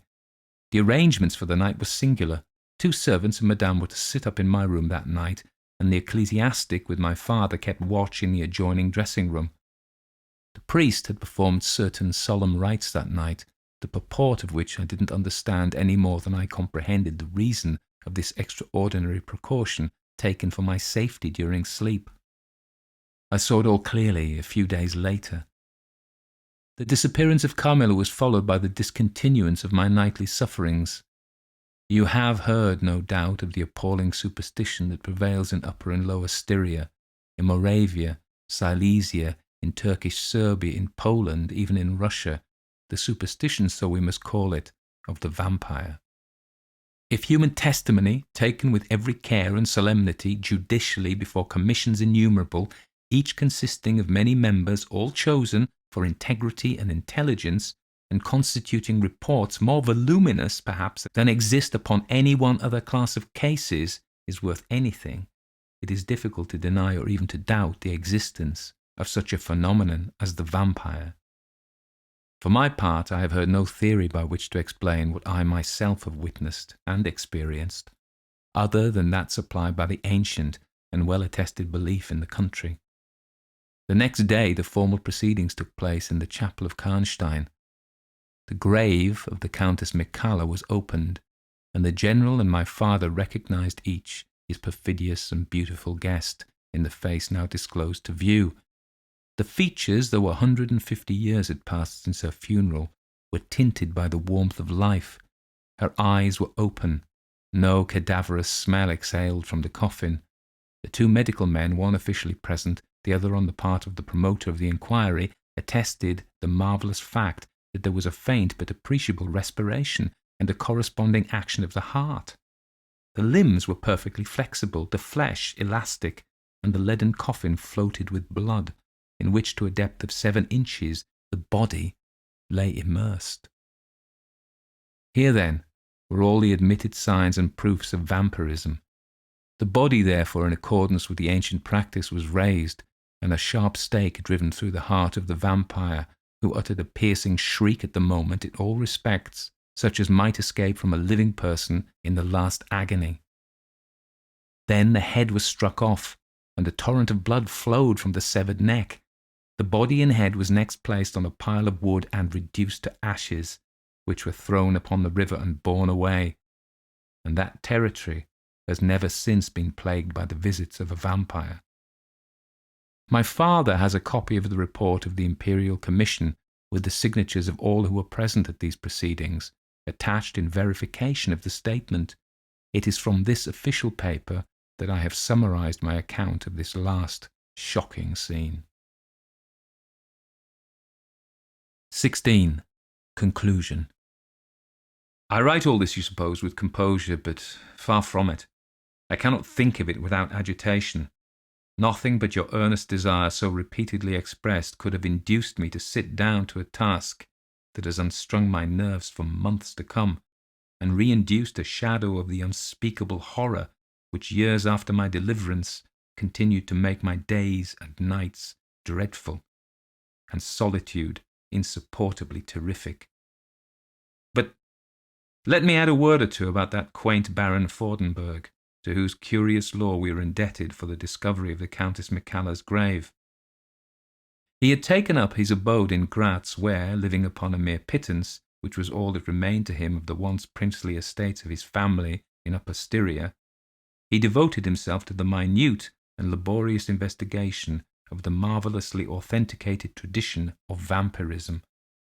He had at his fingers' ends all the great and little works upon the subject: Magia Posthuma, Phlegon de Mirabilibus, Augustinius de Cura pro Mortuis, Philosophicae et Christianae Cogitationis e Vampiris, by John Christopher Herenberg, and 1,000 others, upon which I remember only a few of those which he lent to my father. He had a voluminous digest of all the judicial cases from which he had extracted a system of principles that appear to govern, some always, and others occasionally only, the condition of the vampire. I may mention in passing that the deadly pallor attributed to that sort of revenants is a mere melodramatic fiction. They present in the grave, and when they show themselves in human society, the appearance of healthy life. When disclosed to light in their coffins, they exhibit all the symptoms that are enumerated as those which proved the vampire life of the long-dead Countess Karnstein. How they escape from their graves and return to them for certain hours every day, without displacing the clay or leaving any trace of disturbance in the state of the coffin or the cerements, has always been admitted to be utterly inexplicable. The amphibious existence of the vampire is sustained by daily renewed slumber in the grave. Its horrible lust for living blood supplies the vigour of its waking existence. The vampire is prone to be fascinated with an engrossing vehemence resembling the passion of love by particular persons. In pursuit of these, it will exercise inexhaustible patience and stratagem, for access to a particular object may be obstructed in 100 ways. It will never desist until it has satiated its passion and drained the very life of its coveted victim, but it will, in these cases, husband and protract its murderous enjoyment with the refinement of an epicure, and heighten it by the gradual approaches of an artful courtship. In these cases, it seems to yearn for something like sympathy and consent. In ordinary ones, it goes direct to its object, overpowers with violence, and strangles and exhausts often at a single feast. The vampire is apparently subject in certain situations to special conditions. In the particular instance of which I have given you a relation, Micala seemed to be limited to a name which, if not her real one, should at least reproduce, without the omission or addition of a single letter, those, as we say, anagrammatically which compose it. Carmilla did this, so did Millarca. My father related to the Baron Fordenberg, who remained with us for 2 or 3 weeks after the expulsion of Carmilla, the story about the Moravian nobleman and the vampire at Karnstein churchyard, and then he asked the Baron how he had discovered the exact position of the long-concealed tomb of the Countess Micala. The Baron's grotesque features puckered up into a mysterious smile. He looked down, still smiling, on his worn spectacle case and fumbled with it. Then, looking up, he said, "I have read many journals and other papers written by that remarkable man. The most curious among them is the one treating of the visit of which you speak, to Karnstein. This tradition, of course, discolours and distorts a little. He might have been termed a Moravian nobleman, for he had changed his abode to that territory, and was besides a noble, but he was in truth a native of Upper Styria. It is enough to say that in very early youth he had been a passionate and favoured lover of the beautiful Micala, Countess Karnstein. Her early death plunged him into inconsolable grief. It is the nature of vampires to increase and multiply, but according to an ascertained and ghostly law. Assume at starting a territory perfectly free from that pest. How does it begin, and how does it multiply itself? I will tell you. A person, more or less wicked, puts an end to himself. A suicide, under certain circumstances, becomes a vampire. That spectre visits living people in their slumbers. They die, and almost invariably in the grave develop into vampires. This happened in the case of the beautiful Micala, who was haunted by one of those demons. My ancestor Fordenberg, whose title I still bear, soon discovered this, and in the course of the studies to which he devoted himself, learned a good deal more. Among other things, he concluded that suspicion of vampirism would probably fall, sooner or later, upon the dead countess, who in life had been his idol. He conceived a horror, be what she might, of her remains being profaned by the outrage of a posthumous execution. He has left a curious paper to prove that the vampire, on its expulsion from its amphibious existence, is projected into a far more horrible life, and he resolved to save his once beloved Micala from this. He adopted the stratagem of a journey here, a pretended removal of her remains, and a real obliteration of her monument. When age had stolen upon him, and from the veil of years he looked back on the scenes he was leaving, he considered in a different spirit what he had done, and a horror took possession of him. He made the tracings and notes which have guided me to the very spot, and drew up a confession of the deception that he had practiced. If he had intended any further action in this matter, death prevented him. And the hand of a remote descendant has, too late for many, directed the pursuit to the lair of the beast. We talked a little more, and among other things he said was this: one sign of the vampire is the power of the hand. The slender hand of Micala closed like a vice of steel on the general's wrist when he raised the hatchet to strike, but its power is not confined to its grasp. It leaves a numbness in the limb it seizes, which is slowly, if ever, recovered from. The following spring, my father took me a tour through Italy. We remained away for more than a year. It was long before the terror of recent events subsided, and to this hour the image of Carmilla returns to memory with ambiguous alternations.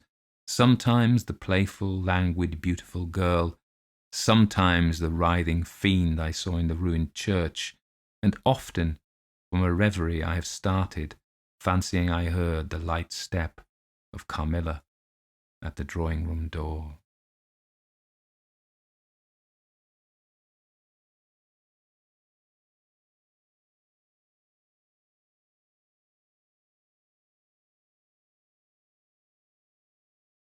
Behind the Stumps by Russell Kirk.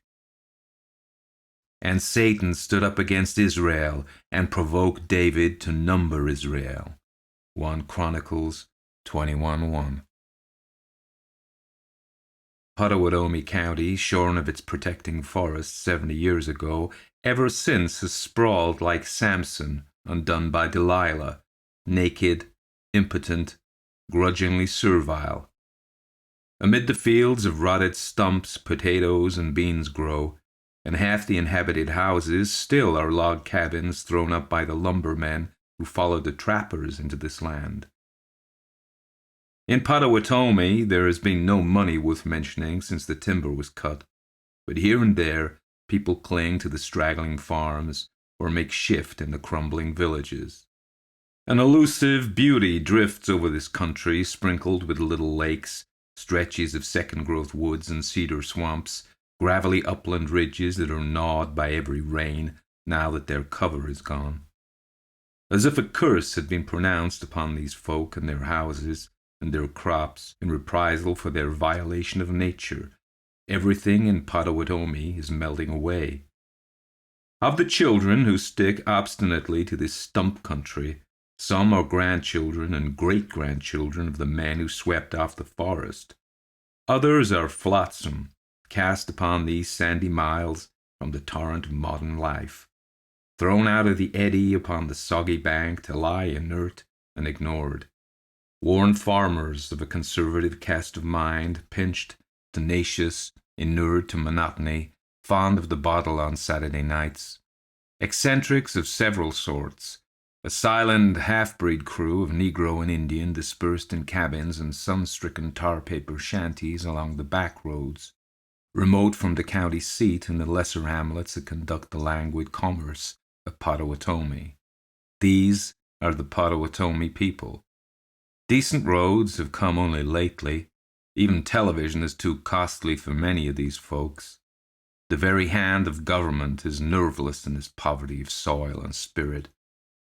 Yet not wholly palsied, the grip of the state for all that.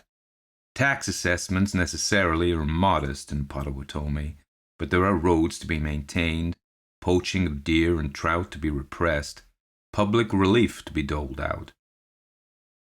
There exists a sheriff intimate with the local tone at the county seat, also a judge of probate, and the county supervisors of farmers and tradesmen without inclination to alter the nature of things in Potawatomi.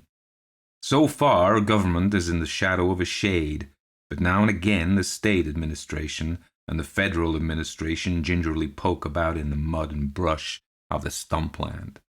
A special rural census had to be compiled. Down in the capital, a plan had been drawn up concerning commodity price levels and potential crop yields and tabulated prices. Acres of corn were to be counted, and pigs and people. Enumerators went out to every spreading wheat farm, to every 5-acre tomato patch, and Potawatomi County was not forgotten. Always against the government, Potawatomi, against the administration that ordained this special census most vehemently. This new survey, Potawatomi declared, meant more blank forms, more trips to the county seat, higher taxation, and intolerable prying into every man's household, which last none resent more due than the rural poor. So, the regional office of the special census began to encounter difficulties in Potawatomi. Doors were shut in the faces of certified enumerators, despite threats of warrants and writs. The evasive response was common, violent reaction not inconceivable.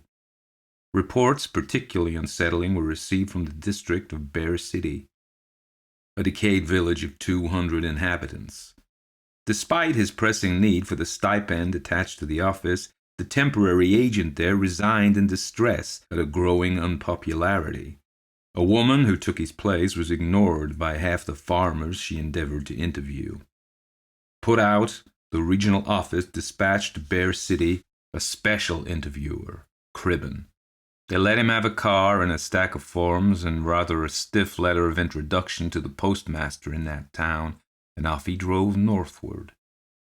Being that sort of man, Cribben took his revolver with him. Once he had been a bank messenger, and he often told his associates, the other messengers carried their guns at the bottom of their briefcases so there'd be no chance of having to pull 'em out if there was a stick-up. But I kept my .38 handy. I was willing to have it out with the boys. Tall, 40, stiff as a stick, this Cribben, walking with chin up, chest out, joints rigid, in a sort of nervous defiance of humanity.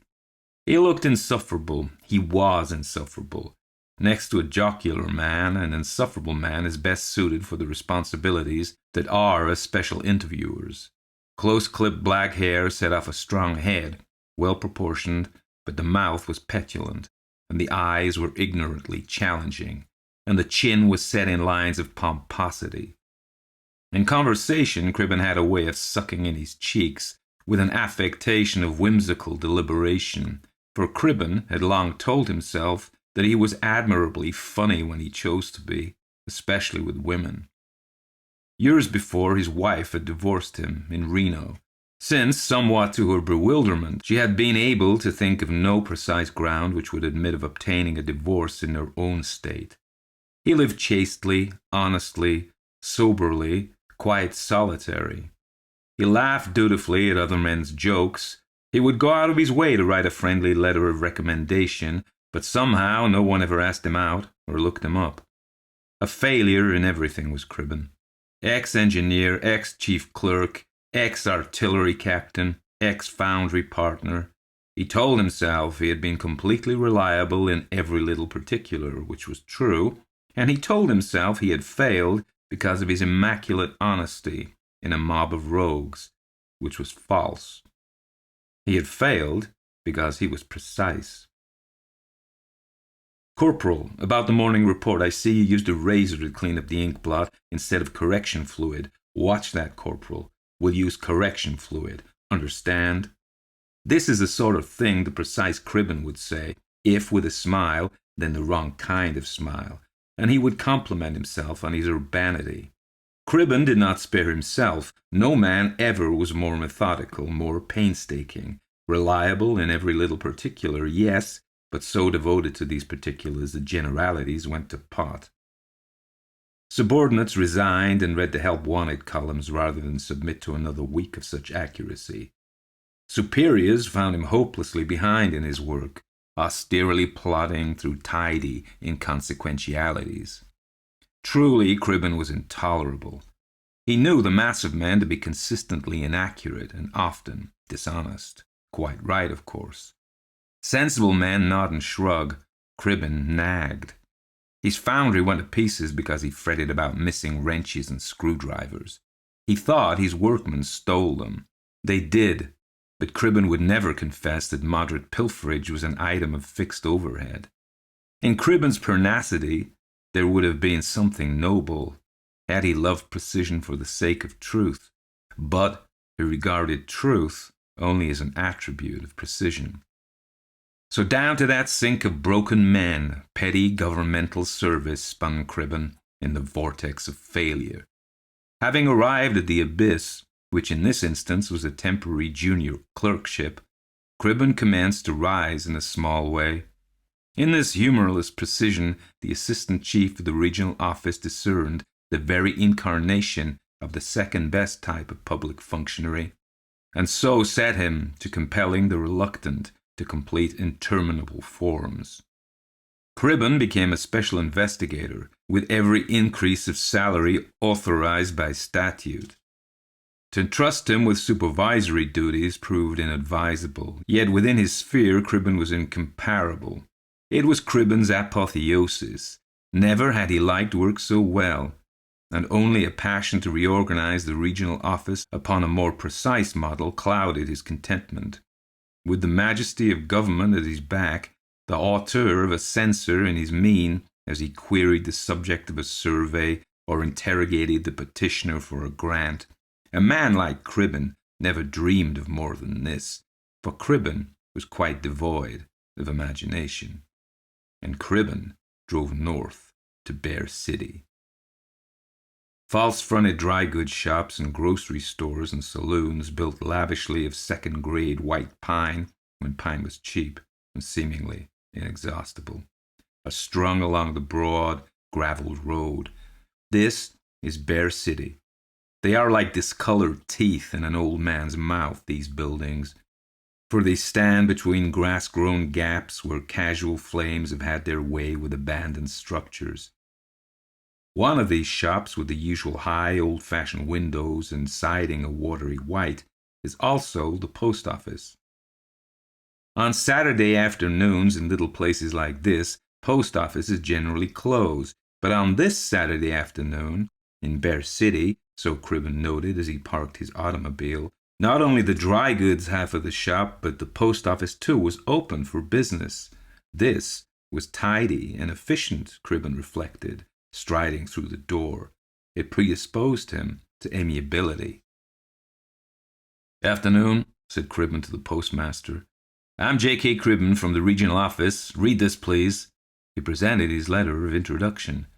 Mr. Matt Heddle, postmaster, Bear City, was behind the wrought iron grill of the old post office counter, a relic of earlier days and more southerly towns, and his shy wife Jessie was opposite at the shop counter.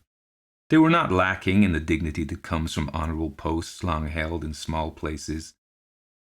Mr. Heddle, with his crown of thick white hair and his august slouch, his good black suit, and his deep, slow voice, made a rural postmaster for one to be proud of. "Why, I wish you luck, Mr. Cribben," Matt Heddle said with concern, reading the letter of introduction. Mr. Heddle desired to be postmaster for the rest of his life. "I'll do anything I can. I'm sorry about the fuss the other census man had." "His own damn fault," Cribben said, largely. "Don't give a grouch a chance to make a fuss. That's my way. Take none of their lip. I've handed people quite a while. Shoot out your questions. Stare 'em down. I won't have much trouble here." He didn't. Whatever Cribben's shortcomings, he was neither coward nor laggard. Only 6 or 7 hours a day he spent in the tourist room he had rented, and by the time 6 days had passed, he had seen and conquered almost all the obdurate farmers around Bear City. Their sheds and their silos, their sheep and their steers, their hired men and their bashful daughters, the rooms in their houses and the privies behind them, all were properly observed and recorded in forms and check sheets. What Cribben could not see with his own eyes, he bullied out adequately enough from the uneasy man he cornered and glowered upon. He was big, he was gruff, he was pedantically insistent. He was worth what salary the regional office paid. He never took no for an answer, or don't know, either. He made himself detested in Bear City more quickly than ever had a man before. And he paid back his condemners in condescending scorn. His success was the product, in part, of his comparative restraint, for he seemed to those he confronted to be holding himself precariously in check, on the verge of tumbling into some tremendous passion, like a dizzy man teetering on a log across a stream in spate. He was cruelly cold, always, never fierce, and yet hanging by a worn rope.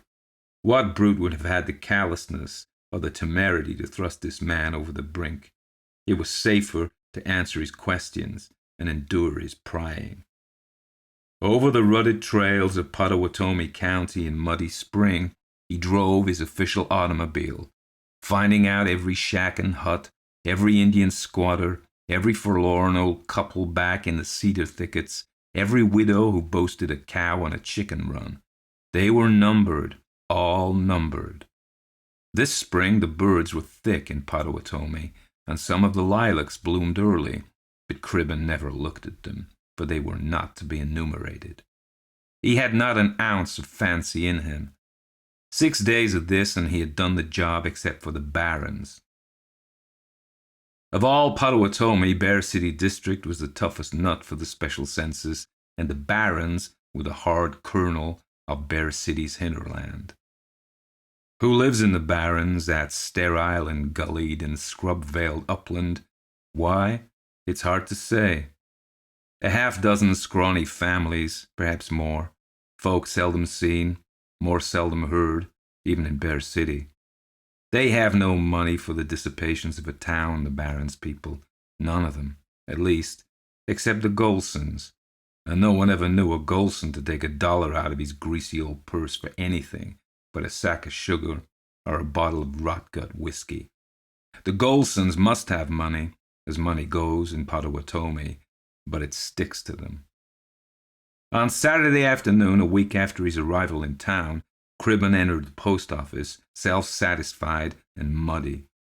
Matt Heddle was there, and Love, the garageman. Love already lively from the morning libations. "Started on the Barrens this morning, Heddle," Cribben said ponderously. "Easy as falling off a log. Covered the Robinsons' place, and Hendry's. 8 kids at the Robinsons, dirty as worms." He looked at his map. "Tomorrow now, I begin with this place called Barron's Mill. Not much of a road into it. It's right on Owens Creek. What do you know about Barron's Mill, Heddle?" He pointed, his heavy forefingers stiff, at a spot on his map. Mr. Matt Heddle was a good-natured old man, but he did not like Cribben. Potawatomi people said that Mr. Heddle was well-read, which in Potawatomi County means that a man has 3 reprints of Mary Corelli's novels and 2 of Hall Caine's, but they were not far wrong in Heddle's case. The appetite for knowledge clutched at him as it sometimes does a pathetic man past their prime, and his devotion to the better 19th century novelists, combining with some natural penetration, have made him shrewd enough. His good nature being unquenchable, he looked at grim Cribben, and thought he read in that intolerant face a waste of loneliness and doubt that Cribben never could confess to himself, for terror of the desolation. He looked at Cribben and told him, "Let it go, Mr. Cribben. They're an ignorant bunch, the Golsons. They own Barron's Mill. Let it go. It'll be knee-deep in mud up there. Look up the acreage in the county office and the assessment, and let it go at that. You've done all the work anybody could ask." "We don't let things go in the regional office," Cribben said with austerity. "I've already looked in the county book. 520 acres the Golsons own. But I want to know what Golson." Matt Heddle started to speak, hesitated, looked speculatively at Cribben, and then said, "It's Will Golson that pays the taxes." Love, who had been leaning against the counter, a wise grin on his face, gave a whisky chuckle and remarked abruptly, "She was a witch and a bitch and a bitch and a witch. Ha! Gonna put her in the census." "Dave, love, this isn't the elite, it's the post office," Matt Heddle said, civilly. "Let's keep it decent in here." "Yes, Will Golson pays the taxes," Cribben nodded, "but the land's not in his name. The tax roll reads Mrs. Golson, just that. No Christian name. How do you people choose your county clerk?" "Mrs. Golson, old bitch Golson, old witch Golson," chanted Love. "You gonna put her in a census? She's dead as a dodo." "Will Golson's mother, maybe, or his grandmother. That's who's meant," Heddle murmured. "Nobody really knows the Golsons. They aren't folks you get to know. They're an ignorant bunch, good to keep clear of. She was old. I saw her laid out. Some of us went up there for the funeral. Only time we ever went inside that house. It was only decent to go up." "Decent hell," said Love. "We was scared not to go. That's the truth of it. Nobody with any brains rubs the Golsons the wrong way." "Scared?" Cribben sneered down at Love. "God, yes, man. She was a damned witch. And the whole family's bats in the belfry. Old Mrs. Golson have a Christian name. Hell, whoever heard of a witch with a Christian name?" "You start your drinking too early in the day," Cribben said. Love snorted, grinned, and fiddled with the post office pen. "What kind of county clerk do you have, Heddle, that doesn't take a dead woman's name off the books?" "Why, I suppose maybe the Golsons wanted it left on," Heddle sighed, placatingly. "And there was talk. Nobody wants to fuss with the Golsons. Sleeping dogs, Mr. Cribben." "If you really want to know," Love growled, "she cursed the cows, for one thing. The cows are the people she didn't care for, and the neighbors that were too close. The Golsons don't like close neighbors." "What are you giving me?" Cribben went menacingly red at the idea of being made the butt of a joke. This was the one thing his humorless valor feared. "You don't have to believe it, man, but the cows went dry all the same. And sometimes they died. And if that wasn't enough, the Golsons moved the fences and the boundary markers. They took over. They got land now that used to be 4 or 5 farms."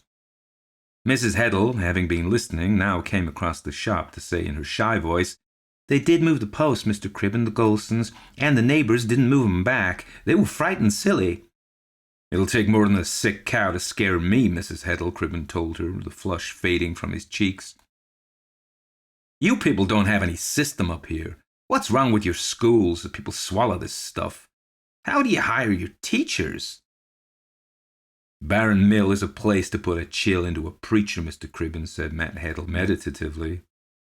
There's a look to it. The mill itself is gone, but the big old house is there, seedy now, and the rest of the buildings. John Wendover, the lumberman, built it when this country was opened up, but the Golsons bought it after the timber went.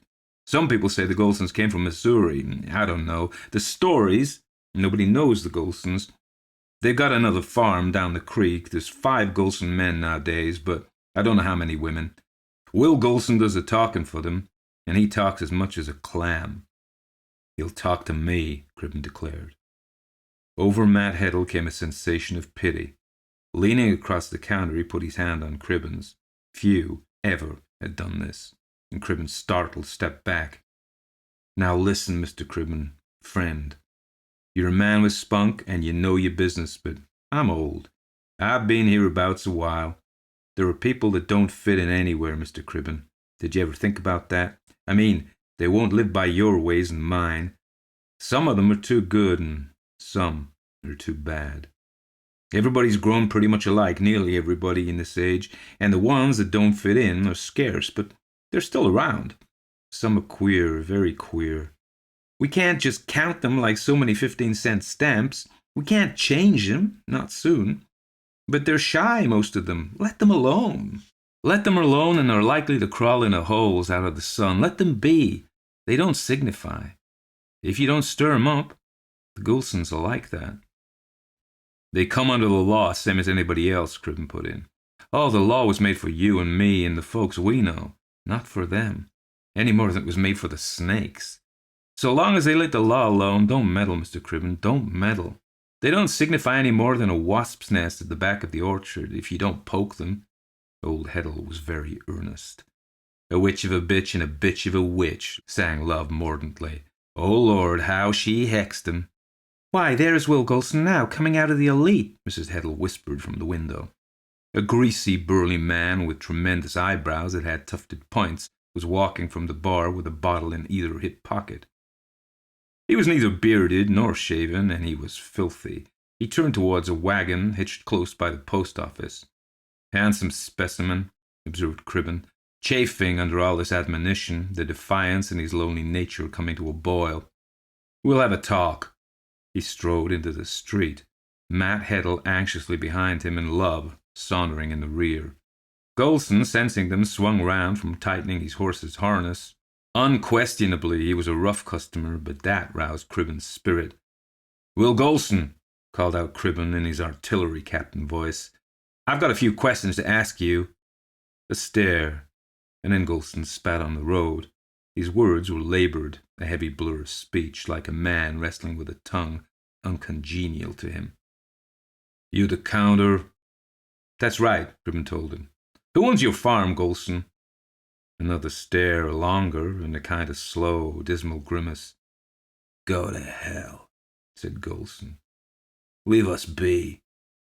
Something about this earth-stained, sweat-reeking figure skulking on the frontier of humanity sent a stir of revulsion through Cribben, and the consciousness of his inward shrinking set fire to his conceit, and he shot out one powerful arm to catch Golson by the front of his tattered overalls. By God, Golson, I'm coming out to your place tomorrow, and I'm going through it. I'll have a warrant, and I'll do my duty, so watch yourself. I hear you got a queer place at Barron's Mill, Golson. Look, I don't get it condemned for you. Cribben was white from fury and shouting like a sailor and shaking in his emotion. Even the dull lump of Golson's face lost its apathy before this rage, and Golson stood quiescent in the tall man's grip. Mr. Cribben, friend, Heddle was saying. Cribben remembered where he was and what. He let go of Golson's clothes, but he put his drawn face into Golson's and repeated, Tomorrow. I'll be out tomorrow. Tomorrow's Sunday, was all Golson answered. I'll be there tomorrow. Sunday's no day for it, said Golson, almost plaintively. It was as if Cribben had stabbed through his hulk of flesh and rasped upon a moral sensibility. I'll be there, Cribben told him in grim triumph. Deliberately, Golson got into his wagon, took up the reins, and paused, as if collecting his wits for a weighty effort. Don't, mister. It was a grunt. A man that fusses on Sunday, well, he deserves what he gets. And Golson drove off. What's wrong, Mr. Cribben? Asked Heddle, startled, for Cribben had slipped down upon the bench outside the post office and was sucking in his breath convulsively. Here, a nip, said Love in concern, thrusting a bottle at him. Cribben took a swallow of whiskey, sighed, and relaxed. He drew an envelope out of a pocket and swallowed a capsule with another mouthful of whiskey. Heart? Asked Heddle. Yes, Cribben answered, as humbly as was in him. It never was, Dandy. I'm not supposed to get riled. With that heart, you don't want to be going up to Barron's Mill. No, you don't, said the postmaster, gravely. She's a witch, Cribben. Love was leaning over him. Hear me, eh? I say she is a witch. Quiet, Love, the postmaster told him. Or if you do go to the Barron's, Mr. Cribben, you'll take a couple of the sheriff's boys with you. Cribben had quite intended to ask for a deputy, but he'd be damned now if he wouldn't go alone. I'm driving to the judge for a search warrant, he answered, his chin up. That's all I'll take. Heddle walked with him to the boarding house where Cribben kept his automobile. He said nothing all the way, but when Cribben had got behind the wheel, he leaned in at the window, his big, smooth, friendly old face intent. There's a lot of old-fashioned prejudice in Potawatomi, Mr. Cribben. But, you know, most men run their lives on prejudice. We've got to. We're not smart enough to do anything else. There's sure to be something behind a prejudice. I don't know all about the Golsons, but there's fact behind prejudice. Some things are best left alone. Here Cribben rolled up his window and shook his head and started the motor and rolled off. After all, there was no more he could have said, Matt Heddle reflected. Cribben would go to Barron's Mill, probably count everything in sight, and bullyrag Will Golson, and come back puffed up like a turkey. Misty notions. He almost wished someone would put the fear of hellfire into the special interviewer, but this was only an old-fangled backwater, and Cribben was a new-fangled man. On Sunday morning, Cribben drove alone up the road towards the Barrens. In his pockets were a set of forms and a warrant in case of need. Cribben left his gun at home, thinking the devil of a temper within him a greater hazard than any he was liable to encounter from the Golsons. Past abandoned cabins and frame houses with their roofs fallen in, past the sluggish stream clogged with ancient logs, past mile on mile of straggling second-growth woodland, Cribben rode. It was empty country, not 1/3 so populous as it had been 50 years before, and he passed no one at this hour. Here in the region of the Barrens, fence wire was unknown. Enormous stumps uprooted from the fields and dragged to the roadside or crowded one against the other to keep the cows out, their truncated roots pointing toward the empty sky. Most symbolic of the stump country, jagged and dead, these fences, but Cribben had no time for myth. By 10 o'clock he was nursing his car over the remnants of a corduroy road which twists through long swamp. The stagnant water was a foot deep upon it this spring. But he went through it without mishap, only to find himself a little later snared in the wet ground between two treacherous sandhills. There was no traction for his rear wheels. Maddened, he made them spin until he had sunk his car to the axle, and then, cooling, he went forward on foot. Love's garage could pull out the automobile later. He would have to walk back to town or find a telephone somewhere when he was through with this business. He had promised to be at Barron's Mill that morning, and he would be there. Already he was within a mile of the farm. The damp track that had once been a lumber road could have led him, albeit circuitously, to the Golsons, but, consulting his map, Cribben saw that by walking through a stretch of hardwood he could, with luck, save 15 minutes tramping. So up a gradual ascent he went, passing on his right the wreck of a little farmhouse with high gables not many years derelict. The Golsons don't like close neighbours. Oaks and maples and beeches, this wood with soggy leaves of many autumns underfoot, and sponge mushrooms springing up from them clammily white. Water from the trees dripped upon Cribben, streaking his short coat. It was a quiet wood, most quiet. The dying vestige of a path led through it. Terminating upon the crest of a ridge, the path took him through a stump fence of grand proportions. Beyond was pasture, cleared with a thoroughness exceptional in this country, and beyond the pasture the ground fell away to a swift creek, and then rose again to a sharp knoll, of which the shoulder faced him, and upon the knoll was the house of Barron's Mill, a quarter-mile distant. All around the house stretched the Golsons' fields, the work of years of fantastic labour, What power had driven these dull men to such feasts of agricultural vainglory? For it was a beautiful farm, every dangerous slope affectionately buttressed and contoured to guard it from the rains, every boulder hauled away to a pile at the bend of a stream, every potential weed jungle rooted out. The great square house, always severely simple, now gaunt in its blackened boards from which the paint had scaled away long since, surveyed the whole rolling farm. A low wing, doubtless containing kitchen and woodshed, was joined to the northern face of the old building, which seemed indefinably mutilated. Then Cribben realized how the house had been injured. It was nearly blind. Every window above the ground floor had been neatly boarded up, not covered over merely, but the frames taken out and planks fitted to fill the apertures. It was as if the house had fallen prisoner to the Golsons and sat, Samson-like, in bound and blindfolded shame. Cribben started. No, not a stump. Someone crouching by the stump fence, leaning upon a broken root and watching, not him, but the house. It was a girl, barefoot, a few yards away, dressed in printed meal sacks, 15 or 16 years old, and thoroughly ugly. Her hair a rat's nest. This was no country where a wild rose might bloom. She had not heard him. For all his ungainly ways, Cribben had spent a good deal of time in the open and could be meticulously quiet. He stole close up to the girl and said, in a tone he meant to be affable, "Well now." Ah, what a scream out of her! She had been watching the blind facade of Baron Mill's house with such a degree of intensity, a kind of cringing smirk on her lips, that Cribben's words must have come like the voice from the burning bush, and she whirled and shrieked, all sense gone out of her face, until she began to understand that it was only a stranger by her. Though Cribben was not a feeling man, this extremity of fright touched him almost with compassion, and he took the girl gently by the shoulder, saying, "It's all right. Will you take me to the house?" He made as if to lead her down the slope. At that, the tide of fright poured back into her heavy Golson face, and she fought in his grasp and swore at him. Cribben, a vein of prudery ran through his nature, was badly shocked. It was hysterically vile cursing, nearly inarticulate, but compounded of every ancient rural obscenity, and she was very young. She pulled away and dodged into the dense wood. Nothing moved in these broad fields. No smoke rose from the kitchen. No chicken cackled in the yard. Overhead, a crow flapped, as much an alien as Cribben himself. Nothing more seemed to live about Baron's Mill.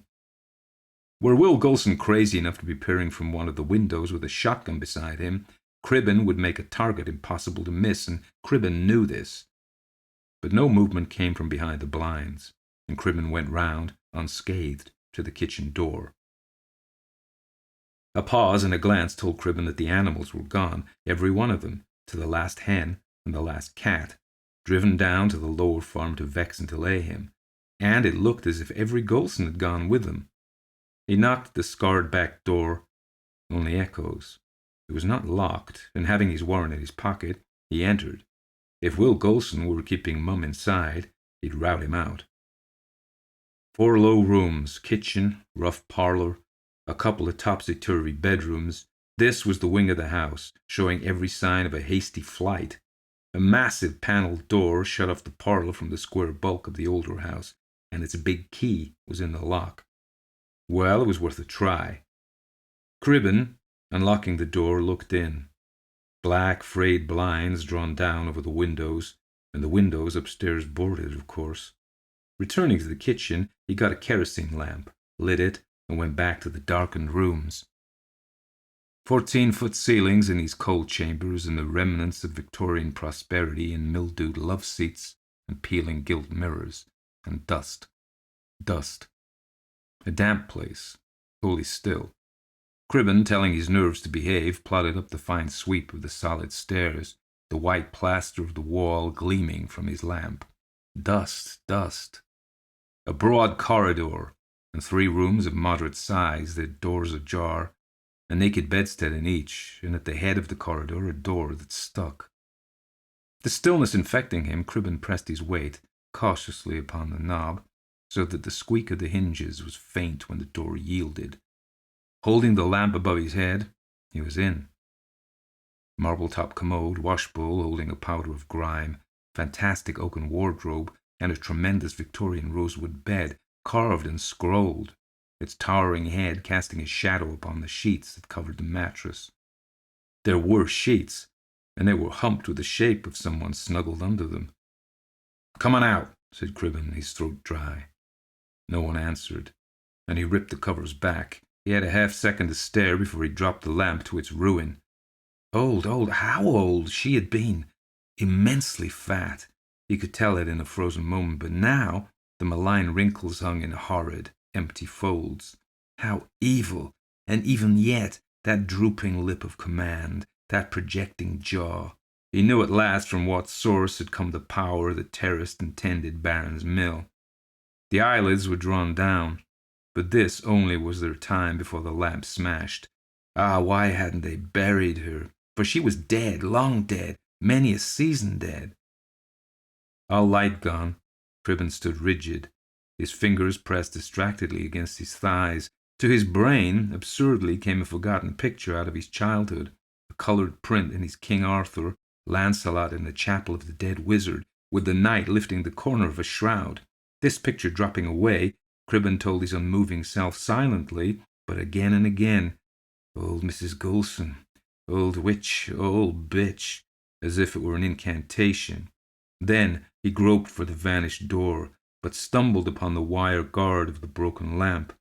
In blackness, one's equilibrium trickles away, and Cribben felt his balance going, and knew to his horror that he was falling straight across that bed.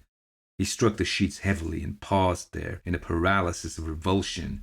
Then it came to him that no one lay beneath him.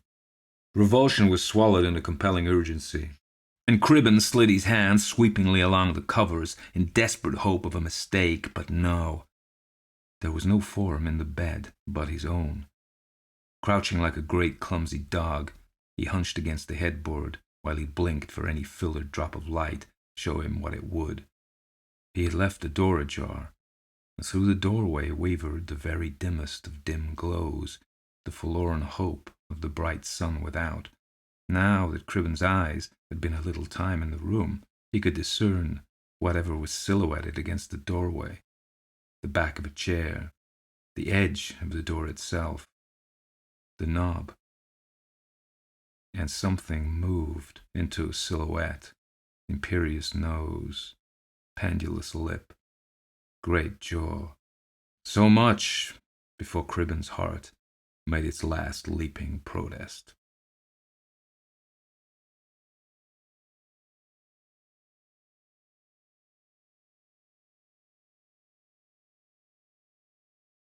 The Old Nurse's Story, Elizabeth Gaskell. You know, my dears, that your mother was an orphan, and an only child, and I dare say you've heard that your grandfather was a clergyman up in Westmoreland, where I come from. I was just a girl in the village school when one day your grandmother came in to ask the mistress if there was any scholar there who would do for a nursemaid. And mighty proud I was, I can tell you, when the mistress called me up and spoke to me being a good girl at my needle and a steady, honest girl, and one whose parents were very respectable, though they might be poor. I thought I should like nothing better than to serve the pretty young lady who was blushing as deep as I was as she spoke of the coming baby and what I should have to do with it. However, I see you don't care as much for this part of my story as for that which you think is to come, so I'll tell you at once. I was engaged and settled at the parsonage before Miss Rosamond, that was the baby who is now your mother, was born. To be sure, I had little enough to do with her when she came, for she was never out of her mother's arms, and slept by her all night long, and proud enough was I sometimes when Mrs. trusted her to me. There never was such a baby before or since, though you've all been fine enough in your turns, but for sweet winning ways you've none of you come up to your mother. She took after her mother, who was a real lady born, a Miss Furnivall, a granddaughter of Lord Furnival's in Northumberland. I believe she had neither brother nor sister, and had been brought up in my lord's family till she had married your grandfather, who was just a curate, son to a shopkeeper in Carlisle, but a clever fine gentleman as ever was, and one who was a right down hard worker in his parish, which was very wide, and scattered all abroad over the Westmoreland fells. When your mother, little Miss Rosamond, was about 4 or 5 years old, both her parents died in a fortnight one after the other. Ah, that was a sad time. My pretty young mistress and me was looking for another baby, when my master came home from one of these long rides, wet and tired, and took the fever he died of, and then she never held up her head again, but just lived to see her dead baby and have it laid on her breast before she sighed away her life. My mistress had asked me, on her deathbed, never to leave Miss Rosamond, but if she had ever spoken a word, I would have gone with the little child to the end of the world. The next thing, and before we had well stilled our sobs, the executors and guardians came to settle the affairs. They were my poor young mistress's own cousin, Lord Furnivall, and Mr. Esthwaite, my master's brother, a shopkeeper in Manchester, not so well to do then as he was afterwards, and with a large family rising about him. Well, I don't know if it were their setting, or because of a letter my mistress wrote on her deathbed to her cousin, my lord, but somehow it was settled that Miss Rosamond and me were to go to Furnivall Manor House in Northumberland, and my lord spoke as if it had been her mother's wish that she should live with his family, and as if he had no objections, for that one or two more or less could make no difference in so grand a household. So, though that was not the way in which I should have wished the coming of my bright and pretty pet to have been looked at, who was like a sunbeam in any family, be it never so grand, I was well pleased that all the folks in the dale should stare and admire when they heard I was going to be young lady's maid at my Lord Furnivall's at Furnivall Manor. But I made a mistake in thinking we were to go and live where my lord did. It turned out that the family had left Furnivall Manor House 50 years or more. I could not hear that my poor young mistress had ever been there, though she had been brought up in the family, and I was sorry for that, for I should have liked Miss Rosamond's youth to have passed where her mother's had been. My lord's gentleman, from whom I asked so many questions as I durst, said that the manor house was at the foot of the Cumberland Fells, and a very grand place, that an old Miss Furnivall, a great aunt of my lord's, lived there with only a few servants, but that it was a very healthy place, and my lord had thought it would suit Miss Rosamond very well for a few years, and that her being there might perhaps amuse his old aunt. I was bidden by my lord to have Miss Rosamond's things ready by a certain day. He was a stern, proud man, as they say all the Lords Furnivall were, and he never spoke a word more than was necessary. Folk did say he had loved my young mistress, but that, because she knew that his father would object, she would never listen to him, and married Mr. Esthwaite. But I don't know. He never married, at any rate. But he never took much notice of Miss Rosamond, which I thought he might have done if he had cared for her dead mother. He sent his gentleman with us to the manor house, telling him to join him at Newcastle that same evening, so that there was no great length of time for him to make us known to all the strangers before he too shook us off, and we were left, two lonely young things, I was not 18, in the great old manor house. It seems like yesterday that we drove there. We had left our own dear parsonage very early, and we had both cried as if our hearts would break, though we were travelling in my lord's carriage, which I thought so much of once. And now it was long past noon on a September day, and we stopped to change horses for the last time at a little smoky town, all full of colliers and miners. Miss Rosamond had fallen asleep, but Mr. Henry told me to waken her, that she might see the park and the manor house as we drove up. I thought it rather a pity, but I did what he bade me, for fear he should complain of me to my lord. We had left all signs of a town, or even a village, and were there inside the gates of a large wild park, not like the parks here in the south, but with rocks and the noise of running water, and gnarled thorn trees and old oaks, all white and peeled with age. The road went up about 2 miles, and then we saw a great and stately house, with many trees close round it, so close that in some places their branches dragged against the walls when the wind blew, and some hung broken down, for no one seemed to take much charge of the place, to lop the wood, or to keep the moss-covered carriageway in order. Only in front of the house all was clear. The great oval drive was without a weed, and neither tree nor creeper was allowed to grow over the long, many-windowed front, at both sides of which a wing projected, which were each the ends of other side fronts, for the house, although it was so desolate, was even grander than I expected. Behind it rose the fells, which seemed unenclosed and bare enough, and on the left hand of the house, as you stood facing it, was a little old-fashioned flower garden, as I found out afterwards. The door opened out upon it from the west front. It had been scooped out of the thick dark wood for some old Lady Furnivall, but the branches of the great forest trees had grown and overshadowed it again, and there were very few flowers that would live there at that time. When we drove up to the great front entrance and went into the hall, I thought we should be lost, it was so large and vast and grand. There was a chandelier all of bronze hung down from the middle of the ceiling, and I had never seen one before, and looked at it in all amaze. Then, at one end of the hall was a great fireplace, as large as the sides of the houses in my country, with massy andirons and dogs to hold the wood, and by it were heavy old-fashioned sofas. At the opposite end of the hall, to the left as you went in, on the western side, was an organ built into the wall, and so large that it filled up the best part of that end. Beyond it, on the same side, was a door, and opposite, on each side of the fireplace, were also doors leading to the east front, but those I never went through as long as I stayed in the house, so I can't tell you what lay beyond. The afternoon was closing in, and the hall, which had no fire lighted in it, looked dark and gloomy, but we did not stay there a moment. The old servant who had opened the door for us bowed to Mr. Henry and took us in through the door at the farther side of the great organ, and led us through several smaller halls and passages into the west drawing-room, where he said that Miss Furnivall was sitting. Poor little Miss Rosamond held very tight to me, as if she was scared and lost in that great place, and as for myself, I wasn't much better. The west drawing-room was very cheerful-looking, with a warm fire in it, and plenty of good, comfortable furniture about. Miss Furnivall was an old lady, not far from 80, I should think, but I don't know. She was thin and tall, and had a face as full of fine wrinkles as they had been drawn all over it with a needle's point. Her eyes were very watchful to make up, I suppose, for her being so deaf as to be obliged to use a trumpet. Sitting with her, working at the great same piece of tapestry, was Mrs. Stark, her maid and companion, and almost as old as she was. She had lived with Miss Furnivall ever since they both were young, and now she seemed more like a friend than a servant. She looked so cold and grey and stony, as if she had never loved or cared for anyone, and I don't suppose she did care for anyone except her mistress, and owing to the great deafness of the latter, Mrs. Stark treated her very much as if she were a child.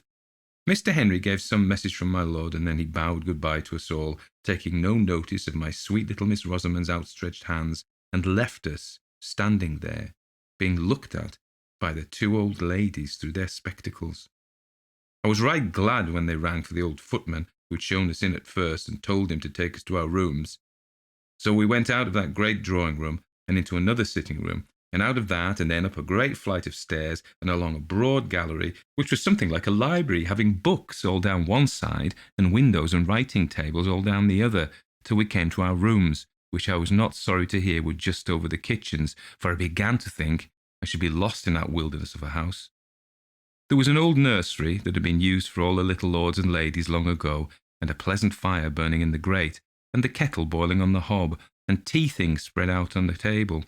And out of that room was the night nursery with the little crib for Miss Rosamond close to my bed, and old James called up Dorothy, his wife, to bid us welcome. And both he and she were so hospitable and kind that by the by Miss Rosamond and me felt quite at home, and by the time tea was over she was sitting on Dorothy's knee and chattering away as fast as her little tongue could go. I soon found out that Dorothy was from Westmoreland, and that bound her and me together, as it were, and I would never wish to meet with kinder people than were old James and his wife. James had lived pretty nearly all his life in my lord's family, and thought there was no one so grand as they. He even looked down a little on his wife, because, till he'd married her, she had never lived in any but a farmer's household.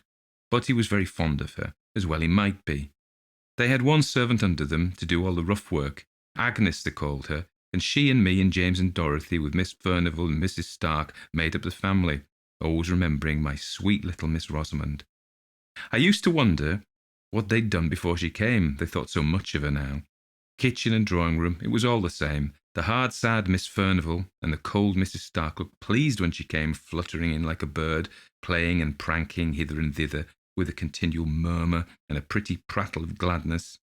I'm sure they were sorry many a time when she flitted away into the kitchen, though they were too proud to ask her to stay with them, and were a little surprised at her taste, though, to be sure, as Mrs. Stark said, it wasn't to be wondered at, remembering what stock her father had come of.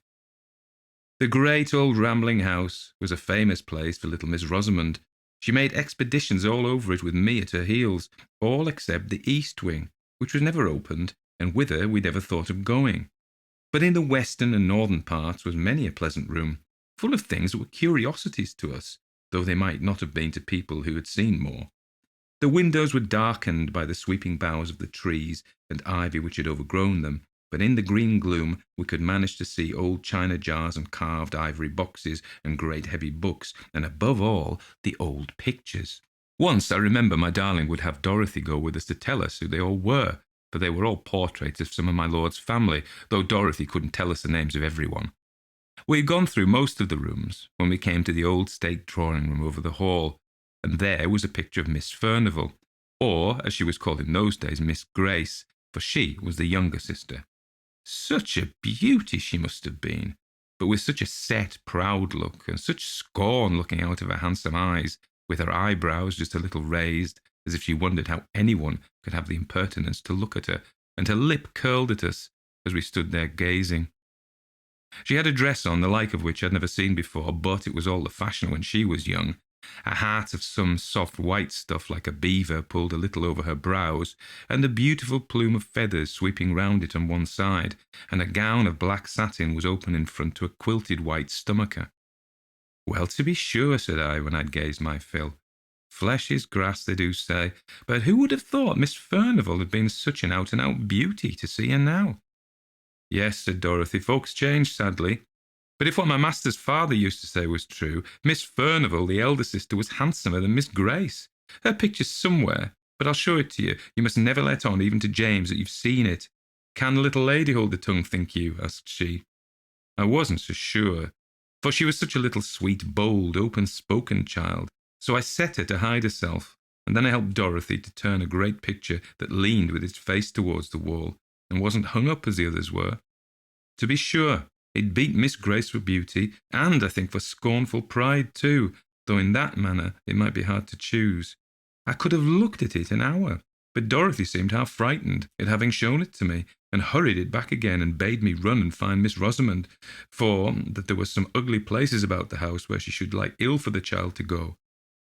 I was a brave, high-spirited girl, and thought little of what the old woman said, for I liked hide-and-seek as well as any child in the parish, so off I ran to find my little one.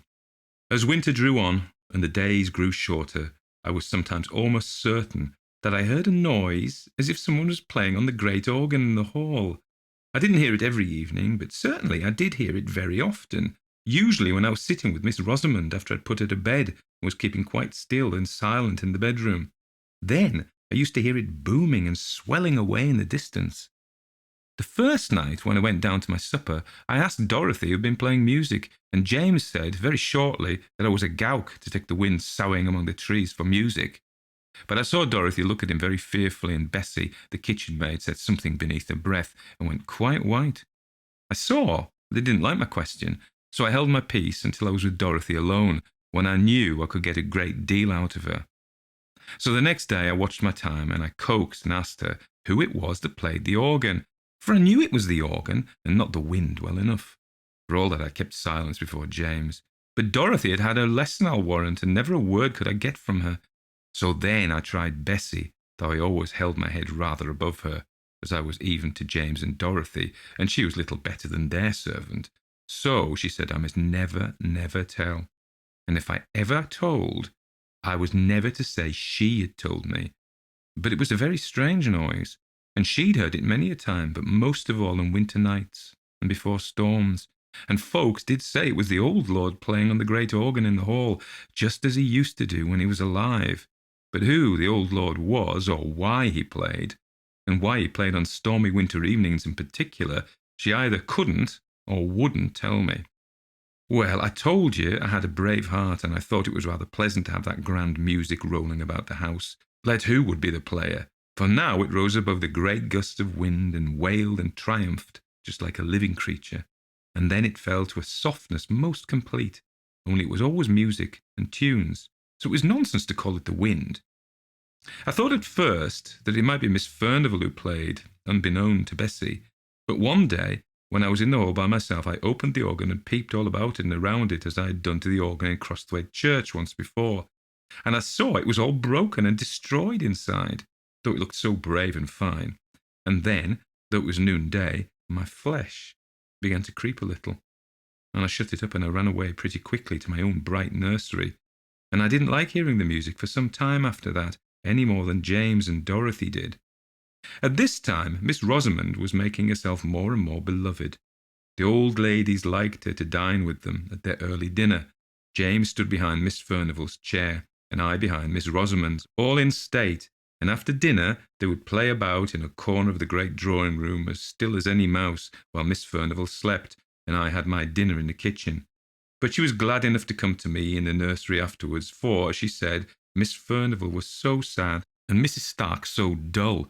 But she and I were merry enough, and by, I got not to care for that weird rolling music, which did no one no harm, if we didn't know where it came from. That winter was very cold.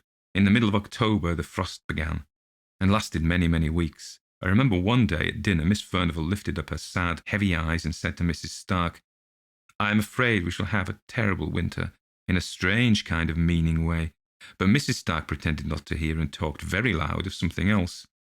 My little lady and I didn't care for the frost, not we. As long as it was dry, we climbed up the steep brows behind the house and went up on the fells, which were bleak and bare enough. And there we ran races in the fresh, sharp air, and once we came down by a new path that took us past 2 gnarled holly trees, which grew about halfway down the east side of the house. But the days grew shorter and shorter, and the old lord, if it was he, played away more and more stormily and sadly on the great organ. One Sunday afternoon, it must have been towards the end of November, I asked Dorothy to take charge of little Missy when she came out of the drawing-room after Miss Furnivall had had her nap, for it was too cold to take her with me to church, and yet I wanted to go. And Dorothy was glad to promise, and was so fond of the child that all seemed well. And Bessie and I set off very briskly, though the sky hung heavy and black over the white earth, as if the night had never fully gone away, and the air, though still, was very biting and keen. "We shall have a fall of snow," said Bessie to me, and sure enough, even while we were in the church, it came down thick, in great large flakes, so thick it almost darkened the windows. It had stopped snowing before we came out, but it lay soft, thick, and deep beneath our feet as we tramped home. Before we got to the hall, the moon rose, and I think it was lighter then, what with the moon and what with the white dazzling snow, than it had been when we went to church between 2 and 3 o'clock. I haven't told you that Miss Furnivall and Mrs. Stark never went to church. They used to read the prayers together. In their quiet, gloomy way, they seemed to feel the Sunday very long without their tapestry work to be busy at. So when I went to Dorothy in the kitchen to fetch Miss Rosamond and take her upstairs with me, I didn't much wonder when the old woman told me that the ladies had kept the child with them, and that she had never come down to the kitchen, as I had bidden her, when she was tired of behaving pretty in the drawing-room. So I took off my things and went to find her and bring her to the supper in the nursery. But when I went into the best drawing-room, there sat the 2 old ladies, very still and quiet, dropping out a word now and again, but looking as if nothing so bright and merry as Miss Rosamond had ever been near them. Still, I thought she might be hiding from me. It was one of her pretty ways, and that she had persuaded them to look as if they knew nothing about her. So I went softly peeping under this sofa and behind that chair, making believe I was sadly frightened at not finding her. "What's the matter, Hester?" said Mrs. Stark sharply. I don't know if Miss Furnivall had seen me, for, as I told you, she was very deaf, and she sat quite still, idly staring into the fire with her hopeless face. "I'm only looking for my little Rosy-Posy," replied I, still thinking the child was here and near me, though I couldn't see her. "Miss Rosamond is not here," said Mrs. Stark. "She went away more than an hour ago to find Dorothy," and she too turned and went on looking into the fire. My heart sank at this, and I began to wish I had never left my darling. I went back to Dorothy and told her. James had gone out for the day, but she and me and Bessie took lights and went up into the nursery first, and then we roamed over the great large house, calling and entreating Miss Rosamond to come out of her hiding place and not to frighten us to death in that way. But there was no answer, no sound. "Oh," said I at last, "can she have got into the east wing and hidden there?" But Dorothy said it wasn't possible, but that she herself had never been in there, and that the doors were always locked, and my Lord Steward had the key, she believed at any rate. Neither she nor James had ever seen them, so I said I would go back and see if, after all, she wasn't hidden in the drawing-room, unknown to the old ladies, and if I found her there, I said, I would whip her well for the fright she had given me, but I never meant to do it. Well, I went back to the west drawing-room, and I told Mrs. Stark we couldn't find her anywhere, and asked for leave to look all about the furniture there, for I thought now she might have fallen asleep in some warm hidden corner. But no, we looked, Miss Furnivall got up and looked, trembling all over, and she was nowhere there. And we set off again, everyone in the house, and looked in all the places we'd searched before, but we couldn't find her. Miss Furnivall shivered and shook so much that Mrs. Stark took her back into the warm drawing-room, but not before they had made me promise to bring her to them when she was found. Well-a-day, I began to think she never would be found, and it bethought me to look into the great front court all covered with snow. I was upstairs when I looked out, but it was such clear moonlight I could see quite plain 2 little footprints, which might be traced from the hall door and round the corner to the east wing. I don't know how I got down, but I tugged open the great stiff hall door, and throwing the skirt of my gown over my head for a cloak, I ran out. I turned the east corner, and there a black shadow fell on the snow. But when I came again into the moonlight, there were the little footprints going up to the fells. It was bitter cold, so cold that the air almost took the skin off my face as I ran, but I ran on, crying to think how my poor little darling must be perished and frightened. I was within sight of the holly trees when I saw a shepherd coming down the hill, bearing something in his arms wrapped in his maud. He shouted to me and asked me if I'd lost a bairn, and when I couldn't speak for crying, he bore her to me. And I saw my wee bairnie lying still and white and stiff in his arms, as if she had been dead. He told me he had been up on the fells to gather in the sheep before the deep cold of night came on, and that under the holly trees, black marks on the hillside where no other bush was for miles around, he had found my little lady, my lamb, my queen, my darling, stiff and cold in the terrible sleep which is frost-begotten. Oh, the joy and tears of having her in my arms once again, for I wouldn't let him carry her, but took her, maud and all, into my own arms, and held her near my own warm neck and heart, and felt the life stealing slowly back again into her little gentle limbs. But she was still insensible when we reached the hall, and had no breath for speech. We went in by the kitchen door. "Bring the warming pan," said I, and I carried her upstairs, and began undressing her by the nursery fire which Bessie had kept up. I called her my little lammie, all the sweet and playful names I could think of, even while my eyes were blinded by my tears, and at length she opened her large blue eyes. Then I put her into her warm bed and sent Dorothy down to tell Miss Furnivall that all was well, and I made up my mind to sit by my darling's bedside the livelong night. She fell away into a soft sleep as soon as her pretty head had touched the pillow, and I watched by her till morning light, when she wakened up bright and clear, or so I thought at first, and my dears, so I think now. She said that she had fancied that she should like to go to Dorothy, for that both the old ladies were asleep, and it was very dull in the drawing-room, and that as she was going through the west lobby, she saw the snow through the high windows falling soft and steady, but she wanted to see it lying pretty and white on the ground. So she made her way into the great hall, and then, going to the window, she saw it bright and soft upon the drive. But while she stood there, she saw a little girl, not so old as she was, but so pretty, said my darling, and this little girl beckoned to me to come out. And oh, she was so pretty and so sweet, I couldn't choose but go. And then this other little girl had taken her by the hand, and side by side the two had gone round the east corner. "Now, you're a naughty little girl in telling stories," said I. "What would your good mamma that is in heaven and never told a story in her life say to her little Rosamond if she heard her? And I dare say she does, telling stories." "Indeed, Hester," sobbed out my child, "I'm telling you true. Indeed I am." "Don't tell me," said I very sternly. "I tracked you by your footprints through the snow, and they were only yours to be seen. And if you had a little girl go hand in hand with you up the hill, don't you think her footprints would have gone along with yours?" "I can't help it, dear Hester," said she, crying, "if they did not. I never looked at her feet, and she held my hand fast and tight in her little one, and it was very, very cold. She took me up the fell path, up by the holly trees, and there I saw a lady weeping and crying. But when she saw me, she hushed her weeping, and smiled, very proud and grand, and took me on her knee, and began to lull me to sleep. And that's all, Hester, but that's true, and my dear mamma knows it is," said she, crying. So I thought the child was in a fever, and pretended to believe her, as she went over her story over and over again, and always the same. At last Dorothy knocked at the door with Miss Rosamond's breakfast, and she told me the old ladies were down in the eating parlour, and that they wanted to speak to me.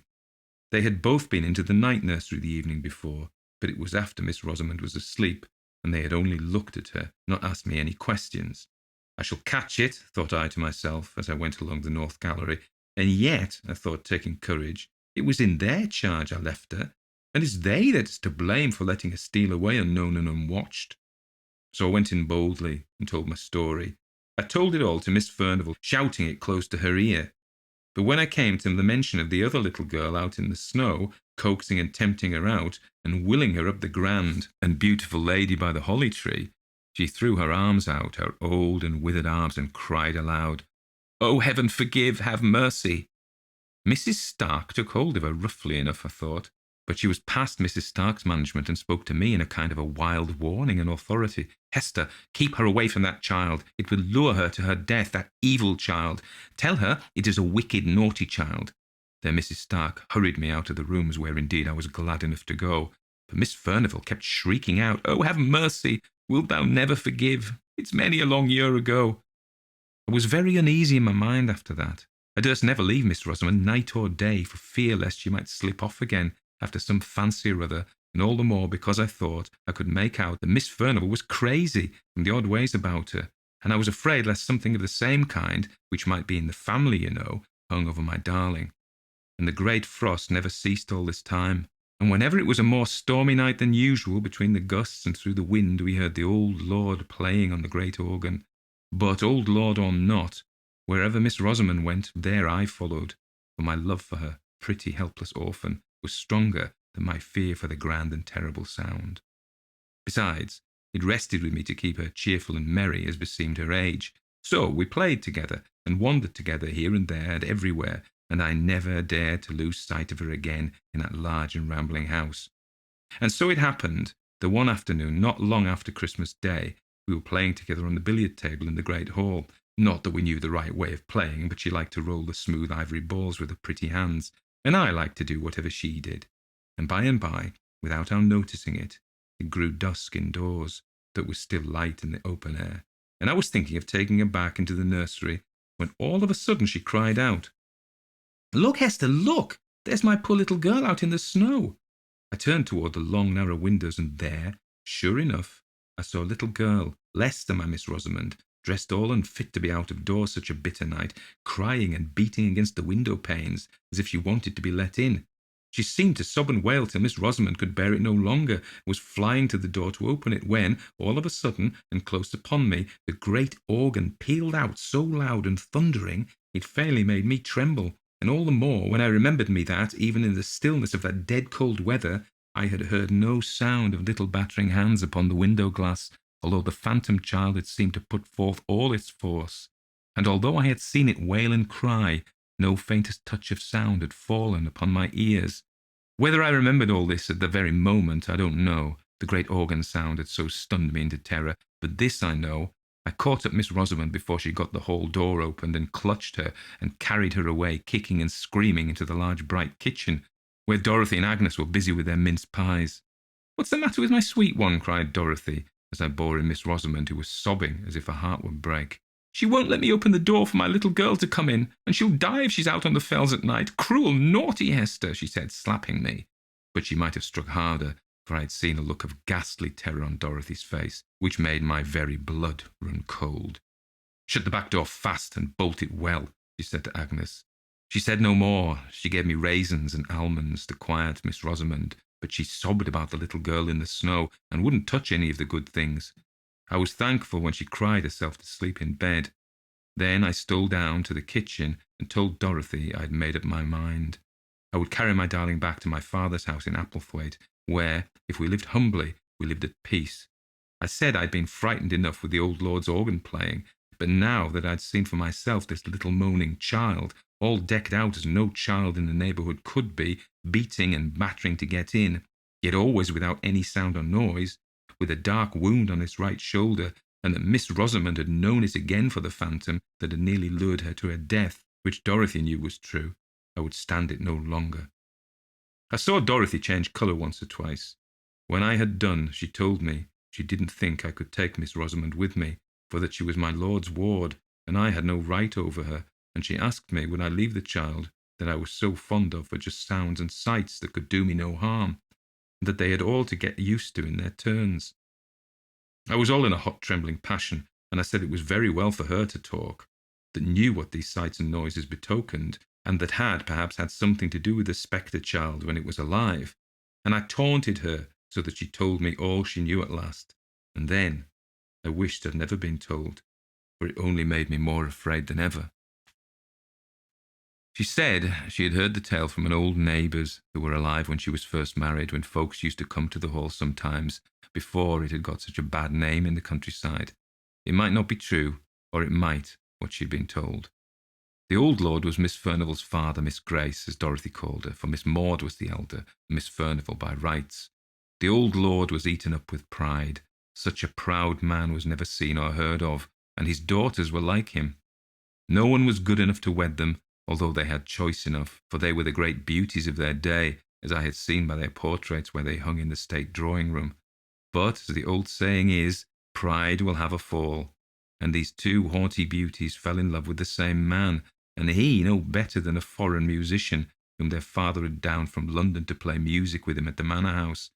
For above all things, next to his pride, the old lord loved music. He could play on nearly every instrument that ever was heard of, and it was a strange thing. It didn't soften him, but he was a fierce, dour old man, and had broken his poor wife's heart with his cruelty, they said.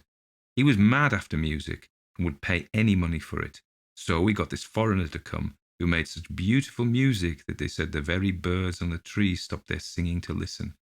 And by degrees, this foreign gentleman got such a hold over the old lord that nothing would serve him, that he must come every year. And it was he that had the great organ brought from Holland, and was built up in the hall where it stood now. He taught the old lord to play on it, but many and many a time when Lord Furnival was thinking about nothing but his fine organ and his finer music, the dark foreigner was walking abroad in the woods with one of the young ladies, now Miss Maud, and then Miss Grace. Miss Maud won the day and carried off the prize, such as it was, and he and she were married, all unknown to anyone, and before he made his next yearly visit, she had been confined of a little girl at the farmhouse on the moors, while her father and Miss Grace thought she was away at Doncaster races. But though she was a wife and a mother, she was not a bit softened, but as haughty and as passionate as ever, and perhaps more so. For she was jealous of Miss Grace, to whom her foreign husband paid a deal of court by way of blinding her, as he told his wife. But Miss Grace triumphed over Miss Maud, and Miss Maud grew fiercer and fiercer, both with her husband and with her sister, and the former, who could easily shake off what was disagreeable and hide himself in foreign countries, went away a month before his usual time that summer, and half threatened that he would never come back again. Meanwhile, the little girl was left at the farmhouse, and her mother used to have her horse saddled and gallop wildly over the woods to see her once every week, at the very least, for where she loved, and where she hated. And the old lord went on playing on his organ, and the servants thought the sweet music he made had soothed down his awful temper, of which, Dorothy said, some terrible tales could be told. He grew infirm too, and had to walk with a crutch, and his son, that was the present Lord Furnival's father, was with the army in America, and the other son at sea. So Miss Maud had it pretty much her own way, and she and Miss Grace grew colder and bitterer to each other every day, till at last they hardly ever spoke, except when the old lord was by. The foreign musician came again the next summer, but it was for the last time, for they led him such a life with their jealousy and their passions that he grew weary and went away, and never was heard of again. And Miss Maud, who had always meant to have her marriage acknowledged when her father should be dead, was left now a deserted wife, who nobody knew to have married, with a child that she dared not own, although she loved it to distraction, living with a father whom she feared and a sister whom she hated. When the next summer passed over and the dark foreigner never came, both Miss Maud and Miss Grace grew gloomy and sad, and had a haggard look about them, though they looked handsome as ever. But by and by Miss Maud brightened, for her father grew more and more infirm, and more than ever carried away by his music, and she and Miss Grace lived almost entirely apart, having separate rooms, the one on the west side, Miss Maud on the east, those very rooms which were now shut up. She thought she might have her little girl with her, and no one need ever know except those who dared not speak about it, and were bound to believe that it was, as they said, a cottager's child whom she'd taken a fancy to. All this, Dorothy said, was pretty well known, but what came afterwards no one knew except Miss Grace and Mrs. Stark, who was even then her maid, and much more of a friend to her than ever her sister had been, But the servants supposed, from words that were dropped, that Miss Maud had triumphed over Miss Grace, and told her all the time the dark foreigner had been mocking her with pretended love. He was her own husband. The colour left Miss Grace's cheek and lips that very day forever, and she was heard to say many a time that sooner or later she would have her revenge, and Mrs. Stark was forever spying about the east rooms. One fearful night, just after the new year had come in, when the snow was lying thick and deep and the flakes were still falling, fast enough to blind anyone who might be out and abroad, there was a great and violent noise heard, and the old lord's voice above all, cursing and swearing awfully, and the cries of a little child, and the proud defiance of a fierce woman, and the sound of a blow, and a dead stillness, and moans and wailings dying away on the hillside. Then the old lord summoned all his servants and told them with terrible oaths, and words more terrible, that his daughter had disgraced herself, and that he had turned her out of doors, her and her child, and if they ever gave her help or food or shelter, he prayed that they might never enter heaven. And all the while Miss Grace stood by him, white and still as any stone. And when he had ended, she heaved a great sigh, as much as to say her work was done, and her end was accomplished. But the old lord never touched his organ again, and died within the year, and no wonder, for on the morrow of that wild and fearful night, the shepherds coming down the fell side found Miss Maud sitting, all crazy and smiling under the holly trees, nursing a dead child, with a terrible mark on its right shoulder. But that wasn't what killed it, said Dorothy. It was the frost and the cold. Every wild creature has its hole, and every beast its fold, while the child and its mother were turned out to wander on the fells. And now you know all, and I wonder if you're less frightened now. I was more frightened than ever, but I said I wasn't. I wished Miss Rosamond and myself well out of that dreadful house for ever, but I couldn't leave her, and I dared not take her away. But oh, how I watched her and guarded her. We bolted the doors and shut the window shutters fast an hour or more before dark, rather than leave them open 5 minutes too late. But my little lady still heard the weird child crying and mourning, and that all we could do or say would keep her from wanting to go to her and let her in from the cruel wind and snow. All this time I kept away from Miss Furnivall and Mrs. Stark as much as ever I could, for I feared them. I knew no good could be around them, with their grey, hard faces and their dreamy eyes, looking back into the ghastly years that were gone. But even in my fear, I found a kind of pity for Miss Furnivall at least. Those gone down to the pit can hardly have a more hopeless look than that which was ever on her face. At last I even got so sorry for her, who never said a word, but that was quite forced from her, that I prayed for her, and I taught Miss Rosamond to pray for one who had done a terrible sin. But often, when she came to those words, she would listen and start up from her knees and say, "I hear my little girl plaining and crying, very sad. Oh, let her in, or she will die." One night, just after New Year's Day had come at last, and the long winter had taken a turn as I hoped, I heard the west drawing-room bell ring 3 times, which was the signal for me. I wouldn't leave Miss Rosamond alone, for all she was asleep, for the old lord had been playing wilder than ever, and I feared lest my darling should waken to hear the spectre child. See her I knew she could not. I had fastened the windows too well for that. So I took her out of her bed and wrapped her up in such outer clothes as were mostly handy, and carried her down to the drawing-room, where the old ladies sat at their tapestry work as usual. They looked up when I came in, and Mrs. Stark asked, quite astounded, why did I bring Miss Rosamond there out of her warm bed? I had begun to whisper, because I was so afraid of her being tempted out while I was away by that wild child in the snow, when she stopped me short with a glance at Miss Furnivall, and said Miss Furnivall wanted me to undo some work she had done wrong, which neither of them could see to unpick. So I laid my pretty dear on the sofa, and sat down on a stool by them, and hardened my heart against them, as I heard the wind rising and howling. Miss Rosamond slept on sound, for all the wind blew, and Miss Furnivall said never a word nor looked round when the gust shook the windows. All at once she started up to her full height, and put up one hand as if to bid us listen. "I hear voices," said she. "I hear terrible screams. I hear my father's voice." Just at that moment my darling wakened with a sudden start. "My little girl is crying. Oh, how she's crying!" And she tried to get up and get to her, but she got her feet entangled in the blanket, and I caught her up, for my flesh had begun to creep at these noises, which they heard, while Mrs. Stark and I could catch no sound. In a minute or two the noises came and gathered fast and filled our ears, We too heard voices and screams, and no longer heard the winter's wind that raged abroad.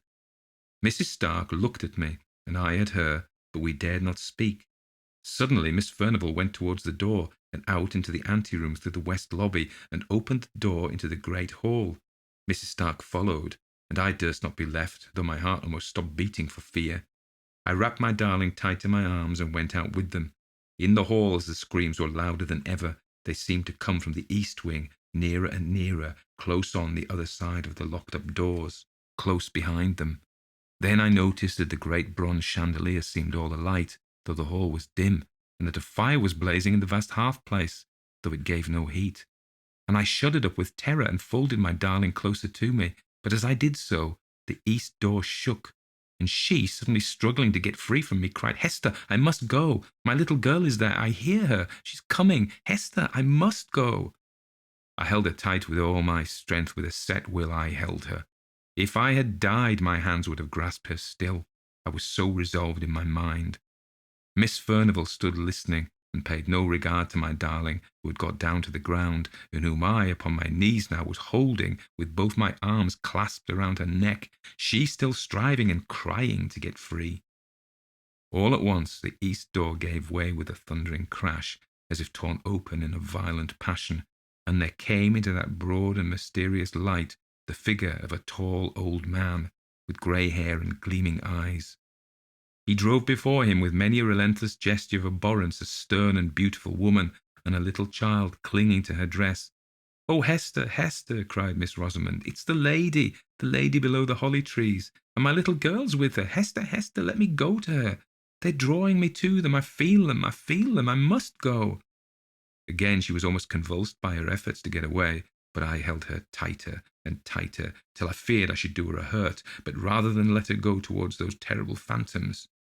They passed along towards the great hall door, where the winds howled and ravened for their prey.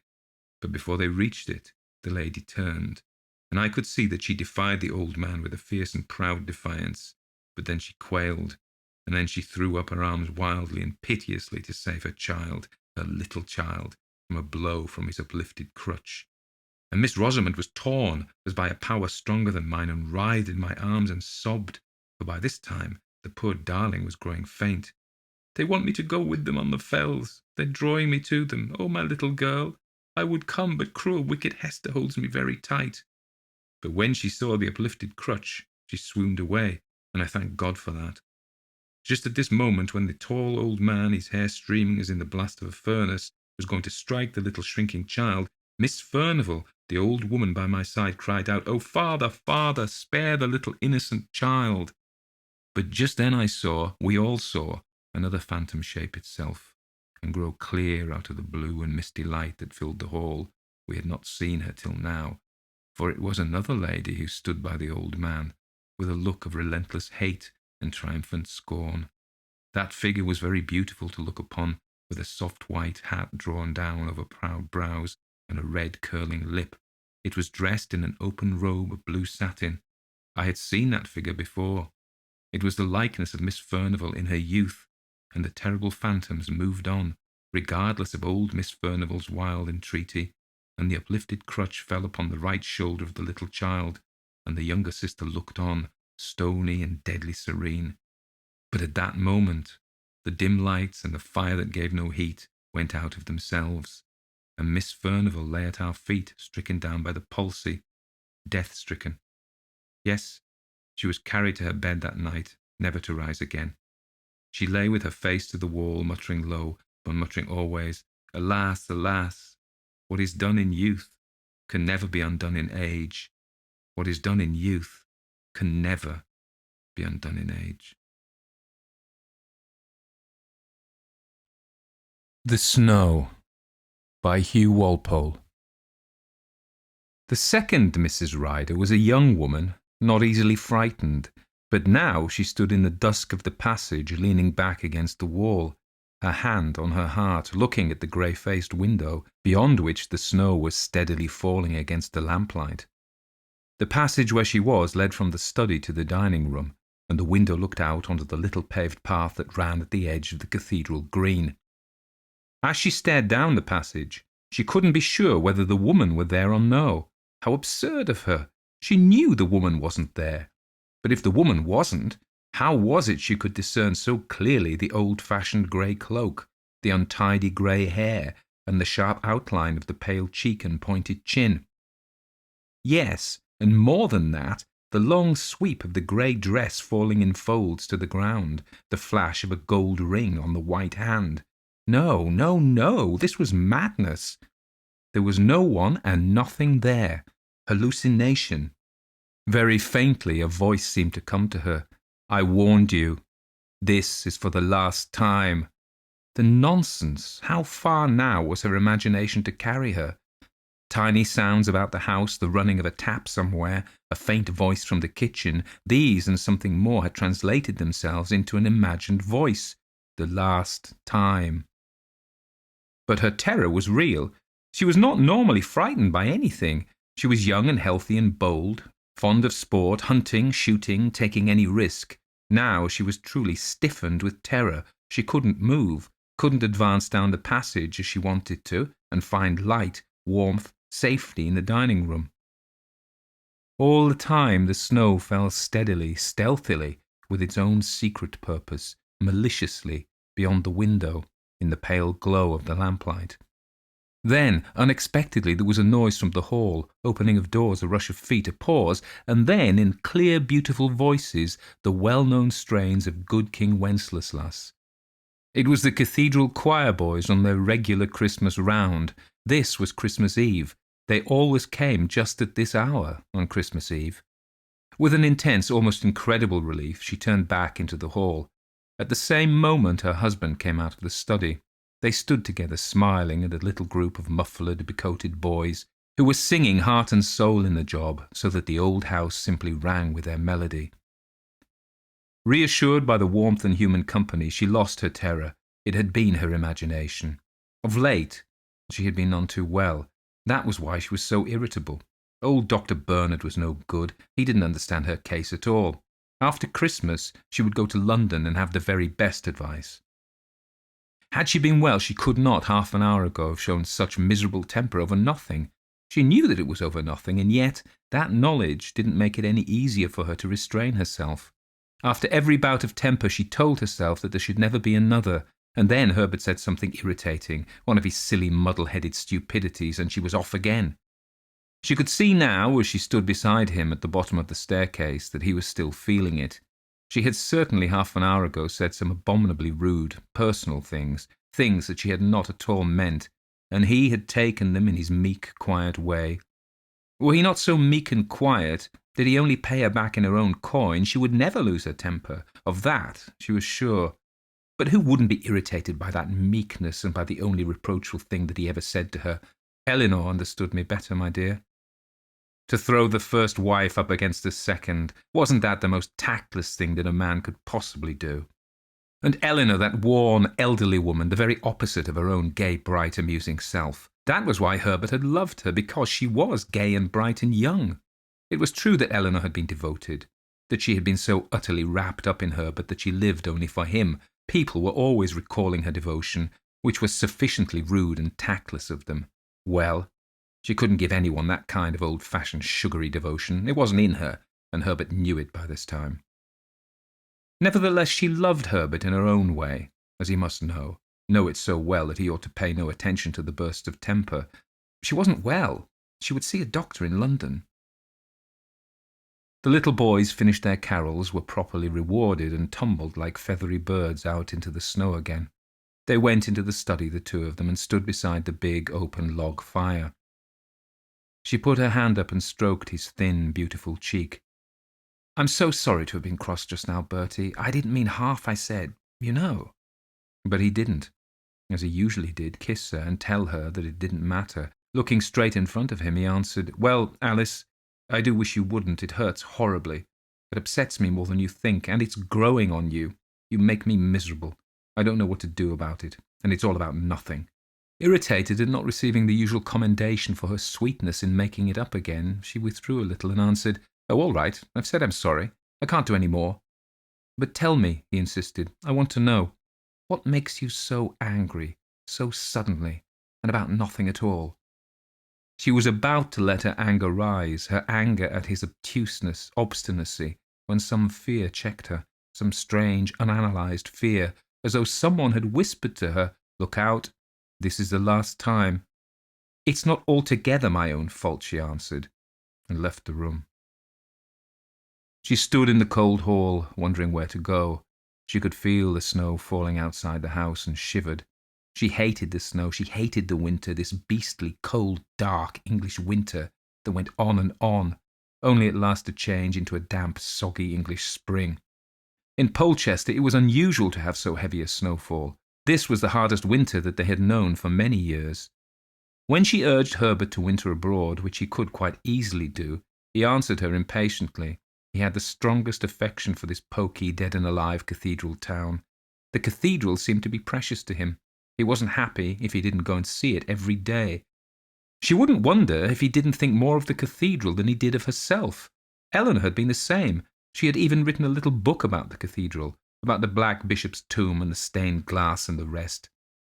What was the cathedral, after all? Only a building.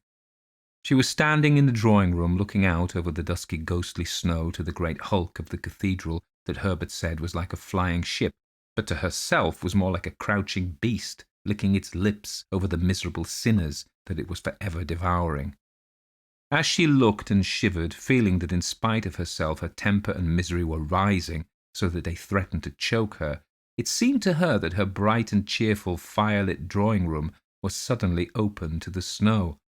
It was exactly as though cracks had appeared everywhere, in the ceiling, the walls, the windows, and that through these cracks the snow was filtering, dribbling in little tracks of wet down the walls, already perhaps making pools of water on the carpet. This was, of course, imagination, but it was a fact that the room was most dreadfully cold, although a great fire was burning, and it was the cosiest room in the house. Then, turning, she saw the figure standing by the door. This time there could be no mistake. It was a grey shadow, and yet a shadow with form and outline. The untidy grey hair, the pale face like a moonlit leaf, the long grey clothes, and something obstinate, vindictive, terribly menacing in its pose. She moved, and the figure was gone. There was nothing there, and the room was warm again, quite hot in fact. But young Mrs. Ryder, who had never feared anything in all her life save the vanishing of her youth, was trembling, so that she had to sit down, and even then her trembling did not cease. Her hand shook on the arm of the chair. She had created this thing out of her imagination of Eleanor's hatred of her and her own hatred of Eleanor. It was true that they had never met, but who knew but that spiritualists were right, and Eleanor's spirit, jealous of Herbert's love for her, had been there, driving them apart, forcing her to lose her temper, and then hating her for losing it. Such things might be, but she hadn't much time for speculation. She was preoccupied with her fear. It was a definite, positive fear, the kind of fear that one has just before one goes under an operation. Someone or something was threatening her. She clung to her chair as though to leave it were to plunge into disaster. She looked around her everywhere. All the familiar things, the pictures, the books, the little tables, the piano, were different now, isolated, strange, hostile, as though they had been won over by some enemy power. She longed for Herbert to come and protect her. She felt most kindly to him. She would never lose her temper with him again, and at that same moment some cold voice seemed to whisper into her ear, "You had better not. It will be for the last time." At length she found courage to rise, cross the room, and go up to dress for dinner. In her bedroom courage came to her once more. It was certainly very cold, and the snow, as she could see when she looked between her curtains, was falling more heavily than ever. But she had a warm bath, sat in front of her fire, and was sensible again. For many months this odd sense that she was watched and accompanied by someone hostile to her had been growing. It was the stronger, perhaps, because of the things that Herbert told her about Eleanor. She was the kind of woman, he said, who once she loved anyone would never relinquish her grasp. She was utterly faithful. He implied that her tenacious fidelity had been at times a little difficult. She always said, he added once, that she would watch over me until I rejoined her in the next world. Poor Eleanor, he sighed. She had a fine religious faith, stronger than mine, I fear. It was always after one of her tantrums that young Mrs. Ryder had been most conscious of this hallucination, this dreadful discomfort of feeling that someone was near you who hated you. But it was only during the last week that she had begun to fancy that she actually saw anyone, and with every day her sense of this figure had grown stronger. It was, of course, only nerves, but it was one of those nervous afflictions that became tiresome indeed if you didn't rid yourself of it. Mrs. Ryder, secure now in the warmth and intimacy of her bedroom, determined that henceforth everything should be sweetness and light, no more tempers. These were the things that did her harm. Even though Herbert were a little trying, wasn't that the case with every husband in the world? And wasn't it Christmas time? Peace and goodwill to men, peace and goodwill to Herbert. They sat down opposite to one another in a pretty little dining room hung with Chinese woodcuts, the table gleaming, and the amber curtains richly dark in the firelight. But Herbert wasn't himself. He was still brooding, she supposed, over their quarrel of the afternoon. Weren't men children? Incredible the children they were. So when the maid was out of the room, she went over to him, bent down and kissed his forehead. "Darling, you're still cross. I can see you are. You mustn't be. Really, you mustn't. It's Christmas time, and if I forgive you, you must forgive me." "You forgive me?" he asked, looking at her in his most aggravating way. "What have you to forgive me for?" Well, that really was too much. When she had taken all the steps, humbled her pride. She went back to her seat, but for a while couldn't answer him because the maid was there. When they were alone again, she said, summoning all her patience, "Bertie, dear, do you really think that there's anything to be gained by sulking like this? It isn't worthy of you. It isn't really." He answered her quietly. "Sulking? No, that's not the right word, but I've got to keep quiet. If I don't, I shall say something I'm sorry for." Then, after a pause, in a low voice, as though to himself, "These constant rows are awful." Her temper was rising again, another self that had nothing to do with her real self, a stranger to her, and yet a very old familiar friend. "Don't be so self-righteous," she answered, her voice trembling a little. "These quarrels are entirely my own fault, aren't they?" "Eleanor and I never quarrelled," he said, so softly that she scarcely heard him. "No, because Eleanor thought you perfect. She adored you. You've often told me. I don't think you perfect. I'm not perfect either. But we've both got faults. I'm not the only one to blame." "We'd better separate," he said, suddenly looking up. "We don't get on now. We used to. I don't know what's changed everything, but, as things are, we'd better separate." She looked at him and knew that she loved him more than ever, but because she loved him so much, she wanted to hurt him, and because he had said that he thought he could get on without her, she was so angry that she forgot all caution. Her love and her anger helped one another. The more angry she became, the more she loved him. "I know why you want to separate," she said. "It's because you're in love with someone else." "How funny," something inside her said. "You don't mean a word of this. You've treated me as you have, and then you leave me." "I'm not in love with anyone else," he answered her steadily, "and you know it. But we're so unhappy together that it's silly to go on, silly. The whole thing has failed." There was so much unhappiness, so much bitterness in his voice, that she realized that at last she had truly gone too far. She had lost him. She had not meant this. She was frightened, and her fear made her so angry that she went across to him. "Very well, then, I'll tell everyone what you've been, how you've treated me." "Not another scene," he answered wearily. "I can't stand any more. Let's wait. Tomorrow is Christmas Day." He was so unhappy that her anger with herself maddened her. She couldn't bear this sad, hopeless disappointment with herself, their life together, everything. In a fury of blind temper, she struck him. It was as though she were striking herself. He got up and without a word left the room. There was a pause, and then she heard the hall door close. He had left the house. She stood there, slowly coming under her control again. When she lost her temper, it was as though she sank under water. When it was all over, she came once more to the surface of life, wondering where she'd been and what she'd been doing. Now she stood there bewildered, and then at once she was aware of two things. One, that the room was bitterly cold, and the other, that someone was in the room with her. This time she didn't need to look around. She did not turn at all, but only stared straight at the curtained windows, seeing them very carefully, as though she were summing them up for some future analysis, with their thick amber folds, goldenrod, white lines, and beyond them the snow was falling. She didn't need to turn, but, with a shiver of terror, she was aware that the grey figure who had all these last weeks been approaching ever more closely was almost at her very elbow. She heard her quite clearly. "I warned you. That was the last time." At the same moment Onslow the butler came in.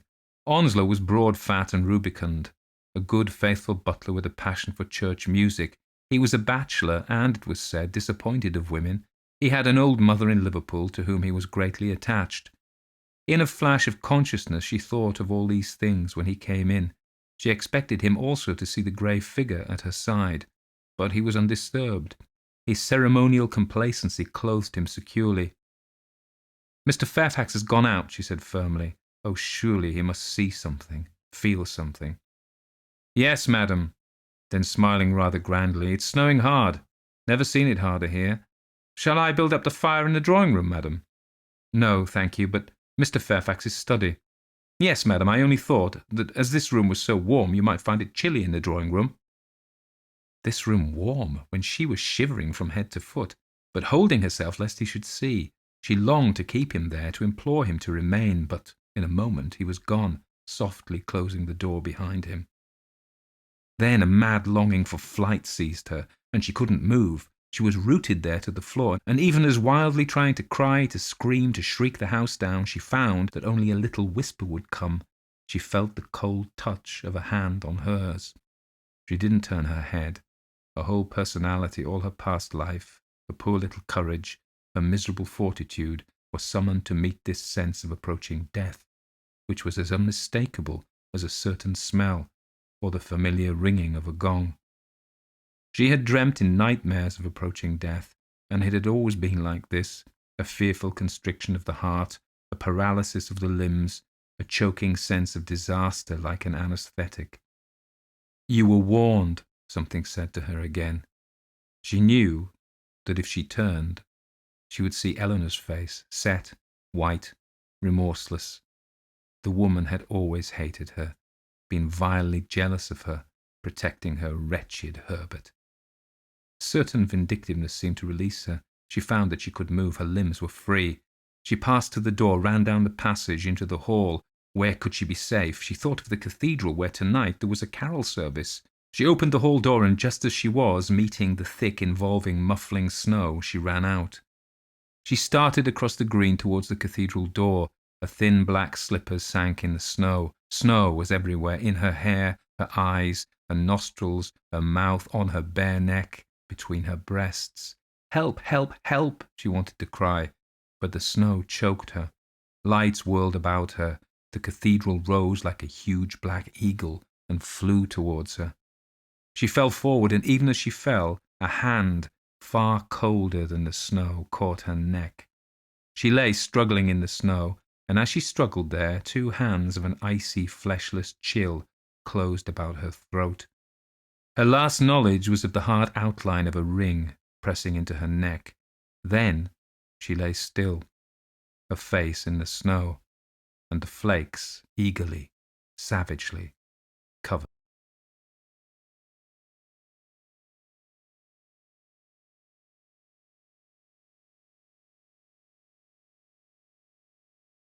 The Kit Bag by Algernon Blackwood.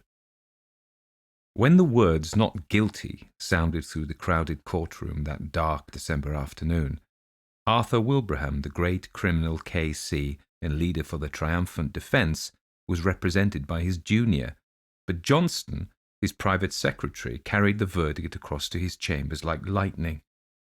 "It's what we expected, I think," said the barrister without emotion, "and personally I'm glad the case is over." There was no particular sign of pleasure that his defence of John Turk, the murderer, on a plea of insanity had been successful, for no doubt he felt, as everybody who had watched the case felt, that no man had ever better deserved the gallows. "I'm glad too," said Johnston. He had sat in the court for 10 days watching the face of the man who had carried out with callous detail one of the most brutal and cold-blooded murders of recent years. The counsel glanced up at his secretary. They were more than an employer and employed, for family and other reasons. They were friends. "Ah, I remember, yes," he said with a kind smile. "And you want to get away for Christmas? You're going to skate and ski in the Alps, aren't you? If I was your age, I'd come with you." Johnson laughed shortly. He was a young man of 26 with a delicate face, like a girl's. "I can catch the morning boat now," he said. "But that's not the reason I'm glad the trial is over. I'm glad it's over because I've seen the last of that man's dreadful face. It positively haunted me. That white skin with the black hair brushed low over the forehead is a thing I shall never forget, and the description of the way the dismembered body was crammed and packed with lime into that—" "Don't dwell on it, my dear fellow," interrupted the other, looking at him curiously out of his keen eyes. "Don't think about it. Such pictures have a trick of coming back when one least wants them." He paused a moment. "Now go," he added presently, "and enjoy your holiday. I shall want all your energy for my parliamentary work when you get back, and don't break your neck skiing." Johnson shook hands and took his leave. At the door he turned suddenly. "I knew there was something I wanted to ask you," he said. "Would you mind lending me one of your kit bags? It's too late to get one tonight, and I leave in the morning before the shops are open. Of course, I'll send Henry over with it to your rooms. You shall have it the moment I get home." "I promise to take great care of it," said Johnson gratefully, delighted to think that within 30 hours he would be nearing the brilliant sunshine of the high Alps in winter. The thought of that criminal court was like an evil dream in his mind. He dined at his club and went on to Bloomsbury, where he occupied the top floor in one of those old, gaunt houses in which the rooms are large and lofty. The floor below his own was vacant and unfurnished, and below that were other lodgers who he did not know. It was cheerless, and he looked forward heartily to a change. The night was even more cheerless. It was miserable, and few people were about. A cold, sleety rain was driving down the streets before the keenest east wind he had ever felt. It howled dismally along the big, gloomy houses of the great squares, and when he reached his rooms he heard it whistling and shouting over the world of black roofs beyond his windows.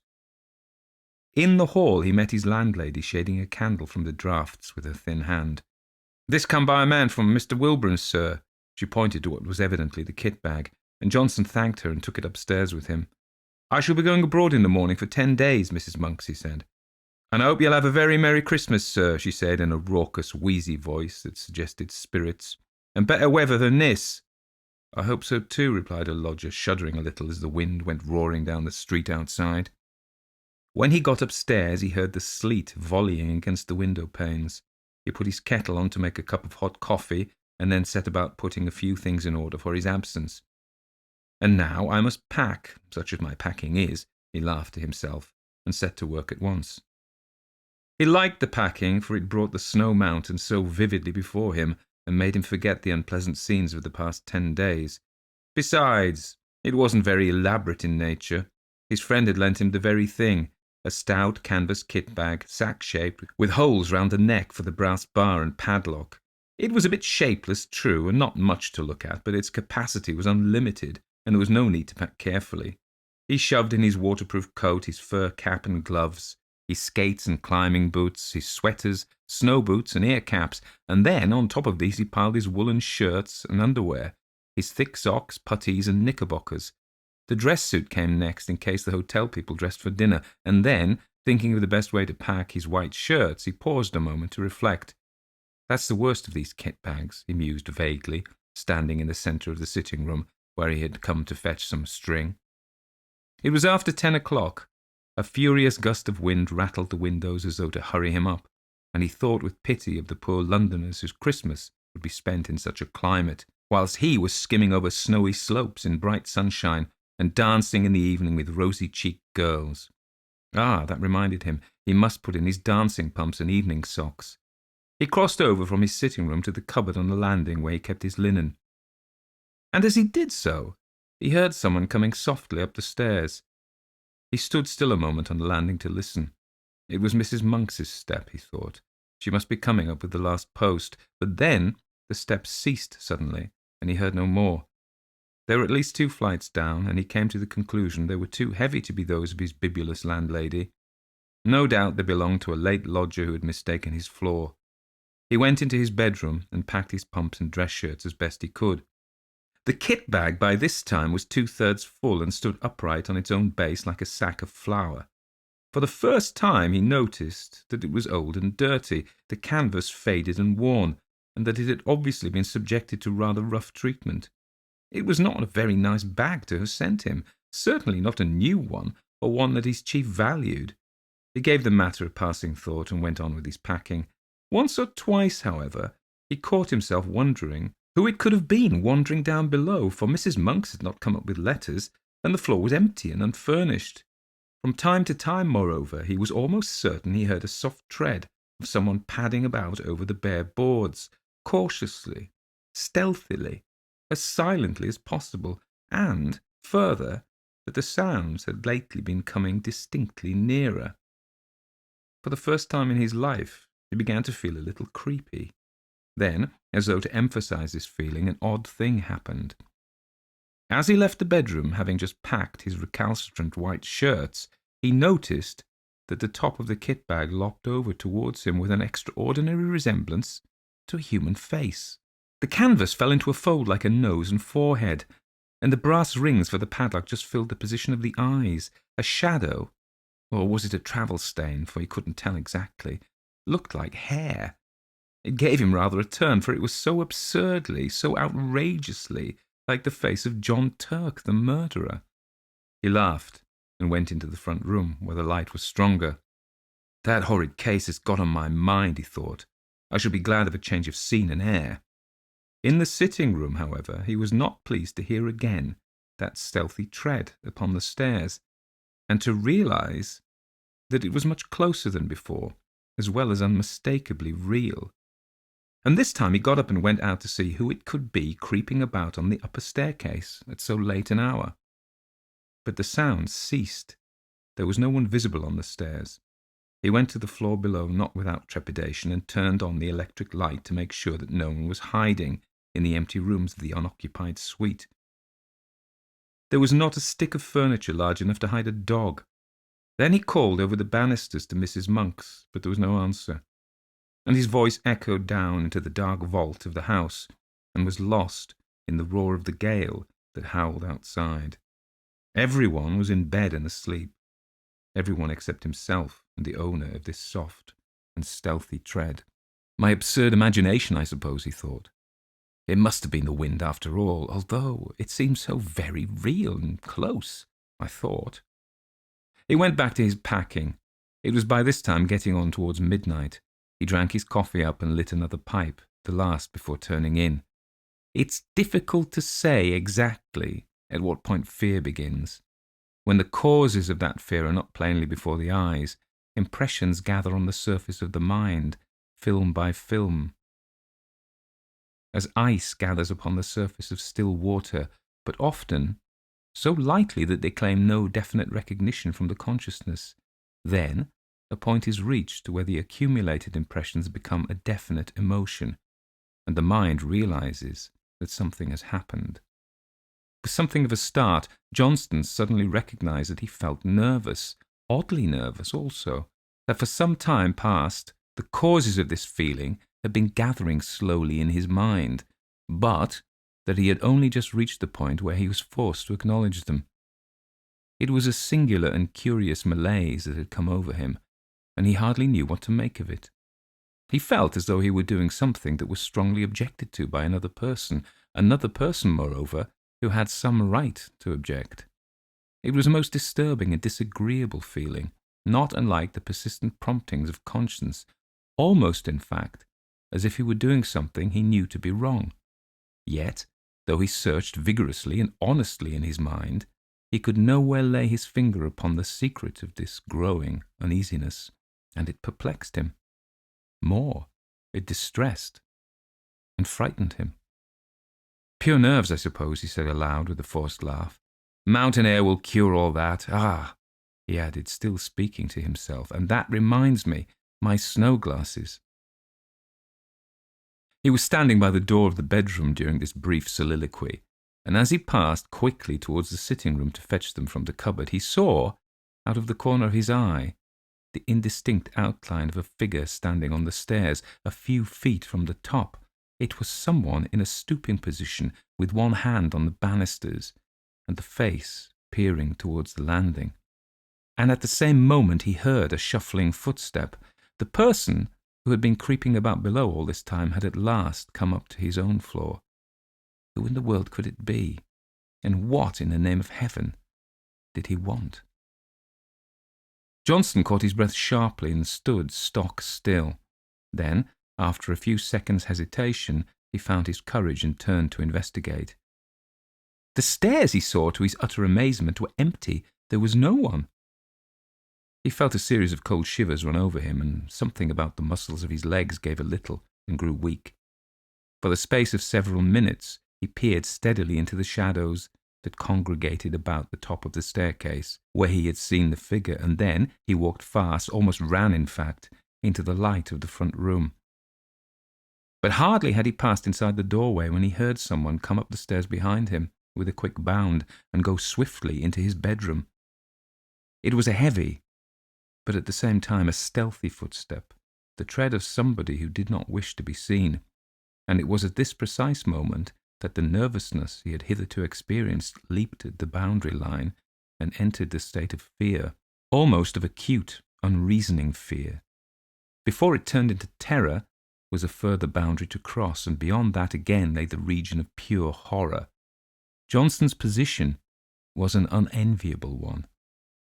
By Jove, there was someone on the stairs then, he muttered, his flesh crawling all over, and whoever it was has now gone into my bedroom. His delicate pale face turned absolutely white, and for some minutes he hardly knew what to think or do. Then he realized intuitively the delay only set a premium upon fear, and he crossed the landing boldly and went straight into the other room where, a few seconds before, the steps had disappeared. "Who's there? Is that you, Mrs. Monks?" he called aloud as he went, and heard the first half of his words echo down the empty stairs, while the second half fell dead against the curtains in a room that apparently held no other human figure than his own. "Who's there?" he called again, in a voice unnecessarily loud, and that only just held firm. "What do you want here?" The curtains swayed very slightly, and as he saw it, his heart felt as if it almost missed a beat. Yet he dashed forward and drew them aside with a rush. A window, streaming with rain, was all that met his gaze. He continued his search, but in vain. The cupboards held nothing but rows of clothes, hanging motionless, and under the bed there was no sign of anyone hiding. He stepped backwards into the middle of the room, and as he did so, something all but tripped him up. Turning with a sudden spring of alarm, he saw the kit bag. Odd, he thought, that's not where I left it. A few moments before, it had surely been on his right, between the bed and the bath. He didn't remember having moved it. It was very curious. What in the world was the matter with everything? Were all his senses gone queer? A terrific gust of wind tore at the windows, dashing the sheet against the glass with the force of a small gunshot, and then fled away howling dismally over the waste of Bloomsbury roofs. A sudden vision of the Channel next day rose in his mind and recalled him sharply to realities. "There's no one there, at any rate, that's quite clear," he exclaimed aloud. Yet at the time he uttered them he knew perfectly well that his words were not true, and that he did not believe them himself. He felt exactly as though someone was hiding close about him, watching all his movements, trying to hinder his packing in some way. "And two of my senses," he added, keeping up the pretence, "have played me the most absurd tricks. The steps I heard and the figure I saw were both entirely imaginary." He went back into the front room, poked the fire into a blaze, and sat down before it to think. What impressed him more than anything else was the fact that the kit bag was no longer where he had left it. It had been dragged nearer to the door. What happened afterwards that night happened, of course, to a man already excited by fear, and was perceived by a man that had not the full and proper control, therefore, of the senses. Outwardly, Johnson remained calm and master of himself to the end, pretending to the very last that everything he witnessed had a natural explanation, and was merely delusions of his tired nerves.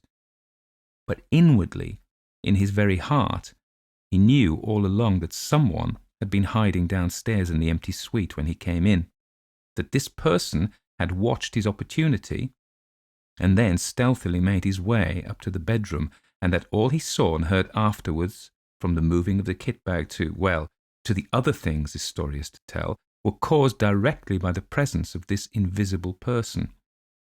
And it was here, just when he most desired to keep his mind and thoughts controlled, that the vivid pictures received day after day upon the mental plates exposed in the courtroom of the Old Bailey came strongly to light and developed themselves in the darkroom of his inner vision.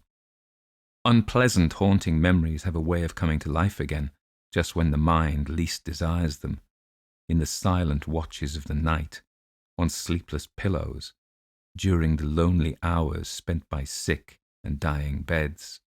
And so now, in the same way, Johnson saw nothing but the dreadful face of John Turk, the murderer, lowering at him from every corner of his mental field of vision. The white skin, the evil eyes, and the fringe of black hair low over the forehead, all the pictures of those 10 days in court, crowded back into his mind unbidden and very vivid. "This is all rubbish and nerves," he exclaimed at length, springing with sudden energy from his chair. "I shall finish my packing and go to bed. I'm overwrought, overtired. No doubt at this rate I shall hear steps and things all night." But his face was deadly white all the same. He snatched up his field glasses and walked across to the bedroom, humming a music-hall song as he went, a trifle too loud to be natural, and the instant he crossed the threshold and stood within the room, something turned cold about his heart, and he felt that every hair upon his head stood up. The kit bag lay close in front of him, several feet nearer to the door than he had left it, and just over its crumpled top he saw a head and face slowly sinking down out of sight, as though someone were crouching behind it to hide.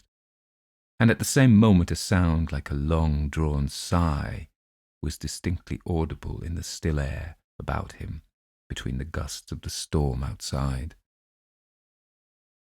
Johnson had more courage and willpower than the girlish indecision of his face indicated, but at first such a wave of terror came over him that for some seconds he could nothing but stand and stare.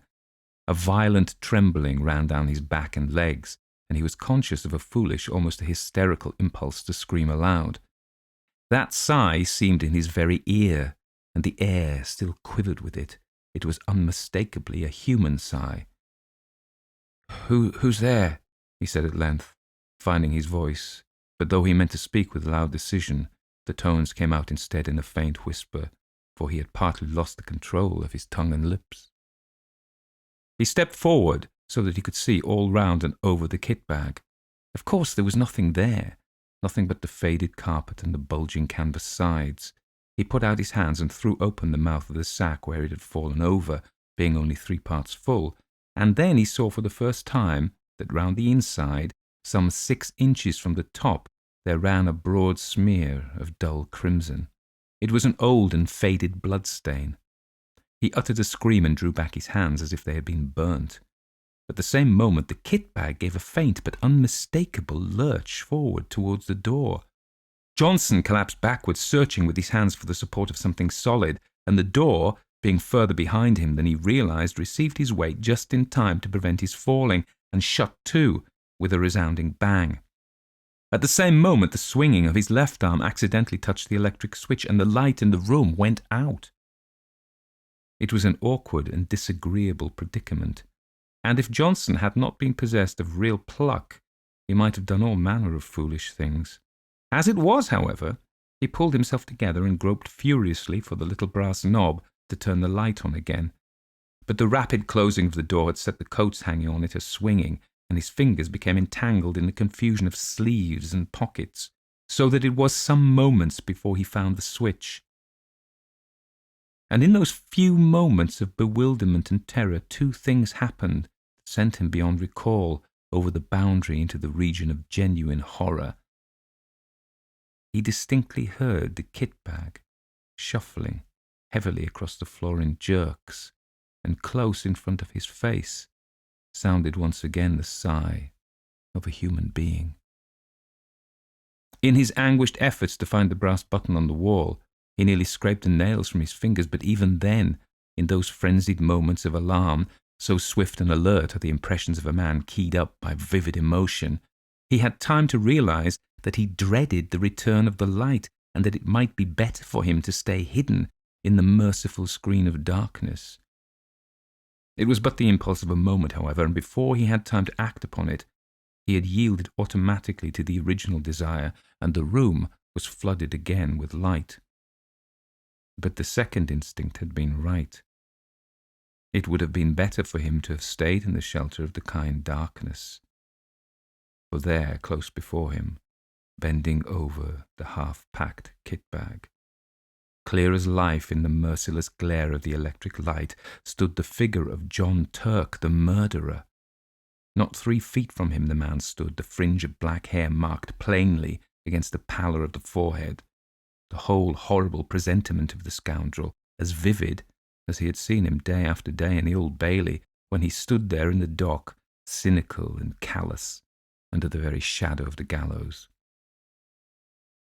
In a flash, Johnson realized what it all meant: the dirty and much-used bag, the smear of crimson within the top, the dreadful stretched condition of the bulging sides.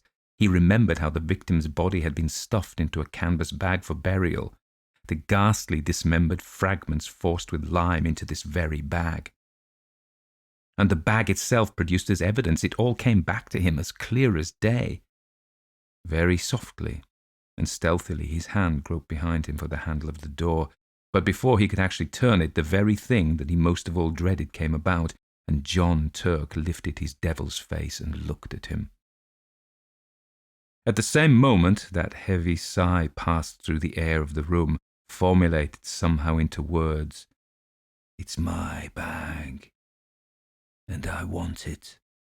Johnson just remembered clawing the door open and then falling in a heap upon the floor of the landing as he tried frantically to make his way into the front room. He remained unconscious for a long time, and it was still dark when he opened his eyes and realized that he was lying stiff and bruised on the cold boards. Then the memory of what he had seen rushed back into his mind, and he promptly fainted again. When he woke the second time, the wintry dawn was just beginning to peep in at the windows, painting the stairs a cheerless, dismal grey, and he managed to crawl into the front room and cover himself with an overcoat in the armchair, where at length he fell asleep. A great clamour woke him. He recognised Mrs. Monks's voice, loud and voluble. "What, you ain't been to bed, sir? Are you ill, or has anything happened? And there's an urgent gentleman to see you, though it ain't even 7 o'clock yet, and—" "Who is it?" he stammered. "I'm all right, thanks. Fell asleep in my chair, I suppose." "Someone from Mr. Wilbraham's, and he says he ought to see you quick before you go abroad, and I told him—" "Show him up, please, at once," said Johnson, whose head was whirling, and his mind was still full of dreadful visions. Mr. Wilbraham's man came in with many apologies and explained briefly and quickly that an absurd mistake had been made, and that the wrong kit-bag had been sent over the night before. Henry somehow got hold of the one that came over from the courtroom, and Mr. Wilbraham had only discovered it when he saw his own lying in the room and asked why it hadn't gone to you, the man said. "Oh," said Johnson stupidly. "And he must have brought you the one from the murder case instead, so I'm afraid," the man continued without the ghost of an expression on his face. "The one John Turk packed the dead bloke in. Mr. Wilbraham's awful upset about it, sir, and told me to come over first thing this morning with the right one, as you were leaving by the boat." He pointed to a clean-looking kit-bag on the floor, which he had just brought. "And I was to bring the other one back, sir," he added casually. For some minutes Johnson couldn't find his voice. At last he pointed in the direction of his bedroom. "Perhaps you would kindly unpack it for me. Just empty the things out on the floor." The man disappeared into the other room and was gone for 5 minutes. Johnson heard the shifting to and fro of the bag and the rattle of the skates and boots being unpacked. "Thank you, sir," the man said, returning with the bag folded over his arm. "Can I do anything more to help you, sir?" "What is it?" asked Johnson, seeing that he still had something he wished to say. The man shuffled and looked mysterious. "Beg pardon, sir, but knowing your interest in the Turk case, I thought you'd maybe like to know what's happened." "Yes." "John Turk killed himself last night with poison, immediately on getting his release. And he left a note for Mr. Wilbraham saying as he'd be much obliged if they'd have him put away, same as the woman he murdered in the old kit bag." "What time did he do it?" asked Johnson. 10 o'clock last night, the warder says. Christmas Eve on a Haunted Hulk by Frank Cowper. I shall never forget that night as long as I live. It was during the Christmas vacation of 1877. I was staying with an old college friend who had lately been appointed the curate of a country parish and had asked me to come and cheer him up, since he could not get away at that time. As we drove along the straight country lane from the little wayside station, it forcibly struck me that life in such a place must be dreary indeed. I have always been much influenced by local colour. Above all things, I am depressed by a dead level, and here was monotony with a vengeance.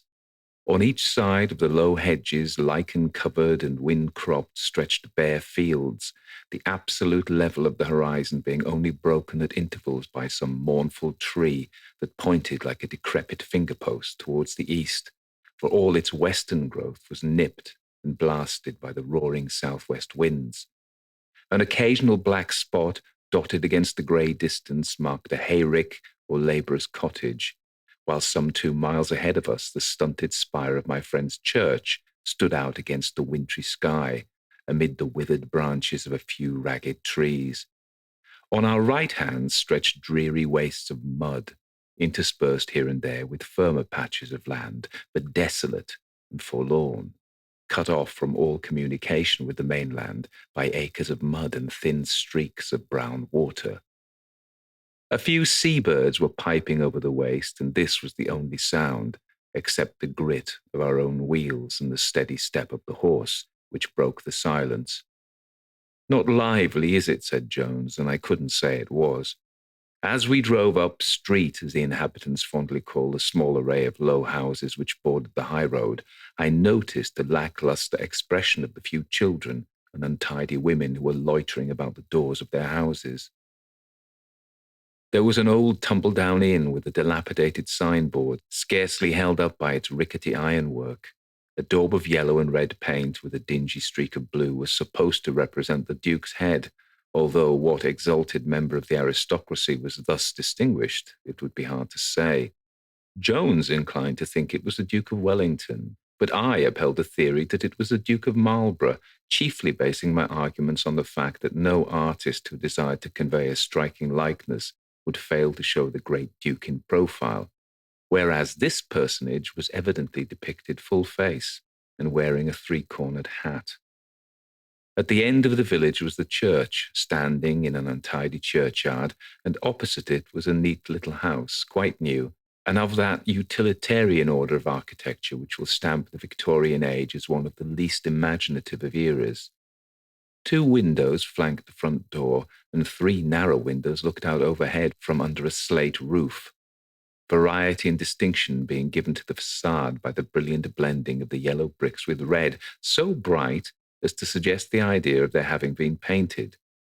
A scrupulously clean stone at the front door, together with the bright green of the little palings and woodwork, told me what sort of landlady to expect, and I was not disappointed. A kindly featured woman, thin, cheery, and active, received us, speaking in that encouraging tone of half-compassionate, half-proprietary patronage, which I have observed so many women adopt towards lone beings of the opposite sex. "You'll find it precious dull, old man," said Jones as we were eating our frugal dinner.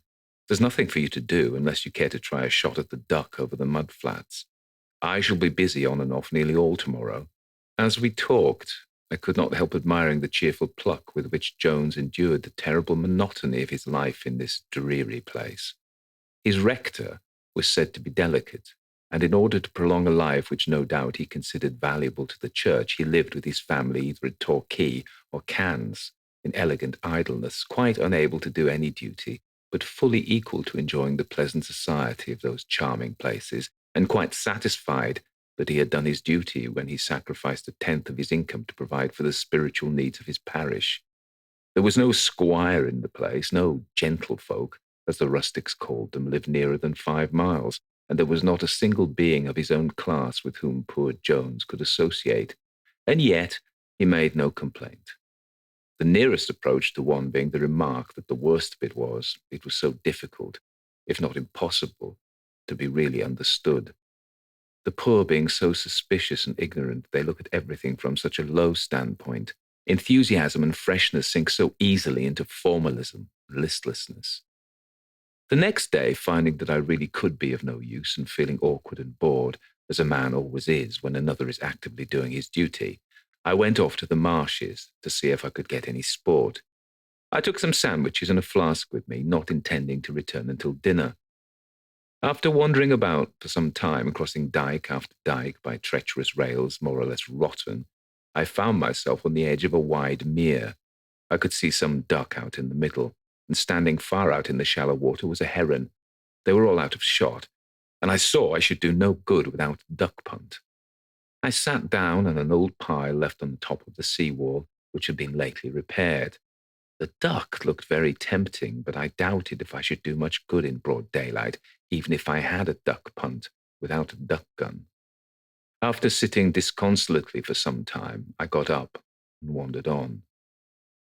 The dreariness of the scene was most depressing. Everything was brown and grey. Nothing broke the monotony of the wide-stretching mere. The whole scene gave me the impression of a straight line of interminable length, with a speck in the centre of it. That speck was myself. At last, as I turned an angle in the seawall, I saw something lying above high water mark, which looked like a boat. Rejoiced to see any signs of humanity, I quickened my pace. It was a boat, and better still, a duck punt. As I came nearer, I could see that she was old and very likely leaky, but here was a prospect of adventure, and I wasn't going to be readily daunted. On examination, the old craft seemed more watertight than I had expected. At least she held water very well, and if she kept it in, she must equally well keep it out. I turned her over to run the water out, and then, dragging the crazy old boat over the line of seaweed, launched her. But now a real difficulty met me. The paddles were nowhere to be seen. They had doubtless been taken away by the owner, and it would be little use searching for them. But a stout stick would do to punt her over the shallow water, and after some little search I found an old stake which would answer well. This was real luck. I had now some hope of bagging a few duck. At any rate, I was afloat and could explore the little islets which barely rose above the brown water. I might at least find some rabbits on them.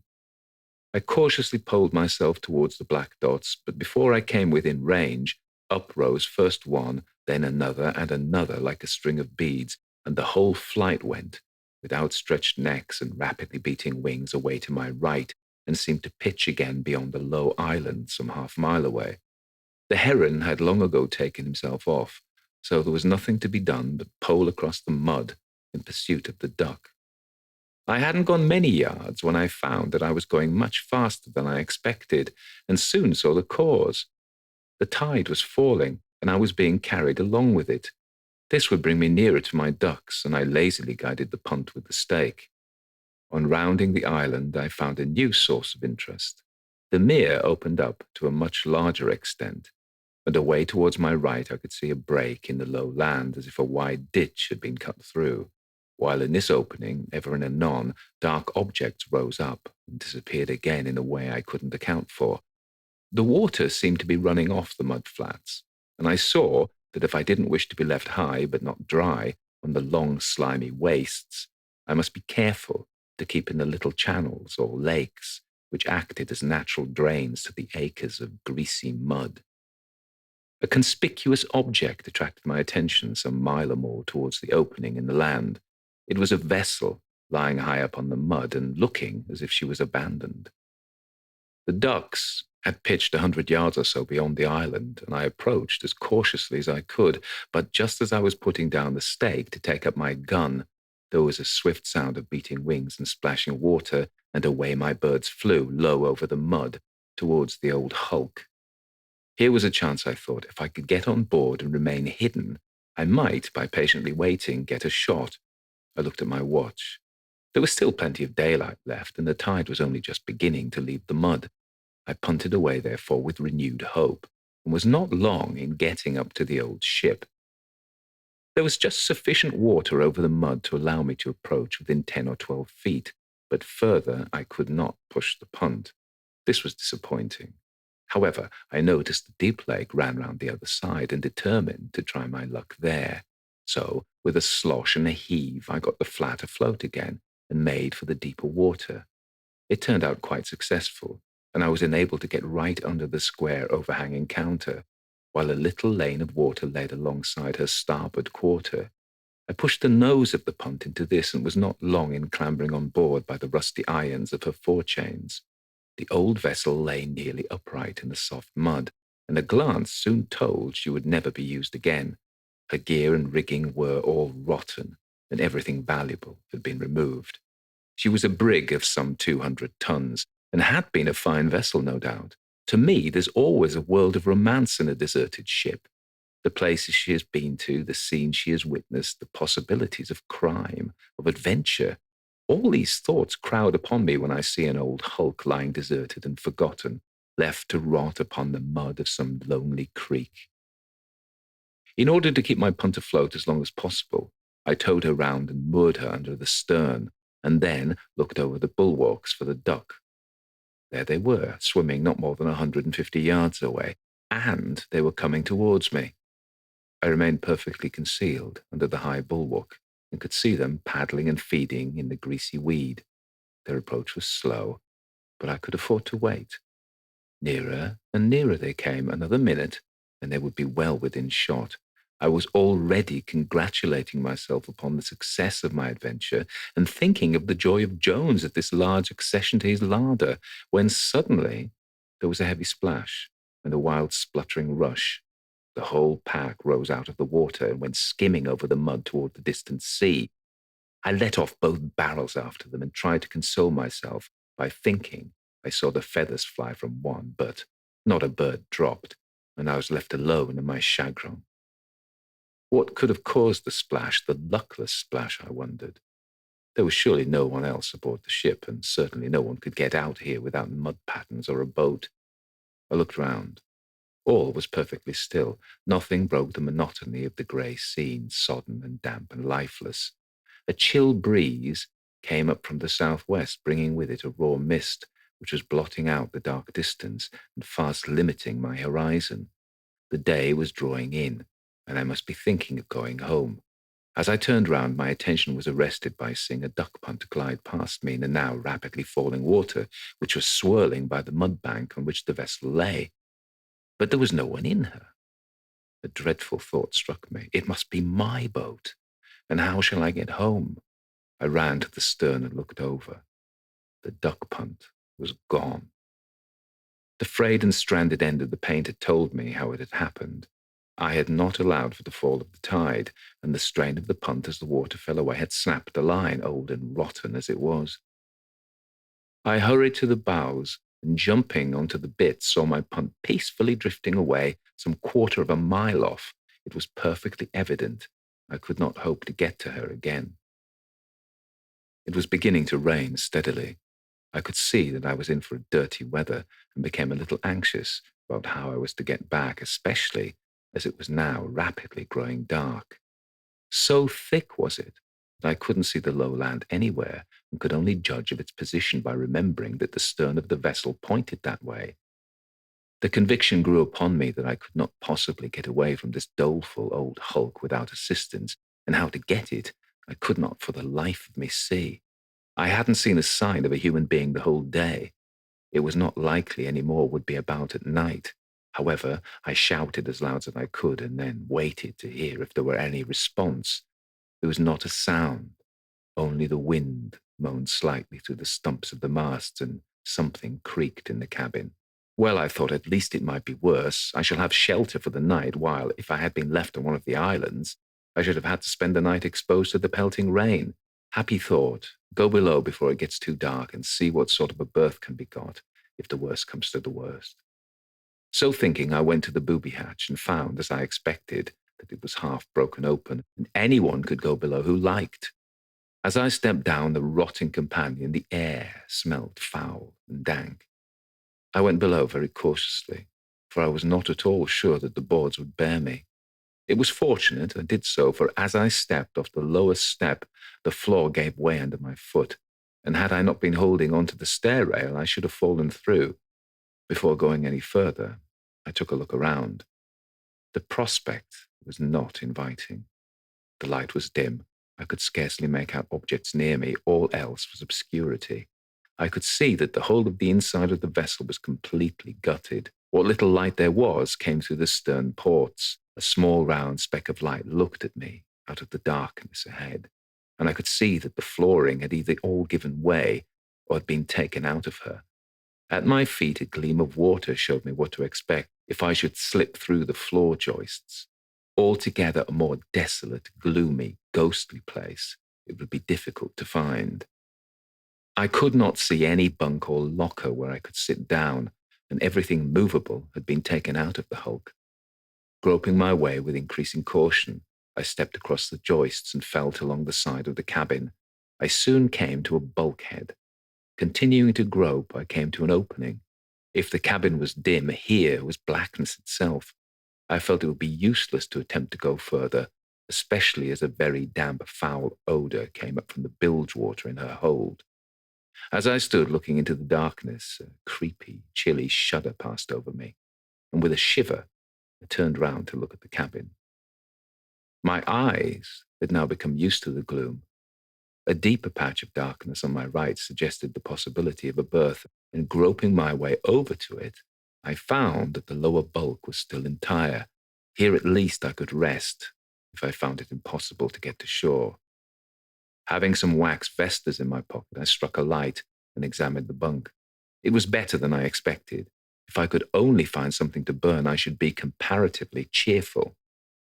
Before reconciling myself to my uncomfortable position, I resolved to see whether I could not get to the shore, and went up the rickety stairs again.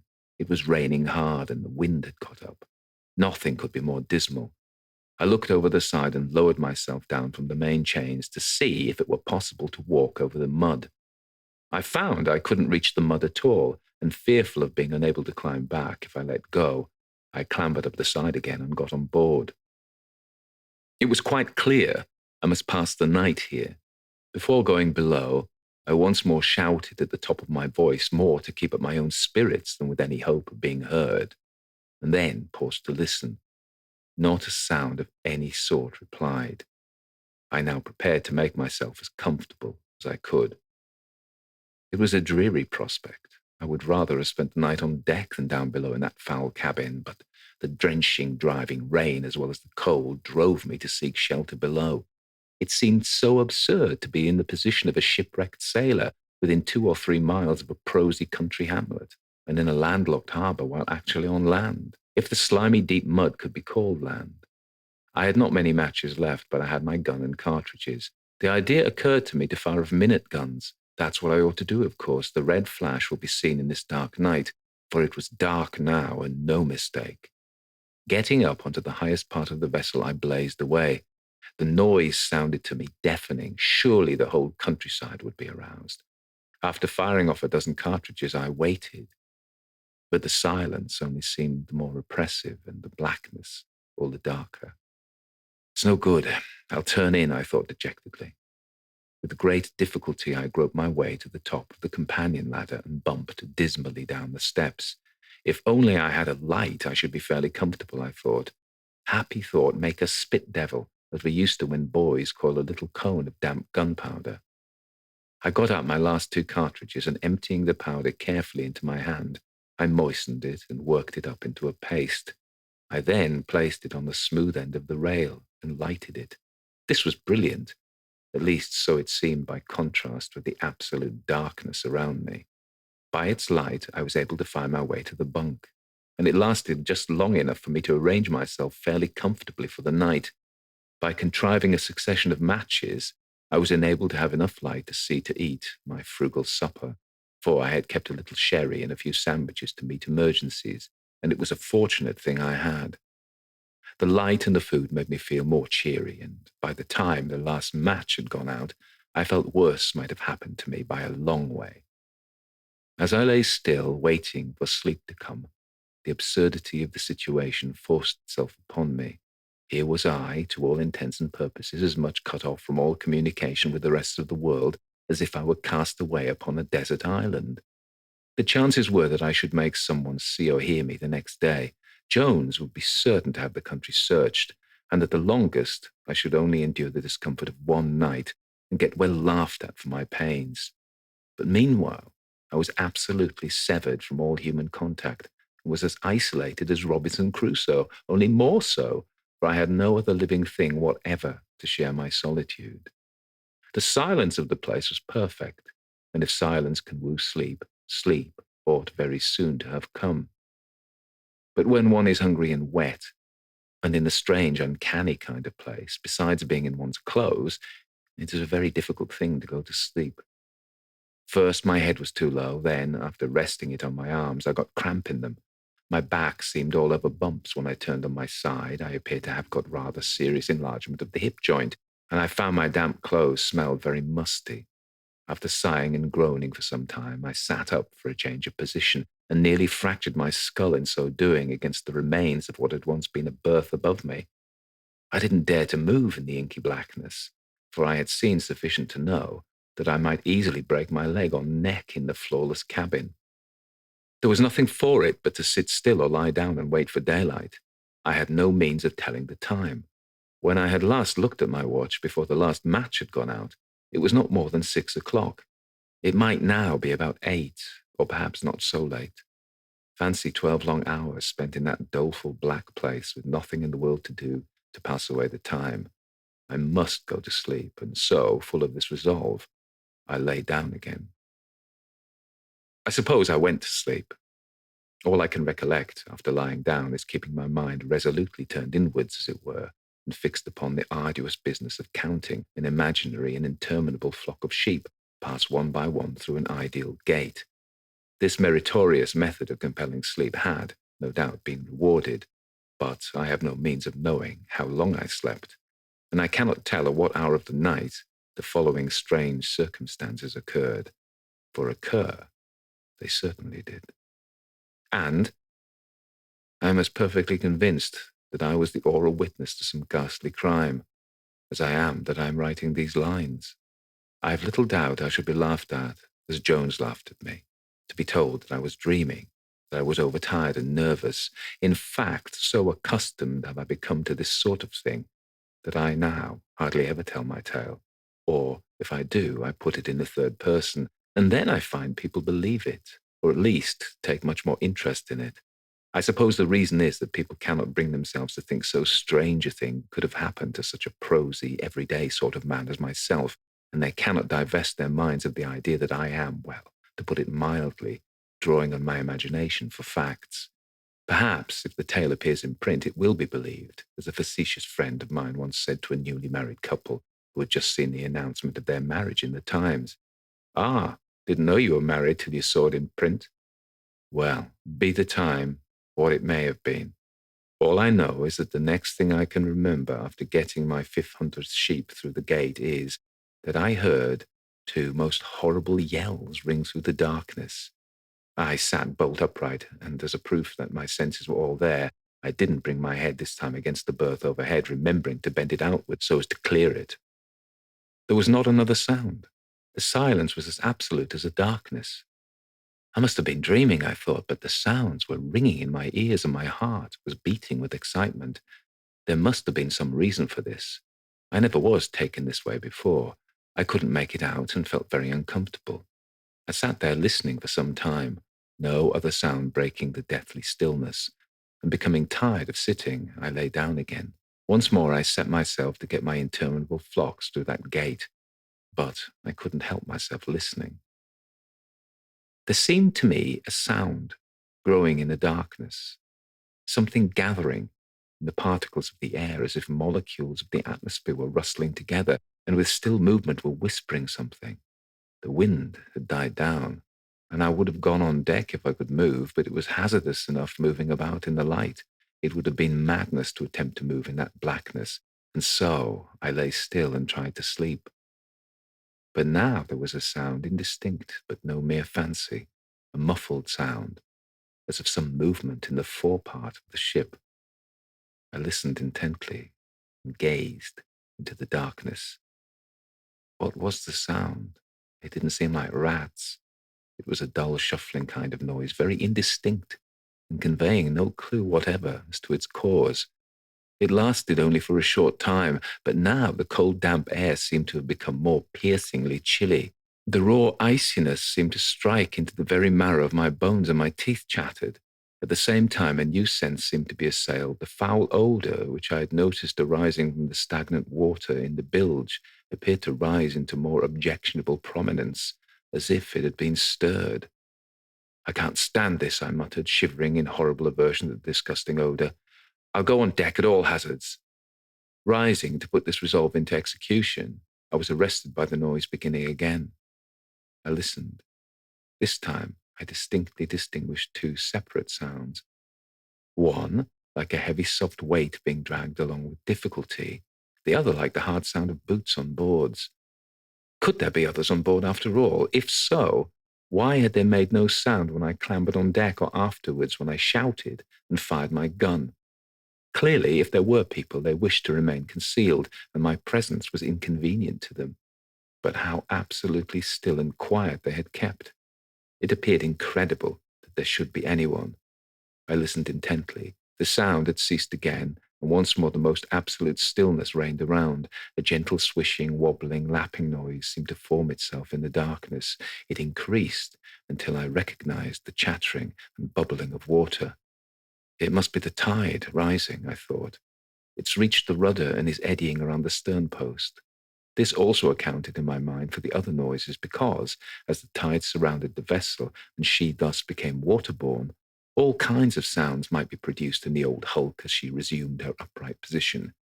However, I couldn't get rid of the chilly, horrid feeling those two screams had produced, combined with the disgusting smell, which was getting more and more obtrusive. It was foul, horrible, revolting, like some carrion, putrid and noxious. I prepared to take my chances of damage and rose up to grope my way to the companion ladder.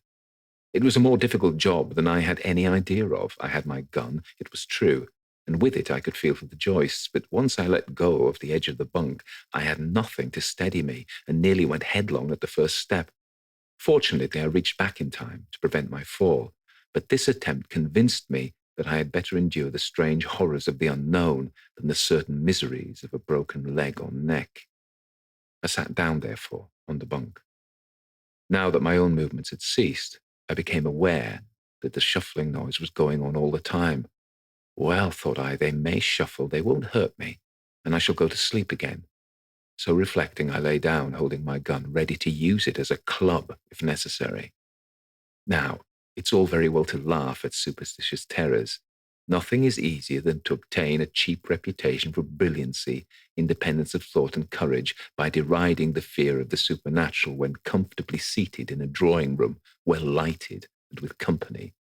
But put those scoffers in a like situation with mine, and I don't believe they would have been any more free from a feeling the reverse of bold, mocking, and comfortable than I was. I had read that most powerful ghost story, The Haunted and the Haunters, by the late Lord Lytton, and the vividness of that weird tale had always impressed me greatly.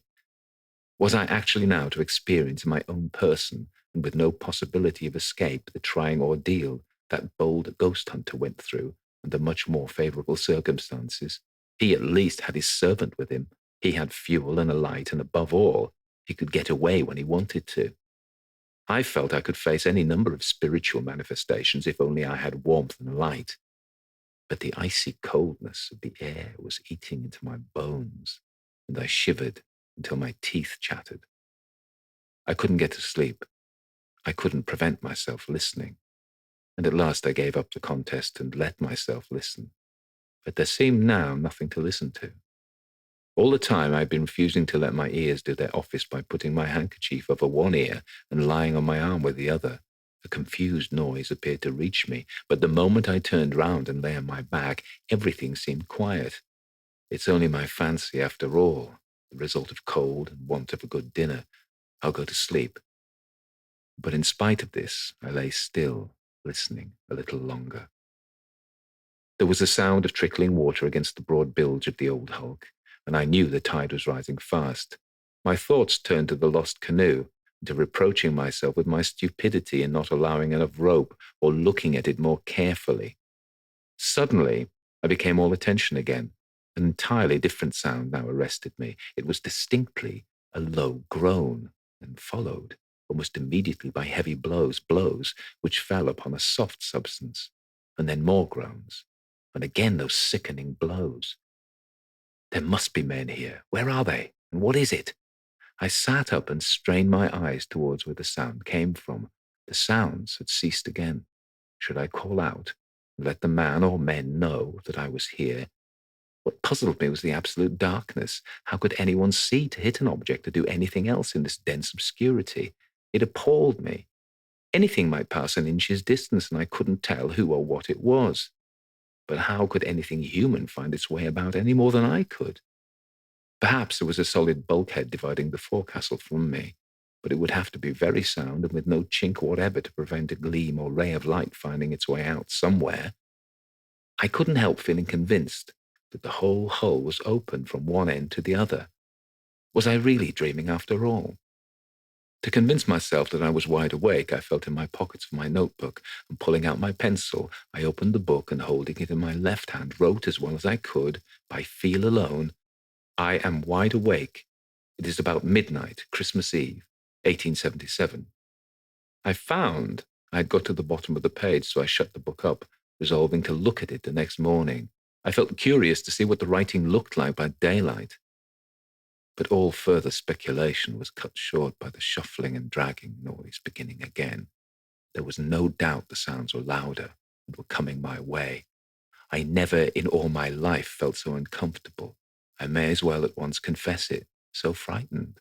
There, in that empty hull, over that boardless floor, over those rotting joists, somebody or something was dragging some heavy weight.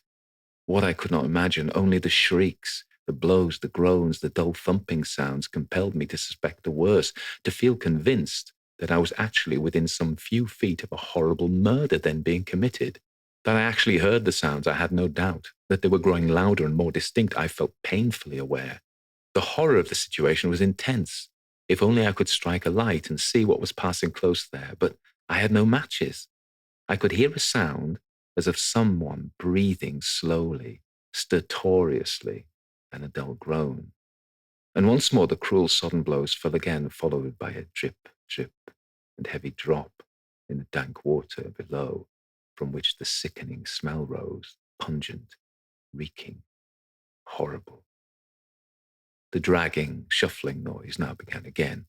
It came quite close to me, so close that I felt I had only to put out my hand to touch it.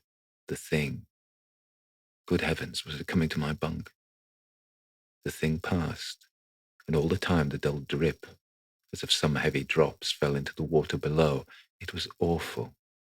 All this time I was sitting up and holding my gun by its barrel, ready to use it if I were attacked.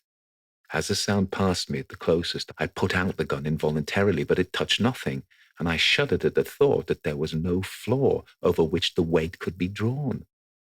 I must be dreaming some terribly vivid dream. It couldn't be real. I pinched myself. I felt I was pinching myself. It was no dream.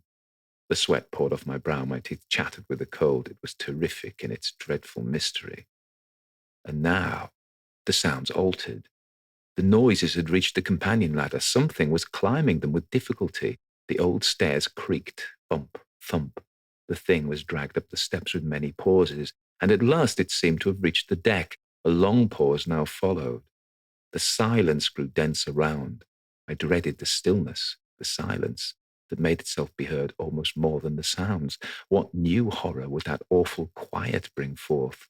What terror was still brooding in the depths of that clinging darkness, darkness that could be felt? The absolute silence was broken, horribly broken, by a dull drip from the stairs, and then the dragging began again, distant and less distinct, but the steps were louder. They came nearer over my head. The old boards creaked, and the weight was dragged right over me. I could hear it above my head, for the steps stopped, and two distinct raps, followed by a third, heavier one, sounded so clearly above me that it seemed almost as if it was something striking the rotten woodwork of the berth over my head. The sounds were horribly suggestive of the elbows and head of a body being dropped on the deck. And now, as if the horrors had not been enough, a fresh ghastliness was added. So close were the raps above me that I involuntarily moved, as if I had been struck by what caused them. As I did so, I felt something drop onto my head and slowly trickle over my forehead. It was too horrible. I sprang up in my disgust, and with a wild cry, I stepped forward and instantly fell between the joists into the rank water below. The shock was acute. Had I been asleep and dreaming before, this must inevitably have roused me up. I found myself completely immersed in water, and for a moment was absolutely incapable of thinking. As it was pitch dark and my head had gone under, I couldn't tell whether I was above water or not. As I felt the bottom and struggled and splashed onto my legs, it was only by degrees I knew I must be standing with my head out of the foul mixture, because I was able to breathe easily, although the wet running down from my head dribbled into my mouth as I stood, shivering and gasping. It was astonishing how a physical discomfort overcame a mental terror. Nothing could be more miserable than my present position, and my efforts were at once directed to getting out of this dreadful place. But let anyone who has ever had the ill luck to fall out of bed in his boyhood try and recollect his sensations. The bewildering realization that he is not in bed, that he does not know where he is, which way to go, or what to do to get back again. Everything he touches seems strange, and one piece of furniture much the same as any other. I well remembered such an accident, and how, having rolled under the bed before I was wide awake, I couldn't for the life of me understand why I couldn't get up, what it was that kept me down. I had not the least idea which way to get out, and kept going round and round in a circle under my bed for a long time, and should probably have been doing it until daylight, had not my sighs and groans awoken my brother, who slept in the same room, and who came to my help. If, then, one is so utterly at fault in a room every inch of which one knows intimately, how much more hopeless was my position at the bottom of this old vessel, half immersed in water, and totally without any clue which would help me get out. I had not the least idea which was the ship's stern or which her stem, and every moment I made with my feet only served to unsteady me, as the bottom was all covered with slime and uneven with the great timbers of the vessel. My first thought on recovering my wits was to stretch my arms up over my head, and I was relieved to find I could easily reach the joists above me. I was always fairly good at gymnastics, and had not much difficulty in drawing myself up and sitting on the joist, although the weight of my wet clothes added to my exertions considerably. Having so far succeeded, I sat and drained, as it were, into the water below. The smell was abominable. I never disliked myself so much, and I shivered with cold. As I could not get any wetter, I determined to go on deck somehow, but where was the companion ladder? I had nothing to guide me. Strange to say, the reality of my struggles had almost made me forget the mysterious phenomena I had been listening to. But now, as I looked round, my attention was caught by a luminous patch which quivered and flickered on my right. At what distance from me, I couldn't tell. It was like the light from a glowworm, only larger and changing in shape, sometimes elongated like a lambent oval, and then it would sway one way or another, as if caught in a draught of air. When I was looking at it and wondering what could cause it, I heard the steps above my head. They passed over me and then seemed to grow louder on my left. A creeping dread again came over me. If only I could get out of this horrible place, but where were the stairs? I listened. The footfalls seemed to be coming down some steps. Then the companion ladder must be on my left, but if I moved that way, I should meet the thing, whatever it was, that was coming down. I shuddered at the thought. However, I made up my mind. Stretching out my hand very carefully, I felt for the next joist, reached it, and crawled across. I stopped to listen. The steps were coming nearer. My hearing had now become acute. I could almost tell the exact place of each footfall. It came closer, closer, quite close, surely, on the very joist on which I was sitting. I thought I could feel the joist quiver, and involuntarily moved my hand to prevent the heavy tread falling on it. The steps passed on, grew fainter, and ceased as they drew near the pale lambent light. One thing I noticed with curious horror, and that was that although the thing must have passed between me and the light, yet it was never for a moment obscured, which it must have been had any body or substance passed between, and yet I was certain that the steps went directly from me to it. It was all horribly mysterious, and what had become of the other sound, the thing that was being dragged? An irresistible shudder passed over me, but I determined to pursue my way until I came to something. It would never do to sit still and shiver there. After many narrow escapes of falling again, I reached a bulkhead, and cautiously feeling along it, I came to an opening. It was the companion ladder. By this time, my hands, by feeling over the joists, had become dry again. I felt along the step to be quite sure that it was the stairs, and in doing so, I touched something wet, sticky, clammy.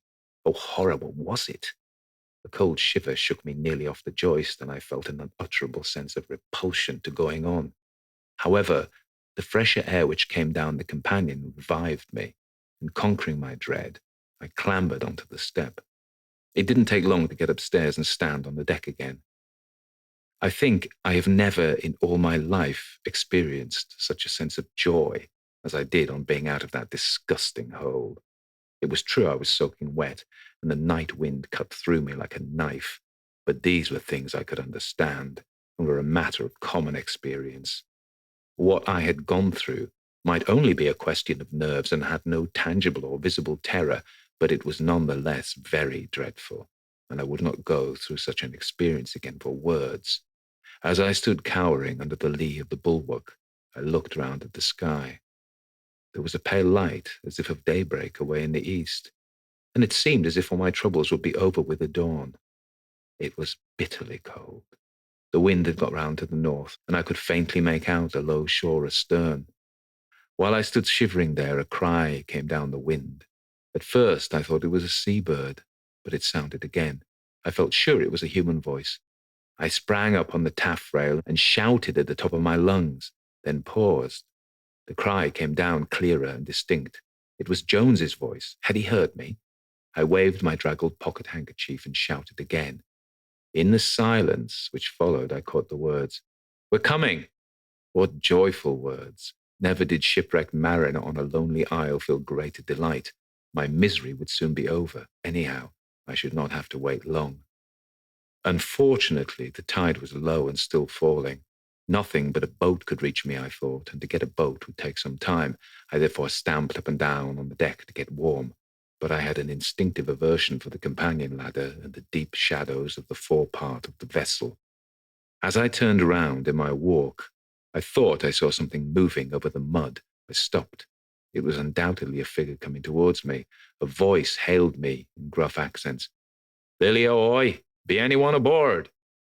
Was anyone aboard? What an absurd question. Here had I been shouting myself hoarse.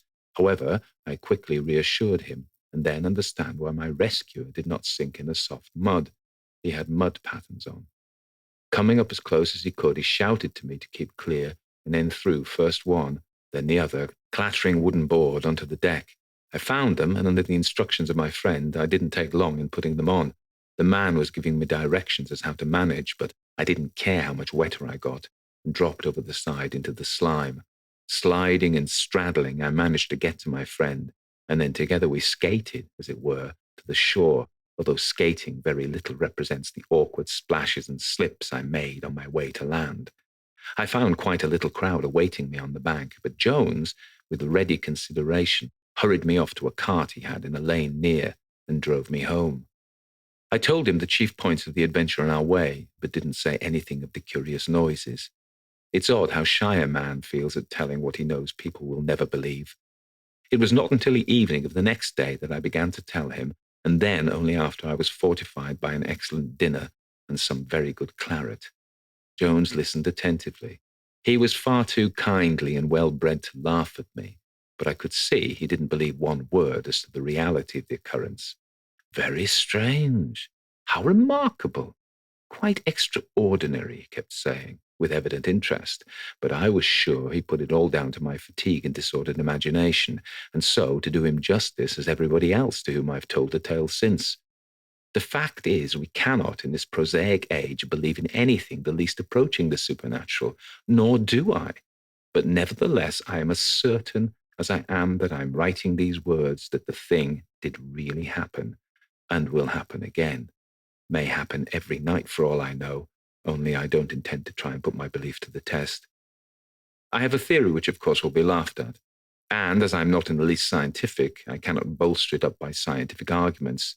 It is this: As Mr. Edison has now discovered, by certain simple processes, human sounds can be reproduced at any future date, so accidentally and owing to the combination of most curious coincidences, it might happen that the agonized cries of some suffering being, or the sounds made by one at a time when all other emotions are as nothing compared to the supreme sensations of one committing some awful crime, could be impressed on the atmosphere or surface of an enclosed building, which could be reproduced by a current of air passing into that building under the same atmospheric conditions.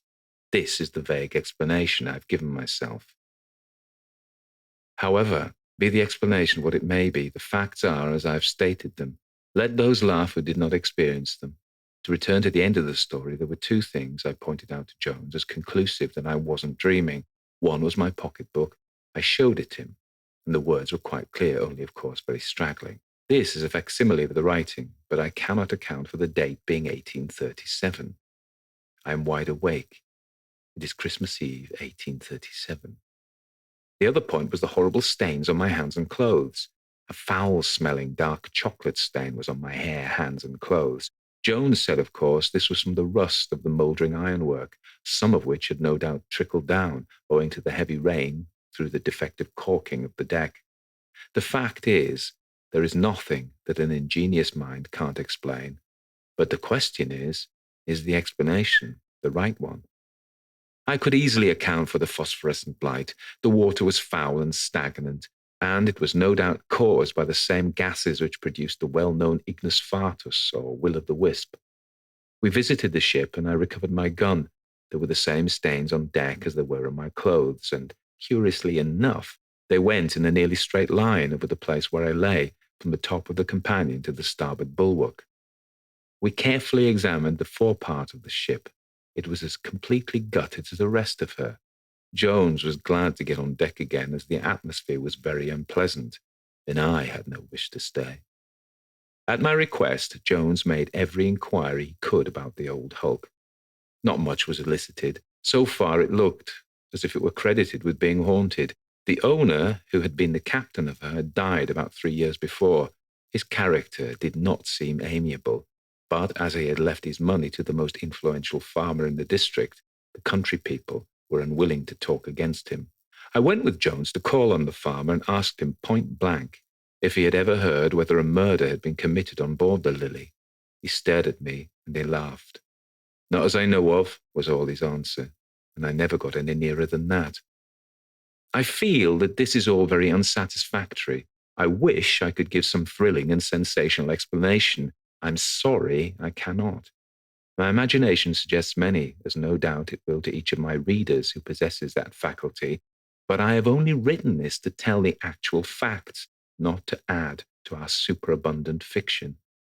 If I ever come across any details bearing upon the subject, I will not fail to communicate them at once.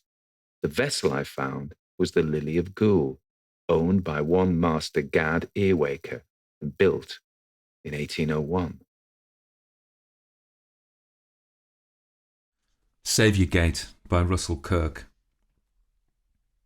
They say nicht, every nicht and alle, fire and sleet and candle licht, and Christ receive thy soule. A Lykewake dirge. This old street, scarcely wider than a lane, could not be long. At the far end of it there loomed a Norman tower of a parish church. Mark Findlay had the notion that if he were to hurry the length of the street and turn to the right beyond the church, he might reach a modern square with cinemas and a taxi rank. Needing to catch the midnight train for London, he must find a cab soon. And, his cough growing worse, he must get out of the wet. In Northminster, this Christmas Eve, a light snow had fallen, then melted, lingering as fog. Between trains, he'd strolled the streets for nearly 3 hours, his head so filled with worries that he scarcely had noticed anything he passed. Looking back the way he had come, and coughing hard, he saw by the great clock on the cathedral tower that it was nearly 11:30. In more ways than one, he had lost his sense of direction. He was uncertain what way the railway station lay. This was a charming narrow street of Georgian houses, or perhaps some of them from Queen Anne's time, 2 or 3 little whitewashed steps going up to each door. That he could make out through the low-lying chilly mist. There seemed to be no shop fronts, and only one hanging signboard, a few yards directly in front of him, visible by gaslight, this being perhaps the only lane in Northminster still lit by gas lamps. The Cross Keys, Paul Mariner, resident manager. Above this gilt lettering was the well-painted symbol of two crossed keys. Decades ago had he glimpsed this street sometime. He had been in Northminster only once before, early in the war. Much of the town had been uglified since then, but this street, supposing it to be the same street, looked unchanged. Had he seen that pub sign before? As he lingered on the corner, coughing ferociously, a clergyman brushed past him in the dim light. "Could you tell me," Finlay began, but the parson hurried on, umbrella over his head. Perhaps he had taken Finlay for a tramp, what with his cough, his pale face, and his mud-splashed coat. Someone else, looking rather like a civil servant, was striding in the opposite direction, on the other side of the street. "I'm sorry, but could you help me?" Finlay called to him. A smug face was turned toward him briefly, but there was no slackening of pace, and the second man went round the corner. Somewhere he must get directions. Should he go a few paces down that street, ring the bell for the porter, if there might be a night porter at a small hotel of this sort nowadays, and ask his way to a cab rank or to the station? He hesitated. For the past several months he had evaded most decisions, big or small. Yes, he had best try the Cross Keys. The stained-glass windows were alight in that church at the far end, Finlay noticed, as he made his way past the Georgian doors, and a bell was tolling from the tower. Just as he was about to mount the stone steps, another coughing fit racked him. Bent and hacking, he leaned towards the bow front of the Cross Keys. Then the hotel door opened, and down the steps to him came a lean man. "That's a graveyard cough," the man said sympathetically. "I could hear you in the parlour." "It wasn't the cough that carried him off, but the coffin they carried him off in. Do come in for a whisky." Startled, Finlay contrived to gasp, "I need to catch a train." The man had taken his arm, a forceful, tall man with a whimsical, handsome face. "Hacking like that, you'll never reach the station." This stranger, or was he quite a stranger, told him, "I'll see that you make your train if you must." He held open the heavy door. Within, the corridor was warm and colourful, with dark oak wainscoting and good framed prints on the walls. "But it's after hours," Finlay protested. "Oh, the public bar's closed, but at the Cross Keys they always conserve something to a bona fide traveller like you." The man was briskly helping him off with his muddy coat. "Come into the residence parlour. I've put up for the night, and the manager knows me." "I don't think there's time," Finlay muttered as he was propelled into the parlour. This insistent host, who seemed tolerably sober, spoke like an educated man and behaved like an officer. "Time?" the lean man chuckled. "It's time, gentlemen, time. That's no problem for you and me, is it? I say, you're a Canadian, aren't you?" "I know you. You're Finlay, Mark Finlay. I was thinking of you. Coincidence, I'd have said once, before I heard that cough of yours in the street." Finlay stared into that confident face. Had he known this man? A certain recklessness made those bold features memorable. Perhaps this man had been a soldier. To Finlay came some faint memory of an hour's tipsy talk, a curious conversation with a man who had looked rather like this, long ago. Some chance acquaintance, but encountered where? "Did we meet, why, right here in 39, Finlay inquired. "I'm sorry, but I don't recall your name." "I'm Ralph Bain. Of course it's here. Take that chair, the leather one, Finlay." "Jimmy!" A corpulent, florid-faced porter or waiter in scarlet jacket and brass buttons ambled toward them. "Whisky and sodas, Jimmy," Bain ordered, "and put more coals on that fire. You remember Mr. Finlay, Jimmy? He's passing through Northminster, unless after all we can persuade him to take a room. Anyhow, he's bona fide." "It's your sort that makes this job a pleasure, Mr. Finlay, sir," said Jimmy, who was an Irishman.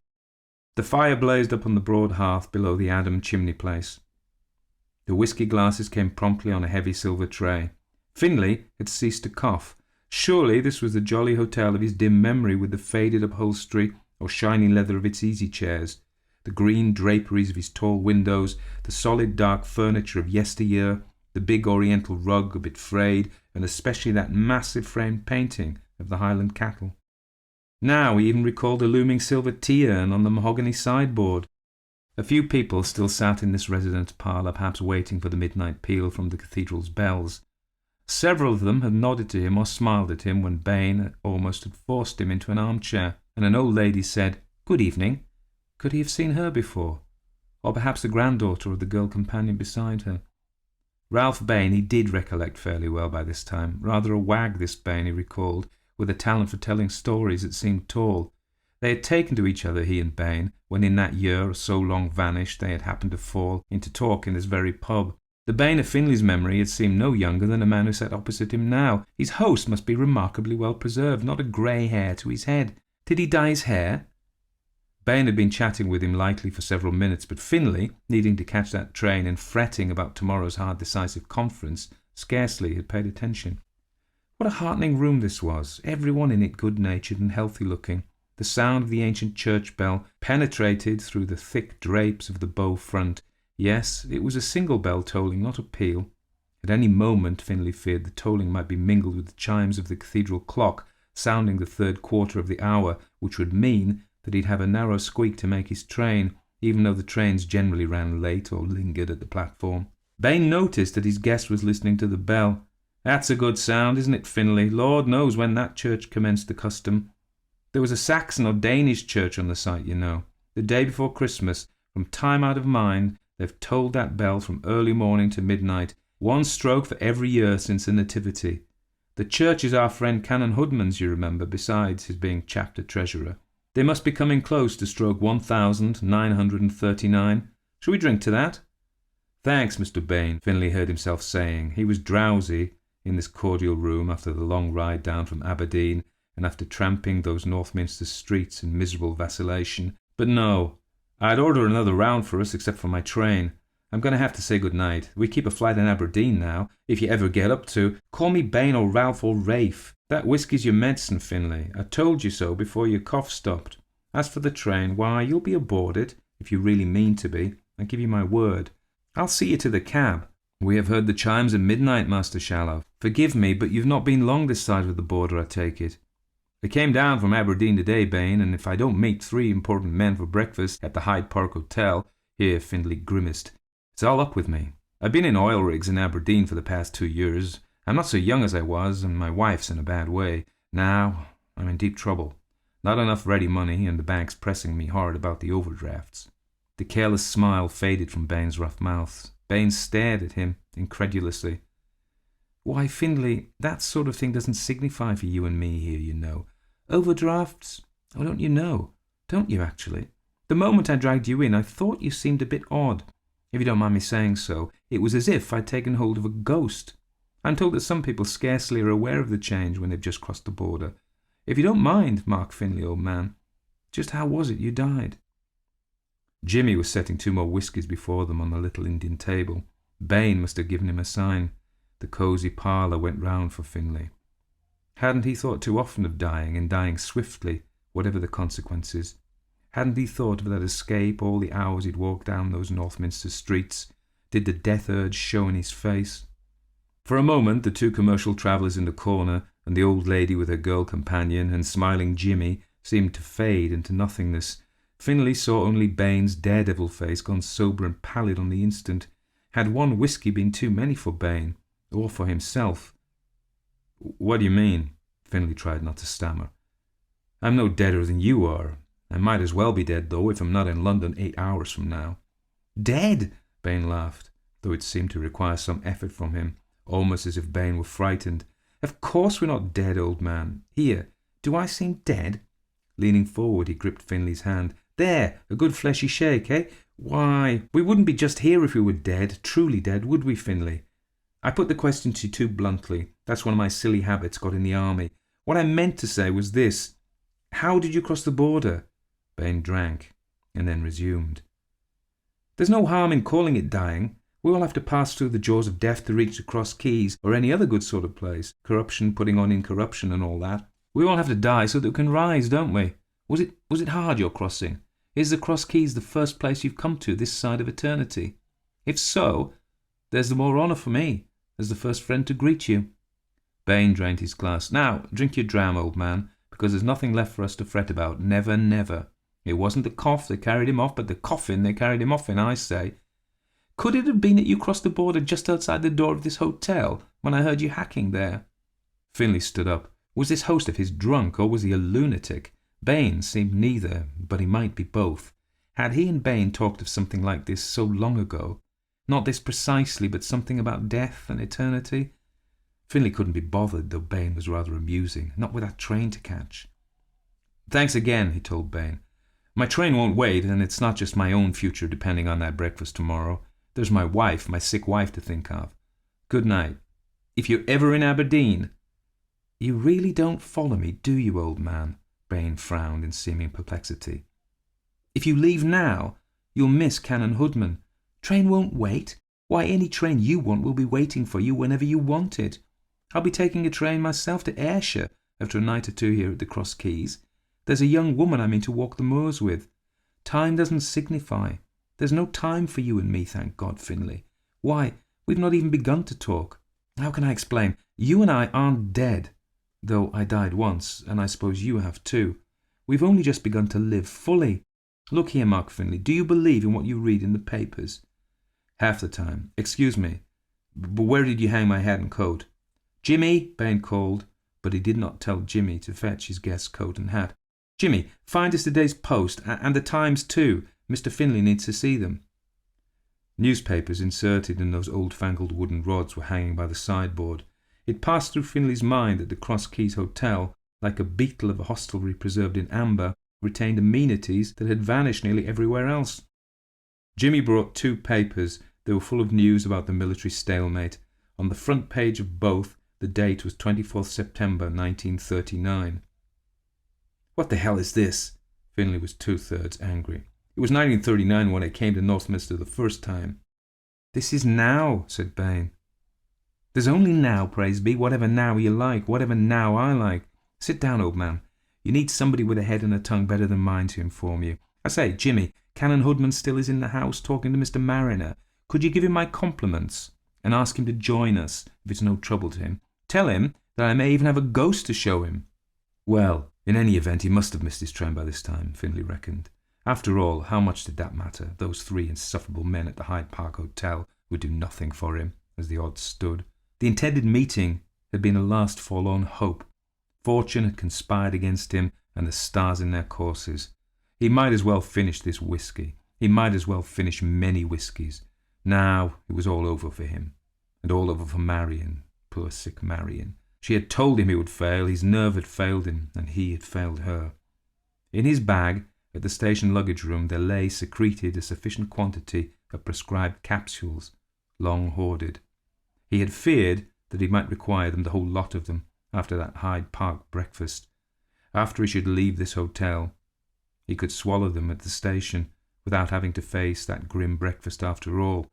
Now he had all the time in the world. If a coroner should call it an overdose, there would be some insurance money left for Marion anyway, despite their having borrowed heavily these past 6 months. It is a far, far better thing I do. Finlay sat down again. There were worse places to spend one's last evening than this snug and well-appointed hotel parlour with this friendly madman to entertain him. Jimmy, said Finlay, another round of drinks. Nothing matters now. Bain had been peering at him, as if doubting whether this guest were flesh and blood. Actually, Bain said, it does matter, don't you know, old man? It matters if you've not yet crossed the border. It matters if really you're here at the Cross Keys by some uncanny chance, or by providence, I should say. If you're to understand Canon Hoodman, who explains mysteries as well as anybody could, you're not to be half seas over. I beg your pardon, Jimmy. Forget those whisky sodas and bring us a pot of tea and some sandwiches, Jimmy. His last slim hope of survival abandoned, Finlay was willing to humour this quizzical lunatic called Ralph Bain. He did feel hungry after those vain, bewildered hours in the foggy streets. All right, he told Bain, have your fun with me. That was a clever ploy, putting those old newspapers on the racks. Were you merely hoping that some fool, any fool, might come in tonight and be teased by you? Or do you play these macabre tricks at this hotel every night? Why am I a ghost and not you? It's a private joke, very nearly, that ghost, Bain said. The Canon and I call anybody a ghost who turns up here, or turns up anywhere else in eternity but doesn't belong. Anybody who hasn't properly crossed the border, but gets into eternity somehow, for a moment, so to speak, and then passes back into time again. Let me tell you, Finlay, you're a rarity. Here at the Old Cross Keys on Christmas Eve, in the year of our Lord 1939, reading in the papers about the Twilight War, you're experiencing a timeless moment. You're in 2 states of being simultaneously, I fancy. Bain leaned towards him earnestly. "Yet I don't think you've passed through the jaws of death. The canon says he's met such people more than once, but I haven't. You believe you're alive, and so you are, though not only in the way you think of life. I fancy you'll leave this pleasant room whenever you need to, and you'll catch that confounded train of yours, and you'll find yourselves back in whatever year of grace you fancy you belong in. That's why I call you a ghost." Bain grinned at him reassuringly. "You don't belong here, and yet you do belong. To me, you're unreal. You frighten me a trifle, as ghosts are supposed to. The next thing I know, I may be looking straight through you at the back of the chair. You needn't dread me. Oh, but here's the tea, and here's the canon." The canon's grip was as hearty as Bain's. Canon Hoodman was a cheerful north countryman with a broad mouth and thick spectacles. "You may not remember me, Mark Finlay," he began, "not just yet, or you may recall only a few words we spoke to each other. If you like, I can offer you a good many more words now."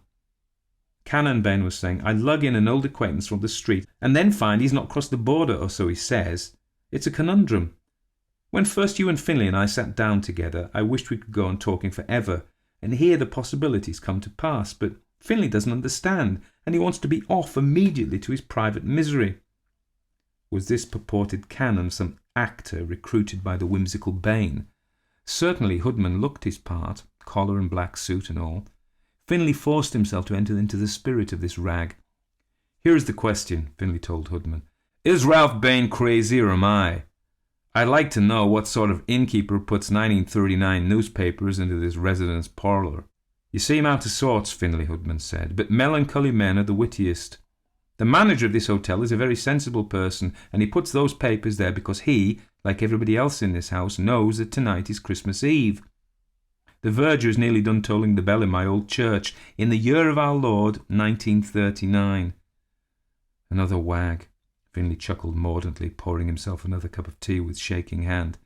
"Are you suggesting, Canon, if you really are a canon, that I'm in hell, having coughed myself to death in the street outside, and that I'm condemned to spend eternity in this room, a little pocket of time called December the 24th, 1939? The canon smiled, a warm and humorous smile. "Au contraire, Finlay, if you and Bain and I were in hell, I fancy we'd not be discussing these mysteries. The damned, as I understand it, have no past and no future, no memories, no expectations. You're in a very different state from that. This sly game wasn't unpleasant, and afterwards there would be those deadly capsules at the station, a door out of this prison house of life leading to the jail yard. With that final ace in the hole, why not play up? Well then, Canon Hoodman," Finlay went on, "if we three and the other people in this parlour are in prison forever in a cosy moment in time, how is it that you and Bain talk of remembering me? And how can I remember Bain, though I've forgotten you, if I ever met you before? If we're all dead men, how can we talk about memories and expectations, especially expectations?" "I told you, old man," Bain thrust in, "we're not dead, none of us. We've come fully alive.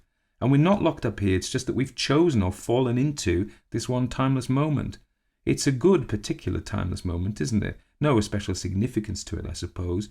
Simply three friends arguing comfortably before a fire on a winter's night. But we have our choices of moments to experience afresh. It's up to you and the canon, and me, separately. This moment is a random sample of timeless moments.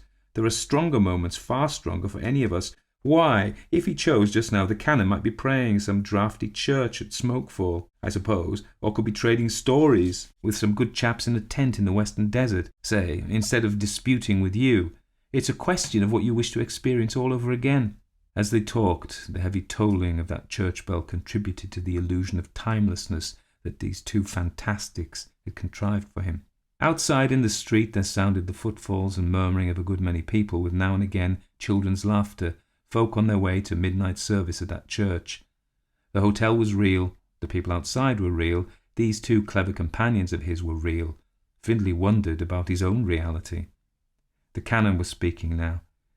"Yes, all good moments or hours or days that you ever experienced are forever present to you, whenever you want them, after you've crossed the border. We were told that we shall have bodies, we have them.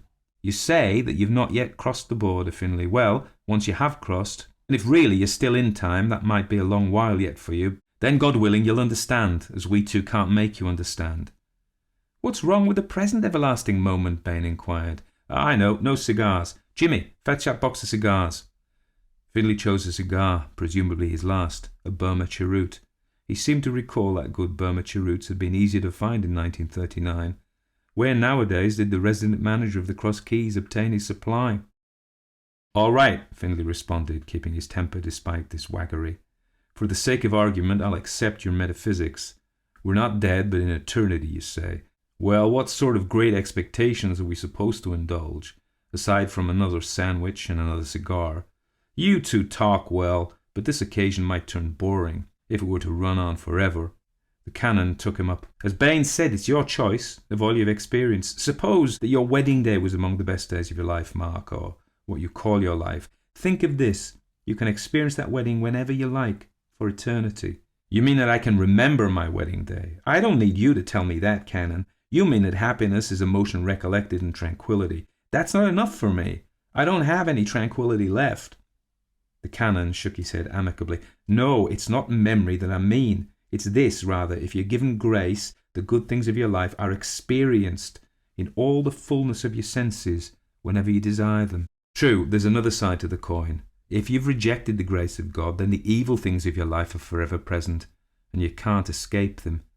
This unexpected moment here in the Cross Keys may be a sign for you, Mark Finlay, a sign that you may know grace in death, if you choose it."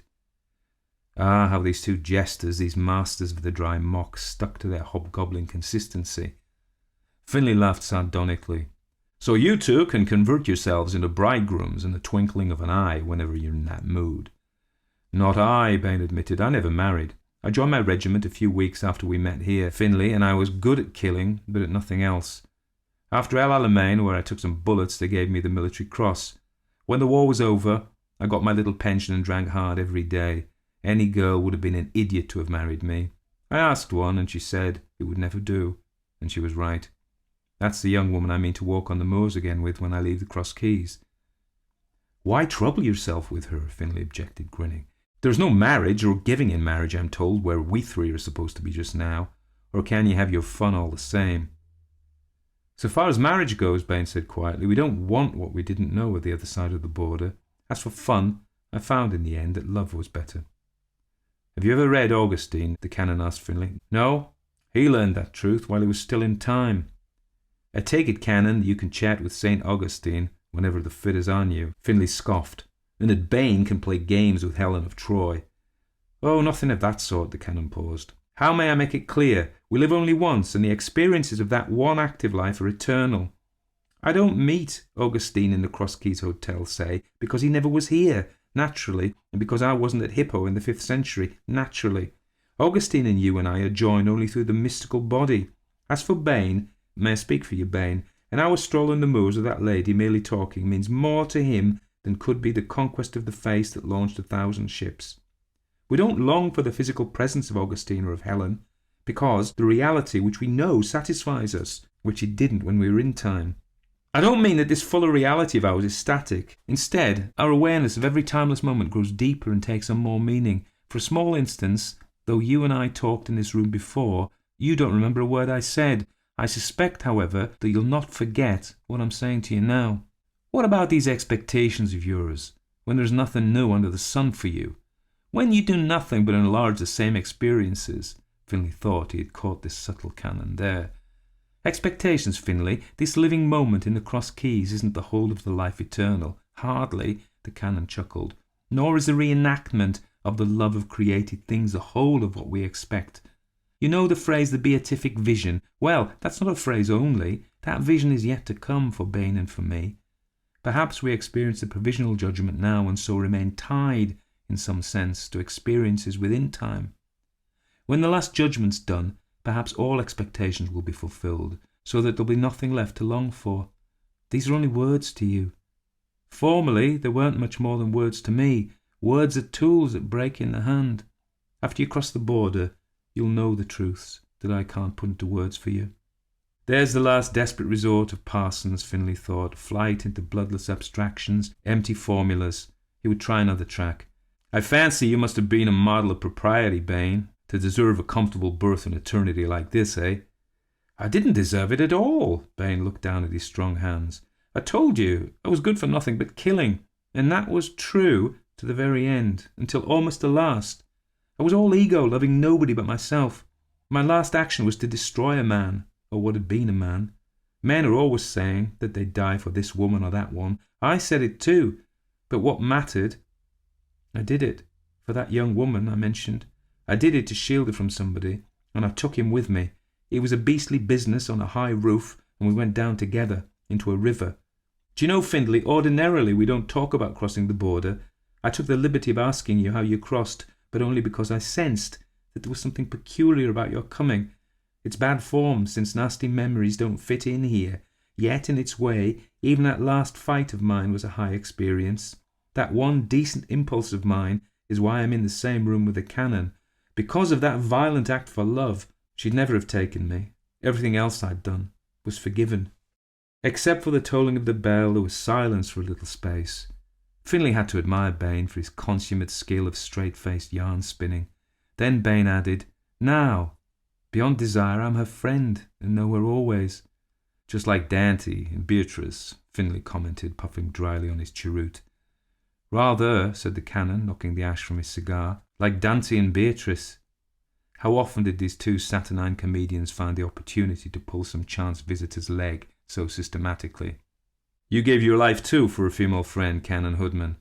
"No," the canon answered. "I had no choice as to how I crossed. My wife and I crossed together. I believe a bomb struck our old house in the close, so we've never been parted. She'll be in the congregation when I give the homily at midnight service, and we walk back to the close together.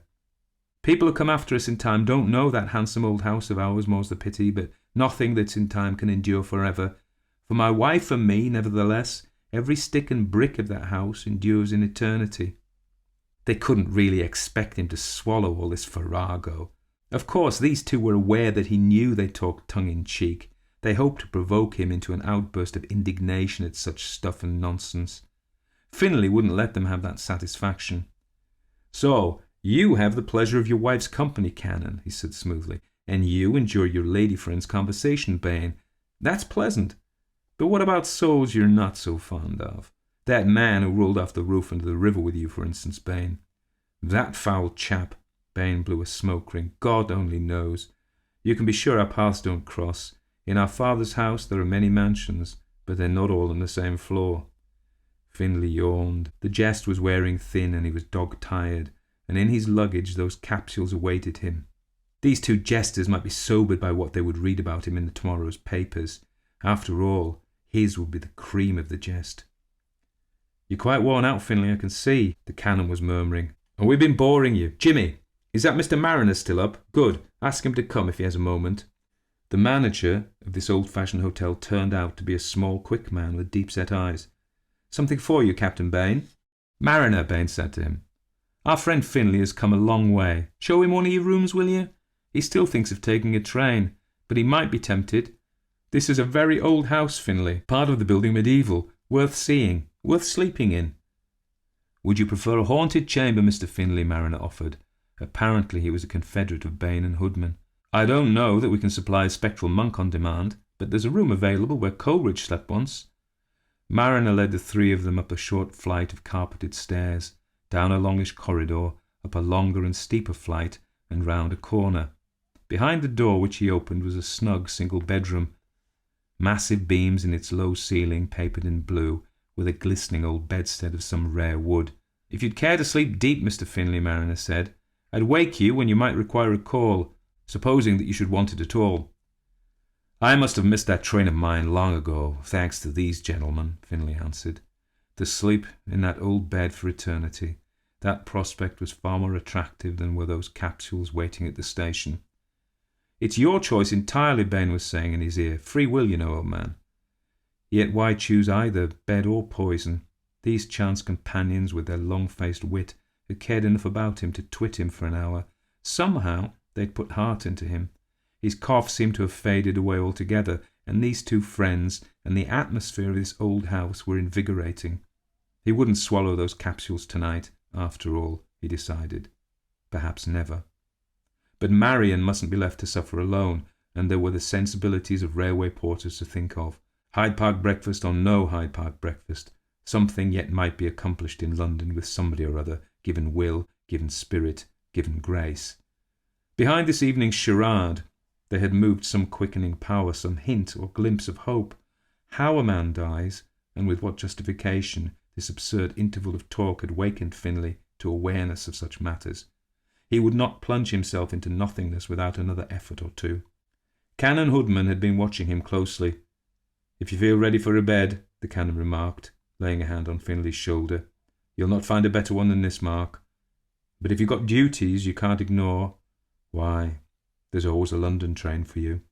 "No thanks, gentlemen," Finlay said. "I've miles to go before I sleep." Bain nodded. "You still have hostages to fortune, eh? And after all, that bed can be yours whenever you need it. I'll walk you to the corner." At the front door, Finlay shook hands with the Canon and Mariner. The two of them, if Mariner was privy to the plot, kept up to the last their roguish elaborate pretence. "We'll have more to discuss when you come to us," the Canon told him. "I don't expect to pass this way again." "Yet you shall." Finlay and Bain went down the white steps and into the drifting mist. The Canon waved. That short street, it turned out, was quite as lovely as Finlay had thought it to be in his glimpses before Bain had drawn him into the Cross Keys. If only he could have lingered to inspect it more closely. Ahead of them, the stragglers were hastening through the churchyard and into the lighted church, and that bell tolled on. "Do you have any idea when the first morning train will leave, Bain?" "It'll be there for you, old man, and all of us at the Cross Keys will be there for you when you look for us. Ask the cabby." Then the bell ceased to toll.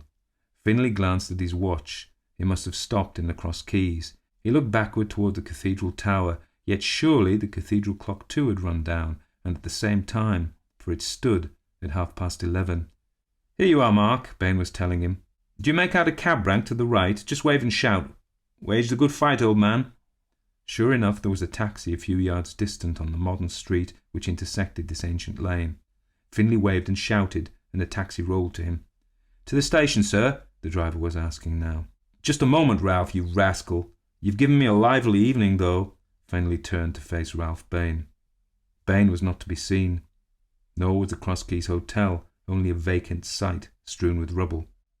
The charming houses of the old street were gone, or at least most of them, and those which survived were ghastly derelicts. That street was wholly lifeless. Finlay swung back toward the taxi. Beyond it was the church with the Norman tower, or rather the wreck of a church, all dark, no glass in what remained of the window tracery. The nave was roofless. A mercury vapour lamp in the modern street glowered over the churchyard, and by it Finlay could make out a metal sign which read, "Public Gardens, custody of the Ministry of Works." "Station, sir. Time enough to catch the midnight train for London. You can hear it rumbling down from the north now." Finlay tumbled into the cab. Tell me, how long has that street been smashed?" "Before my time. 1941, they say. Them German firebombs done for it.